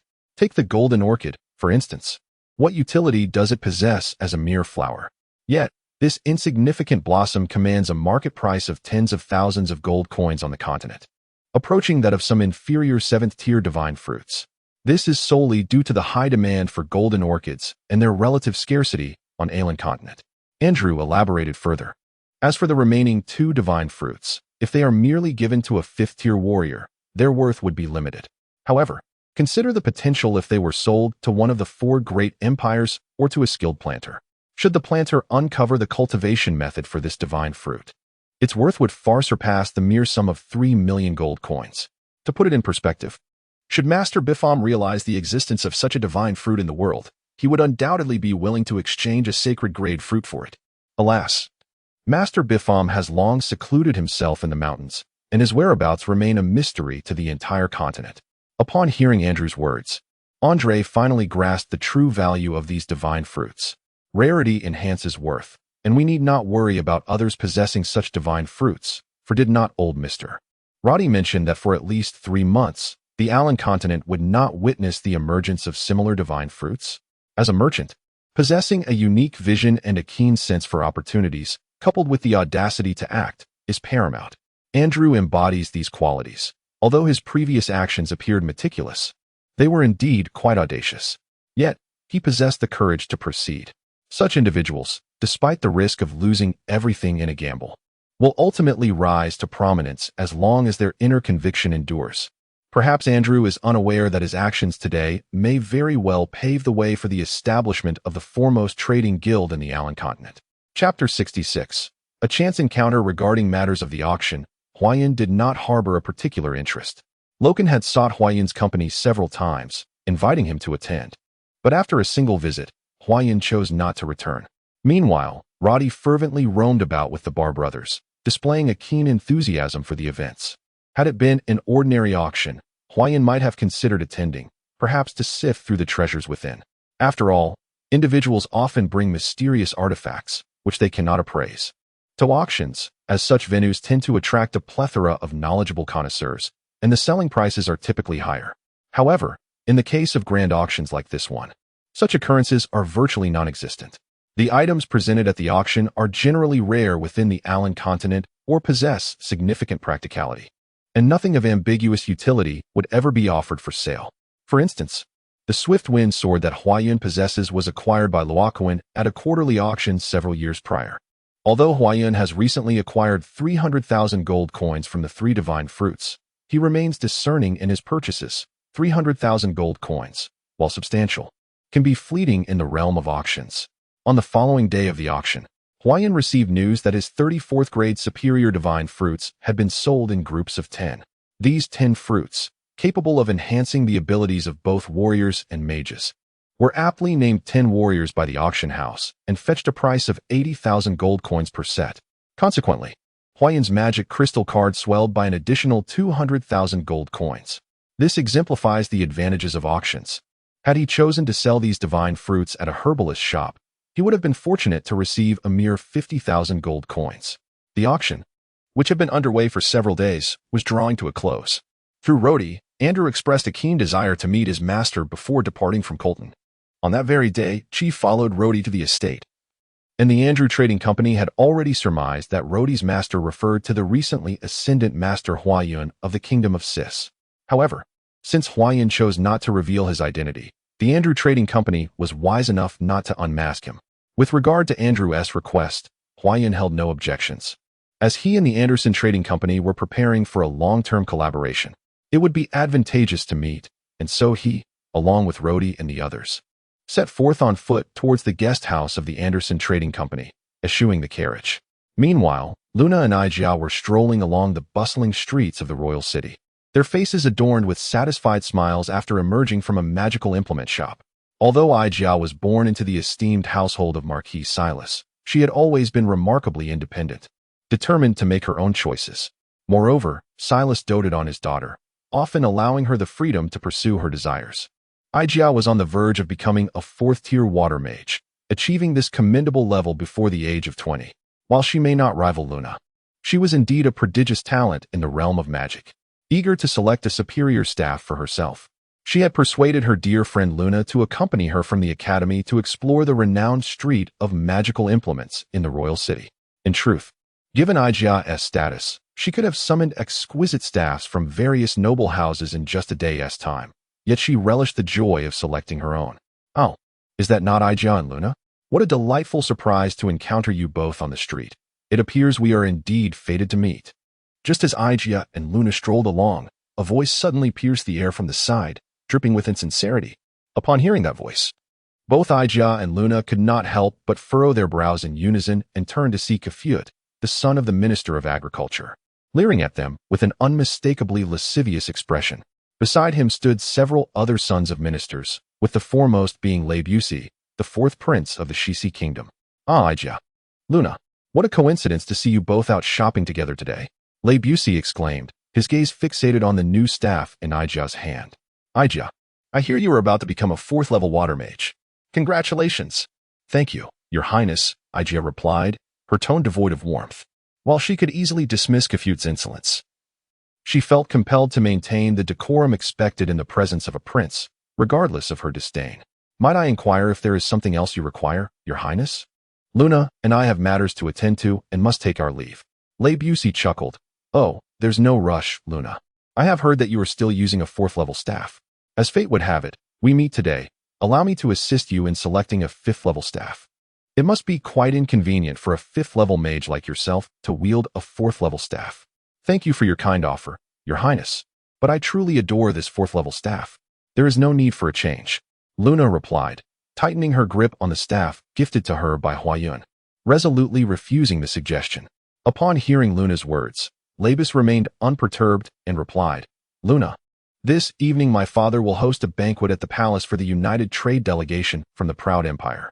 There will be activities, and I sincerely hope you can attend. After speaking, Labus gazed intently at Luna. I have other commitments this evening. I truly apologize, but I cannot accept your invitation. Luna responded, turning to Xianxia. Feeling uncomfortable in the current situation, she added, Let us go, Xianxia. Humph. The fourth prince extends an invitation as a courtesy, and she really believes herself to be exceptional, Kafut remarked, unabashedly flattering Labus. Alas, Kafut, please refrain from such comments. Perhaps Luna truly has her own matters to attend to. Let us not force her. Labus feigned reproach towards Kafut. Indeed, Your Highness, your kindness is commendable. I merely cannot abide the situation. Luna, do you not realize that many pursue the fourth prince, yet he pays them no heed? Why not seize this opportunity? Do not deceive yourself, Luna. You harbor feelings for the fourth prince. Kafut shamelessly pressed on. Given the status of Labus and Kafut, winning the affection of a woman was remarkably effortless. Many who sought to curry favor with them readily offered themselves. Having never pursued anyone, they were oblivious to the impact of their words. Consequently, Luna's disdain for them deepened, and even Xianxia felt a surge of revulsion. Isn't that Luna? What brings her to the royal city? As Luna traversed Huayun Road, she suddenly caught sight of a familiar figure ahead. To her astonishment, it appeared to be Luna herself, causing her to momentarily freeze before proceeding in that direction. I would like to recommend a friend's new book, The Strong One Emerging from the Tomb of Immortals, book number 1041863, which has garnered significant attention on the new book rankings and is indeed an excellent read. It tells the tale of an ordinary young man who inadvertently stumbles upon an ancient burial ground, entombing celestial deities and demons from both the east and west. This site preserves countless remains of ancient immortals and demons, along with a plethora of ancient treasures buried with them and the enigmatic legacies left by the divine beings. Chapter 67. The arrogant Kafut. My sincerest apologies, Prince 4, but Xianxia and I truly have urgent matters to attend to.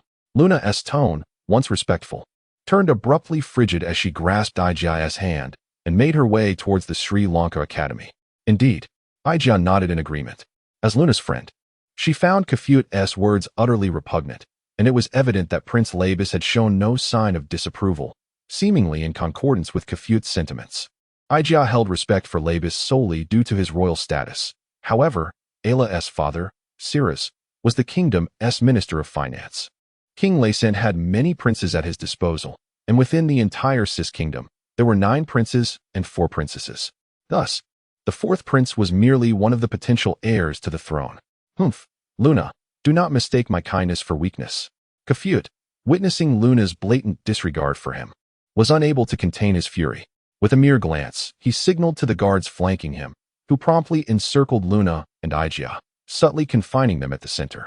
Back in the Sri Lanka Academy, Labis had harbored romantic intentions toward Luna, yet he was utterly disregarded, becoming the subject of ridicule among his peers. This humiliation stoked a deep-seated anger within Labis, who had never before experienced such defeat. Nevertheless, he refrained from taking any overt action, for as a prince, he was keenly aware of the necessity to maintain a respectable image in the eyes of the Academy students. He convinced himself that Luna's demeanor was merely a manifestation of modesty. After all, he was a prince, and women typically flocked to him. However, to his dismay, Luna rejected his advances on multiple occasions, filling him with resentment toward her. The Sri Lanka Academy, being the foremost institution in the kingdom, housed a complex web of power dynamics. The headmaster, a Blandi, was the kingdom's most formidable expert, a 9th-tier holy mage, and even the revered King Lacent showed him deference. Labis dared not act rashly, for if anything were to befall Luna within the academy, a Blandi's wrath would be severe. Though Labis, as a prince, might escape unscathed, he would inevitably face his father's disapproval. Today, upon hearing that Xianxia had taken Luna out for a leisurely stroll, he immediately sought them out, accompanied by Kafut and the others, and eventually discovered Luna in this very spot. At first, he displayed an exceptionally gentle demeanor. However, upon witnessing Luna's utter lack of awareness, a surge of resentment welled up within Labis. Consequently, he tacitly condoned Kafut's actions, reassured that should any trouble arise, his guards and Kafut would bear the brunt of it. As long as he did not harm Xianxia, it seemed unlikely that even Cyrus, with all his affection for Xianxia, would jeopardize his standing for the sake of an ordinary woman. Your Highness, what is it that you truly desire? Luna, once a mercenary, sensed the unusual tension among the surrounding guards. Their gazes fixated on her, akin to a predator eyeing its prey in the demonic domain mountains. I apologize, 4th Prince, but I am pressed for time. A cold glint flashed in Luna's eyes as she tightened her grip on her magical staff, positioning it defensively before her. The magic within her began to coalesce slowly in her hands. Unlike Xianxia and Kafut, who were mere ordinary students in the academy, Luna was seasoned in the art of combat and had taken lives. If another student were to face her, even one with superior strength, they would likely be paralyzed with fear in this moment. Xianxia, having never encountered such a scene, sensed the unsettling atmosphere despite her usual obliviousness. Just as she intended to pull Luna away and flee, she realized that both she and Luna were already encircled by several guards. These guards, dispatched to protect the 4th Prince, were formidable, each possessing the prowess of 6th-tier golden warriors. Moreover, the bodyguard flanking Labis was even more formidable, boasting the strength of an 8th-tier grand warrior. Kafut, what are you planning? If you dare to act today, I will not let you off easily. Xianxia regarded Kafut with a frigid gaze, her tone laced with icy disdain. Heh. Of course, I wouldn't dare to act against you, but well, if someone is foolish enough to provoke me, then I have no choice. Kafut chuckled awkwardly, subtly signaling the guards to prepare for action. Luna felt a tightening in her chest, muttering an incantation under her breath, ready to strike at the slightest movement from the adversaries. Oh dear, what a lively scene we have here. I hope I am not interrupting any of your delightful endeavors. A voice interjected, disrupting the tense atmosphere just as conflict seemed imminent. Both Libsai and Kafut furrowed their brows at the audacity of the newcomer. Their gazes swiftly turned to the source of the voice, the 8th-tier grand martial artist beside Libsai. Upon spotting Huan, suddenly radiated an intense light in his eyes, instinctively positioning himself in front of Libsai, sensing that the youth before them was no ordinary individual. Upon hearing that familiar voice, which often echoed in her dreams, Luna paused, disbelief flooding her expression as she turned to stare at Huayun, tears welling in her eyes in an instant. You dare to disrupt my affairs? Do you have any idea who I am? Before him stood a figure whose expression was a blend of a smile and something more sinister, their eyes betraying a chilling coldness that sent a shiver down Lib's spine. His usually refined countenance contorted into one of barely concealed fury as he directed his ire towards Huayun. Luna, are you all right? Huayun, however, paid no heed to Lib's bluster, instead focusing his concern on Luna, slowly approaching her. He never anticipated encountering her in this place, and a flood of memories shared between them surged through his mind in an instant. Luna, without hesitation, she dashed into Huayun's embrace, stifling her tears, her nose quivering with suppressed sobs. These were not tears of distress or fear, but rather tears of joy, tears of happiness. Huayun, witnessing Luna's immediate rush to Huayun's side, ignited a fierce anger within Lib. He opened his mouth to speak, but fell silent upon hearing the name she uttered. You are the esteemed Master Huayun? He inquired. I am Lib, the 4th prince of the Western Kingdom. It is an honor to meet you. Upon observing Huayun's dark hair, Lib's suspicions were swiftly confirmed. Being frequently in the company of his brother, he understood well the regard in which Huayun was held by their father. Thus his tone bore a semblance of respect, despite his internal skepticism regarding Huayun's worthiness of such esteem. Oh, so it is your highness, the 4th prince. Earlier, when you were so boisterous in the streets, I had assumed you were the 1st prince. Huayun did not cast a glance at Libsai, but instead gently wiped away the tears from Luna's eyes. At that moment, Luna had regained her composure and stood beside Huayun, holding her staff. Upon hearing Huayun's words, Libsai's heart erupted with fury. His expression shifted dramatically, yet he ultimately restrained himself from voicing his anger. In the realm of Alan, the heirs to the throne are typically determined by their order of birth. The 1st prince, as the primary heir, holds significant power among the princes of the Zai's kingdom. However, it is noteworthy that, despite the succession being based on birth order, few kings across the various kingdoms of Alan actually ascend the throne solely due to their rank. How dare you speak to His Highness, the 4th prince, in such a manner? Kraft exclaimed, eager to ingratiate himself after witnessing the 4th prince's predicament. In his view, no matter how formidable Huayun might be, he remained merely a subject of the kingdom, while Libsai was indeed a prince. Naturally, the prince held greater authority than a mere subject. Following Kraft's outburst, several individuals in Libsai's group, who were aware of the situation and had heard of Huayun, stared at Kraft as if he were a ghost, their eyes reflecting a somber pity for him. Chapter 68. Because of base. You dare insult my esteemed master. Upon hearing Kafut's insults, the Barth brothers took a decisive step forward, glaring furiously at Kafut, their right hands gripping the hefty axe handles with palpable intensity. It was evident that should Kafut dare to utter another disrespectful word, they would not hesitate to strike, while others might cower in fear due to Kafut's status. The Barth brothers were undeterred by his identity. What do you intend to do? I am Kafut, the son of Marquis Russell, the Minister of Agriculture. Kafut exclaimed, startled by the brothers' demeanor. He quickly signaled to the guards at his side, who, loyal to the 4th prince, understood the situation far better than he did. They remained steadfast, protecting Libsai, while the 2 guards Kafut had brought along trembled in terror, flanking him anxiously. Ah, so you are Kafut, Huayun remarked, his face devoid of any anger. Still adorned with a smile, yet his eyes glistened with a chilling malice that made Kafut's legs quiver. Your words truly reek. I long to teach you a lesson on behalf of Russell. As soon as the words left his lips, a resounding slap echoed through the air as Huayun delivered a sharp blow to Kafut's face, leaving a vivid crimson imprint. Remember, when flattering, one must discern the circumstances. Even your father, Russell, would not dare speak to me in such a manner. What are you really? It appears our families are indeed fated to cross paths. Huayun gently patted Kafuti's head, his face adorned with an innocuous smile. A subtle force of restraint had already infiltrated Kafuti's body through Huayun's right hand. Kafuti's innate martial prowess was rather mediocre, but Huayun was indifferent to transforming him into a martial arts simpleton. Those unfamiliar with Huayun's past could hardly comprehend the significance of fate as he articulated it. Little did they know that Huayun had already encountered some discord with Viscount Harvey and Count Hubnair under Russell's command back in the Azure City. Presently, Huayun had no intention of seeking trouble with Russell, yet Kafute unwittingly stumbled into the fray. Kafute's face flushed crimson as he fixed a fierce gaze upon Huayun, a wave of indescribable humiliation surging from the depths of his heart. Nevertheless, he refrained from uttering further words or taking rash actions. He was no fool. Earlier, in his eagerness to flatter, he had failed to consider the situation thoroughly. Now, even a simpleton could discern who held the upper hand.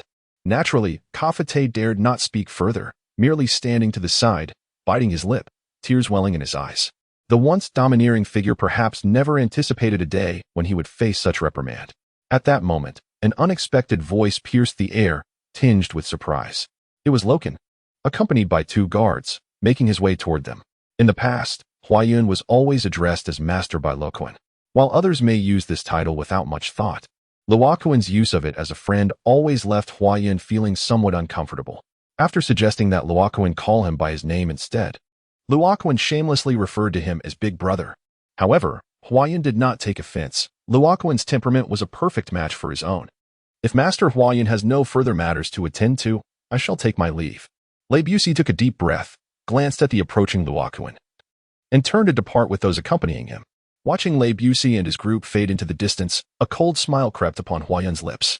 Though he possessed a notably gentle disposition, he would never allow anyone to trample upon his dignity.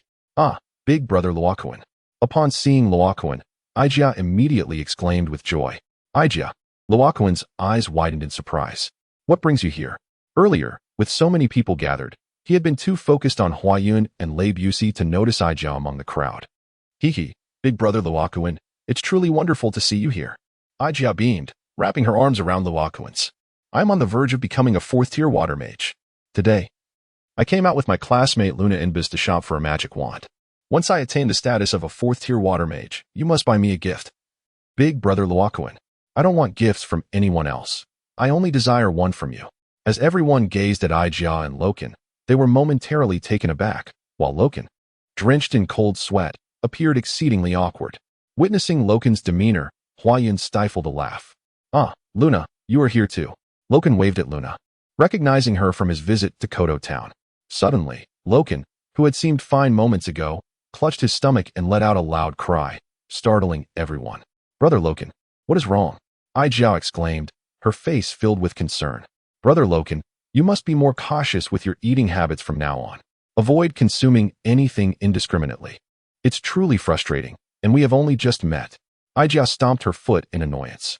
Unable to endure the situation any longer, Huayun wiped the cold sweat from his forehead. This woman's mind was remarkably simple. With Loken's prowess as a 6th-tier golden warrior, it was inconceivable that he could suffer from stomach pains due to bad food unless someone had deliberately poisoned him. Thank goodness, I have finally escaped. Loken sighed deeply as he rounded the corner of the street. The persistent Ijia was simply too much for him to bear. Being with her felt like a torment. Loken could not fathom why Ijia always clung to him and acted so affectionately. It was indeed a headache. With these thoughts swirling in his mind, Loken made his way homeward. Chapter 69. Duke Leo Luna, what brings you here? Have Brother Ron and the others arrived as well? Huayun was slightly astonished to see Luna in this place. I am here at the Sri Lanka Academy in the Royal City to study magic, while Brother Ron and the others are still in Kodo Town. Luna averted her gaze from Huayun, her cheeks flushed with embarrassment. So you are Master Huayun. You are even younger than I imagined. Ijia gazed curiously at Huayun and said, I am Ijia, Luna's classmate. It seems you and Luna are already acquainted. No wonder she reacted so peculiarly upon hearing your name. Not at all. Luna's previously relaxed expression reddened once more. Hee, I am indeed Huayun. Hello, Ijia. Thank you for taking care of Luna. Huayun greeted Ijia and then asked Luna, where are you staying now? Why not come stay with me? It would be more convenient. Do not worry. The 4th prince in Kafut will no longer pester you. Stay with you? Luna, what is your relationship with Master Huayun? Ijia looked at Luna and Huayun in surprise, clearly bewildered by the thoughts swirling in her young mind. We are nothing of the sort. Luna hurriedly explained to Ijia. At that moment, Huayan finally understood why Loken had been intimidated by this little girl. She indeed possessed a certain aura of terror. Considering the impending meeting with Andrew, Huayan instructed the Bashi brothers to accompany Luna to the Sri Lanka Academy to retrieve her belongings, while he took Roddy to meet Andrew. What? You say that person is named Luna Imbis? You cannot be mistaken? Duke Leo was taken aback upon hearing his second son Loken's words in the Duke's residence. Father, how could I possibly mishear? You shared this with me in your youth, emphasizing the significance of that surname. Witnessing my father's demeanor, I am increasingly convinced that Luna's origins are extraordinary. Even the kingdom's foremost expert, the Archmage Blandi, would not regard my father with such deference. At last, our Roland family has once again encountered this surname. Leo's spirits seemed to lift suddenly, as he chuckled and patted Loken's shoulder, though his mind was shrouded in unspoken thoughts. Father, what manner of family is the Imbis family? I can no longer tolerate the mystery surrounding you. There is no need to rush. You are not yet required to know these matters. Simply understand that the Imbis family shares a long-standing friendship with our Roland family. And do pay heed to the other 5 families as well. This Loken felt somewhat speechless. Father, I have grown quite a bit. There are certain truths you ought to disclose to me, including how the situation with the 4th prince and Kafut will be resolved. Grown, you say? Leo regarded Loken with a beaming smile. Until one attains the saint rank, none in our Roland family can truly be considered grown. Labus, what is he? Worry not. Neither Luna nor your elder brother will come to harm. On the entire continent of Alan, apart from a few ancient beings who ought not to exist in this world, even the kings of the 4 great empires would not dare to act against her once they are aware of Luna's identity. Saint rank, and still merely considered grown? Upon hearing his father's words, Loken's eyes widened in disbelief. Surely, his father could not be intoxicated and speaking nonsense. Moreover, he mentioned that even the kings of the 4 great empires dared not lay a hand on Luna. Goodness, what manner of being is Luna, whose stature commands such reverence? Could such a formidable family truly exist on the continent of Alan? And to think that this illustrious family is even connected to the Roland family. Alas, Loken could not help but feel a pang of sorrow for his father, who had devoted so much to their lineage, consumed by the desire to see their family thrive. His thoughts were perpetually occupied with strategies for their family's ascendancy. Father, please rest well. I shall take my leave now. Aware that his father would say no more, Loken bid him farewell and exited the study. As the door to the study closed behind him, a faint smile crept onto Leo's face as he murmured to himself, Luna, Imbis, Knight of Saint Fade? The naming conventions of the Imbis family are indeed peculiar. Alas, there are no dragon knights left on the continent. Wait, dragon knights? Could that old pervert be contemplating summoning a giant dragon from the Demon Abyss mountain range? Leo's expression transformed from surprise to chilling resolve. Labus, if you seek death, then speak it, lest you bring ruin upon the entire kingdom of Sis. As he spoke, a surge of violet light erupted from Leo's being, his eyes gleaming with divine radiance, manifesting the legendary 10th tier divine battle chi. Before outsiders, Duke Leo consistently asserts himself as an 8th tier grand martial artist, yet he is, in fact, a 10th tier divine warrior. With his formidable prowess, he could easily hold the title of Duke in any of the 4 great empires. Yet he chooses to remain in a modest kingdom. The meeting between Huayan and President Andrew was exceedingly pleasant. Upon exiting the Anderson Trading Company, Huayan promptly made his way toward the royal palace, where he needed to bid farewell to Laysant. Huayan aspires to create divine fruits, and his requirements for the fruits are not particularly stringent. Ordinary fruits, after undergoing his transformation, can withstand the formidable force of the unbinding power generated by his celestial techniques. Currently, the sole limitation preventing Huayan from producing a significant quantity of divine fruits lies within the unbinding energy residing in his body. The cultivation of this primordial energy, transformed through celestial techniques, is exceedingly arduous. Typically, Huayan acquires it by directly converting vast amounts of attribute energy within him. However, his daily cultivation efforts yield only a meager amount of unbinding energy. The 34th tier divine fruits he previously possessed have long since depleted all the unbinding energy he had accumulated to this point. Thus, Huayan now relies on absorbing attribute energy from the external world for conversion. He immediately recalled the raw stones he had obtained from Jilu during his last visit. According to Jilu, those stones were discovered in the beach mountain of the Keep province within the kingdom, and he claimed that many more could be found there. Determined to acquire a substantial quantity of raw stones, Huayun resolved to personally journey to Beach Mountain. Given Huayun's current mastery of celestial techniques, with an ample supply of raw stones, the mass production of silver-tier divine fruits would pose no challenge to him. Chapter 70. The Tower Town. Entering the royal palace under the guise of Huayun was a mere triviality. After a brief wait in the side hall, Laizant entered with a smile. When Huayun expressed his intention to take his leave, Laizant momentarily froze. For Laizant, the esteemed botanical master of the kingdom, the thought of Huayun's departure was most disconcerting. Consequently, he seldom allowed Huayun to engage in any laborious tasks. However, the botanical chamber was a domain where Huayun could come and go freely, a privilege intended to keep him close. Upon witnessing Laizant's expression, Huayun discerned that Laizant had misinterpreted his intentions. With a smile, he clarified that he merely wished to leave the royal city to visit the province of Kote, and not to abandon the kingdom altogether. Hearing this explanation, Laizant let out a sigh of relief. Typically, any botanical master wishing to leave the royal city would require Laizant's consent and would need to elaborate on their purpose for departing. Nevertheless, with someone of Huayun's formidable stature, Laizant refrained from probing too deeply, as individuals of such power generally despise constraints on their freedom. Nonetheless, Laizant was determined not to let Huayun embark on his journey to Kote alone. Initially, he intended to send a contingent of palace guards to accompany him, but Huayun repeatedly declined this offer. Ultimately, Laizant arranged for Huayun to be escorted by Master Talia, a 7th-tier fire mage known to him, along with 2 captains of the palace guard, the 8th-tier martial masters Padalik and Pasley, ensuring Huayun's safety throughout his travels. Huayun was acutely aware that if he were to continue to decline Laizant's request, the latter would likely be unsettled. Even if he refrained from openly dispatching someone to escort him, he would undoubtedly have someone shadowing him covertly. This was both for his protection and to prevent him from departing the kingdom of Zeiss. Consequently, Huayun harbored no objections to Laizant's proposal of having Master Talia accompany him for protection along the journey. He readily accepted the arrangement, as having 2 formidable bodyguards by his side was of no concern to him. However, he mused that if Laizant were to assign a large entourage to follow him, he would find that intolerable.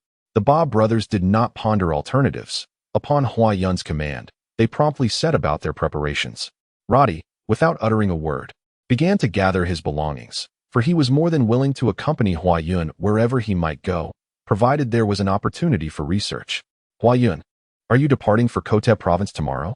Luna, who had recently moved to the area, inquired with a hint of melancholy upon hearing the news. May I join you? You? Huayun expressed his perplexity. Are you not still studying at the Sri Lanka Academy? Is it permissible for you to leave? Hee. Luna beamed upon hearing Huayun's words. I have already completed all the necessary coursework for this semester, and the Academy permits students to venture out for practical experience once they reach a certain level of proficiency. Such a regulation exists? If that is the case, let us embark together. Huayun felt a sense of delight at the prospect of Luna accompanying him. Then I shall go to the Academy to submit my application at once. With Luna receiving approval from Huayun, she immediately burst out of the manor, her face alight with joy as she rushed to the Sri Lanka Academy to submit her application.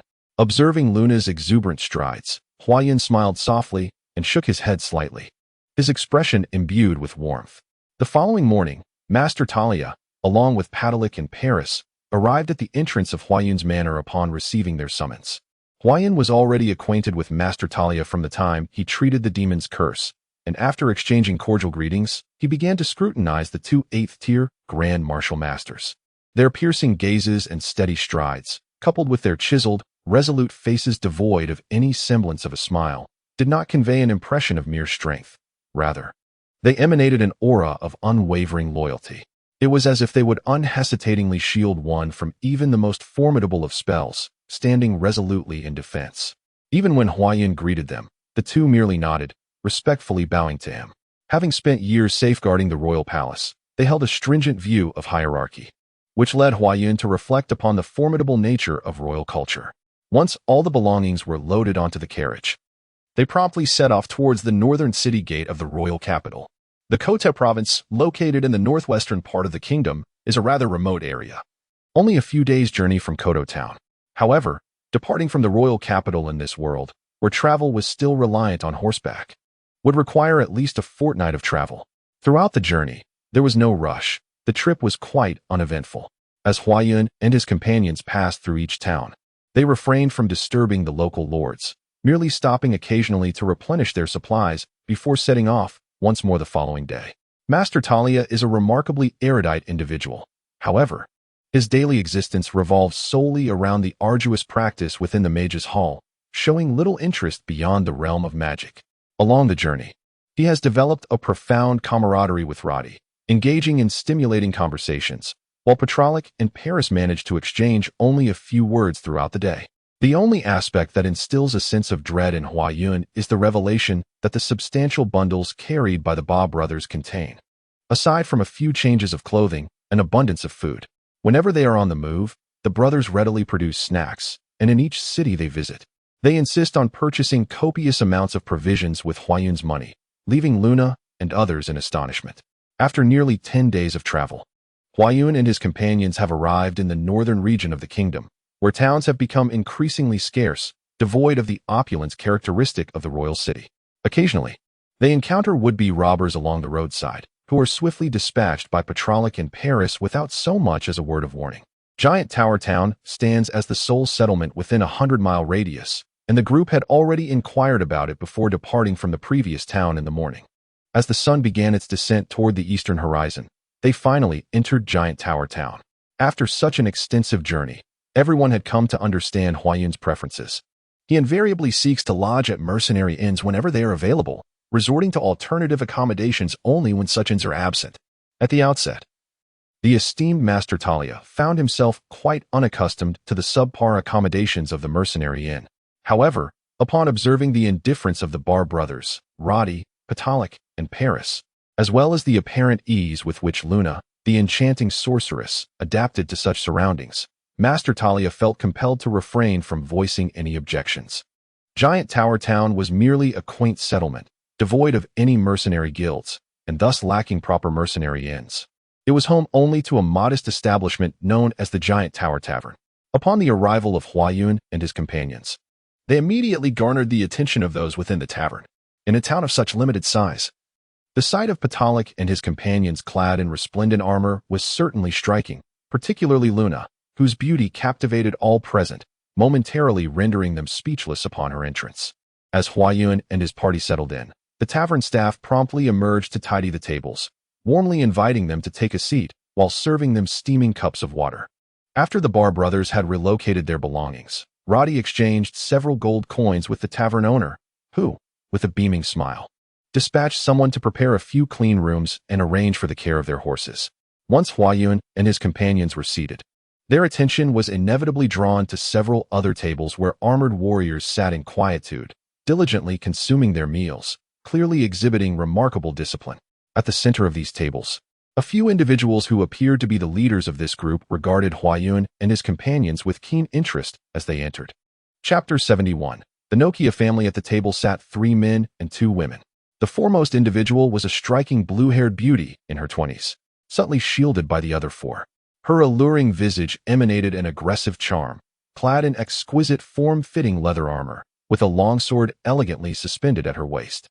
The 3 men accompanying her were formidable giants, each bearing a massive sword upon their backs. One of them additionally wielded an enormous steel shield. They regarded Huayun and his companions with unabashed scrutiny, their muscular arms bulging, clearly indicative of their strength as warriors. The final member of the group was a female mage in her 40s, her staff adorned with intricate carvings and runes, crowned with a fist-sized crimson magic core. Unmistakably a high-grade artifact.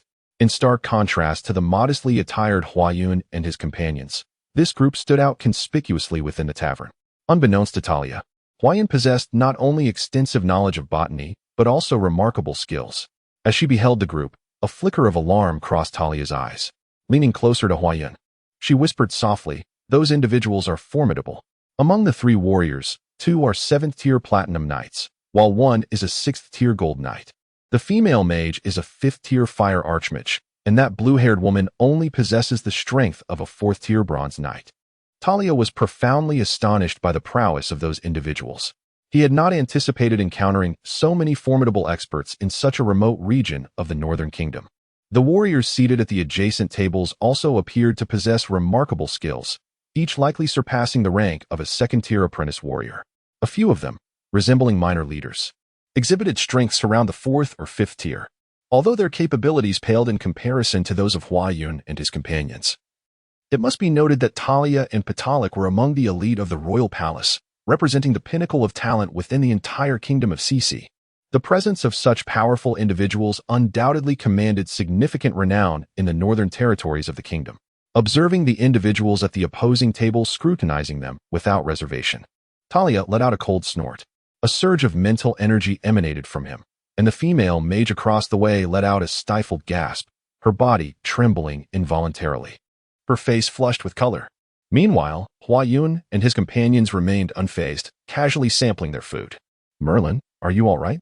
The blue-haired woman inquired with concern upon noticing the female mage's unusual reaction. Casting a glance at Hua Yun and the others, the mage whispered, "My lady." Aside from those two burly men who are 5th-tier silver warriors, the female mage over there appears to be a 5th-tier grand sorceress, while I cannot discern the strength of the remaining 5. What? Upon hearing Merlin's words, the woman and the 3 warriors could not help but feel a slight shock. Merlin had already attained the status of a 5th-tier fire mage, and generally, the mental acuity of a mage surpasses that of a warrior. As long as a mage's power does not exceed the 5th tier and a warrior's does not surpass the 6th, Merlin can discern the strength of his opponents. The fact that he could not gauge the power of these 5 individuals indicated that they were, at the very least, 7th-tier platinum warriors or 6th-tier sorcerers. What could bring such formidable fighters to this remote location? The 3 warriors furrowed their brows in confusion. Regardless, they assumed these individuals were not here for any trivial purpose. The 7th-tier platinum warrior, along with 2 6th-tier golden warriors, stood in confrontation against a man bearing a scarred face, appearing exceedingly beleaguered.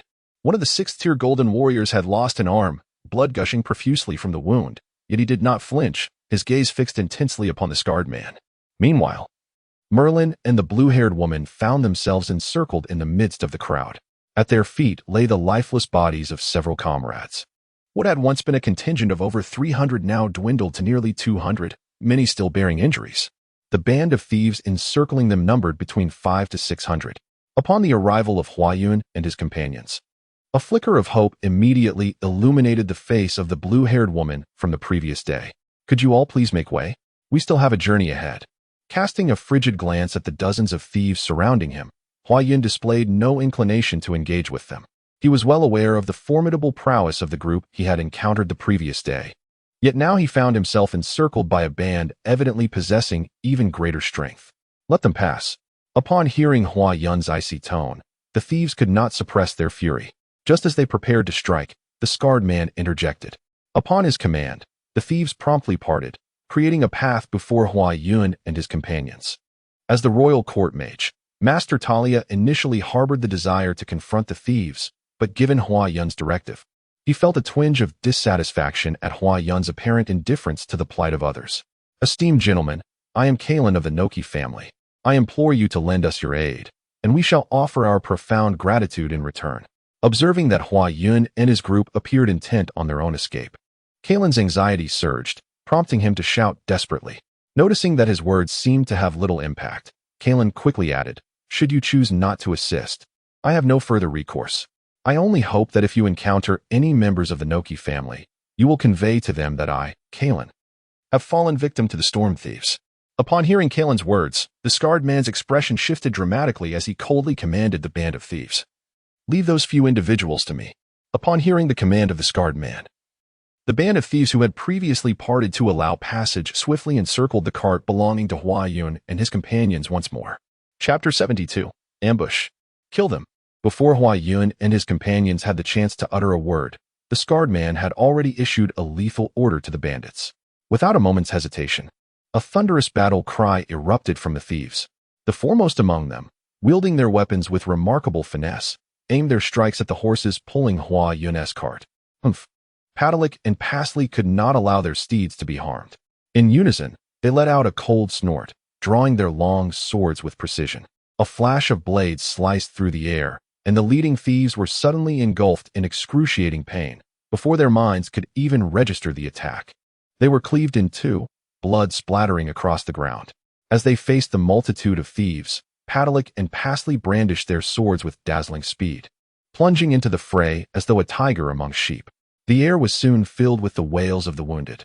Most of the bandits possessed only the strength of second-tier apprentice warriors, with a few reaching the third-tier black iron warriors. Yet, before the might of Padalik and Pasley, both eighth-tier grandmasters, none could stand as a worthy opponent. In mere moments, the ground was strewn with the lifeless bodies of the fallen thieves. The hundreds of bandits surrounding Kalen and his group, along with the scarred man, were taken aback by the unfolding scene, while a glimmer of joy illuminated the faces of Kalen and his companions. After vanquishing the numerous bandits that surrounded them, Padalik and Paisley did not pursue further, instead retreating to the side of Huayan. Their mission was not to eradicate thieves, but to safeguard Huayan. How infuriating! Witnessing his comrades slaughtered, the scarred man, Kane, felt a surge of dread. As an 8th-level martial artist, he was acutely aware of the formidable prowess exhibited by Padalik and Paisley.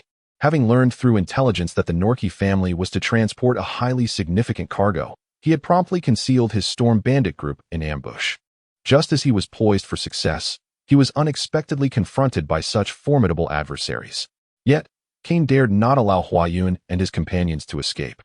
The Norki family wielded immense power, and should they discover that he was responsible for the slaughter of his own men, he would find himself in dire straits. What is this?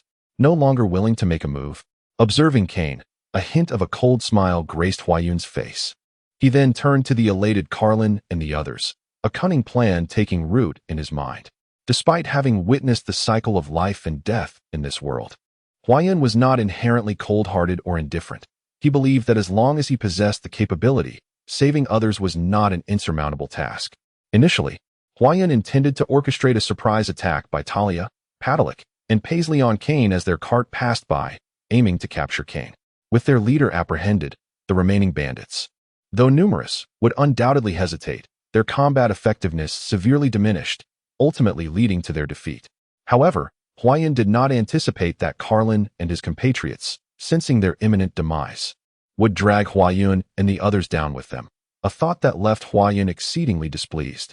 Upon hearing Kane's proposal, Kalen and the others felt their hearts leap, their eyes fixed intently on Huayun and his companions. If Huayan were to accept Kane's terms, Kalen and the others would have no escape from death today. Do you think I would conspire with you thieves? If you know what's good for you, leave at once. Staying here will lead to your demise. Huayan dismissed any further conversation. In front of Huayun and his group, the other thieves, aside from Kane who possessed a modicum of strength, were hardly worthy of concern. Humph. We shall see if you possess the capability. Kane was unwilling to relinquish what he had toiled for, and despite the adversary's prowess, he still had an ace up his sleeve. Kill. With a thunderous roar, Kane released the 3 warriors he had been restraining, his figure suddenly swelling as he charged fiercely toward Huayun and his companions. Whoosh, whoosh, whoosh. Just as Kane uttered the word kill, a violent rush of air shattered the stillness, accompanied by 3 piercing whistles, as 3 dark streaks of light shot forth from the distant woods, hurtling straight toward Huayun, Padalik, and Pasley. Be careful. Huayun's countenance shifted dramatically as he shouted, drawing his windblade from his waist with a sharp hum, immediately intercepting one of the dark projectiles. A resounding explosion reverberated, and in the midst of the chaos, Huayun felt an overwhelming force surging through his arm. The swift sword, gifted to him by Loken, shattered into countless fragments in an instant, scattering in every direction. Simultaneously, an inexplicable energy coursed through his right arm, penetrating his entire being. As a tremendous impact bore down upon him, faced with such formidable power, Huayun refrained from confronting it head-on. Instead, he propelled himself backward with great force, colliding heavily against the carriage.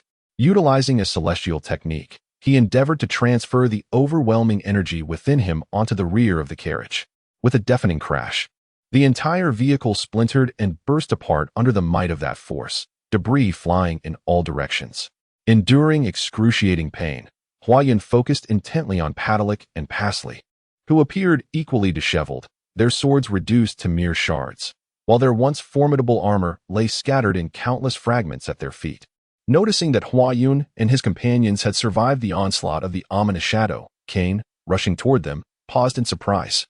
He thrust his sword fiercely at Huayun. Roar! The Ba brothers bellowed in fury, stepping protectively in front of Huayun, their massive axe clashing against Kane's assault.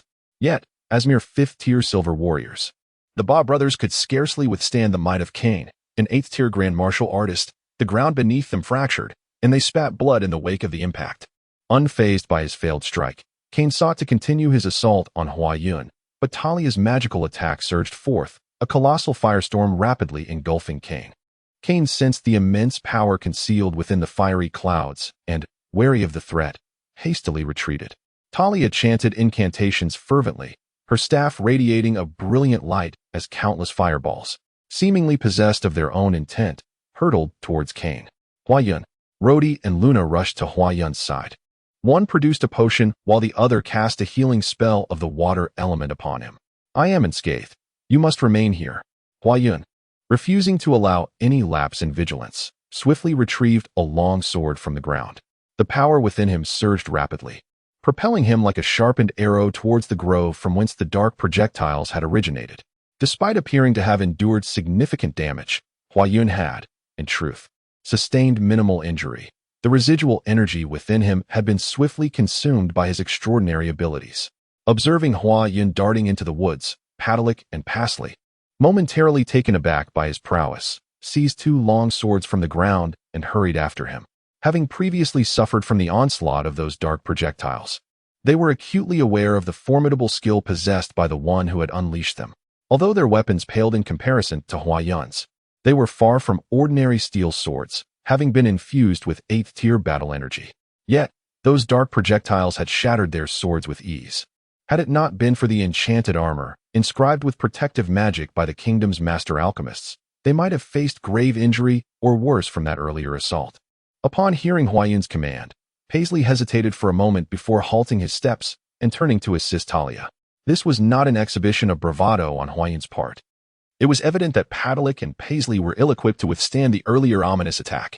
As a sorceress, Talia was particularly vulnerable to such incisive ranged assaults, leaving only Huayun capable of maintaining a measure of advantage against the ominous onslaught.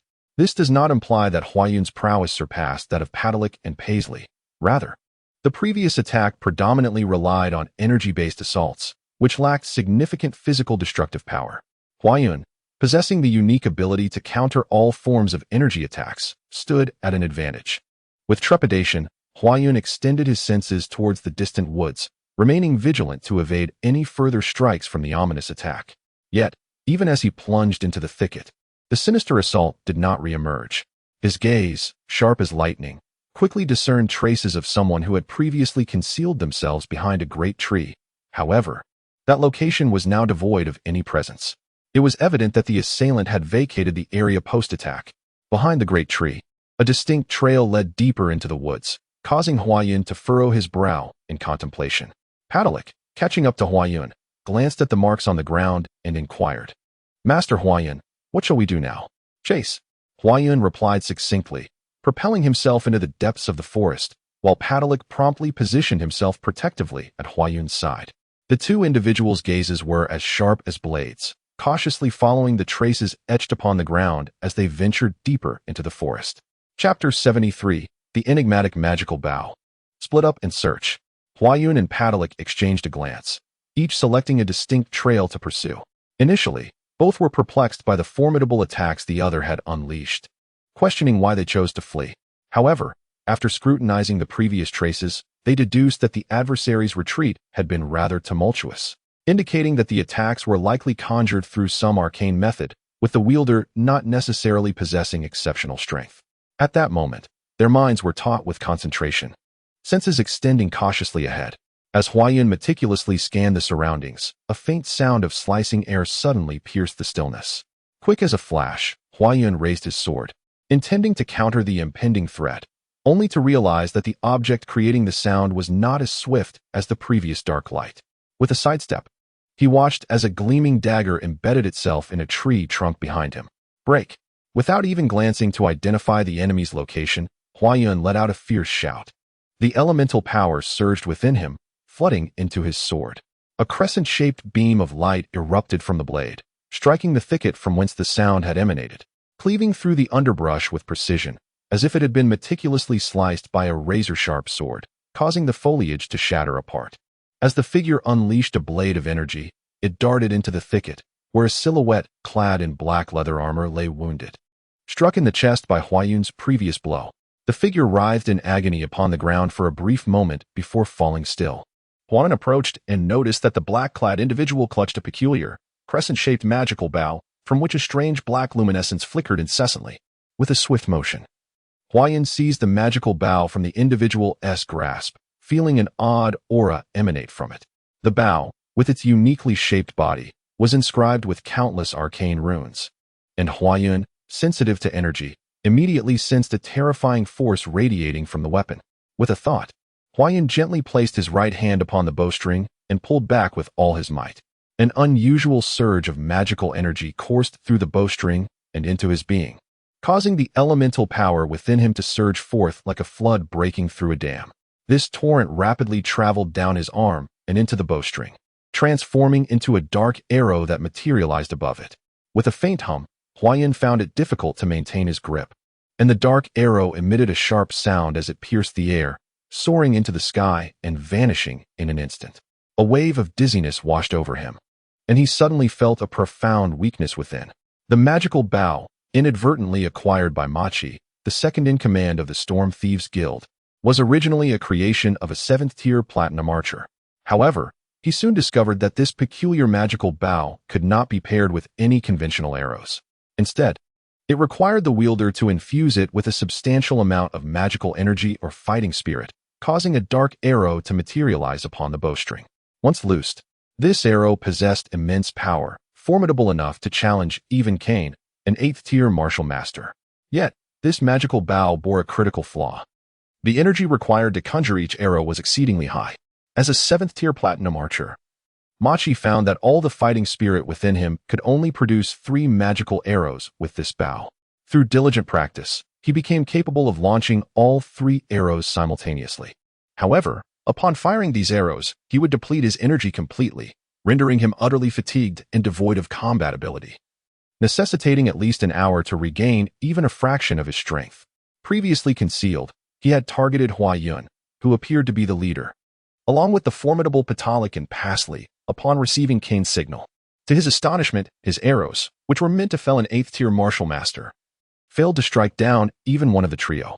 The dagger he had previously aimed at Huayun had exhausted the last vestiges of his energy. And when Huayun's counterattack came, he found himself too weak to evade, ultimately succumbing to the onslaught. Patalik glanced at the lifeless body of Machi on the ground, then closely followed behind Huayun. Cain had never anticipated that, apart from Patalik and Pasli, there was another formidable 7th-level fire mage in Huayun's company. Furthermore, Machi's magical arrows, which he struggled to withstand himself, had failed to claim a single life. With Cain's demise, the Storm Thieves had been rendered utterly defenseless before Talia and her companions. A few high-level fire spells from Talia decimated more than half of the thieves, and with the addition of Pasli, Luna, and Kalen, the battle concluded in mere moments. We're all fine, but I'm worried about Baru and Buck, who were injured earlier. I wonder how they are now. Talia and Pasli lowered their heads in some dismay. Their mission from Lysent to protect Huayun had nearly ended in failure. Had it not been for Huayun's own formidable strength, which allowed him to withstand the powerful dark energy, and the valiant efforts of the Bar brothers to intercept Cain's strike, Huayun might have faced grave danger. If Huayun had perished here, they would have been at a loss as to how to confront Lysent. Looking at the Bar brothers with a somewhat foolish expression, Huayun said nothing, merely patting their shoulders firmly. I extend my heartfelt gratitude for your earlier rescue. I am Kalen, and I thank you on behalf of my companions. Upon witnessing the swift obliteration of the Storm Thieves by Talia and her allies, Kalen and the others were filled with awe. They approached Huayun and his companions, offering a slight bow of respect. Thank you, Huayun gently remarked. There is no need for thanks. With that, she strode towards the few carriages that Kalen and the others had previously protected. Talia and the others immediately followed closely behind Huayun, carefully observing their surroundings. After the earlier events, they dared not be the slightest bit careless. Kalen and his companions, unsure of Huayun's intentions, exchanged glances and trailed behind her as well. The warriors of the Norki family, encircling the carriages, dared not resist as Huayun approached, obediently parting to create a path. Bang! Upon reaching the carriage, Huayun wasted no words. With a single stroke of her sword, she cleaved the carriage open, revealing the boxes within. Without seeking Kalen's approval, she directly smashed open one of the boxes. Divine gifted plants? As they beheld the array of specimens inside, Huayun and her companions were momentarily taken aback. It was no wonder Kalen and the others had guarded these carriages so fiercely. Even if the plants within were of a lower tier, their worth was substantial. Turning her gaze towards Kalen and the others, Huayun stated flatly, "All the contents of these carriages belong to us, and in addition, you are to pay an extra 1 million gold coins as a weapons fee." What? Kalen and his companions were momentarily stunned by Huayun's words. But as realization dawned upon them, their faces contorted with anger as they glared at her. The Norki family warriors, sensing the tension in the air, began to draw their weapons, subtly directing their hostility towards Huayun and her group. Observing the expressions and actions of those around him, Huayun could not help but let out a chilling smile. He had been harboring a great deal of resentment towards Kalen for previously dragging them into turmoil without regard for their well-being. Chapter 74. The Seed of Power. Kalen took a deep breath, attempting to temper the anger swelling within him, and coldly addressed Huayun. "Do you intend to follow the example of the Storm Thieves Guild and engage in such unlawful conduct?" Unlawful conduct? At Kalen's words, Huayun could not suppress a laugh, though it was laced with cold disdain. "If it weren't for us, not only would these carts of goods be lost, but your very lives would have succumbed to the hands of the Storm Thieves Guild. We have rescued you, and merely demanding the return of your goods is already quite generous." Huayun had long been simmering with frustration towards Kalen and his associates. Fortunately, Machi had previously chosen the formidable 8th-tier martial artist Padalik, alongside Pasley and himself, the apparent leader. Had his arrows been aimed at the Ba brothers and Luna, none could assure their survival against such overwhelming force. Even Master Talia, a 7th-tier fire mage, might not emerge unscathed from such a fierce and swift assault. "You." Kalen glared fiercely at Huayun, while the warriors and mages, including Merlin, flanking him, cast hostile glances towards Huayun and his companions. "Do you not have the decency to extend a modicum of respect to the Nokia family? Moreover, you have not suffered any losses yourselves. If it is possible, I would be willing to offer each of you 1 million gold coins as a gesture of friendship. While a friendly rapport is welcome, that sum of 1 million gold coins cannot be diminished, and we equally desire those divine plants." 1 million gold coins is truly a jest. For an ordinary individual, it may indeed represent a fortune. When Lysant rewarded Huayun, he granted only 100,000. However, it is essential to note that the wind blade, which Huayun previously rendered obsolete, was auctioned by Loken for 80,000 gold coins. The swords held by Padalik and Pasley are not ordinary artifacts, and their magical armor is of considerable worth. The cumulative value of these items reaches 50,000 gold coins. To offer 1 million gold coins is an affront. What do you take Huayun and his companions for? The most ludicrous part is the assertion that Huayun and his group have incurred no losses. Are losses only acknowledged when someone dies on Huayun's side? Since you refuse to acknowledge the Nokia family, I am left without further words. However, I fear that you may not be deserving of these possessions. Kalen cast a cold glance at Huayun and his companions before turning away with her remaining subordinates. She was not a fool. The strength displayed by Huayun's group far surpassed her own, and now was not the time for conflict. Kalen even pondered that had Huayun's skilled fighters sustained severe injuries in the earlier battle, they would not have been able to forcibly seize the items she was transporting for her family. "Kalen, I must remind you that you have yet to provide that 1 million gold coins." The languid voice of Huayun resonated in Kalen's ears, prompting him to stamp his foot in frustration. He retrieved an anonymous magic crystal card, accessible to anyone for withdrawal, and hurled it towards Huayun with all his might. Huayun caught the card with a sneer, observing Kalen and his companions hastily tidy up the battlefield before continuing their journey unencumbered. Watching their retreating figures, Roddy remarked beside Huayun, "My lord, we must exercise caution in our forthcoming endeavors. Having taken their possessions, it is unlikely they will relent easily. The Noki family, I recall, has a plain adjacent to Kurt province named the Noki Plain. The next city we are bound for also bears the name Noki City. It seems this Noki family wields considerable influence within the kingdom." Considerable influence? I am eager to discover the true extent of their power. Initially perplexed by Huayun's indifference towards Talia's plight, he now harbored no fondness for Kalen and his group. Despite their lack of tangible authority within the kingdom, he and Padalik were not inclined to fear anyone. Kalen and his companions were escorting 4 carriages. 2 of them contained divine plants, primarily of a lower tier, yet surprisingly. Among these lesser divine plants were 2 divine plants bearing the purple ling fruit, which astonished Huayan. The other 2 carriages were transporting power seeds. For thousands of years, planters had cultivated various supplementary resources for cultivation on the Alan continent, alongside the divine fruits, and these power seeds were among them. As the name suggests, the power seed is cultivated by the planter to embed a particular form of extraordinary ability within the seeds of plants, intended to facilitate the comprehension of those who have yet to sense such powers. For instance, a novice mage at the first tier may simultaneously be taught the principles of second-tier magic while being given a second-tier magical seed to consume, allowing him to directly grasp the essence of second-tier magic through the stored power within the seed, thereby minimizing the detours on his path of cultivation.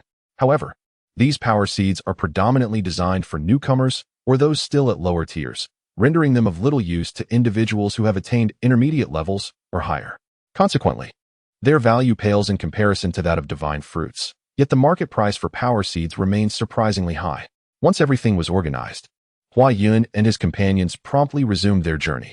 The earlier fierce battle had consumed considerable time, and if they did not hasten their pace, they risked failing to reach the next town before dusk. On the bustling streets of Noki City, Kalen and her companions galloped towards the Lord's mansion, with pedestrians hastily clearing the way. The tales of Kalen, the young lady of Noki City, and her temper were well known among the city's residents. And seeing the somewhat disheveled group, none dared to provoke her ire. With a sudden, urgent whinny, the horses came to a halt before the Lord's mansion, and Kalen and her companions swiftly dismounted, rushing into the mansion. "My lady." Upon seeing Kalen, the guard at the entrance immediately called out respectfully. Observing the icy demeanor on Kalen's face, his eyelids twitched nervously, fearful of having committed any misstep. Despite having served at the Lord's manor for many years, it was the first time they had witnessed such an expression on the young lady's countenance. "I was robbed. Where's my father?" Chapter 75. The Divine Gift of the Holy Grade Seedling Father. "Those people are utterly despicable. You must avenge your daughter." Kalen's tears flowed as she looked at the Marquis of Xena. Her brows knitted tightly together, and after listening to Kalen's account, the Marquis narrowed his eyes, remaining silent. The Noki family, like the Roland family, was one of the 3 great founding families of the kingdom. When the founding emperor of the Kingdom of Sisi, Claire, waged war across the lands now known as the Kingdom of Sisi, he faced dire financial constraints, and his army endured considerable hardships, failing to thrive. It was only after receiving support from the then prominent Noki family that he was able to truly develop and expand, carving out a new territory to establish a new nation. The Noki family's actions at that time were born out of necessity. The land was engulfed in chaos, and they could not afford to stand idly by. Among numerous contenders, they ultimately chose to support Claire, whom they deemed most promising. After Claire emerged victorious and founded the Kingdom of Sisi, he inquired what the Noki family desired. They requested that Claire grant them the region they originally inhabited and hoped he would permit their withdrawal from the court. Claire, deeply sentimental and profoundly grateful for the assistance rendered by the Noki family, bestowed upon the family's former patriarch the esteemed title of Duke of First Rank, granting hereditary marquisates to his descendants. He decisively allocated the territory located in the southern region of the kingdom, where the Noki family resided, as their fief. This land lay in the northwestern part of the kingdom, surrounded by towering mountains, with the Noki Plains serving as a strategic choke point that directly controlled nearly half of the kingdom's northern transportation and economic routes. Over the centuries, the Noki family flourished, even garnering envy from the Lysant family due to their wealth. However, the Noki family had steadfastly adhered to the rules for hundreds of years, making it difficult for successive kings to arbitrarily dismantle a family that had significantly contributed to the foundation of the kingdom. Thus, the Noki family continued to endure. "Kalen, what are your thoughts on those individuals?" After a moment, Marquis Xena turned to inquire of Kalen, aware that while she was often headstrong and quick-tempered, she possessed a remarkable talent for commerce. She was not one to act recklessly without thought. Otherwise, he would not have entrusted her with leading the family's guard to transport such crucial goods. At present, she was merely harboring frustration within her. Marquis Xena continued. 2 8th-tier Grand Martial Artists and a 7th-tier Fire Mage are indeed formidable. However, I could easily deal with them here in the Noki Plain. The crux of the matter lies in the fact that such a multitude of skilled individuals suggests a significant background we must remain vigilant against. Shall we simply let this matter rest? Kalen gritted his teeth and said vehemently, those divinely bestowed plants and the seeds of power remain firmly in their possession. These losses are of little consequence, but we have nothing to present to the sellers. The reputation that our Noki family has painstakingly built over centuries is at risk of plummeting. Just as Marquis Zena was speaking, a guard approached the door, announcing, My lord. My lady, I have a matter to report. Could it be that they have arrived? Kalen's eyes gleamed with anticipation. Indeed, my lady. The city gate guards have been alerted that those individuals have entered Noki City through the northern gate. Very well, I understand. You may leave now. After dismissing the guard, Kalen turned anxiously to Zena, saying, Father, they have indeed come. All right, I shall investigate immediately to discern who has dared to seize our family's possessions and show such disrespect to the Noki family. A trace of coldness crossed Zena's face. As he rose and made his way toward the study, Kalen seemed to recall something important. By the way, Father, I overheard them calling that young man Lord Huayan. And the mage appears to be named Talia. The two warriors were referred to as Patalik and Pasley. Lord Huayan? Zena's steps faltered as he turned back, a look of astonishment on his face. Are you certain that young man is truly named Huayan? Yes, that is indeed the name. Such a distinctive name is etched in my memory. How peculiar it is that someone on the continent of Alan would bear such a name. Upon witnessing the astonishment etched upon his father's face, Kalen could not help but inquire, What is the matter, my esteemed father? Is there something amiss? A slight flush of unease crept onto Zena's countenance as he fixed his gaze upon Kalen, exclaiming, Is it true that Huaqing's hair is black? Indeed. It is the first time I have encountered someone with such dark tresses, my father. Have you heard of him? Certainly, it is he. No wonder such formidable individuals surround him. Zena inhaled deeply. Come, we must meet him at once. Although Zena did not engage in the affairs of the court, he was well versed in the happenings of the royal city. Upon hearing of a planter more skilled than Master Rudolph, he had taken the initiative to investigate Huaqing due to certain circumstances. My father, who exactly is Huaqing? The fervor in Zena's voice only deepened Kalen's curiosity. Do not concern yourself with the details. Simply remember to show utmost respect when we encounter Master Huaqing. The two divine plants left to our family may very well require his assistance. Those two divine plants? Were you not intending to take them to the Caden Empire for Master Otto's treatment? Could it be? Kalen felt a jolt of realization, his expression betraying his astonishment as he nodded. My father, I understand.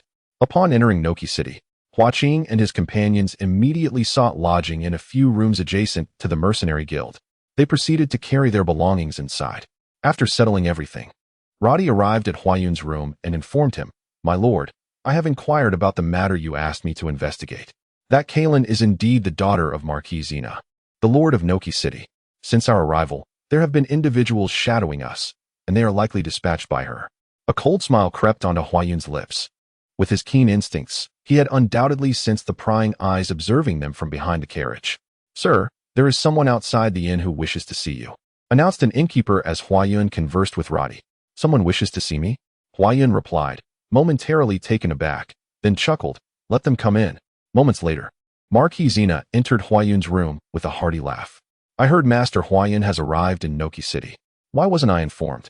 As the city lord, it is only fitting that I extend my hospitality. Accompanying him was Kalen and an elderly man clad in a slate-gray robe, with a long sword hanging at his waist. Upon seeing the elderly figure in the gray robe, Roddy's eyes narrowed slightly.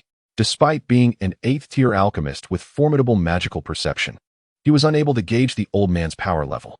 It was notable that even an 8th-tier sorcerer would be detectable by Roddy at his peak.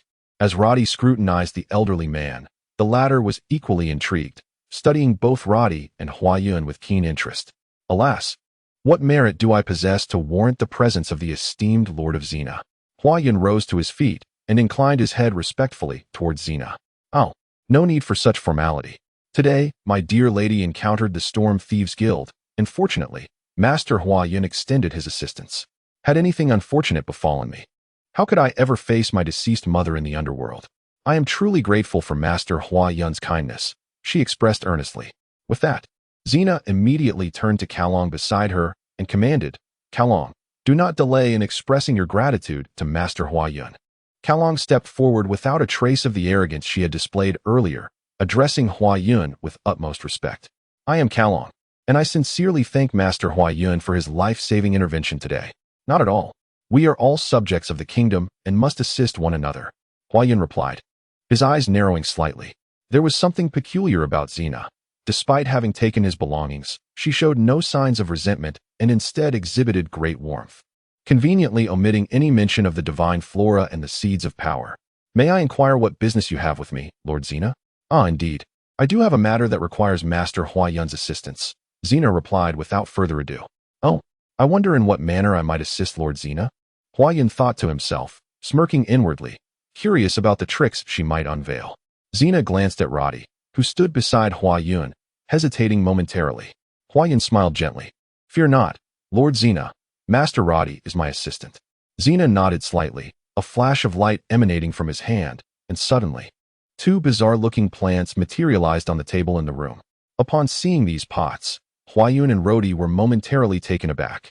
The containers were crafted from the exceedingly rare bloodstone of the continent, shimmering with flowing luminescence. Such bloodstone, found in a mere fragment of the Alon continent, would command a value of several 100,000 gold coins. The fact that Xina utilized it for planting these flora piqued their curiosity. What could these two plants possibly be? With this thought in mind, Hua Yun scrutinized the peculiar specimens on the table, gently placing his hands upon the leaves of the divine plants to attune himself to their essence. Within his perception, he could distinctly sense a tremendous surge of magical energy pulsating within these specimens. This overwhelming magical aura startled Hua Yun, who gazed at Xina in astonishment, questioning, could it be that these two plants are holy grade divine specimens? Chapter 76. The fourth layer of infinite profound arts in the room. Hua Yun sat cross-legged, his legs perfectly aligned. His eyes gently closed. An invisible force radiated from his being, creating an elemental vacuum around him. With his hands pressed together, beads of sweat trickled down his forehead, indicating he was enduring immense suffering. At this moment, he was at a critical juncture, striving to break through from the third layer to the fourth layer of the infinite profound arts. Since Hua Yun entered the third level of the infinite profound art in Quito Town, nearly half a year has elapsed. When he wielded his sword energy to slay Machi, Hua Yun sensed that a breakthrough in his infinite profound art was imminent. Typically, once a martial art is cultivated to a certain degree, its levels ascend naturally, embodying the principle of the formless Tao. However, at particular pivotal stages or realms, one must face a critical challenge akin to the trials depicted in martial arts novels, where one must penetrate the Ren and do meridians. Unlike ordinary techniques, Hua Yun's ancestral infinite profound art is divided into 9 levels, each necessitating a so-called breakthrough.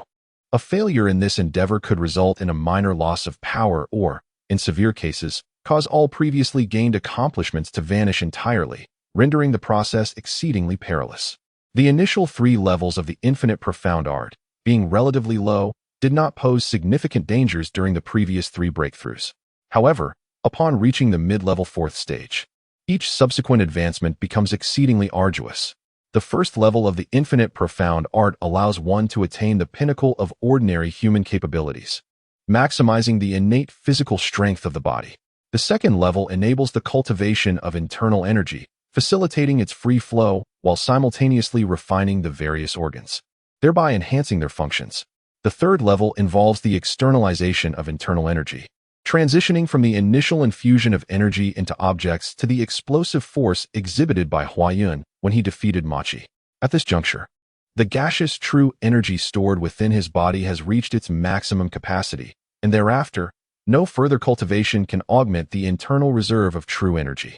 Thus, the 4th level involves compressing and liquefying the true energy within the body. It represents a significant milestone in the cultivation of the infinite profound art. Once this level is surpassed, one's power will experience a remarkable leap. However, failure to break through will result in a lifetime of stagnation. At present, Hua Yun finds himself at a pivotal moment. All attributes of his true energy are being forced into the sea of qi, where an overwhelming power relentlessly compresses within him, depleting all of his vitality. Hua Yun's face gradually flushes red, and he dares not even breathe too deeply, fearful that a careless exhalation might squander his efforts. The forbidden powers generated by the heaven-defying technique and the forces to lift those restrictions are being distributed throughout his body. These formidable energies, born of the heaven-defying technique, should ideally keep him steadfast against any opposing force. Yet, at this moment, they offer no assistance. Huayan continues to compress the energy within the sea of qi. With each passing second, the peril intensifies. Finally, after an arduous struggle, the most concentrated energy in the center of the sea of qi transforms from gas into mist. As this mist forms, it triggers a domino effect, drawing in all the true energy from the surrounding sea, which gradually expands the mist as it absorbs more attributes of true energy. The once gaseous energy compresses into tiny droplets of liquid. Witnessing this favorable turn of events within his body, Huayan understands that he must not allow even the slightest sense of complacency. This moment is critical. As long as Huayan maintains his resolve, he shall persevere. As the pressure within the qi sea abruptly diminished, the liquid gas mist transformed instantaneously back into gaseous true energy, rendering previous efforts futile. After a brief moment, at last, the final vestige of gaseous true energy within the qi sea was refined by Huayan into liquid gas mist, which then gently floated out, dispersing throughout the various meridians within his body. Exhaling deeply, Huayan wiped the sweat from his brow, his flushed face gradually returning to its normal hue. And he could not help but feel a wave of refreshing clarity. At the pinnacle of the third layer of the Wujixuan, he was already capable of contending with a newly ascended 7th-tier platinum warrior. Now that he had reached the 4th layer of Wujixuan, he could easily defeat ordinary 7th-tier platinum warriors, and even offer a modest challenge to those recently elevated to the 8th-tier great warrior. Opening the door, Huayan was about to step outside for some fresh air when a guard at the entrance immediately bowed respectfully and said, "Master Huayan, the city lord has requested your presence as soon as you emerge." Surprised at how quickly Xena had gathered the materials, Huayan paused momentarily, then shook his head with a wry smile, replying to the guard, "Very well, please inform him that I shall arrive shortly." That evening, after Xena had shown Huayan the 2 sacred tier divine plants, he understood the reason for Xena's fervent hospitality. He had immediately discerned that the 2 divine plants presented by Xena were ailing. Through meticulous observation of the 2 sacred tier divine plants in Sanana, Huayan swiftly reached a diagnosis. The plants were afflicted by a form of plant rust disease. This ailment typically targets the foliage, initially manifesting as faint green spots scattered across the underside of the leaves, which subsequently evolve into irregular dark yellow-brown protuberances, representing the summer spore masses of the pathogen. Approximately 0.5 millimeters in diameter, the disease predominantly occurs along the sides of the leaf veins, at the tips or bases of the leaves, and in areas where water droplets tend to accumulate along the leaf edges and lateral veins. Generally, first-tier divine plants, following the application of auxiliary magical techniques, require merely a few days of irrigation with magical elixirs to blossom and bear fruit, which subsequently matures. However, the sacred tier divine plants are markedly different. They typically necessitate several years, or even decades, of irrigation with magical elixirs before they absorb sufficient attribute energy to flower. Following this, an extended period of irrigation is required for fruiting. Post-fruition, a further prolonged nurturing period is essential for maturation, yielding a viable sacred tier divine fruit. Drawing parallels to the celestial peaches and ginseng fruits, which flower every few thousand years, bear fruit every few thousand years, and mature every few thousand years. While divine fruits do not require such exaggerated durations, the higher the tier of the divine fruit, the longer the cultivation period and the duration of magical elixir absorption required. According to Xena, his 2 sacred tier divine plants, afflicted by an unknown and formidable demonic curse, have remained unchanged for decades, causing him immense concern. Despite his efforts to consult various botanists, none have been able to remedy the curse afflicting these sacred tier plants with their botanical magic. Xena had even contemplated transporting the divine plants to the Caden Empire, seeking the expertise of the esteemed 8th-tier botanist, Master Otto.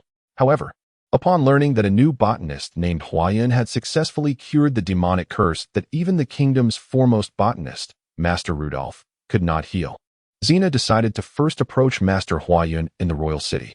Regardless of the outcome, it was preferable for the knowledge of his family possessing sacred tier divine plants to remain within the kingdom rather than reach the Caden Empire. "Master Huayan, you have finally arrived." Upon seeing Huayan walking towards the door, Xena promptly stepped outside to welcome him. Have you prepared the items I requested? Huayun, lounging comfortably, regarded Xena with a casual demeanor. When Xena initially sought his assistance, he did not decline due to past conflicts with Kalen. Such a fortuitous opportunity was not one he intended to miss. Plant rust disease is a fungal spore affliction. In the realm of the Alan continent, there exists a hierarchical principle governing the magical arts of plant mages. Generally, the malevolent curses bestowed upon Saint-tier divine plants cannot be remedied without the prowess of a 7th-tier Grand Plant Master. Healing spells of lower than 7th-tier rank prove utterly ineffective against Saint-tier divine flora. Even spells of higher tier offer only a meager chance of restoration. However, for Huayun, such challenges are negligible. In response to Xena's plea, Huayun stipulated 2 conditions. He sought no monetary compensation. Rather, his first condition mandated that upon the successful healing of the 2 Saint-tier divine plants, Xena must provide him with a Saint-tier divine fruit. The second condition required a branch from either of the 2 divine plants under Xena's care. It is worth noting that Huayun's healing endeavor necessitates an array of instruments and materials, all of which must be procured by Xena. Upon contemplating Huayun's terms for a brief moment, Xena acquiesced. The Noki family possesses the 2 divine plants, and over the centuries, they have preserved several Saint-tier divine fruits. The elderly figure clad in a grayish-blue robe beside Xena is a 9th-tier Saint-level powerhouse, elevated by the divine fruits of the Noki lineage. Xena can indeed afford the value of a Saint-tier divine fruit, and the agreement stipulates that it will only be granted upon the successful dispelling of the malevolent curse. Should he seek treatment from Otto, the plant mage of the Cardon Empire, he may find that the reward of a Saint-tier divine fruit would not suffice to satisfy the expectations of the latter. Preparations are underway. Xena nodded repeatedly and opened a chest within the room, revealing an array of peculiar items crafted from iron, crystal, and various other materials, each more bizarre than the last. Although Xena was uncertain of the purpose behind the items that Huayun requested, he nevertheless harnessed the power of his family to procure them with remarkable speed. Have someone move these items to my chamber. By tomorrow, I should be able to treat the 2 divine plants you entrusted to me. As Huayun gazed at the collection of instruments that bore a striking resemblance to those in his former laboratory, a smile crept across his face. In truth, treating plant rust disease required far fewer tools than this. Yet seizing the opportunity to acquire what he had long desired, Huayun instructed Xena to have everything prepared. A cursory calculation revealed that the assortment of props, instruments, and materials alone would likely cost Xena hundreds of thousands of gold coins. Remarkably, for the sake of the sacred divine plants, Xena did not even flinch. Chapter 77. Bordeaux Solution. Upon returning to his chamber, Huayun began to meticulously inspect the instruments Xena had provided. One could not help but admire Xena's efficiency and reliability. The tools crafted by skilled artisans and alchemists, as requested by Xena, were remarkably suited to Huayun's tastes. For instance, the cylindrical lens, embedded with light-infused crystal and polished to perfection, when enhanced by the alchemist's application of eagle eye and clarity spells, along with a specially crafted base, proved to be nearly as effective as the optical microscopes found in earthly laboratories. However, the microscope crafted through the arcane arts of a parallel world, combined with alchemy and forging techniques, is generally only capable of observing relatively larger organisms such as nematodes, cells, fungi, and bacteria.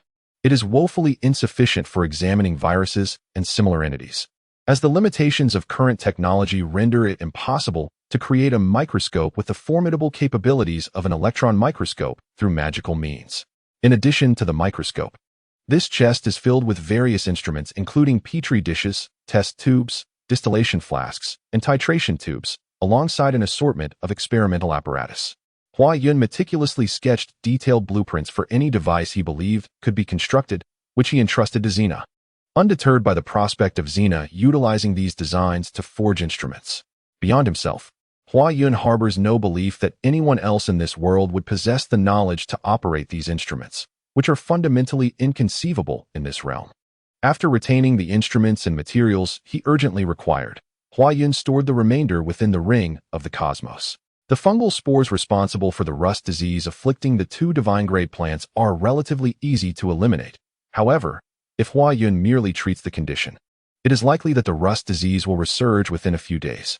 To prevent the recurrence of the rust disease, Huayun embarked on his inaugural formulation of a chemical agent in this world, concocting a solution that is of considerable significance and widespread application on Earth, the environmentally friendly Bordeaux mixture, a remedy that has been utilized by people across the globe for countless years.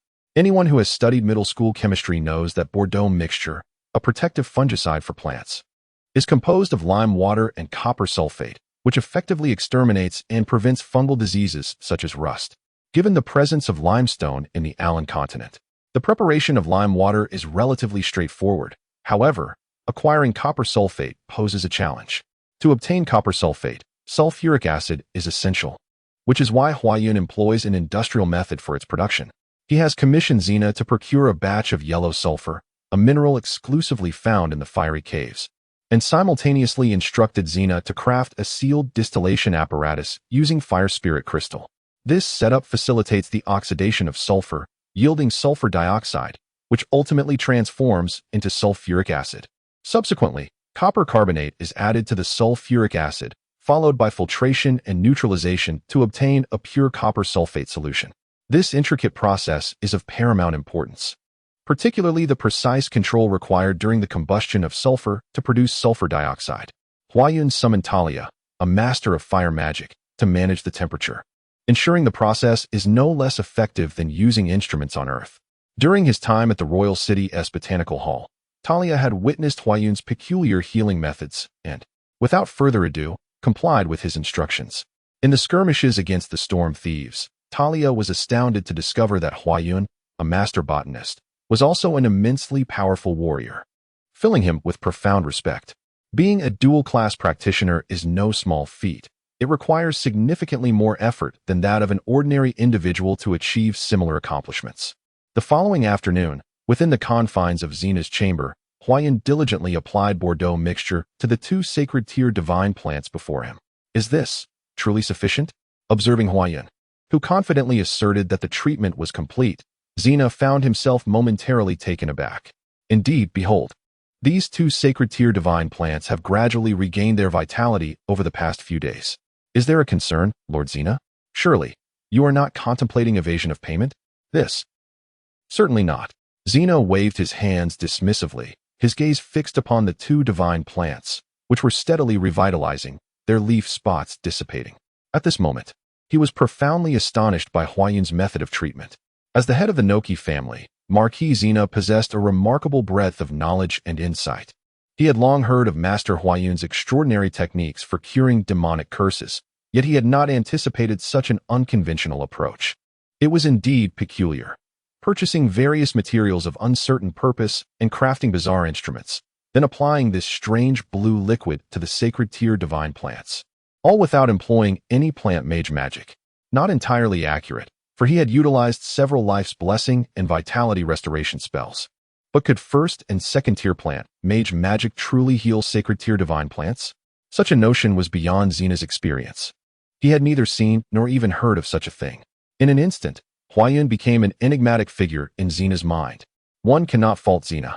One may easily envision a scenario where a billionaire acquires a cherished plant, only to find it afflicted by an ailment that defies the expertise of countless botanists. In desperation, he enlists the help of a renowned botanist, who, unbeknownst to him, is a divine plant master hailing from the continent of Allan. Upon examining the plant, the master recognizes that it has fallen victim to a demonic curse. As the billionaire inquires about the remedy, the divine botanist, without hesitation, casts a 10th tier plant master spell, revitalizing the plant in an instant, erasing its previous wilted state. One must ponder the billionaire's thoughts in that moment. Surely, he would perceive the botanist as a celestial being. Even if not so exaggerated, feelings of mystery and reverence would undoubtedly abound. Xena finds himself in a similar predicament. He is utterly astonished by Huayun's actions. With the healing complete, it is now time for Xena to fulfill his prior promise. With a pained expression, he watches as Huayun carefully trims a lush branch from the two divine plants. Master Huayun, here is the holy tier divine fruit you requested. Xena, visibly distressed, retrieves a box crafted from amethyst. Yet, his demeanor is strikingly composed, and his tone towards Huayun is imbued with greater respect than before. Previously, Xena had sought Huayun's assistance, his tone reflecting a reluctant deference. However, Witnessing Huayun's successful restoration of his family's holy tier divine plant, that reluctance has wholly transformed into genuine respect and gratitude. It seems that there are scarcely a few practitioners capable of healing the divine tier gifted plants across the entire continent of Aelan. Such remarkable individuals, wherever they may go, invariably attract countless allies and connections. Observing the divine tier gifted fruit, radiant with a shimmering glow, nestled within the amethyst box, Huayun smiled gently and casually placed the box upon his person. Lord Xena, I have already lingered here for quite some time. We must depart tomorrow. Is there anything else you require of me? If not, I shall take my leave. Indeed, Master Huayun, I happen to have one more matter to discuss. Xena called out to Huayun, who was about to turn away. He understood that someone of Huayun's caliber would not venture from the royal city without pressing affairs. And while he felt increasingly grateful, a twinge of guilt also surfaced in his heart. After carefully considering his tone, Xena continued, I have heard that you possess a batch of divine tier gifted plants and power seeds. Might I inquire whether you would be willing to sell them to me? Yes. I am prepared to offer 500,000 gold coins for these divine tier gifted plants and power seeds. I wonder what your thoughts are on this matter, Master Huayun. Xena gazed at Hua with keen anticipation. In truth, these divine plants and power seeds were worth no more than 3 million gold coins. However, due to Hua's successful healing of 2 ancestral divine plants belonging to Xena's family, he was in high spirits and deeply grateful to Hua. Had it not been for the imminent deadline of his dealings with others, he would not have felt compelled to awkwardly purchase from Hua.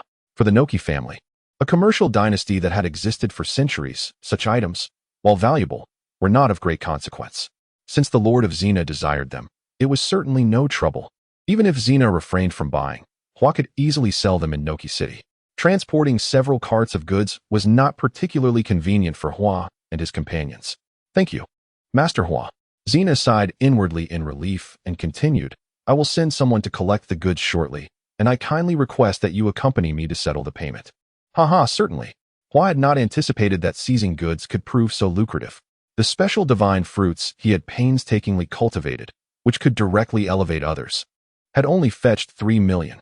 Yet now, with Xena's 5 million alongside the 1 million from Kalen, he had suddenly amassed 6 million. At that moment, Hua pondered whether he should consider more such ventures in the future. It truly was a remarkable profit.